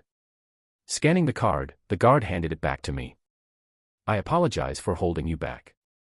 You may enter. He took a step to the side and opened the door for us. Clank. Thank you. Without waiting any further, I entered the door. Following me from behind were the others who looked around curiously. The only one that seemed to be unfazed by the whole ordeal was Leopold, who nonchalantly smoked his cigarette. Walking past the door, I was greeted by bright lights coming from the ceiling of the room. A red carpet blanketed the floor, whilst a young lady wearing a black suit greeted us by the side. Welcome to Dungeon Seekers. Do you have an app? You're here. A rough voice cut the lady off. Appearing in the distance was a male with blonde hair and a lazy look on his face. Just like in the past, his clothes were a mess, and though not clear as he was still far, I could smell a faint scent of alcohol coming off of him. Thomas. I greeted. Thomas greeted with a teasing smile. Oh.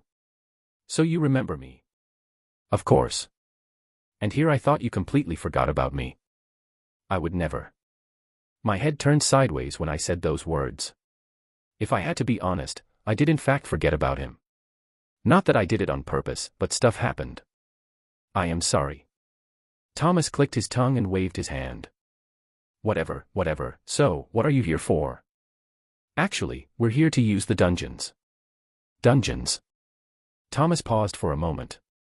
He then smacked his forehead. Right, what else would you be here for? Tilting his body, Thomas proceeded to look behind me. Who did you bring with why, huh? ALLNOVEL FULL. C0M. Halfway through his sentence, his smile suddenly froze. Noticing this, my brows started to crease. What happened? What are you doing here, Leopold? Puff. Thomas. A look of pleasant surprise flashed across Leopold's face as his eyes met with Thomas's. Putting the cigarette in his mouth away, he smiled broadly. You've gotten promoted, Thomas, congratulations. Haha, what about you? Last time I checked you were working at a crappy mercenary group. What brings you here? What's going on? I dumbfoundedly looked at Thomas and Leopold. You reek of alcohol. Looks like you still got your drinking problems. Look who's talking. You seem to be an even bigger smoking addict than in the past. Drinking problems. Smoking addict. What kind of conversation were they having? You two. Interrupting their talk, I coughed slightly, instantly drawing their attention toward me. Cume, you two know each other. Staring at each other for a good minute, Leopold nodded. You can say so. Leopold and I graduated from the same academy. Leopold hooked his arm around Thomas and stared at me. That aside, how do the two of you know each other? This. Leopold turned his head sideways. I answered for him. He works for me. Works for you? Yeah, for about 3 years now. 2.5. Leopold corrected as he unhooked Thomas's arm from his shoulder. We've been together for about 2.5 years. Yeah, that.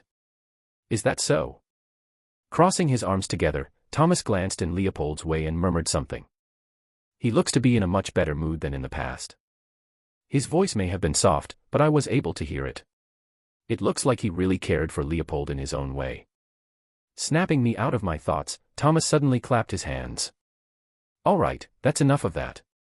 So you're here to enter the dungeons, is that correct? Correct. I nodded my head and glanced toward the others. To be specific, we would like 2 dungeons. 2. Yes. One for me and Angelica, and another for Hein, Leopold, and Ava. Because of the dungeon limits, we couldn't exactly go into the same dungeon. This was a bit unfortunate, but then again, we weren't here to have fun and train. I came here with a goal in mind. Do you already know the 2 dungeons that you want to go to? Yes. For me and Angelica, Silent Cliff, and for Hein, Ava, and Leopold, Desolate Mountains. Thomas's brows creased. Then, he murmured in a barely audible whisper. Interesting choice of dungeons. You can say that. The dungeons I had selected weren't exactly special. They were respectively A less than A ranked dungeon, and A less than B ranked dungeon. However, those were not the reason why I chose those dungeons. The main reason I chose those dungeons was because of the danger that lay within them. Just like in the past, with Everblood, there were demons lurking inside the dungeons. Their goal was simple. It was to create dungeon overloads. And with the mana density increasing, I feared that in the near future, they would become a very common occurrence. No, they will become a common occurrence. Therefore, there are no problems with the dungeons that we've selected, right? I decided to use this chance to get rid of a couple of future troubles whilst at the same time earning the black market's favor. It was a win-win situation. No, there are no problems. I'll go get everything sorted out now. Thomas patted Leopold's shoulder and turned back. I asked Small Snake, who was standing next to me. You already know what to do, right? Yes. I'll bring Ryan to my old job for a bit. I have to sort out a couple of things. With a serious look, Small Snake placed his head on top of Ryan and ruffled his hair. He should help me get my stuff done faster. Hey, stop it. Despite Ryan's complaints, Small Snake continued. Having stayed with each other for so long, it was only natural that their relationship had developed so much. Compared to the past, Small Snake also seemed to be a bit more confident. Not too much, though. I couldn't allow that to happen. A proud Small Snake was not a Small Snake I wanted to have. Pooey. Just the thought made me want to spit. I've sorted everything, you can go now. It was then that Thomas's voice rang from the distance. That was fast. Taking one last look at Small Snake and Ryan, I urged the others to follow from behind me. All right, let's go. Asterisk. Wheeze. Ugh. Coming out of the portal behind me, I stumbled a couple of steps. I eventually stopped in front of an old tree and supported my body. Fucking portals. No matter how many times I tried to get used to the after effects of portals, I just couldn't. Get over yourself. An impassive voice rang a few meters away from me. It belonged to Angelica. You wouldn't get it. Shaking my head, I let go of the 3 and raised my head to get a better look at the place. Just like the name suggested, we're near a cliff. It wasn't quite apparent at first, however, once I raised my head and got a better look at my surroundings, I found out that we were currently at the bottom of an extremely steep and vertical cliff that stretched all the way to the ashen-colored sky. If I had to make an estimate, it would be that the cliff was around 100 meters tall. Around us were a multitude of dead trees. Furthermore, I could also hear the sound of raging water coming from nearby. We were likely close to a river. Hoo! Inhaling the air, I smelt a putrescent smell like that of rotting flesh. It was anything but pleasant. Ugh. Covering my nose with my fingers, I looked at Angelica. Her face was impassive as always, but if one paid close attention to her nose, they would notice a slight twitch from time to time. Turning around, I secretly smiled. Look at her pretending to not mind the smell. I shook my head. Some people were just too prideful for their own good. Let's get going. The faster we get this done, the faster we get to go back. Chapter 493, Dungeon 1. BRRR, it's cold. Coming out from the portal, Ava hugged her body as she started to shiver. What greeted her sight upon coming out from the portal was a vast flat land of white. Upon closer look, in the distance, she could see 3 majestic peaks reaching out for the sky. That should be where we should be going. Similarly emerging from the portal, Hein curiously looked around. Is it? Swoosh. A cold breeze suddenly blew, and Hein's hair and clothes blew back. Aren't you cold? Ava asked as she looked at Hein. He was currently wearing a white short-sleeved shirt that exposed his muscular arms and body. The more she looked at him, the colder Ava felt. Cold. Hein raised his head to glance at his surroundings. A bit. There was a trace of doubt in his voice, leaving Ava dumbfounded. What is he made of? Ava shook her head. She shouldn't be surprised at this point. Everyone in the mercenary group was a weirdo. Herself included. Burp. Not even a second after she came to that conclusion, Leopold came out of the portal. In his right hand was a bottle of whiskey. I'm starting to see how Thomas is addicted to this stuff. Raising the bottle in his hands and taking down a big gulp of the drink, Leopold's cheeks flushed red. This. Alternating her gaze between Leopold and Hein, Ava's legs started to weaken. Massaging her forehead, Ava took out her flute and blew on it. Toodle-too. The moment her lips touched the flute, the mana around her started to distort as 3 red wolves materialized in front of her. Without further ado, Ava hopped on top of one of the wolves and shouted. Let's get moving, you two. We don't have much time. Following her words, the wolf started to move. Hein and Leopold finally recollected themselves when they saw Ava move into the distance. Wait up. Burp, we're riding wolves. Nice. Click. With a subtle clicking sound, multiple heads wearing white masks dropped on the ground in front of me. That's 15 for me. The masks belonged to a species of monsters known as soul masks. They were essentially a parasitic type of monster that was usually harmless when it wasn't attached to another monster. The key word here was attached. Once they managed to attach themselves to their prey, they would take control of their body and increase their power by a lot, making them an especially fearsome monster to face. Crack. Walking up to one of the masks, I stabbed it right in the middle, resulting in the mask cracking into 2. No core. To my disappointment, I found no core inside of the mask. Another goal in entering the dungeon was actually a core. If I didn't recall incorrectly, Kevin did say that he needed a less than A ranked core, which could be bought from the market. However, they were extremely expensive. If possible, I would prefer not to spend that much money. That said, finding a core was easier said than done.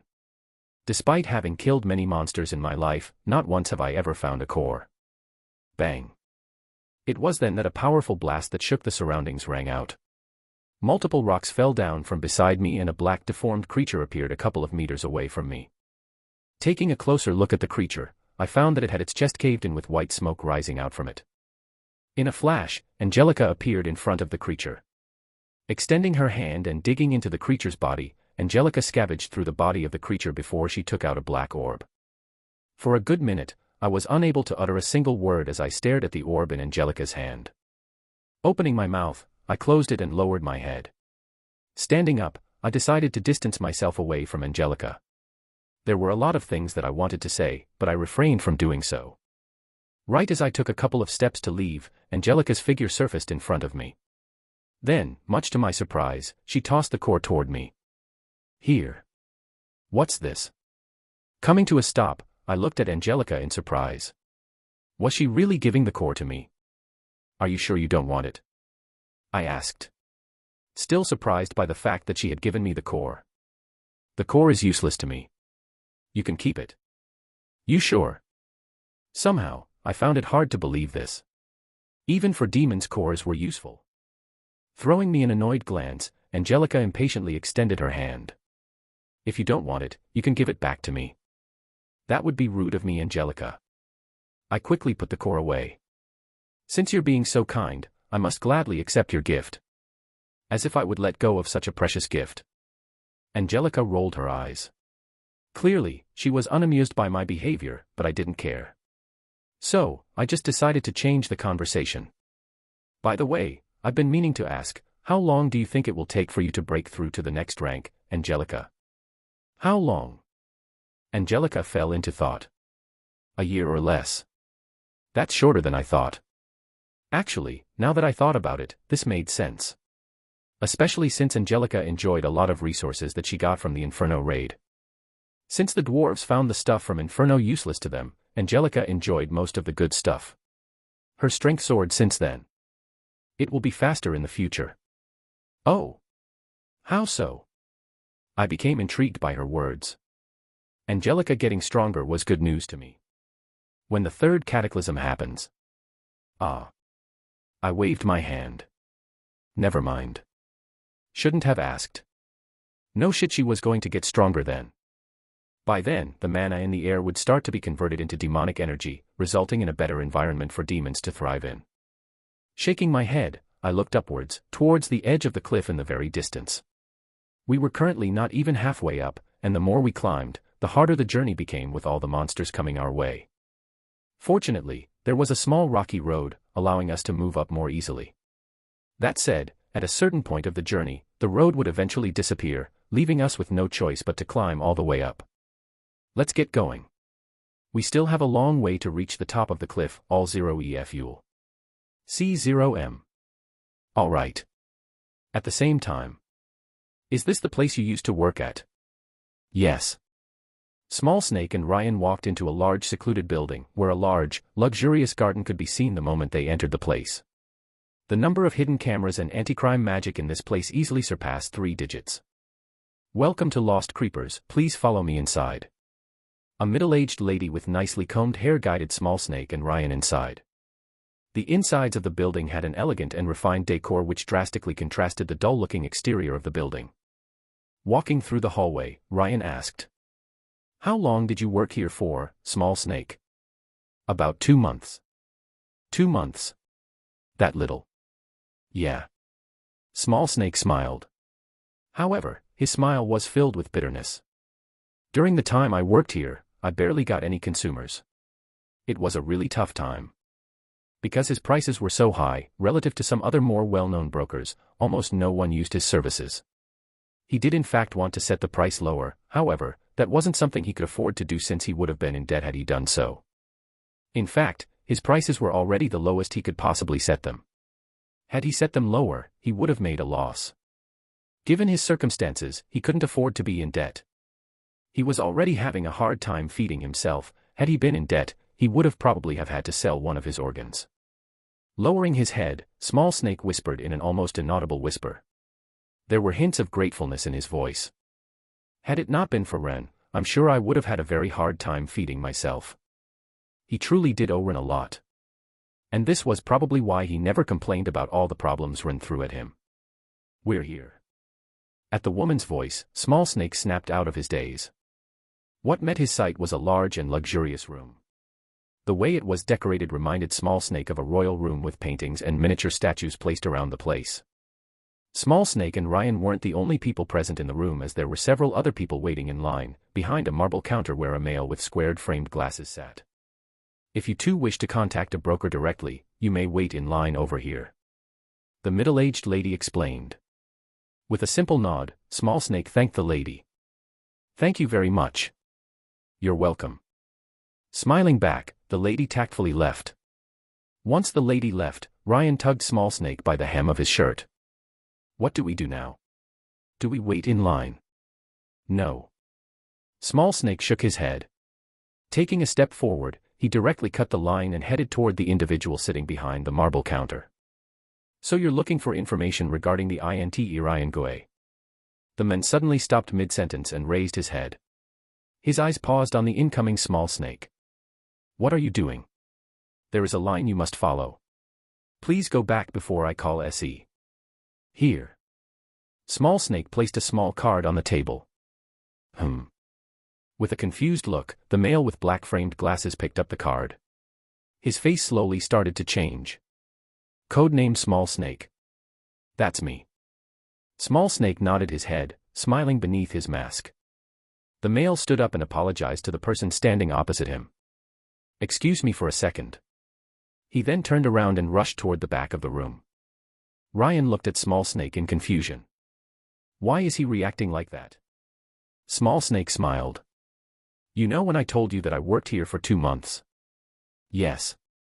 Well, that's only partly true. I've actually still continued to work for them. After Small Snake started to work for Ren, and he managed to stabilize his financial situation, he decided to once again work at his old job.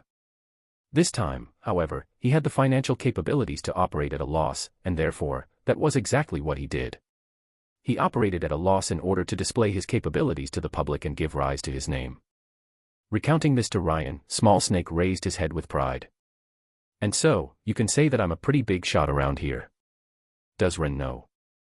It was then that Ryan suddenly posed a question. Huh? Small Snake's hand suddenly froze. Scratching his mask, he shook his head. Not really. I started during the 8 months that Ren was missing. By the time he came back we were forced to leave the human domain, and I've never had the chance to tell him. This was actually half a lie. In reality, he couldn't quite bring himself to tell Ren.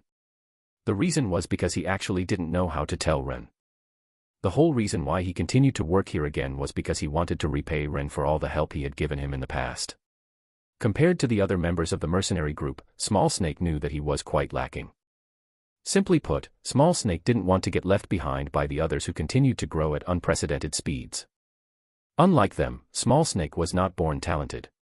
He was barely F rank at the moment, and he knew that even with the mana density around the world increasing, he stood no chance of catching up with the others. He knew his limitations more than anyone else.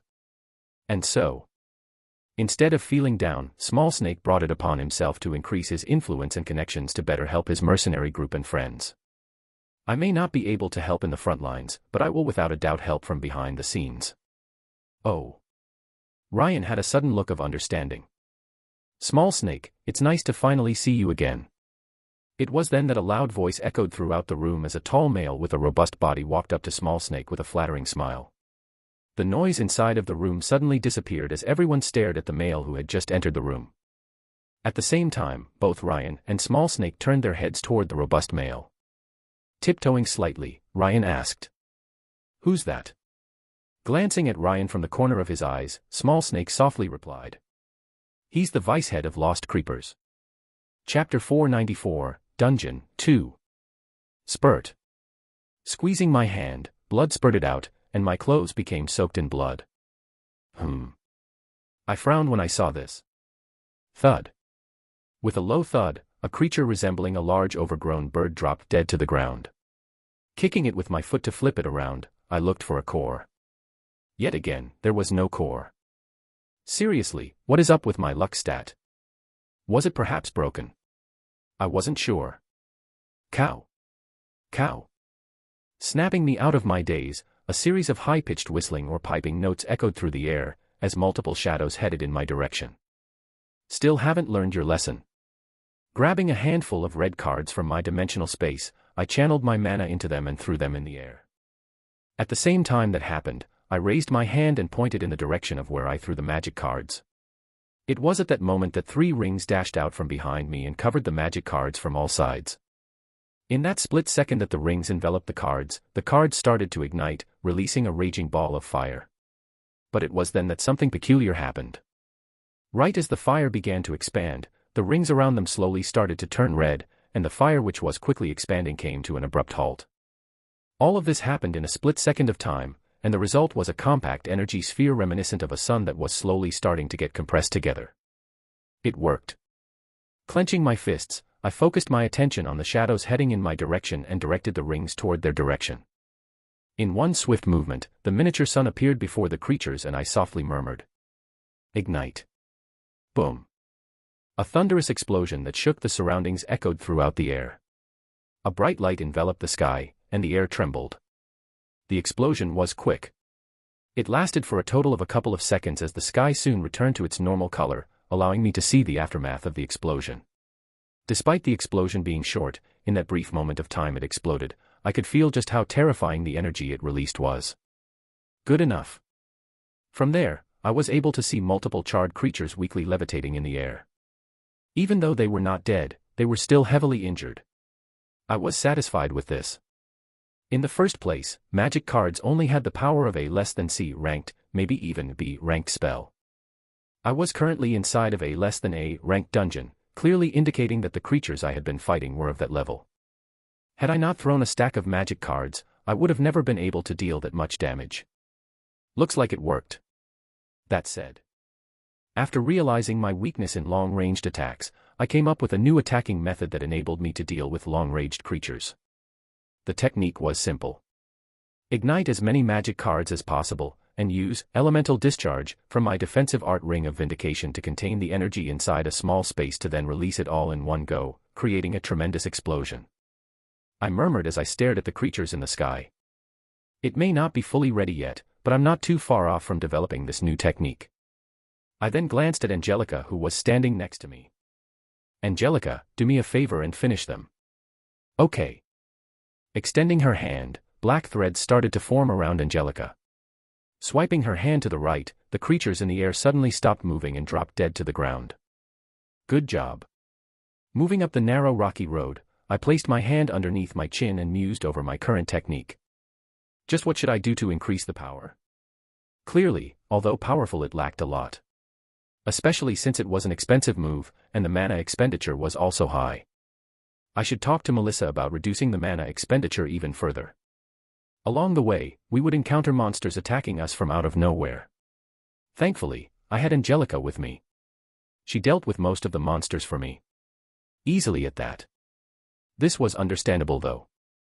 Since dungeons were small pocket dimensions of the demon world, it was finally with demonic energy. She was like a fish inside of a pond. Stop. Snapping me out of my thoughts, I suddenly felt a hand grab me by the shoulder. Huh. I let out a surprised sound. Angelica's cold voice echoed from behind me. Are you trying to die? Die. Lowering my head, it was then that I realized that I was one step away from falling down the cliff.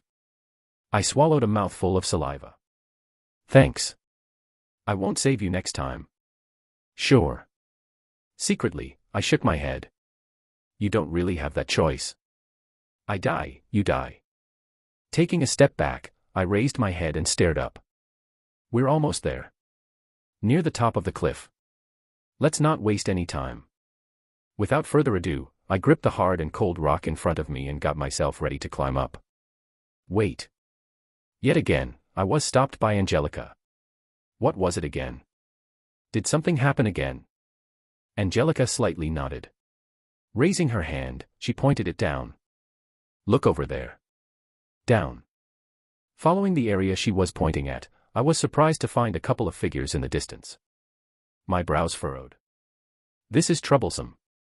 Since this was a dungeon owned by the black market, it was made public to anyone who could afford to use it. It wasn't strange that there were other people apart from us. What should we do now? Angelica asked. Her right hand was raised, and black threads revolved around it. She was ready to kill. Grabbing her hand, I lowered her hand. ALLNOVELFULL. Not yet. Why? Angelica was clearly unsatisfied with my attitude. Not caring the least bit, I took out a white mask and put it on my face. First off, put your mask back on. The same goes for your hood. I didn't really have to do this since I was already wearing a different mask, but Angelica was a demon, and thus she had to cover herself. She did cast a spell on herself to blur out her appearance from the distance, but that wasn't enough. At least, I didn't think it was enough. Fortunately, as this dungeon was under the black market's control, we didn't have to worry about her demonic energy arousing suspicion. Okay. With a wave of her hand, a white mask appeared on Angelica's face. The mask only covered the top half of her face, and the hood covered her horns and body. I did the same. Touching my face to make sure the mask was in place, I once again glanced at the figures in the distance. Turning to Angelica, I reminded. Keep your guard alert. If my guess isn't wrong, they might be directly working under the demon here.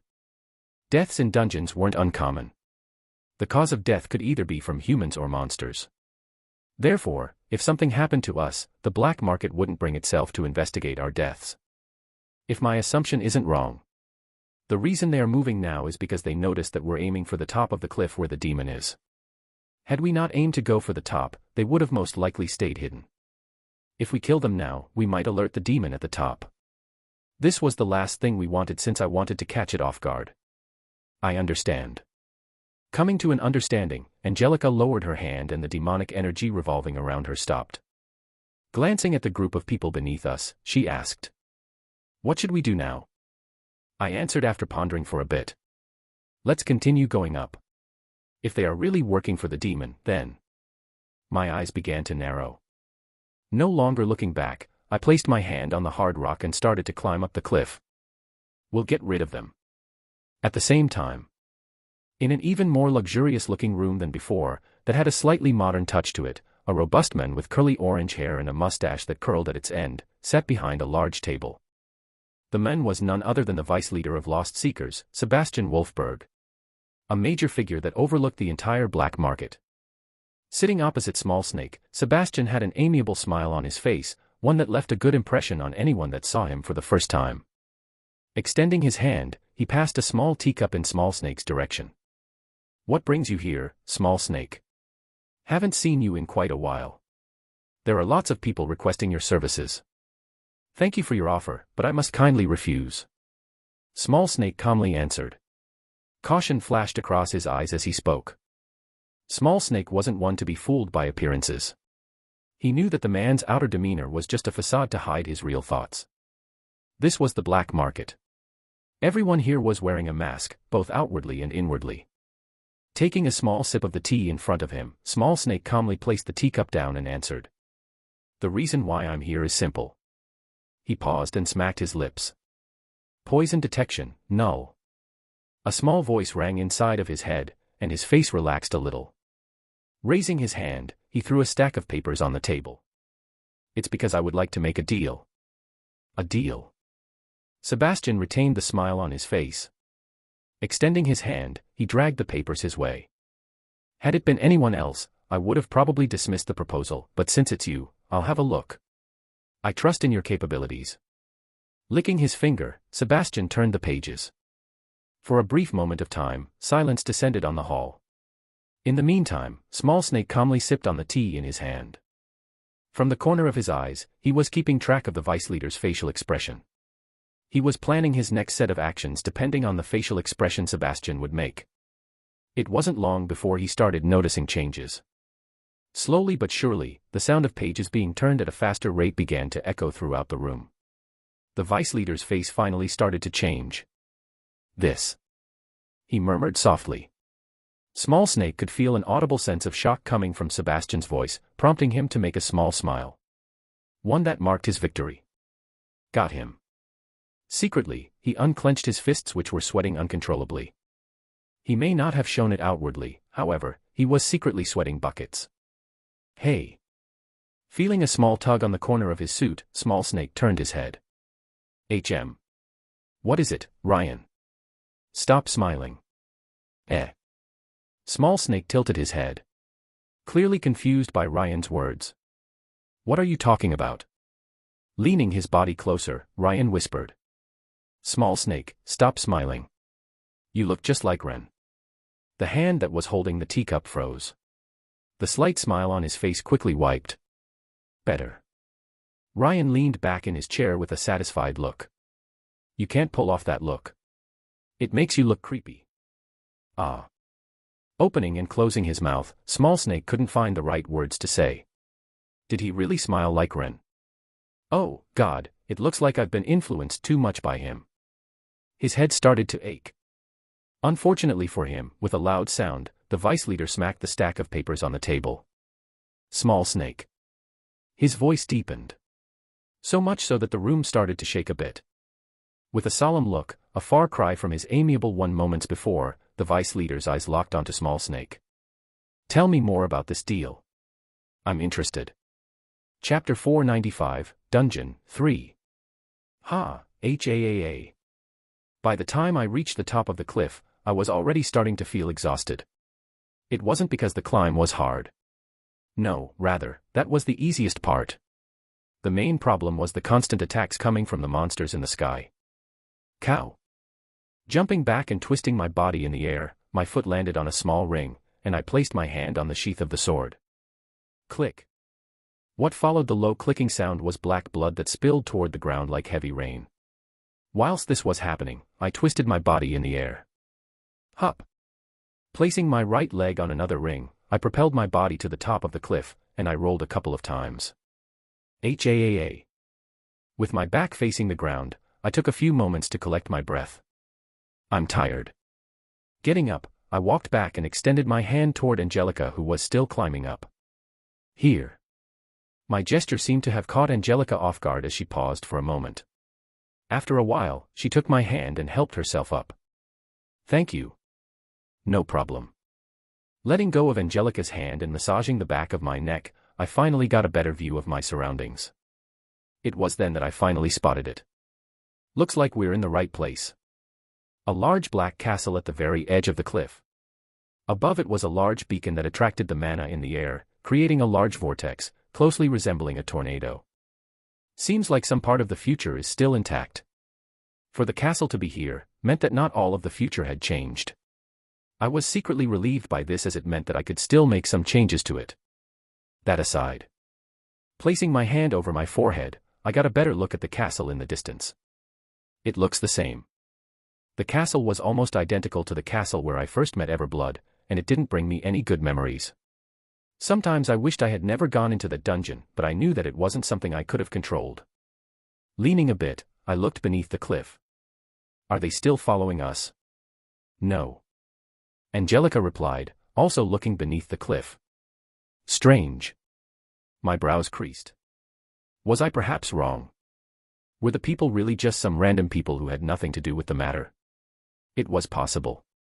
But I didn't think things were that simple. Angelica, stay on high alert, there's a high chance we're going to get ambushed. Regardless, I wasn't planning on letting my guard down. Yes. All right, let's get going. I turned to face the castle in the distance. Surrounding it, and behind it was a large expanse of dead trees, giving off a desolate and cold feeling. Compared to the bottom of the cliff, the trees were a lot denser and taller, evoking a creepy and ghostly feeling. If I had to make an estimate of how far the castle was, I would say it was about 5 kilometers in the distance. It wasn't that far. In fact, it was quite close. Even then. Let's approach slowly. There's most likely going to be a lot of traps ahead, so be careful. If there was one thing I understood after looking at the forest, it was that it was the perfect place to create an ambush. Especially the figures below. If my guess wasn't wrong. They had most likely taken a shortcut up and were waiting for me and Angelica. Secretly, I started channeling the mana inside of my body. Let's go. 3 wolves sped into a vast canopy of white, leaving behind a sunken trail of imprints. Where do we need to go? Hein asked as he caught up to Ava. With the speed the wolf was going, added with the fiercely blowing wind, his hair shot back, making him look ridiculous. Staring into the distance, Ava squinted her eyes. We're close. Not even a second after her words faded, she tapped her right hand on the wolf's neck. Stop. The wolf came to a halt and Ava hopped off. Staring into the distance, her face had a tinge of solemnness. Similarly coming to a stop, Hein got off. Is this the place? Yes. Ava replied. Out of precaution, Hein took out his shield which was still cocooned in a white cloth. Burp, we stopping. With a loud burp, Leopold also got off. Wow. Getting off, he stumbled a couple of steps. Stabilizing his footsteps, he stared at the half-filled bottle in his hands. This is a lot stronger than I thought. He quickly put the bottle away. He was already warmed up enough, and it was no longer needed. Any more and he might actually get too drunk to fight. Squinting her eyes, Ava adjusted the beanie in her head. It looks like we can only walk for now. They were currently at the bottom of one of the mountains, and so, Ava realized that going up with the wolves was no longer a viable option. Ava raised her flute and blew on it. Toodle-too. A melodious tune rang in the air, and the wolves disappeared. Dropping her hand which was tightly clenching onto the flute, Ava proceeded to head up the mountains. Be careful you two, we're probably going to encounter a lot of monsters. Finally. Hein murmured, unveiling his shield which was shining brightly. Burp. With another burp, Leopold wordlessly took out a gun-like device and rested it on his shoulder. This might help me sober up a little. Stop. Extending my hand, I stopped Angelica from moving forward. Squatting down a little, I squinted my eyes. There's something wrong with this place. From the moment we entered the forest, I knew that there was something wrong with the place. If I had a choice, I wouldn't have entered the forest, but since it was the only way that led to the castle, I had no choice but to enter. Anyhow, despite sensing that something was wrong with the place, I couldn't quite explain what was wrong. I had been keeping my guard up the whole time, yet, I was unable to realize what was going on. That was until now. Staring at the area in front of me, I extended my hand forward and raised my finger in a particular direction. What are you doing? Angelica asked. Confused by my actions. I answered in a low tone. Just checking something. Closing my eyes and sensing the mana in the air, I stopped my finger at a particular point. Making sure that I wasn't sensing wrongly, I slowly moved my finger down. Pluck. Like the string of a guitar, a plucking sound reverberated throughout the air. It was then that I was finally able to catch a glimpse of an invisible string in the air. Not only one string but in fact a series of them, but I was unfortunately unable to see where they were. As I expected. Pinching my fingers together, I felt a wet sensation. It was probably blood. But I didn't have time to care about that. Placing my hand on the sheath of my sword, I got ready to attack at any moment in time. Angelica, get ready, it looks like we're trapped. Then, using my left hand and taking out 3 cards from my bracelet, I threw them in different directions. Left, right, and center. It took about 2 seconds for the cards to ignite, and once they did, I was finally able to catch a glimpse of the area around me. Just like the previous string from before, the area around us was filled with them. Most shocking about this was the fact that Angelica and I didn't notice this at all. Upon closer look, I realized why. Lowering my body, I pinched my fingers. Feeling a hard sensation on the tip of my fingers, I turned my fingers a bit to get a closer look. It's these fuckers. A small spider the size of a nail appeared in between my fingers. In fact, it was probably even smaller than a nail. No wonder they managed to trap us undiscovered. The spider's size made it hard for me to notice them. Our attention was focused elsewhere, resulting in this crappy situation. Rustle. Rustle. A rustling sound arose from the distance, and 3 figures showed up. There is someone here. A rough and deep voice echoed out. Following the sound, a bald and tall dark man appeared from behind a couple of trees. Wearing thick metallic armor, his footsteps sunk to the ground. Siphon, it looks like you're right. A lanky man with long hair and green eyes emerged from behind the bald man. He had this vicious smile on his face, one resembling that of a snake targeting its prey. What do we have here? The third person was a female with red hair and a voluptuous body. Licking her lips, I felt her gaze scan me up and down. A pity. She murmured. A pity that you're wearing a mask. Sensing her gaze, I felt disgusted. Still, I regained my composure and spoke inside of my head. Angelica, play along. I then fixed my clothes and straightened my back. I'll give you one option. Let us go. At my words, the trio's faces froze. Turning their heads to stare at each other, they soon began to laugh. Ha ha ha ha. Ha ha, we've got some feisty ones. Interesting. In the midst of their laughs, I heard Angelica's voice inside of my head. Let me kill then. She was mad, wasn't she? I still shook my head. Calm down, Angelica, like I told you, play along. If we kill then now, we're going to alert the demons inside. From where I was standing I could feel traces of demonic energy coming out of their bodies. They had without a doubt signed a contract with a demon. It was only a hypothesis for now, but, since there were 3 people here, in all likelihood, there were 3 count-ranked demons inside of the castle. This was a number I couldn't make light of. Even if Angelica was with me. It was when I realized this that multiple different scenarios started to play inside of my head. Each was drastically different from the other. Taking a step forward, the lanky individual's smile grew more savage. Why would you think we would let you go? Shut up. Raising my head, I activated the one for a very brief moment. About a couple of seconds. But that was enough. The moment I activated the one, the trio stopped laughing and their faces finally changed. This was especially so for the lanky individual whose book shook uncontrollably. Before they could recollect themselves, I took this opportunity to talk. We know what you're doing here, let us go, we're on the same side. Whilst talking, I tried to keep my voice deep and authoritative. I was trying to leave an impression on them. Naturally, I had reasons for this. Huh. The Darkman raised his head and looked me in the eyes. Extreme caution flashed across his face. From the corner of his eyes, he glanced at his teammates. This didn't escape my sight, and I knew exactly what he was planning on doing. He was probably signaling them to get ready to attack. Recomposing himself, he asked. What do you mean we're on the same side? Just like you've heard. Extending my hand in Angelica's direction, without any warning, I pulled down her hood, revealing her 2 horns. Once I took her hood down, Angelica's body flinched a little. My actions had definitely caught her off guard. Thankfully, she was still wearing a mask, somewhat masking her expression. Wah. Revealing Angelica's features, the atmosphere once again froze. Smiling slightly, I repeated. As I've said before, we're on the same side. Chapter 496, Dungeon 4. The bald man took a step back and stared at Angelica. Heavy solemnness tinged his face. On the same side? He asked in an uncertain tone. That's correct. I nodded my head and spoke right away. On the inside, I was trying to sort out my thoughts, but what I showed on the outside was an impassive face that held slight traces of contempt. We're on the same side. Let us go unless you want us to resort to force. You've clearly already felt our strength. The three of you are not our match. This part may have been true.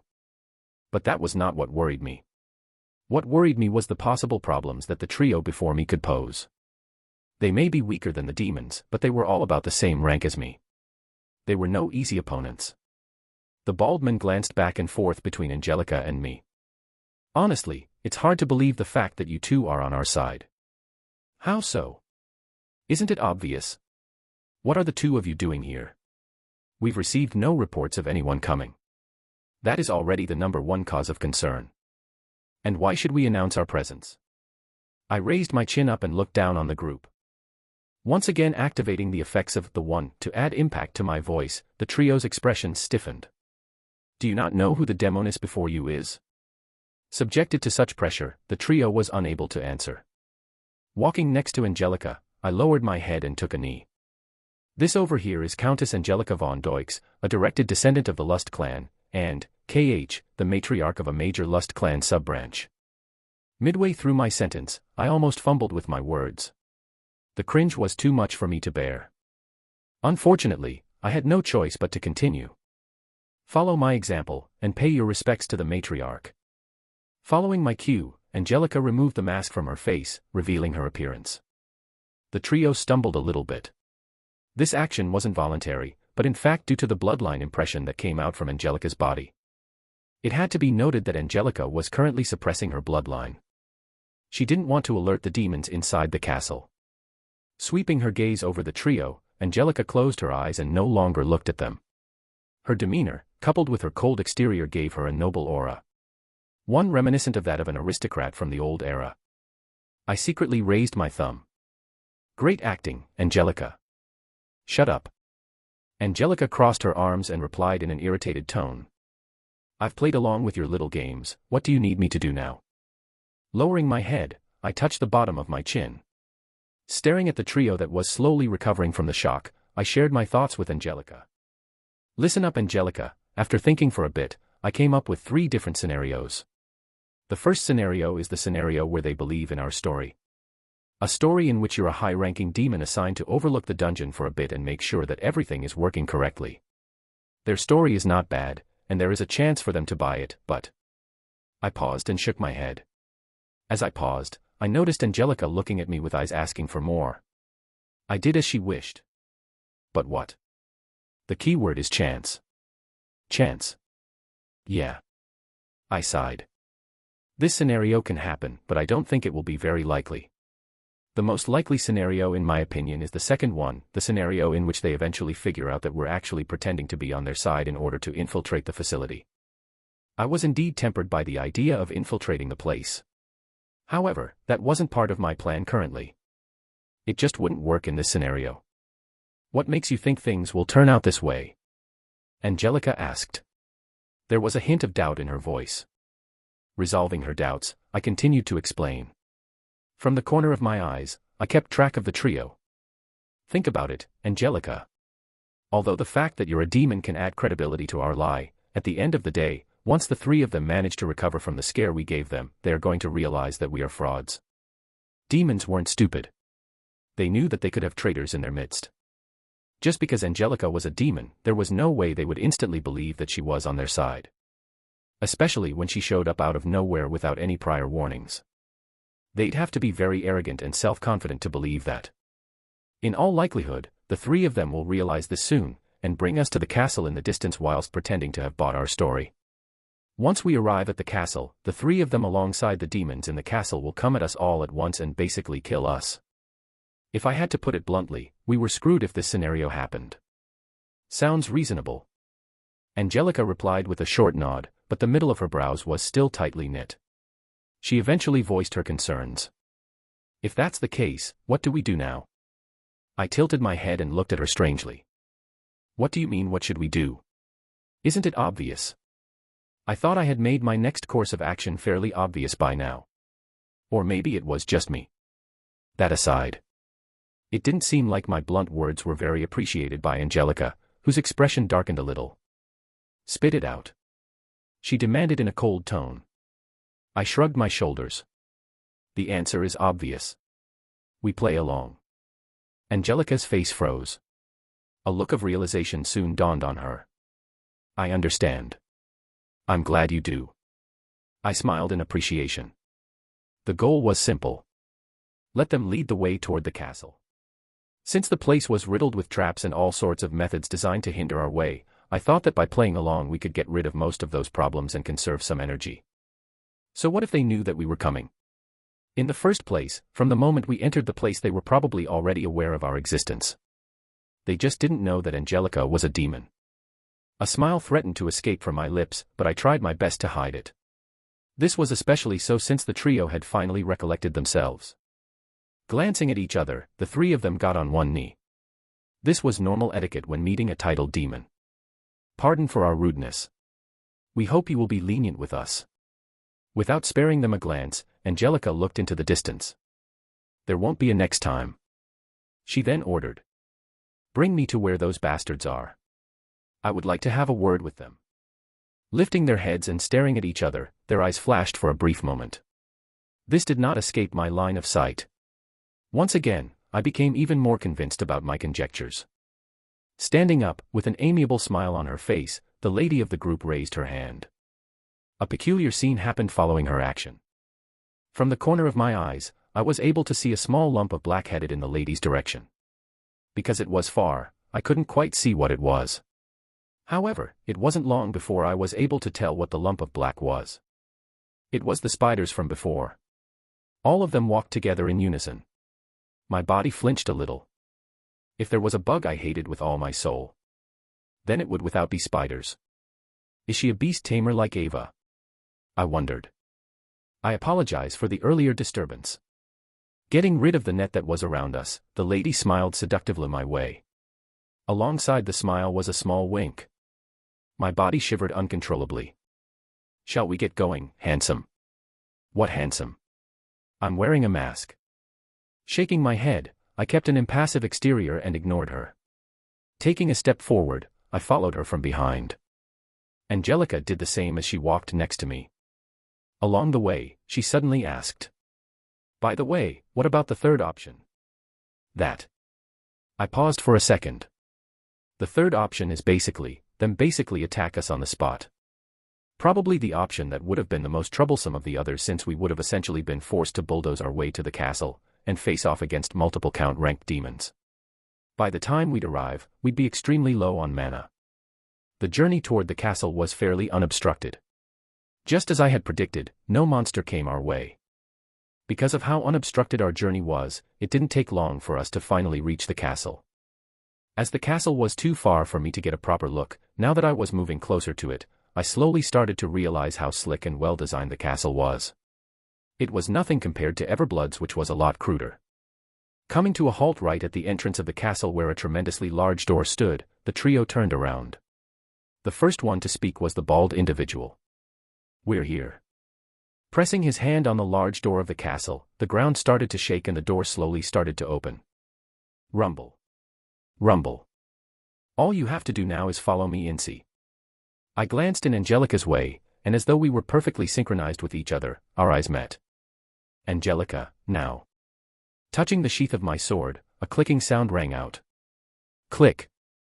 Blood splurted out and a head rolled on the ground. In the meantime, Angelica raised her hand as black threads started to form beneath the feet of the other two. Exclamation point. What the? Caught off guard, the two were unable to react in time. Taking a step forward, Angelica's body reappeared a couple of inches away from the two. Before they could even retaliate, placing her slender hand on the heads of the duo, the hue coming out from the duo's bodies started to head in Angelica's direction, resulting in their bodies to slowly starting to dry out. The scene looked especially terrifying from behind. Thud. Thud. With two low thuds, the mummified bodies of the duo fell to the ground, and Angelica turned to glance at the enormous door. "We're done here, should we enter?" "Wait." Squinting my eyes, I bent down and observed the corpses in front of me. Raising my head to stare at the entrance of the castle, my eyes began to squint. I was wrong. I slowly came to a realization. The three of them did not sign a contract with any of the demons inside of the building. The goal of having them killed here was so that, apart from catching them off guard, in the off chance that any one of them was contracted with a demon inside, the demon would suffer tremendous damage upon their death. If that happened, the next few steps would become a lot easier.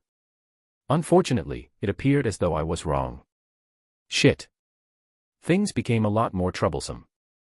"What are you waiting for?"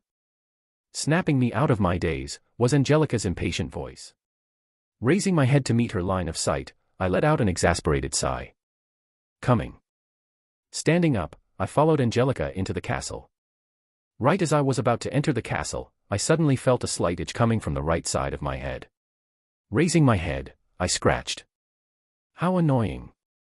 Chapter 497, Awakening, 1. Angelica. Entering the castle, what met my sight was darkness.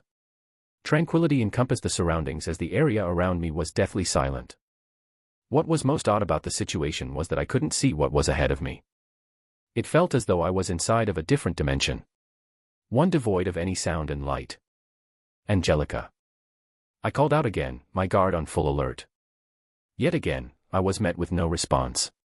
Closing my eyes, I came to a conclusion. This situation was without a doubt something planned by the demons. Step. Step. Step. The clear and regular sound of footsteps echoed through the dark space. A gentle white glow coming out from my body illuminated the area around me. Despite that, I still couldn't see anything. Odd. I came to a stop. There's no way the castle is this long. For the past 10 minutes, I had been walking in a straight line. Having seen the castle from the outside, I knew that it wasn't that long. This only meant one thing. I'm inside of an illusion. Or at least this was what I thought was the most probable scenario. Licking my lips, I fell into thought.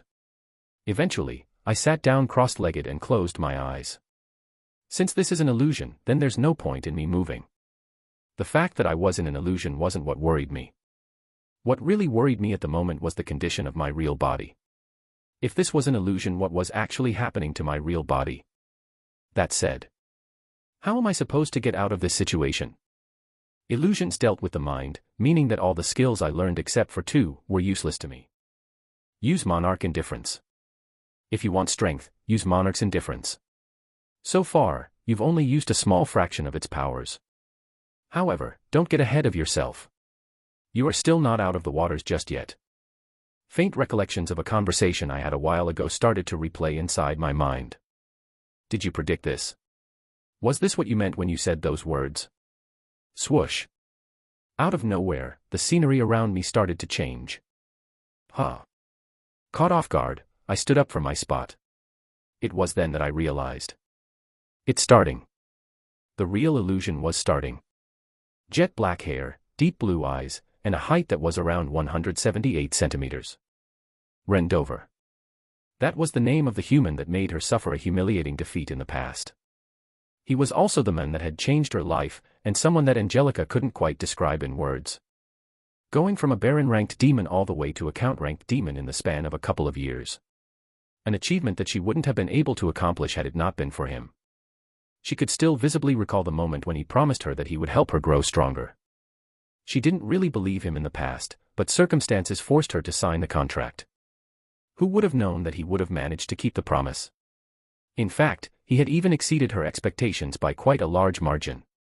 What shocked Angelica the most was not his strength that soared like a meteor, nor the elaborate schemes he would come up with from time to time, but it was his knowledge. A knowledge so vast about the world that even shocked her. On such example of such knowledge was the current circumstance. How was he able to tell that the demons were residing inside of this dungeon? Furthermore, he also seemed to know exactly what they were planning. This wasn't something someone like Ren should have known. It just didn't make sense to Angelica. But there was something that even he didn't know about her. Bang! A bright dark purple light flashed, illuminating a dark hall for a split second. What accompanied it was a loud explosion. Cough, cough. Stumbling a couple of steps, Angelica's hair scattered all over her face. And her chest heaved up and down unevenly. We've been looking for you all over the place, but we didn't think you would actually come to us. A sinister voice echoed throughout the large and majestic hall of the castle. By the side of the hall stood 6 black pillars that dimly lit the surroundings through a series of torches attached to their bodies. Coming out from the shadows was a black humanoid figure with long black hair that cascaded down his shoulders. He wore formal attire reminiscent of the Victorian era's clothing with a black top hat on his head, appearing close to the embodiment of elegance. An eye-catching appearance that left a powerful impact on whoever looked at him. On both hands, he wore white gloves, as a calm and noble aura filled with dignity spread out from his body. With his eyes locked on Angelica, the edges of his lips curled upwards. "Young miss, your mother is looking all over the place for you. I think it's about time you return to the main clan." "My mother." "You heard correctly." Clenching her teeth, Angelica bit her lips. Recomposing herself and throwing her hair back, she shook her head. "That isn't possible." The face of the demon before Angelica changed a little. The smile on his face lessened, and his eyes grew more sinister. This only happened for a split moment, however, as he quickly returned to his usual expression. Turning his head, the demon's eyes locked on a figure in the distance. Is it because of him? The figure was none other than Ren. He was currently immobile with his eyes closed. Surrounding him were 2 other demons that were in a similar state. The aura of the 2 demons surrounding Ren was around A rank, signifying that they were both count-ranked demons. Fortunately, it didn't seem as though they could attack him. "Is he the reason why you aren't returning to the main clan? Or are you afraid of the consequences that you're?" the demon in front of Angelica asked. Angelica frowned. She then coldly spat. "Think whatever you like." "Oh." The demon laughed a little.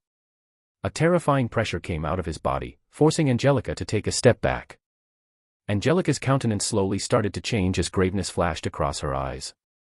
"Count Nebulous," she muttered underneath her breath. Once her words faded, the pressure coming out from the demon came to a stop. Surprise flashed across his face. "So you still remember me?" "Yes." Angelica slowly nodded her head. Of course, she knew him.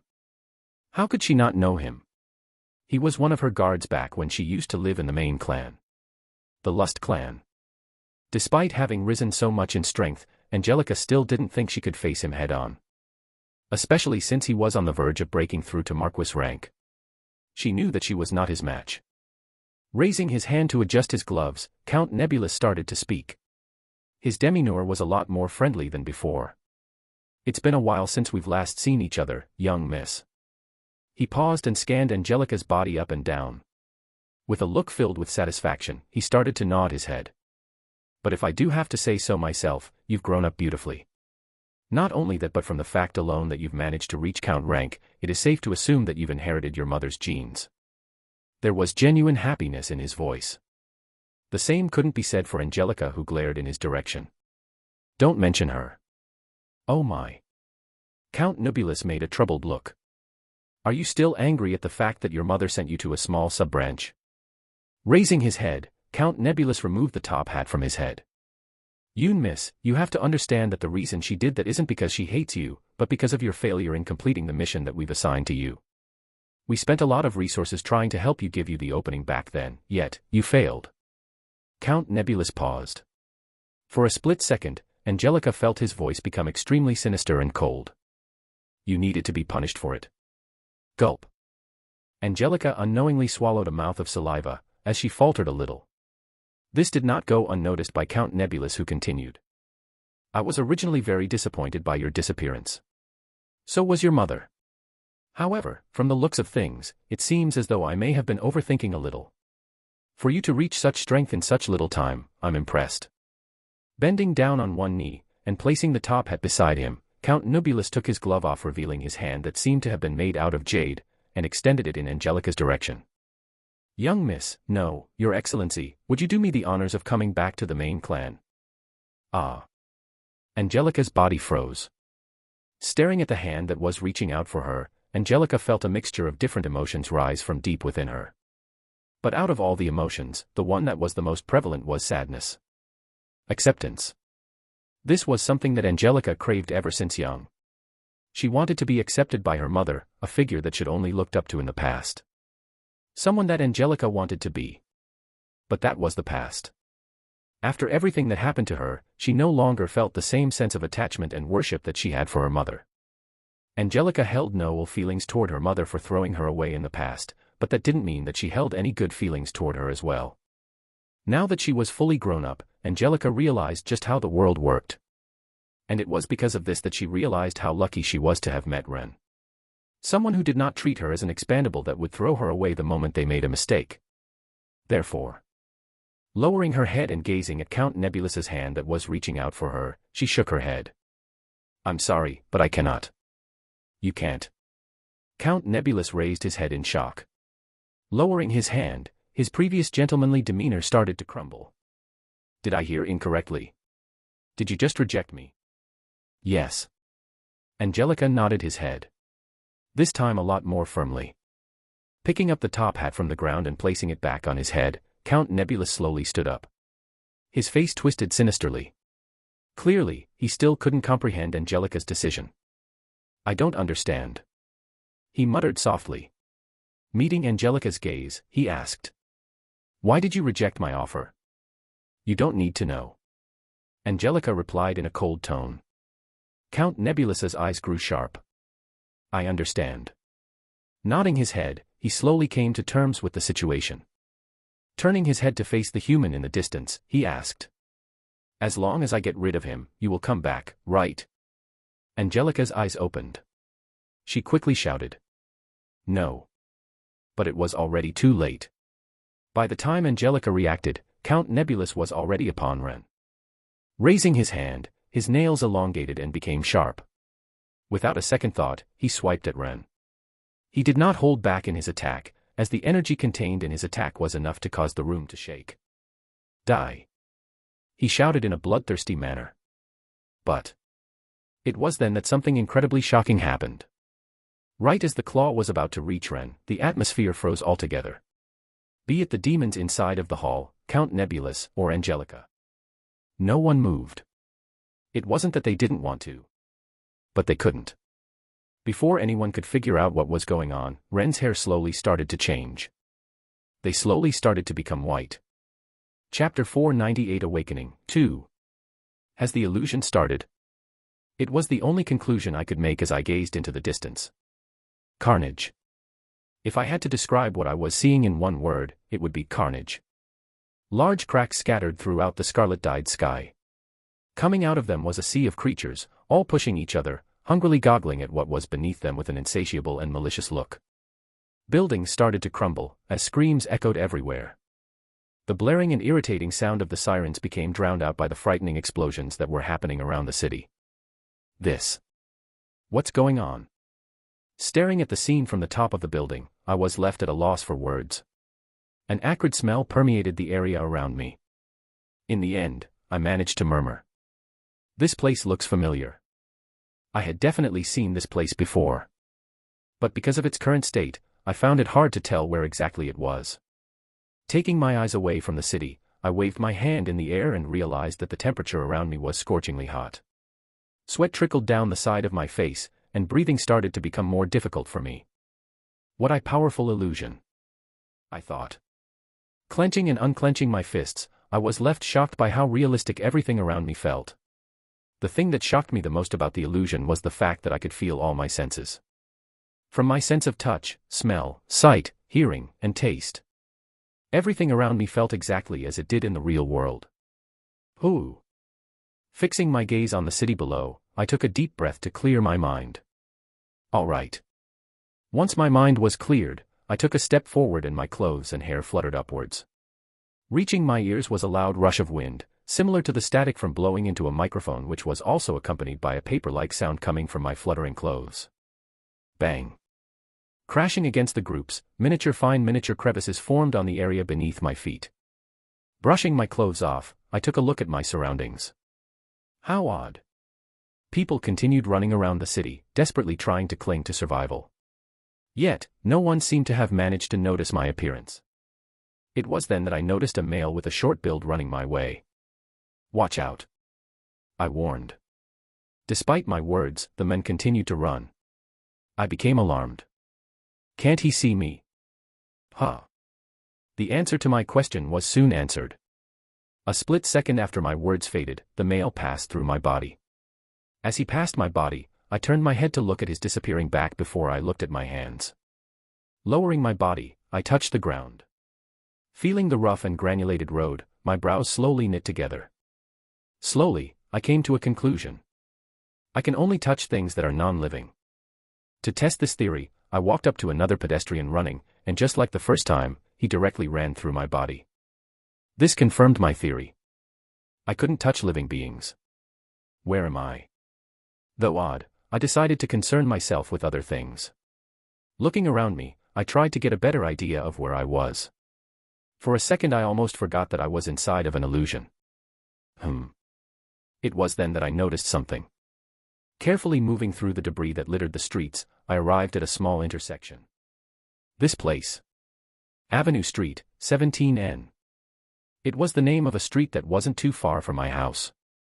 The one I used to live in before Amanda moved my parents. Curious, I decided to have a look. At the moment, I was still unclear about what the goal of the illusion was about, but I could tell that time here was slower than in reality. The real goal of going to my old house was to figure out if there were any irregularities with this world. Since I didn't have any clue regarding how to get out of this illusion, this was all I could do. And I couldn't really explain it. But I felt this odd inexplicable feeling inside of me that told me to go there. I grew more alert when I realized this. Was this part of the illusion? Asterisk. It's been a while since I've been here. It took me around 5 minutes to reach my old house, and when I gazed at it from beneath the footsteps, I felt a small part of me stir. I may have not spent a lot of time in this house, but it still felt nostalgic to me. If there was one thing that was different about this house than the one inside of my memories, it was the fact that a part of it was damaged. Still, the damage wasn't to an extensive degree. What am I doing? Bitterly shaking my hand, I moved up the stairs and grabbed onto the metal handle of the door. Feeling the cool sensation of the knob, I twisted it and opened the door. Clank. The same homey scent of the past. The same wall that was littered with pictures of me and my family. Without a doubt, this place was home. Creak. Creak.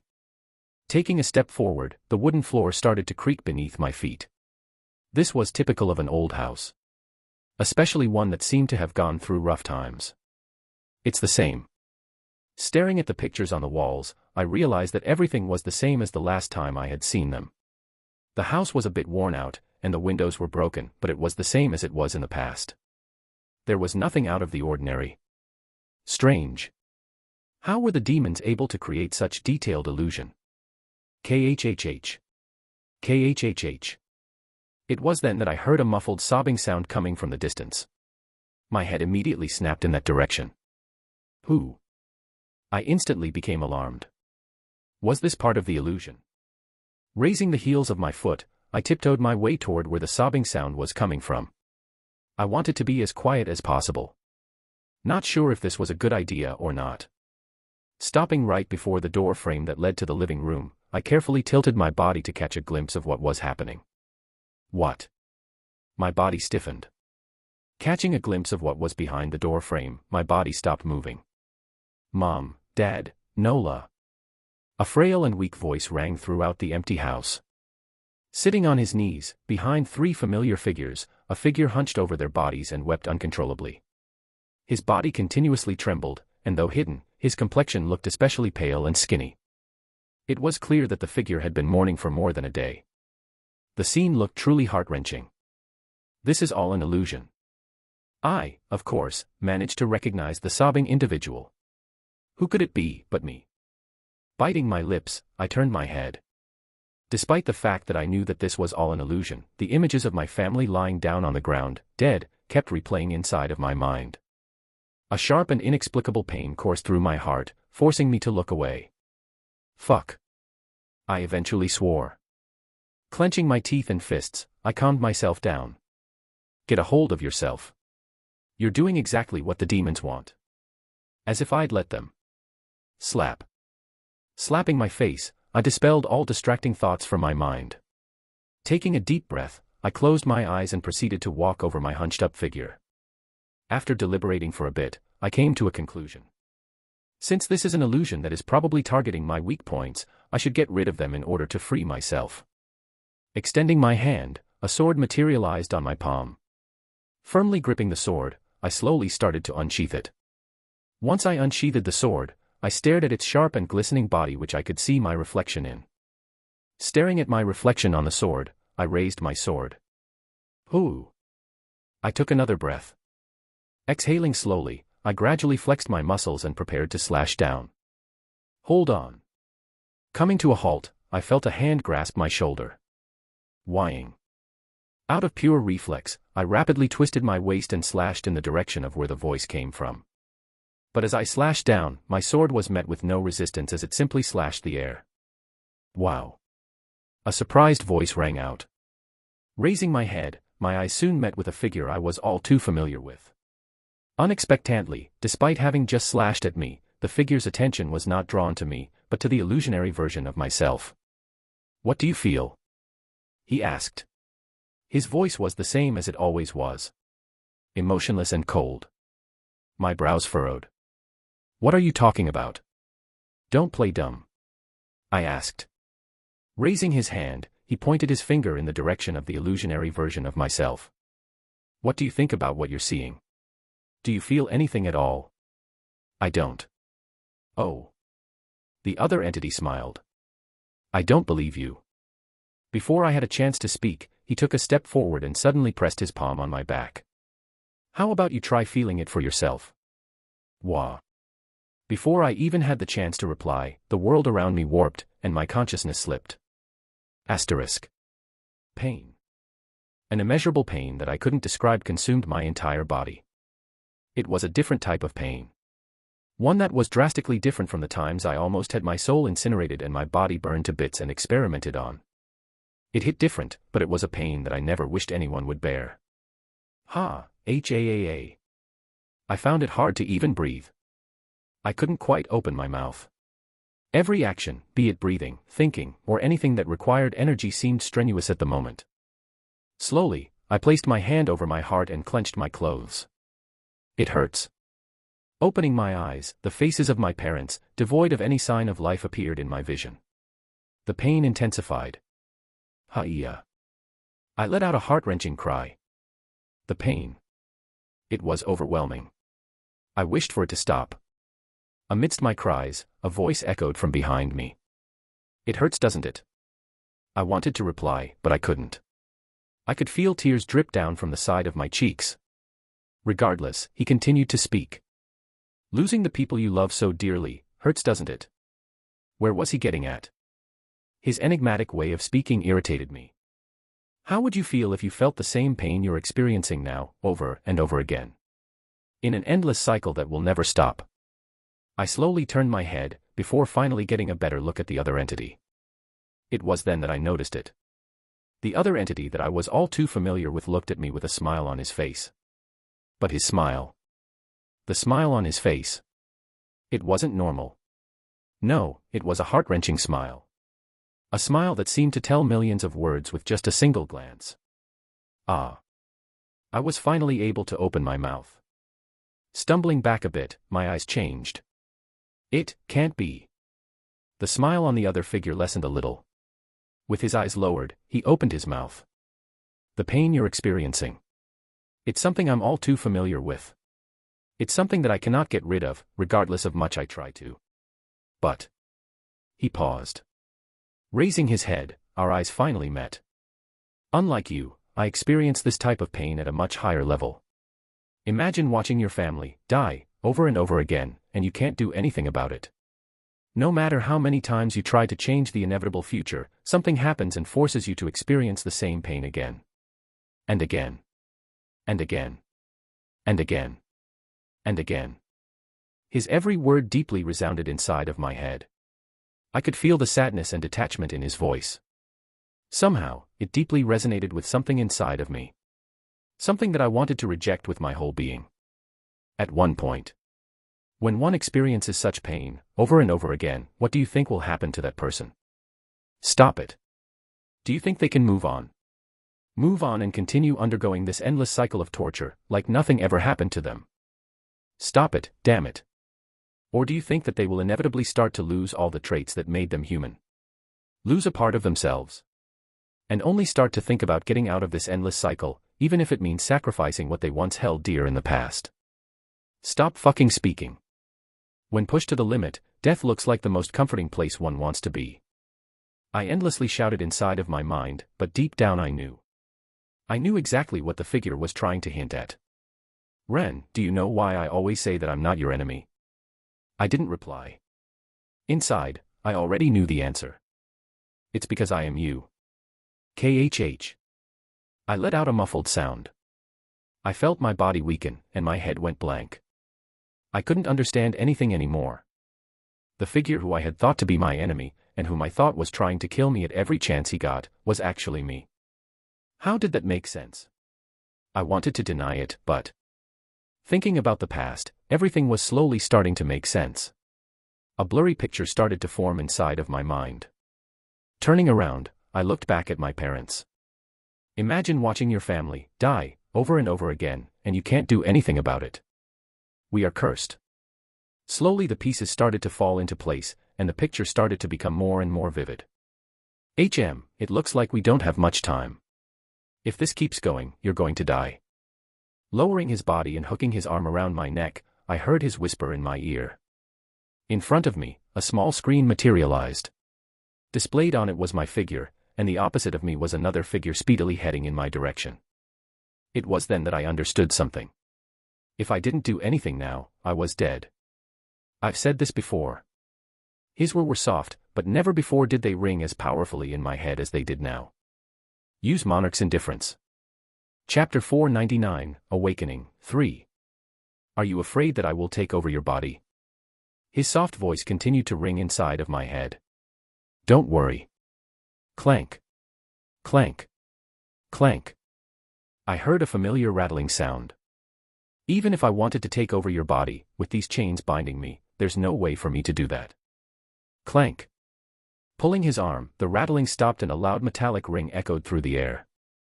As you can see, no matter what I do, I will always be bound by the chains. I can't take over your body even if I wanted it to. I wanted to deny his words, but I knew. I knew that he was telling the truth. I couldn't explain it. But I could tell that he wasn't lying about this. Was it because he was me? Or was this another mind trick? I no longer could tell. You can choose to not believe me, but you don't have time. I gazed at the projection. He was right. I didn't have much time. Staring at the demon that was fast approaching me with his sharp nails aimed at my head, I knew that it was only a matter of seconds now. Use it. Ren urged. His voice lowered into a whisper. Use Monarch's indifference. See it for yourself. Your true strength. Closing my eyes, I bit the bottom of my lips. Opening them again, and staring at the nail that was only now a couple of inches away from my face. My head began to lower. Opening my mouth, I muttered. Monarch's indifference. The world warped and the scenery changed. Without even realizing it, I found myself inside the hall of the castle. I then turned my head and found everything around me revolved in slow motion. Eyes of Kronos. I realized that my skill was turned on. Not only that, but so was the one. All of my skills were activated. But most surprising was the fact that I could move in this slowed down reality. It was an odd and inexplicable sensation that I couldn't describe in words. My emotions. They were numb. I couldn't feel anything. But unlike in the past, I felt in control. It no longer felt like someone was controlling me. I was the one in control this time, not the other me.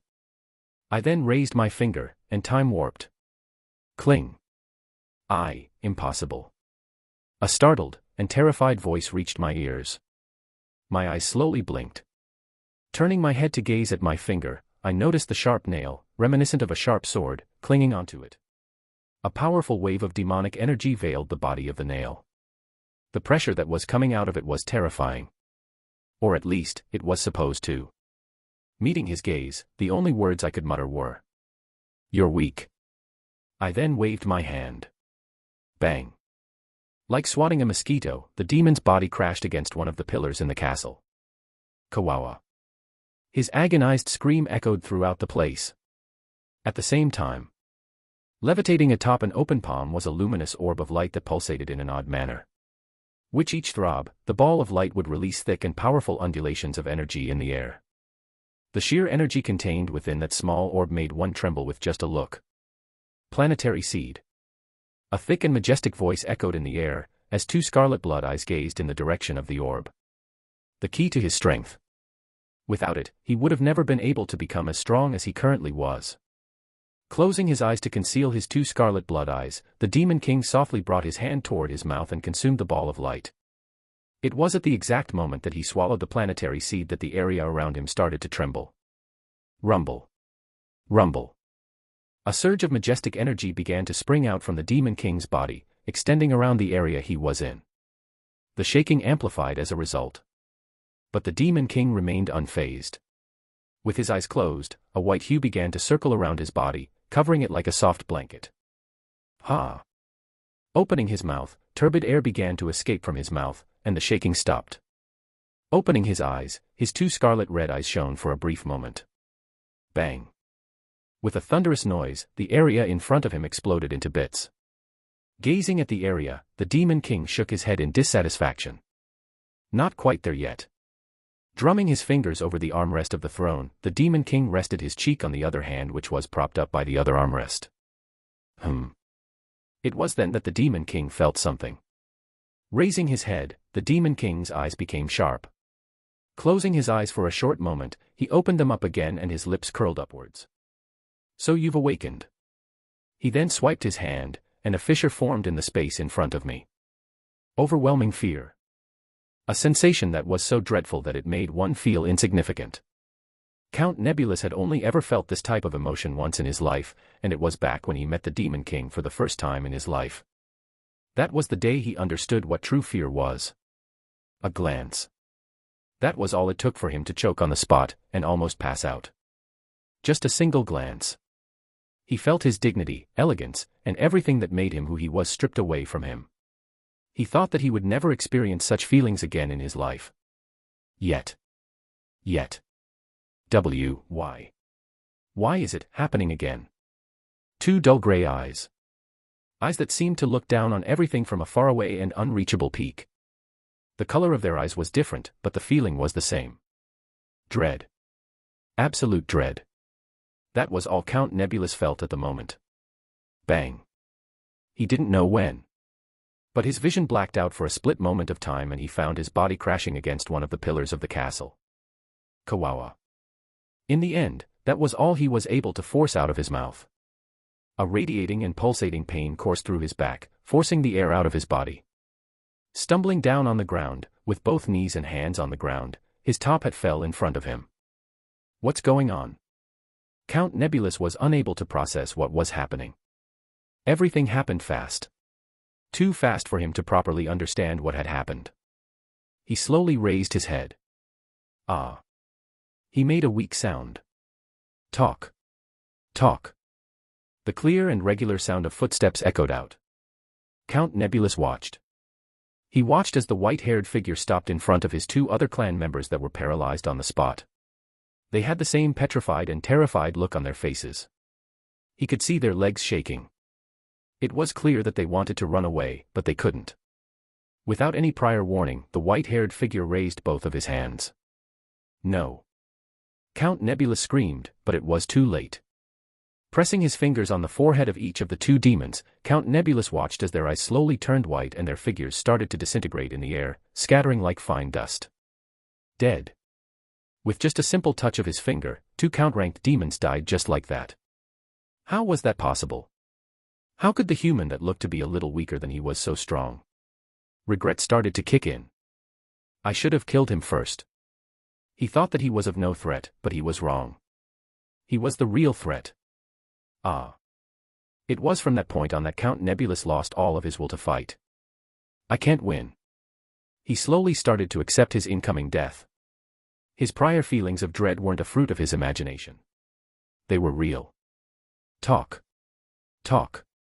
But, contrary to his expectations, the white-haired figure ignored him and proceeded to walk toward the very end of the room, in the direction of a long flight of stairs blanketed in a carpet of red.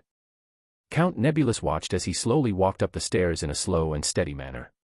The carpet may have been able to drown out the tapping sound that arose with each footstep he took, but to Count Nebulus, each footstep he took still powerfully echoed inside of his head. Stopping in front of a machine, the white-haired figure once again extended his hand and touched it. A similar scene began to play out. Scattering like fine dust, the machine disintegrated into thin air. His white hair fluttered as a gentle wind suddenly blew, carrying the dust away. Is this my chance? Staring at the exposed back of the white-haired figure, for a split second, Count Nebulus felt tempted to attack.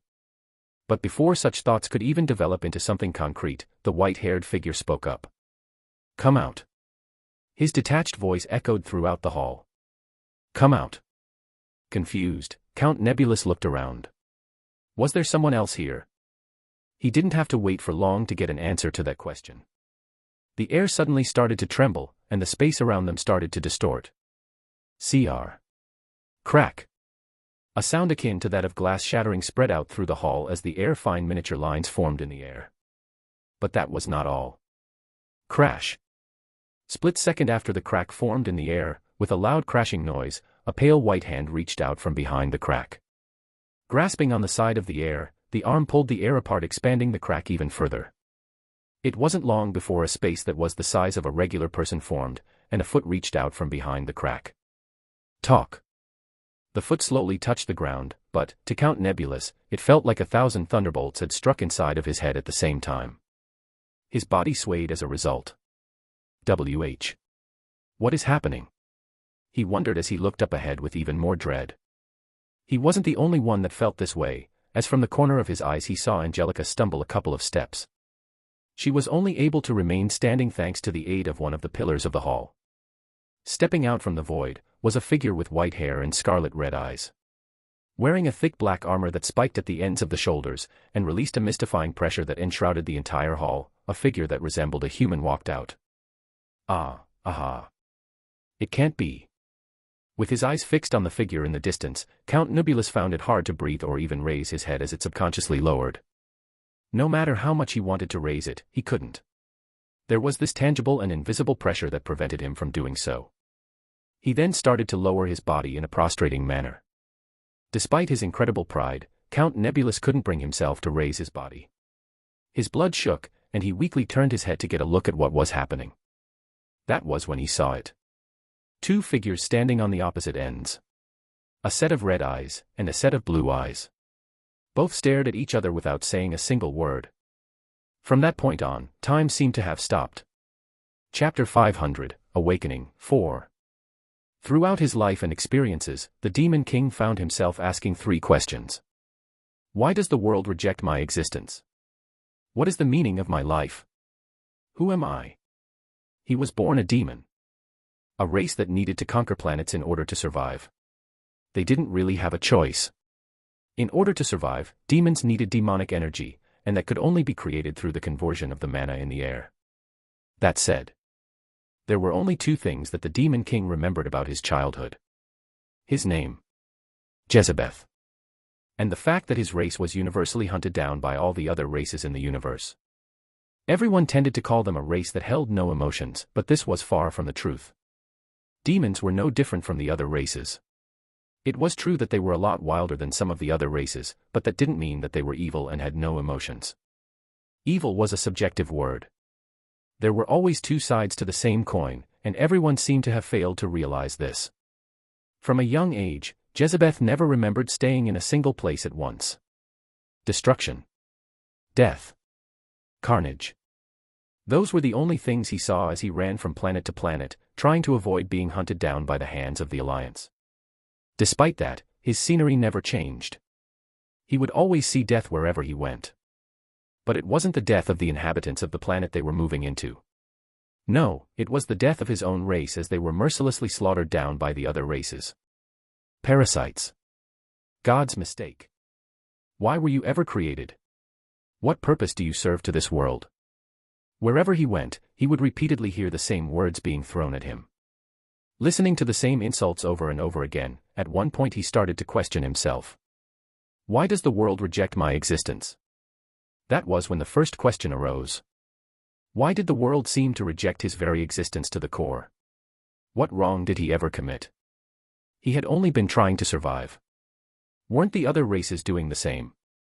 Weren't they also killing livestock in order to feed themselves? What was so wrong with what they were doing? This happened back when he was still young. Skip a few years. Nothing changed. As he aimlessly ran from planet to planet in order to ensure his survival, the scenery that he saw since young never changed. Destruction. Death. Carnage. It was always the same scene. At some point, he had gotten used to the scene. But it was also when he got used to the scene that stopped and looked around himself for once. It was from that moment that he realized something. He was alone. All of his family, friends, and demons that he had known throughout his years had long been killed, leaving him alone. The only memento he had of his parents was a small black box that rested on his neck. He didn't know what it was exactly, but his parents told him to never let go of it and to put his demon core inside of it. He was still young, and thus he obediently accepted their suggestion. He didn't know much, but supposedly, the box was very durable, and it could help him survive. At least that was what his parents told him. But as he grasped the silver box hanging on his neck and took a good long hard look at it, Jezebeth felt nothing. The box used to remind him of his times with his parents. But it no longer did. It was from that point that the second question arose. What is the meaning of my life? Was he just born to be hunted? Was this his meaning to life? Ever since young, all he had been doing is running away. Running away from the Alliance that was seeking to eradicate him. He didn't remember anything else. Was this all his life really amounted to? More time passed. Throughout the years, Jezebeth kept asking himself the same two questions. Why does the world reject my existence? What is the meaning of my life? Before he knew it, many years had passed and he suddenly found himself blankly staring at the sky. Levitating in the sky like creatures of justice, and with light spreading out from behind them, a dozen or so figures stared at him from above.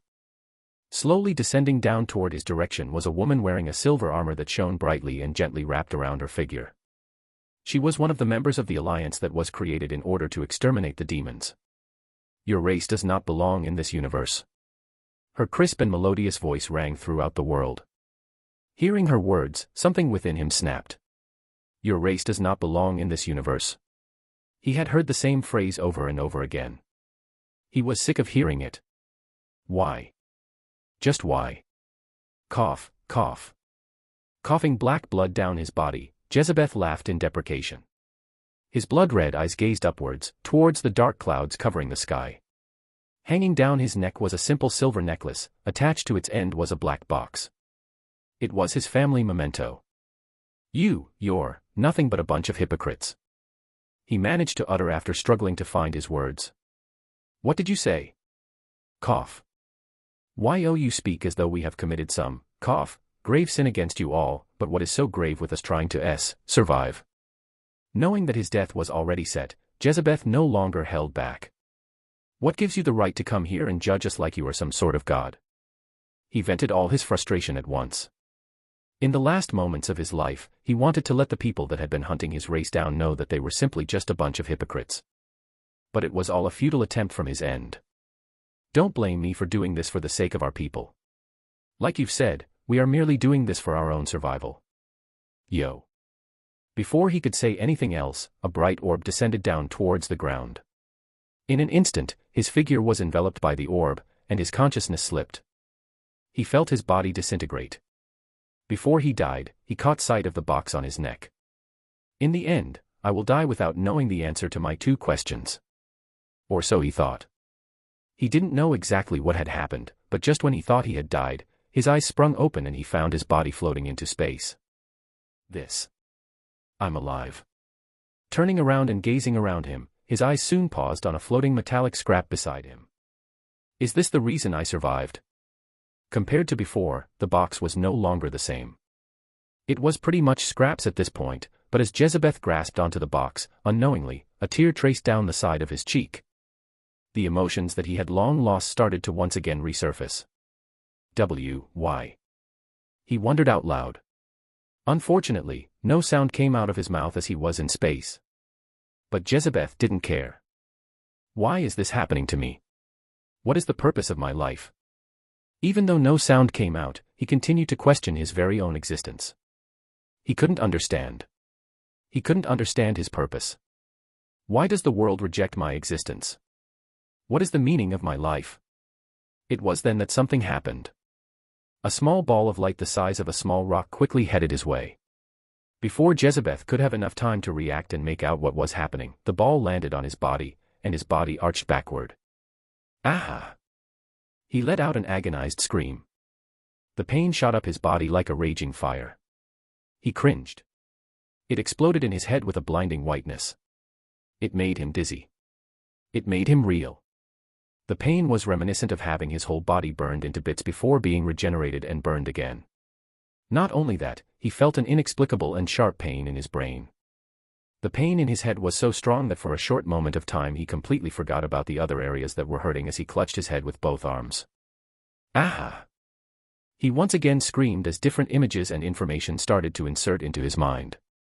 All of this lasted for a split second, but to Jezebeth it felt like an eternity. Ha! Once everything was over, Jezebeth's body floated in space. His chest heaved up and down unevenly, but the pain was gone. A strange power enveloped his body. He couldn't quite explain what it was. It took a while for him to calm down. Once he did, he slowly began to open his eyes, and his figure began to morph. The Akashic Records. He muttered in a soft tone. There was a lot of new information inside of his mind. Most of it was hazy, but in that information, he was able to learn of the existence of a higher existence. The Akashic Records. The entity that overlooked the entire universe. And not only that, but he had also learned of something else. The bright white light that had just hit him was called a planetary seed, and it was in fact a small fragment of the Akashic Records. Sorting out the information inside his mind and realizing a lot of new things, another question emerged in Jezebeth's mind. Who am I? That was how the third question came to mind. Unlike last time, however, he had finally found hope. A way for him to get the answers he so desperately sought. Answers about his very own existence. And it was none other than through breaking the limit and reaching the Akashic Records. It was from that point on that Jezebeth became the Demon King, and his curse began. Asterisk. Opening his eyes again, what met Jezebeth's sight were two deep blue eyes. They were a familiar set of eyes. Eyes that he had not seen in a long time. As he gazed into them from where he was standing, the edges of Jezebeth's lips curled. It's been a while. There was a time when he once thought that no one would ever understand him. A time when he thought that he was alone in the universe. But he was wrong. There was in fact someone else out there that had the same lost look in his eyes as him. Someone that the Demon King could see himself in. It was none other than the figure standing opposite of him. Or so he thought. The Demon King's forehead started to crease. He had finally noticed something. Opening his mouth, he eventually muttered. You're not him. His voice echoed throughout the hall. Ren's head tilted a little. His demeanor remained impassive and hard to read. Not him. Yes. The Demon King nodded. The area around him started to fluctuate. You may look like him, but the look in your eyes. He paused and squinted his eyes a little. He once again carefully scrutinized Ren from his option, before eventually shaking his head. Your eyes. They feel more alive. You're not him. That lost look that was similar to his. It was gone. The person standing opposite him was not the person from his memories. He may look the same, but he wasn't him. He started to grow disappointed. Feeling the Demon King's gaze directed my way, I didn't feel anything. His pressure was enormous. Enough to make anyone cower with just a glance. But, to me, it didn't really feel like anything special. It looks like you've still not completely awoken yet. The Demon King mumbled to himself. His voice was extremely soft, and had it not been for my now enhanced senses, I would have been unable to hear it. His words may sound ambiguous, but I perfectly understood what he was referring to. It was the future version of me. What exactly are you looking for? I slowly asked. What was the sudden reason for the Demon King's appearance? Since a dungeon was a pocket dimension inside of the demon realm, I understood how he was able to show up here. But I could tell that the figure in front of me was just a clone. He was here, yet at the same time, actually not here. What am I looking for? The Demon King raised his head. He eventually shook it. I was looking for an old friend, but he isn't here. His voice sounded rather disappointed. Even then, there was something about his sentence that threw me off. At least internally.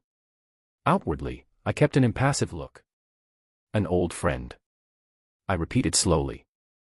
The Demon King nodded. You heard correctly.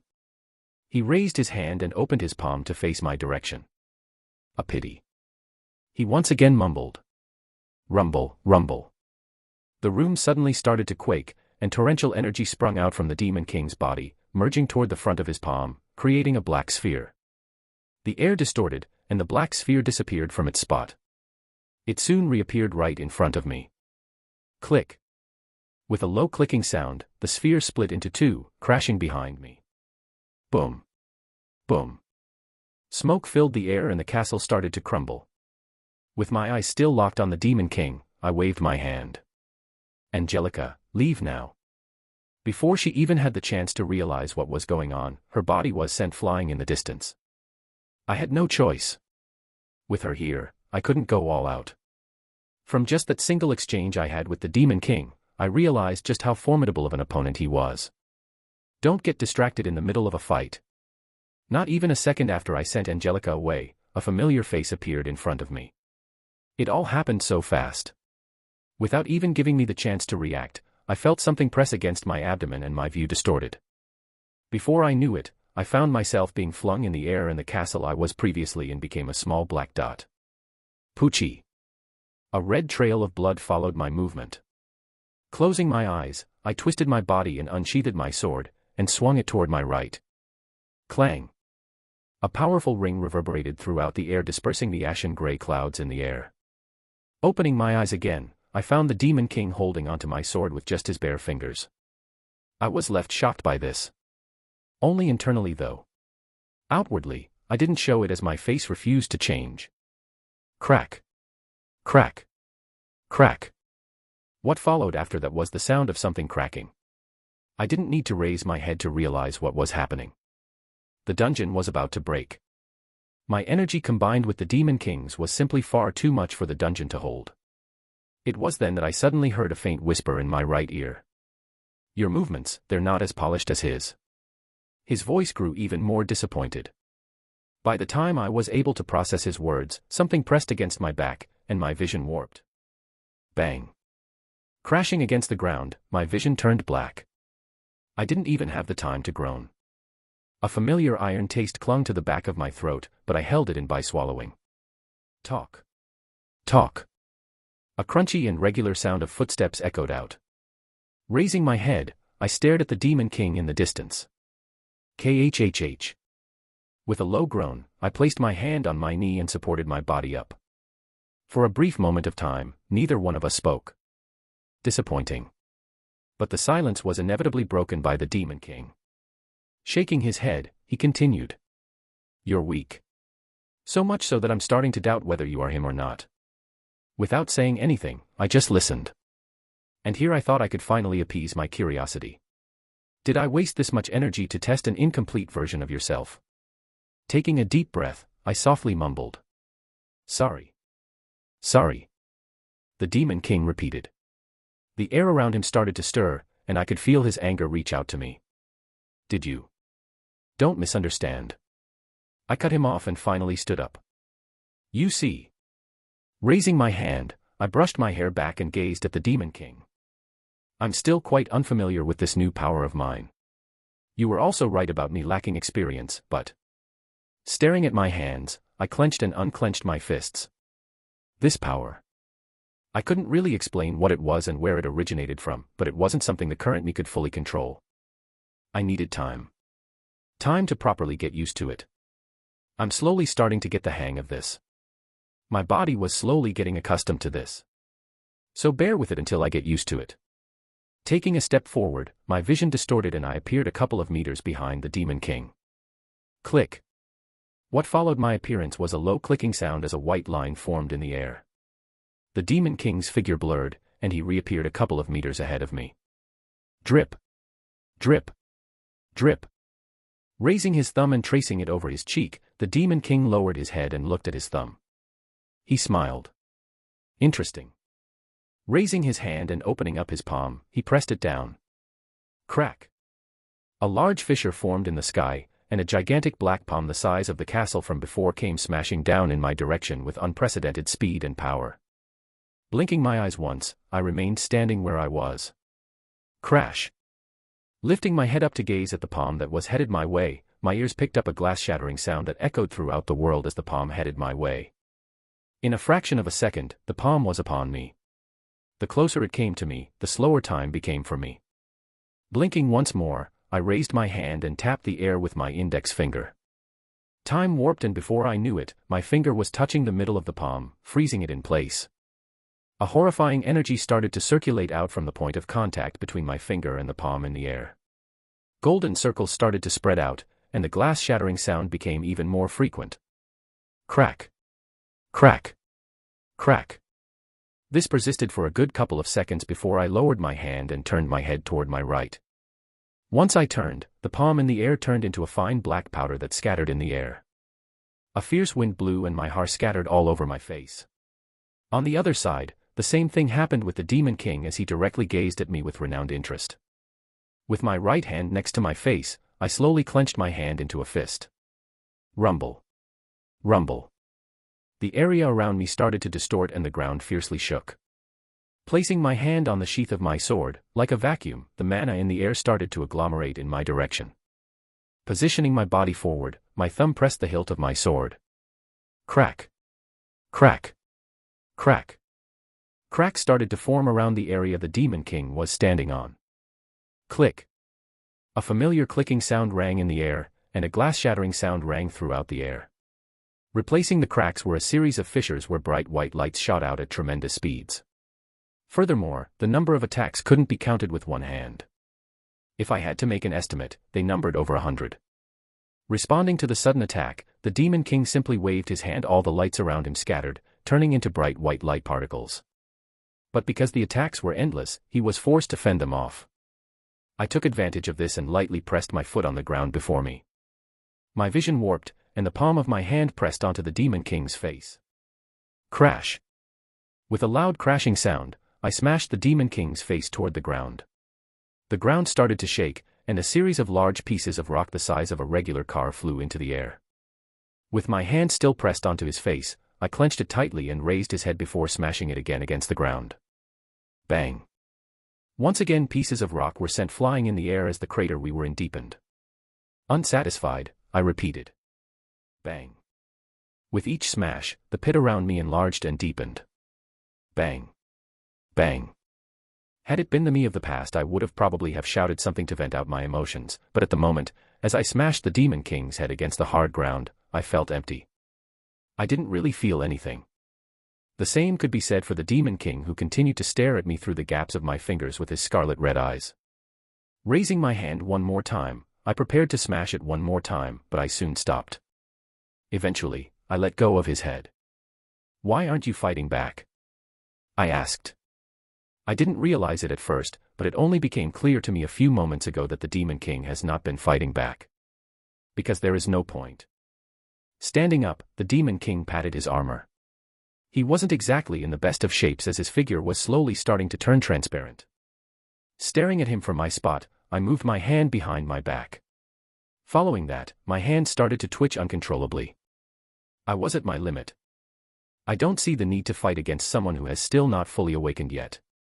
You may have gained a fraction of your former power, but you still haven't made it yours. He turned his body away from me. Not only that, but I didn't come here to fight you in the first place. I just wanted to check if you had awoken. Extending his hand forward, the Demon King grasped the air and pulled away, creating a small black fissure. That said, he slowly took a step into the fissure. You're not half bad. We'll meet again soon enough. Once you've fully awakened. Those were the last words he managed to say before his figure completely entered the fissure, and he disappeared. Silence enveloped the surroundings. Crack. Crack. Crack. Amidst the silence, the resilient sound of something cracking continued to echo throughout the whole dungeon. Crash. What followed after it was a loud crashing sound and the dungeon collapsed. A/N, we've done it. Chapter 500.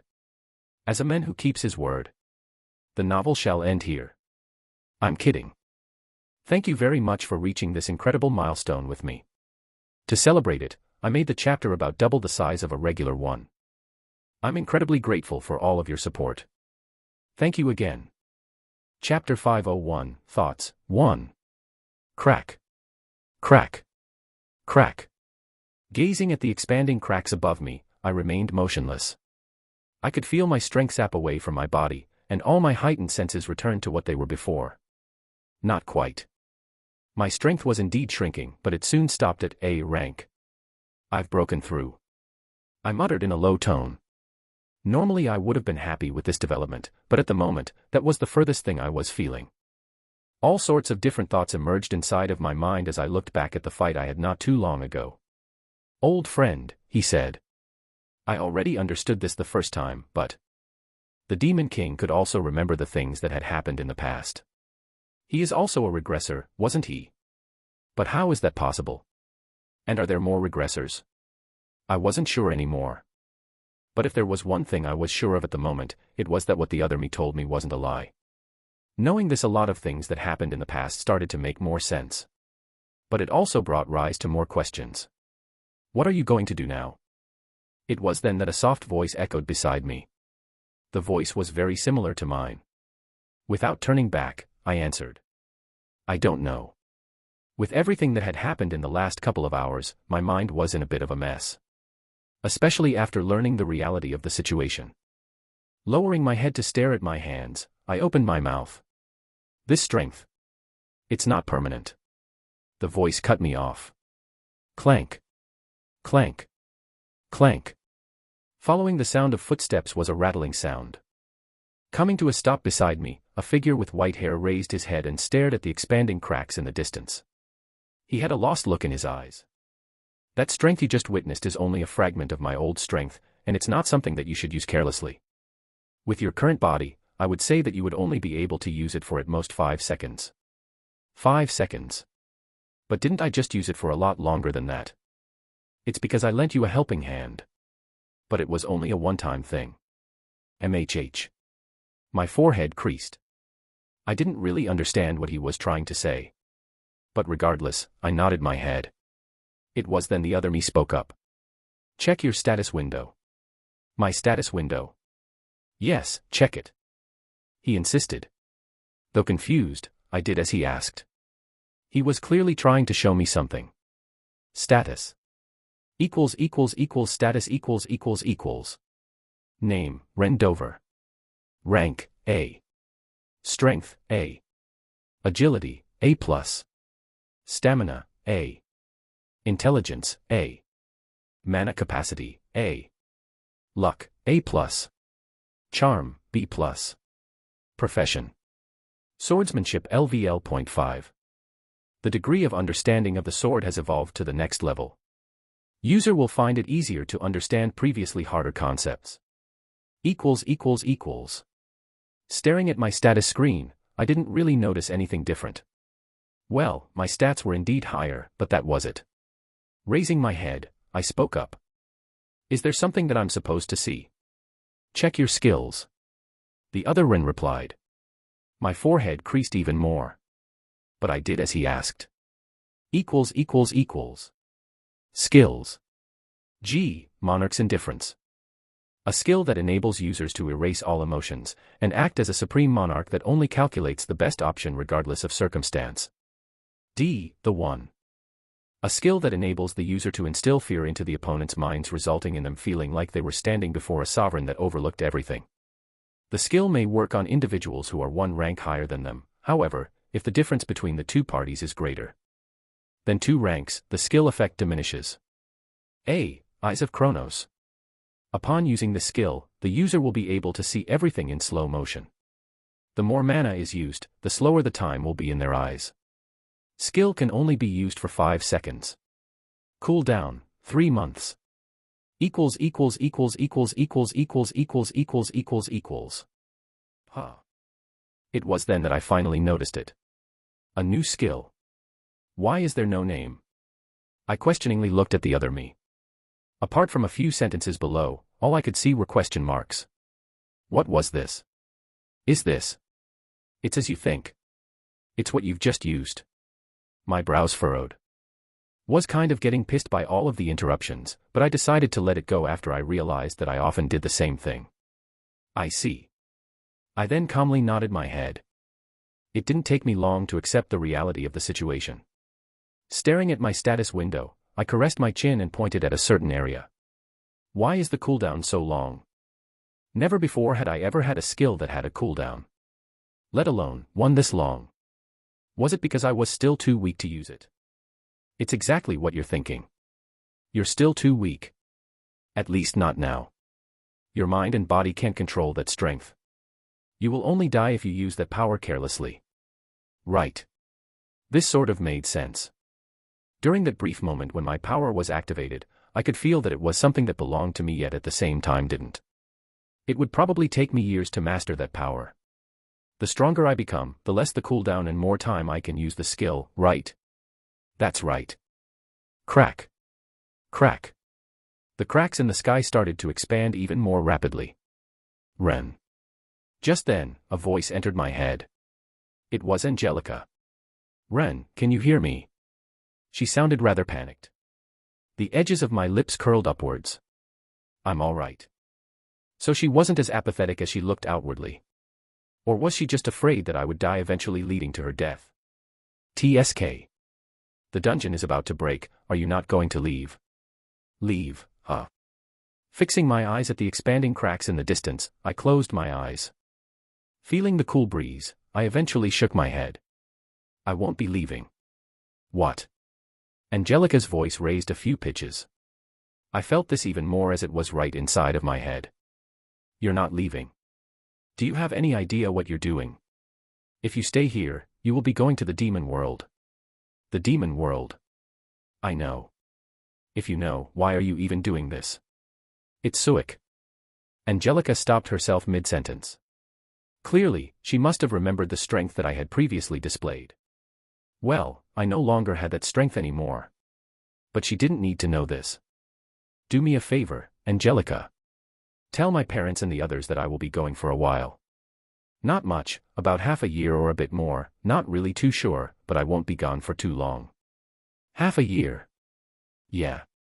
But how can you come back? I smiled and turned my head toward my right. Don't worry about it. I've got my means. I wasn't expecting this trip to be a long one. Only about half a year if things went according to plan. But there were things I needed to get done now. Leaving sucked, but this was probably for the best. I needed some time to myself. Time to sort out my thoughts. I see. Fortunately, it didn't seem like Angelica was the type of person to insist. After I expressed my feelings about staying back in the dungeon, she didn't continue asking and just accepted the situation. You said half a year, correct? That's right. If possible, I wanted to stay less, but who knows? Okay. I will tell them this. Thanks. Angelica snorted. I could already paint a picture of her crossing her arms together and turning her head away to express her displeasure. I almost laughed. I'll be leaving now. If you come a bit later, don't blame me for what your family does to you. All right, all right. Following her words, the connection between us cut, and the smile on my face faded. After a while, I eventually murmured. A pity we're still not contracted. Had we been contracted, I would have been able to talk to her even if I was in the human domain. Perhaps I could have even talked to my parents. Almost felt tempted to stop her and sign a contract. You made the right decision. Just then, Ren spoke. His next words shocked me quite a bit. I will use this half a year to train you. Train. Staring at him, our eyes met, and he calmly nodded his head. You must have felt it, haven't you?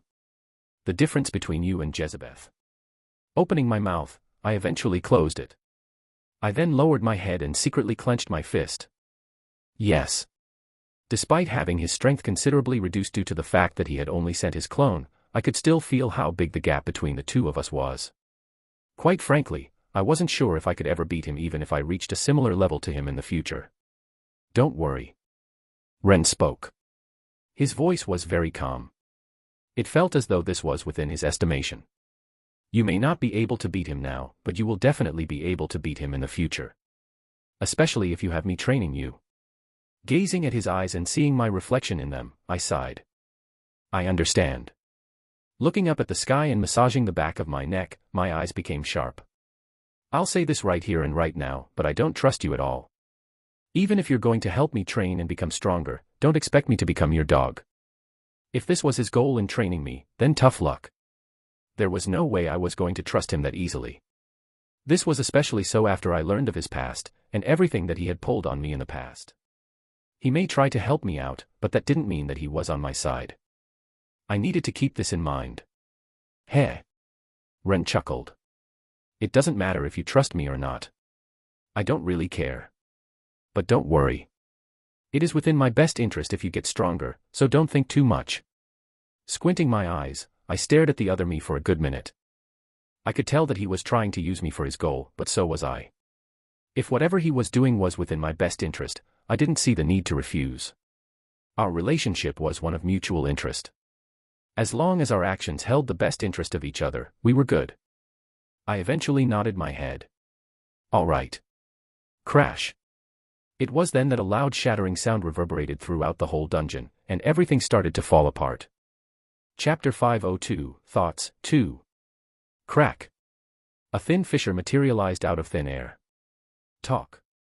A calm and steady footstep echoed throughout a large hall. Two crimson red eyes shone in the dark hall, as a semi-transparent white-haired figure stepped out of the thin fixture. The fissure closed up, and the figure walked toward the end of the hall where a throne sat at the top of a flight of stairs. Stopping next to the flight of stairs, the figure looked up. It was then that his eyes met with another set of scarlet red eyes. Sitting on the throne with his legs crossed and the side of his face leaning on his arm which was propped up on the throne, the red-eyed figure looked down. At the exact moment the two eyes met, the white-haired figure beneath the flight of stairs started to disintegrate as bright white lights started coming out from his body. Slowly, the particles floated in the air and merged into a white ball that flew in the direction of the figure sitting on the throne. Extending his hand and opening his palm, the white-haired figure sitting on the throne watched as the ball paused and levitated atop the palm of his hand. He then stared at the orb for a good couple of seconds. Heh. He smiled and squeezed his hand. Rumble.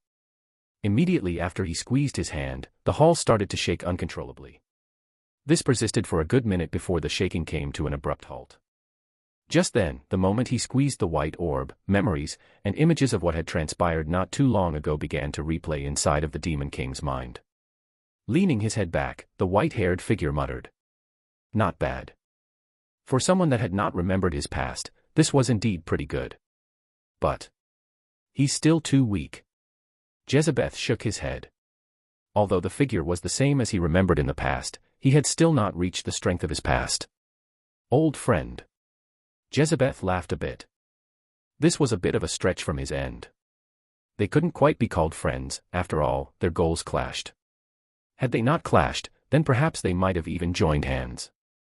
Unfortunately, they were fated to stand on the opposite ends of each other. Such was their fate. It's truly a pity. Waving his hand, the air distorted and a small black portal formed in front of him. Squinting his eyes, he peered through the black portal. From there, he was able to see a large planet in the distance. It's only a matter of time. Jezebeth ended up mumbling after staring at the planet in the distance. 5 years. Placing his hands on the side arms of the chair, he gradually stood up. That's how long you have left. I hope you don't disappoint me the next time I see you. I can sense it. This will be our last game. Extending his hand, powerful black energy sprung forth from his body and merged toward the palm of his hand. Opening his mouth, the edges of his lips curled upwards as amusement flashed across his face. Boom. Seconds after his words came out, cracks started to form on the surface of the planet. Within seconds the cracks started to expand, before. Bam. They shot outwardly throughout the space, leaving nothing but a bright orange nebula. What do you mean Ren is gone? Small Snake's exasperated voice rang inside a small luxurious room. First he breaks a dungeon, then he suddenly runs away without telling us where's he going, and expects us to be fine with the situation. Pacing around the room, he threw his arms in the air. I'm sick of his shit. I'm sick of it. Gone was his usual demeanor as he continued ranting nonstop. Not that anyone else paid him any particular attention. Small Snake ranting about Ren wasn't exactly a rare sight. Do this, do that, solve this, solve that, I'll be gone for a bit so take care of the others for me while I'm out. He threw his middle finger in the air. You fucking bastard. Just wait until you come back. And what are you going to do when he comes back? It was then that Angelica's voice echoed throughout the room, and Small Snake's feet came to a pause. What am I going to do? Small Snake puffed his chest. I'm going to finally give Ren a reality check. Let him understand that he can't overwork people like me. There will come a day when they will rebel against his tyranny. Oh. Angelica raised her brow. The corner of her lips curled upwards, albeit slightly. She was clearly enjoying the show. But I can already imagine what the conversation between the two of you will be like. Small Snake tilted his head. Before he could even reply, Angelica started talking. Hey Ren, we need to have a tea. Shut up Small Snake, take a seat. Okay. Everyone in the room subconsciously nodded their heads. Be it Leopold, Ava, Ryan, or Hein, they all nodded their heads in agreement. This was indeed how they would imagine Small Snake's confrontation with Ren to go. Wah. I'm right, aren't I? Stick like human. Small Snake weakly turned to face Angelica. Raising his hand, he lowered it. When are you going to stop calling me stick like human? When I feel like it. Angelica shrugged her shoulders and leaned back on her chair. Her words caused Small Snake's sudden inflated ego to quickly deflate as his shoulders slumped down. Hey. What? Angelica snappily asked. Never mind. The Small Snake gave up and sat down in the corner of the room. No one likes me. He repeatedly mumbled to himself with a lost look on his face. Angelica rolled her eyes. He tended to do that from time to time. This was exactly why no one in the room paid him any particular attention. Clank. It was then that the room burst open and a haggard figure walked in. With his shirt untucked and filled with beer stains, Thomas walked into the room. His haggard eyes scanned the room in search of someone. But he was inevitably unable to find him. Where has that bastard run off to? He asked in a groggy and throaty voice. I should have known from the moment that he came here that he was going to give me more work, he mumbled in an almost inaudible voice. Puff. Smoke rose in the air. With both legs on a wooden tea table, Leopold casually glanced at Thomas. If you're asking for Ren, then tough luck, he went on a trip. Thomas almost fell on the spot. A trip? Puff. Leopold took another puff and nodded. Yeah. Give me that shit. Walking up to Leopold, Thomas snatched his cigarette and took a puff himself. Puff. Oi, oi. Leopold stood up in anger. Extending his hand he tried to snatch his cigarette back. Go back to your drinks you alcoholic. Not that Thomas would allow it as he took a step back and avoided his arm. Eh? Says the smocking addict. Puff. He took another puff. Extending his hand and stopping Leopold from snatching the cigarette back, Thomas cut to the chase. Anyways, I'm not here to joke around. At his words, the atmosphere in the room suddenly started to become more serious as everyone finally started paying attention to him. Puff. Taking another puff, Thomas looked at Leopold's face scrunch up from the corner of his eyes, but he pretended to feign ignorance and kept a straight look. Ehem, anyway, I'm here to thank you on behalf of the black market. Had it not been for you guys, we would have never been able to find out the two demons residing in our dungeons. Raising his hand, Thomas scratched the back of his head. Quite frankly, I'm embarrassed. Although we don't particularly pay too much attention to what happens within the dungeons, times have changed and dungeon overloads have become a real problem. Pausing, Thomas tapped on the butt of the cigarette. Therefore, after a lot of consideration, we've decided to grant you all access to our treasury room. you can take whatever you want. At that exact moment, his words faded, and everyone's eyes lit up, including Small Snake, who regained vitality. Noticing the changes in everyone's expression, Thomas already started to express his regret. Ah, shit. Without a doubt, they were going to lose a lot of money today. A few hours later. Oh, I see. Okay, yes, all right, thank you for informing me.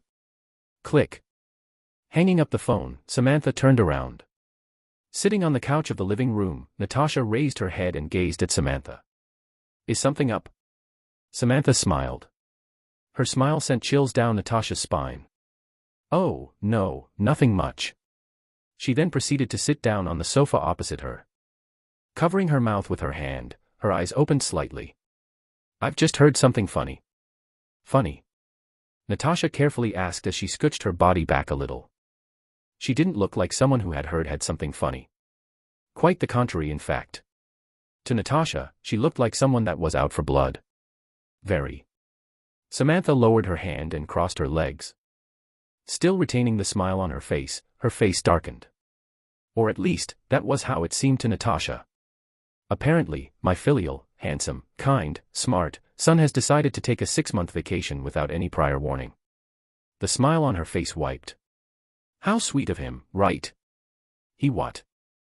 This time, it was Natasha's turn to be surprised. He's going on a 6-month vacation. That's what his colleagues said. Natasha leaned back on her chair. No wonder your ma. I'm not mad. Samantha sharply cut. Opening her mouth, just as she was about to say something, she closed her mouth and sighed. Okay, I'm a little bit mad. Similarly leaning back on the sofa, Samantha shook her head. I'm sure Ren is doing this for a good reason. He's not the type of person that does something impulsively, but I really do wish that he would tell me this kind of stuff before he just goes on to disappear for a while like he usually does. This isn't even the first time. Recalling all of the times that Ren disappeared out of nowhere, Samantha wanted to get mad, but in the end, she couldn't bring herself to. He was her son, so she knew him best. Therefore, she knew that whatever was happening right now was very important for him. He wasn't the type of person to leave without any real reason. She was just venting her frustrations at the fact that he didn't even say goodbye to them before leaving. Now, how was she supposed to explain to Nola that he was going to leave for another 6 months? Just the thought gave her a headache. Clank. It was then that the living room's door opened. Speak of the devil. Samantha muttered. Mama. Following her words, Nola ran into the living room with a bright smile on her face. Samantha smiled when she saw this. Extending her hands, she picked Nola up. Wah. Nola happily giggled. As this was happening, someone else entered the living room. It was Amanda. Greeting her was Natasha. How was your day, Amanda? MHM. Amanda casually nodded her head and sat down on the sofa. She then took out her phone and scrolled through it with a serious look. Her behavior surprised Natasha quite a bit as she couldn't help but worry. Is there something wrong, Amanda? No. Amanda flatly replied. Her eyes were currently fixed on a certain post. It was a post of 2 girls with a certain someone Amanda knew. Enjoying my time with our new professor. In the photo was a selfie of Ren happily sleeping with 2 beautiful girls, of which one was Sophia, with their hands doing the peace sign. == 2,053,057 likes. Mr. Network Sheep, wah. He's so handsome. 7 Clouds 5, isn't that Rendover? Kylan 874, cool. == Her eyes squinted. He seems to be enjoying his time as a professor, she thought. But she eventually shook her head and sighed. Actually, she could tell from the picture that the photo had been taken without his consent. That said, whenever Amanda looked back at the photo, she would feel this weird sense of discomfort in her heart. At first, she was confused about her feelings, but it didn't take long for her to realize what she was feeling. It was jealousy. There was no use denying her feelings anymore. She liked Ren. And quite a bit at that. Therefore, whenever she would see pictures of him with another girl, Amanda would inevitably become jealous. It just wasn't something that she could control anymore and wasn't something she was planning on controlling. She realized that she could no longer remain as passive as in the past. She needed to become more proactive. "Oh, Amanda, have you not heard?" It was then that she heard her mother's words. Amanda finally took her eyes away from her phone. "Heard what?" "That Ren's on a 6-month vacation." Like a sudden bombshell had been dropped on her, Amanda's face froze. Natasha's face changed when she realized this as she murmured in a low voice, "Looks like she didn't know as well." It was then that she suddenly noticed a change in Amanda's countenance. Natasha flinched slightly as she cautiously asked, "Amanda, sweetie, why are you smiling?" "I'm smiling." Amanda placed her hand over her lips. "Yes." Natasha nodded her head. "Yes, you're smiling." She was smiling. But that wasn't the scariest part. The scariest part was the fact that she was smiling exactly like Samantha was not too long ago. Dangerous. Natasha thought as she scooched further back in her seat. This was a very dangerous situation. Chapter 503, White Death, 1. "How's the situation?" A grating voice echoed throughout a small room that was dimly lit by a couple of candles that sat atop an old wooden table. The voice belonged to Count Nikutin, the leader of the Avidity branch. One of the largest sub-branches of the Greed clan residing in the demon world. There were in total 7 clans residing in the demon world, and they were all covered by a Duke-ranked demon. Only a select few could be members of the main clan. The rest would be thrown into different branches governed by the clan. Each branch differed in strength, and in general, a clan had over 20 branches with 2 or 3 being their main branches. The Avidity branch, being one of those 3 for the Greed clan. A tense and somber atmosphere enveloped the room as Count Nikutin scanned the room. Sitting beside him were multiple figures who looked back at him with respectful and subservient gazes. "How is it possible that after all this time, you've still not caught him?" His voice couldn't help but raise. There was visible frustration in his voice as he glared at everyone in the room. About 4 months ago, out of nowhere, a figure appeared out of nowhere and started hunting different sub-branches. Most shockingly was the fact that no one knew who the figure was. The reason for this was because wherever he went, he would leave as fast as he came. No. This wasn't exactly right. The White Death. Count Nikutin muttered underneath his breath. That was his nickname. This was the nickname of the individual responsible for destroying several demon sub-branches. No one knew exactly what he looked like, but to those that have managed to survive, they all said the same thing. Before everything happened, a bright white flash of light covered our vision, and by the time we regained our vision, all we saw were the dead bodies of our comrades. Count Nikutin quite frankly did not believe these recounts at all. They were most likely exaggerations made by those that survived in order to create an excuse for their failure and preserve that little pride of theirs. Just the thought made Count Nikutin scoff. As if anyone would believe in your lies. That said, the commotion that was created due to this was loud enough to alert the main clans. This was quite frankly terrible news for Count Nikutin. If he was unable to get rid of this so-called White Death, and the main clan was forced to act, Count Nikutin may find his position be put in jeopardy. And simply put, he didn't want that. Just the thought caused his face to twist. Raising his head to meet the eyes of everyone present, a heavy pressure bore down on the room. "I'll ask again, how is the situation regarding the White Death?" "Everything seems to be going just as planned." Replying to him was another figure sitting next to him. There were hints of ridicule in his voice, but despite that, he still made sure to be respectful when addressing Count Nikutin. "According to our predictions, he should be here anytime soon. We've already sent out a unit to get rid of him. We won't make the same mistake as the other branches." "That's good." Count Nikutin nodded his head in satisfaction. "This situation has been going on for too long. Let's get rid of this pest and get this over with." Secretly he smiled. Although the whole situation was annoying, it was also a great opportunity for him. If he managed to get rid of the White Death, some unknown that had been terrorizing the demon realm for quite a while, he might even be able to get promoted to the main branch. Just the thought made Count Nikutin salivate. Reaching this conclusion, he stood up and started barking orders. "Whatever you do, make sure you spend all." Bang. But before he could even finish his sentence, they heard the sound of a loud explosion echo from outside of the room they were in. Everyone instantly became alarmed. "He's already here." That was a bit faster than Count Nikutin had expected. Nevertheless, it was still within the reasonable estimation. Crossing his arms together, he smiled. "Let's see how strong you are." Bang. Bang. In a matter of seconds, the sound of explosions became closer and closer. Everyone in the room had stood up by now, and thick demonic energy lingered in the air. What's going on? Count Nikuten wondered as he stepped forward with a solemn look on his face. His eyes never left the entrance of the room. The rate at which the explosions were getting closer was a lot faster than he anticipated. Did something go wrong? It was then that. Boom. With another explosion, the door burst apart, and smoke filled the air. The audacity. Count Nikuten became enraged. Attack. Without waiting to see who broke the door, Count Nikuten ordered everyone to attack. He wasn't naive enough to just wait for the enemy to appear. From the moment the door opened, he had already ordered everyone to attack. At his orders, everyone inside of the room woke up from their stupor and did as he asked. Raising their hands, or dashing toward the door, everyone attacked at the same time. Frightening attacks shot toward the door one after another as the room started to quake, and the dust in the air thickened. Die, you bastard! Count Nikuten screamed as he watched his subordinates' relentless attacks head toward the door. He, of course, didn't simply just watch. Raising his hand, he sent out multiple attacks. He did not hold back in any of his attacks as powerful blasts of energy shot to the door. Rumble. Rumble.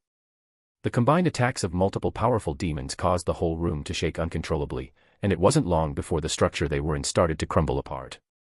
But none of the demons cared as they continued to attack.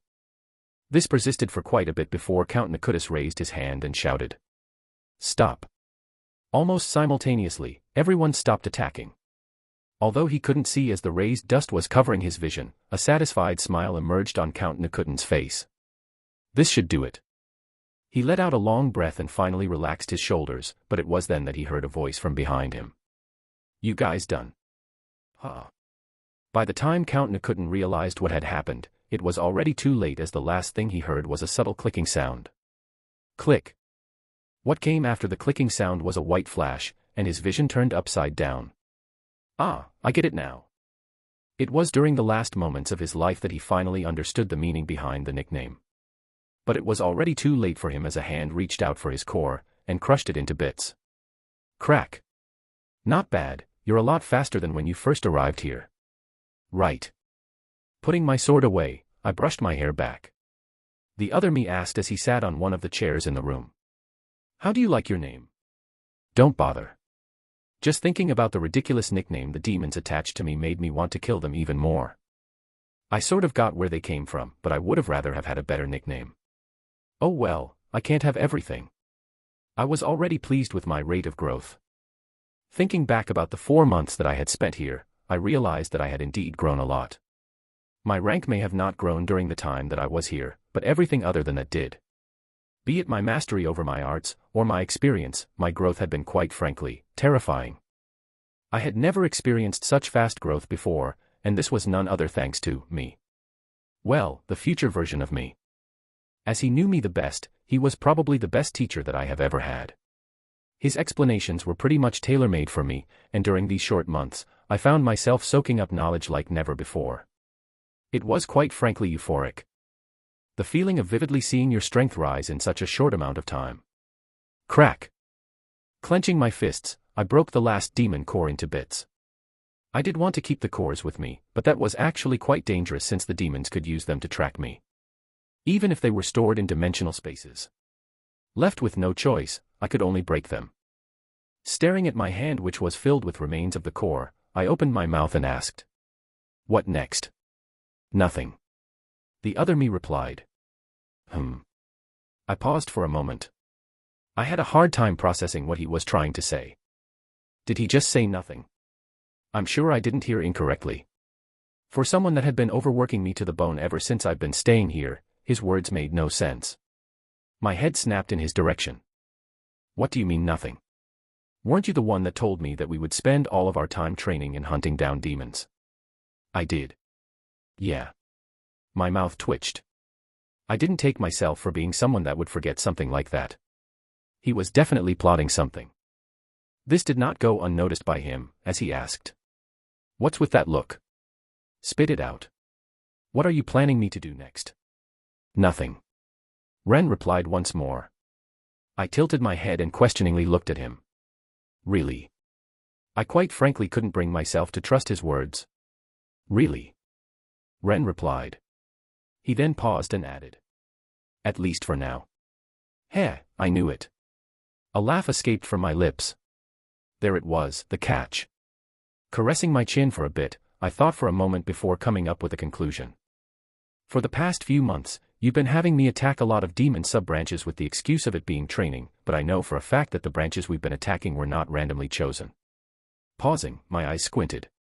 You're aiming for something. Tisk.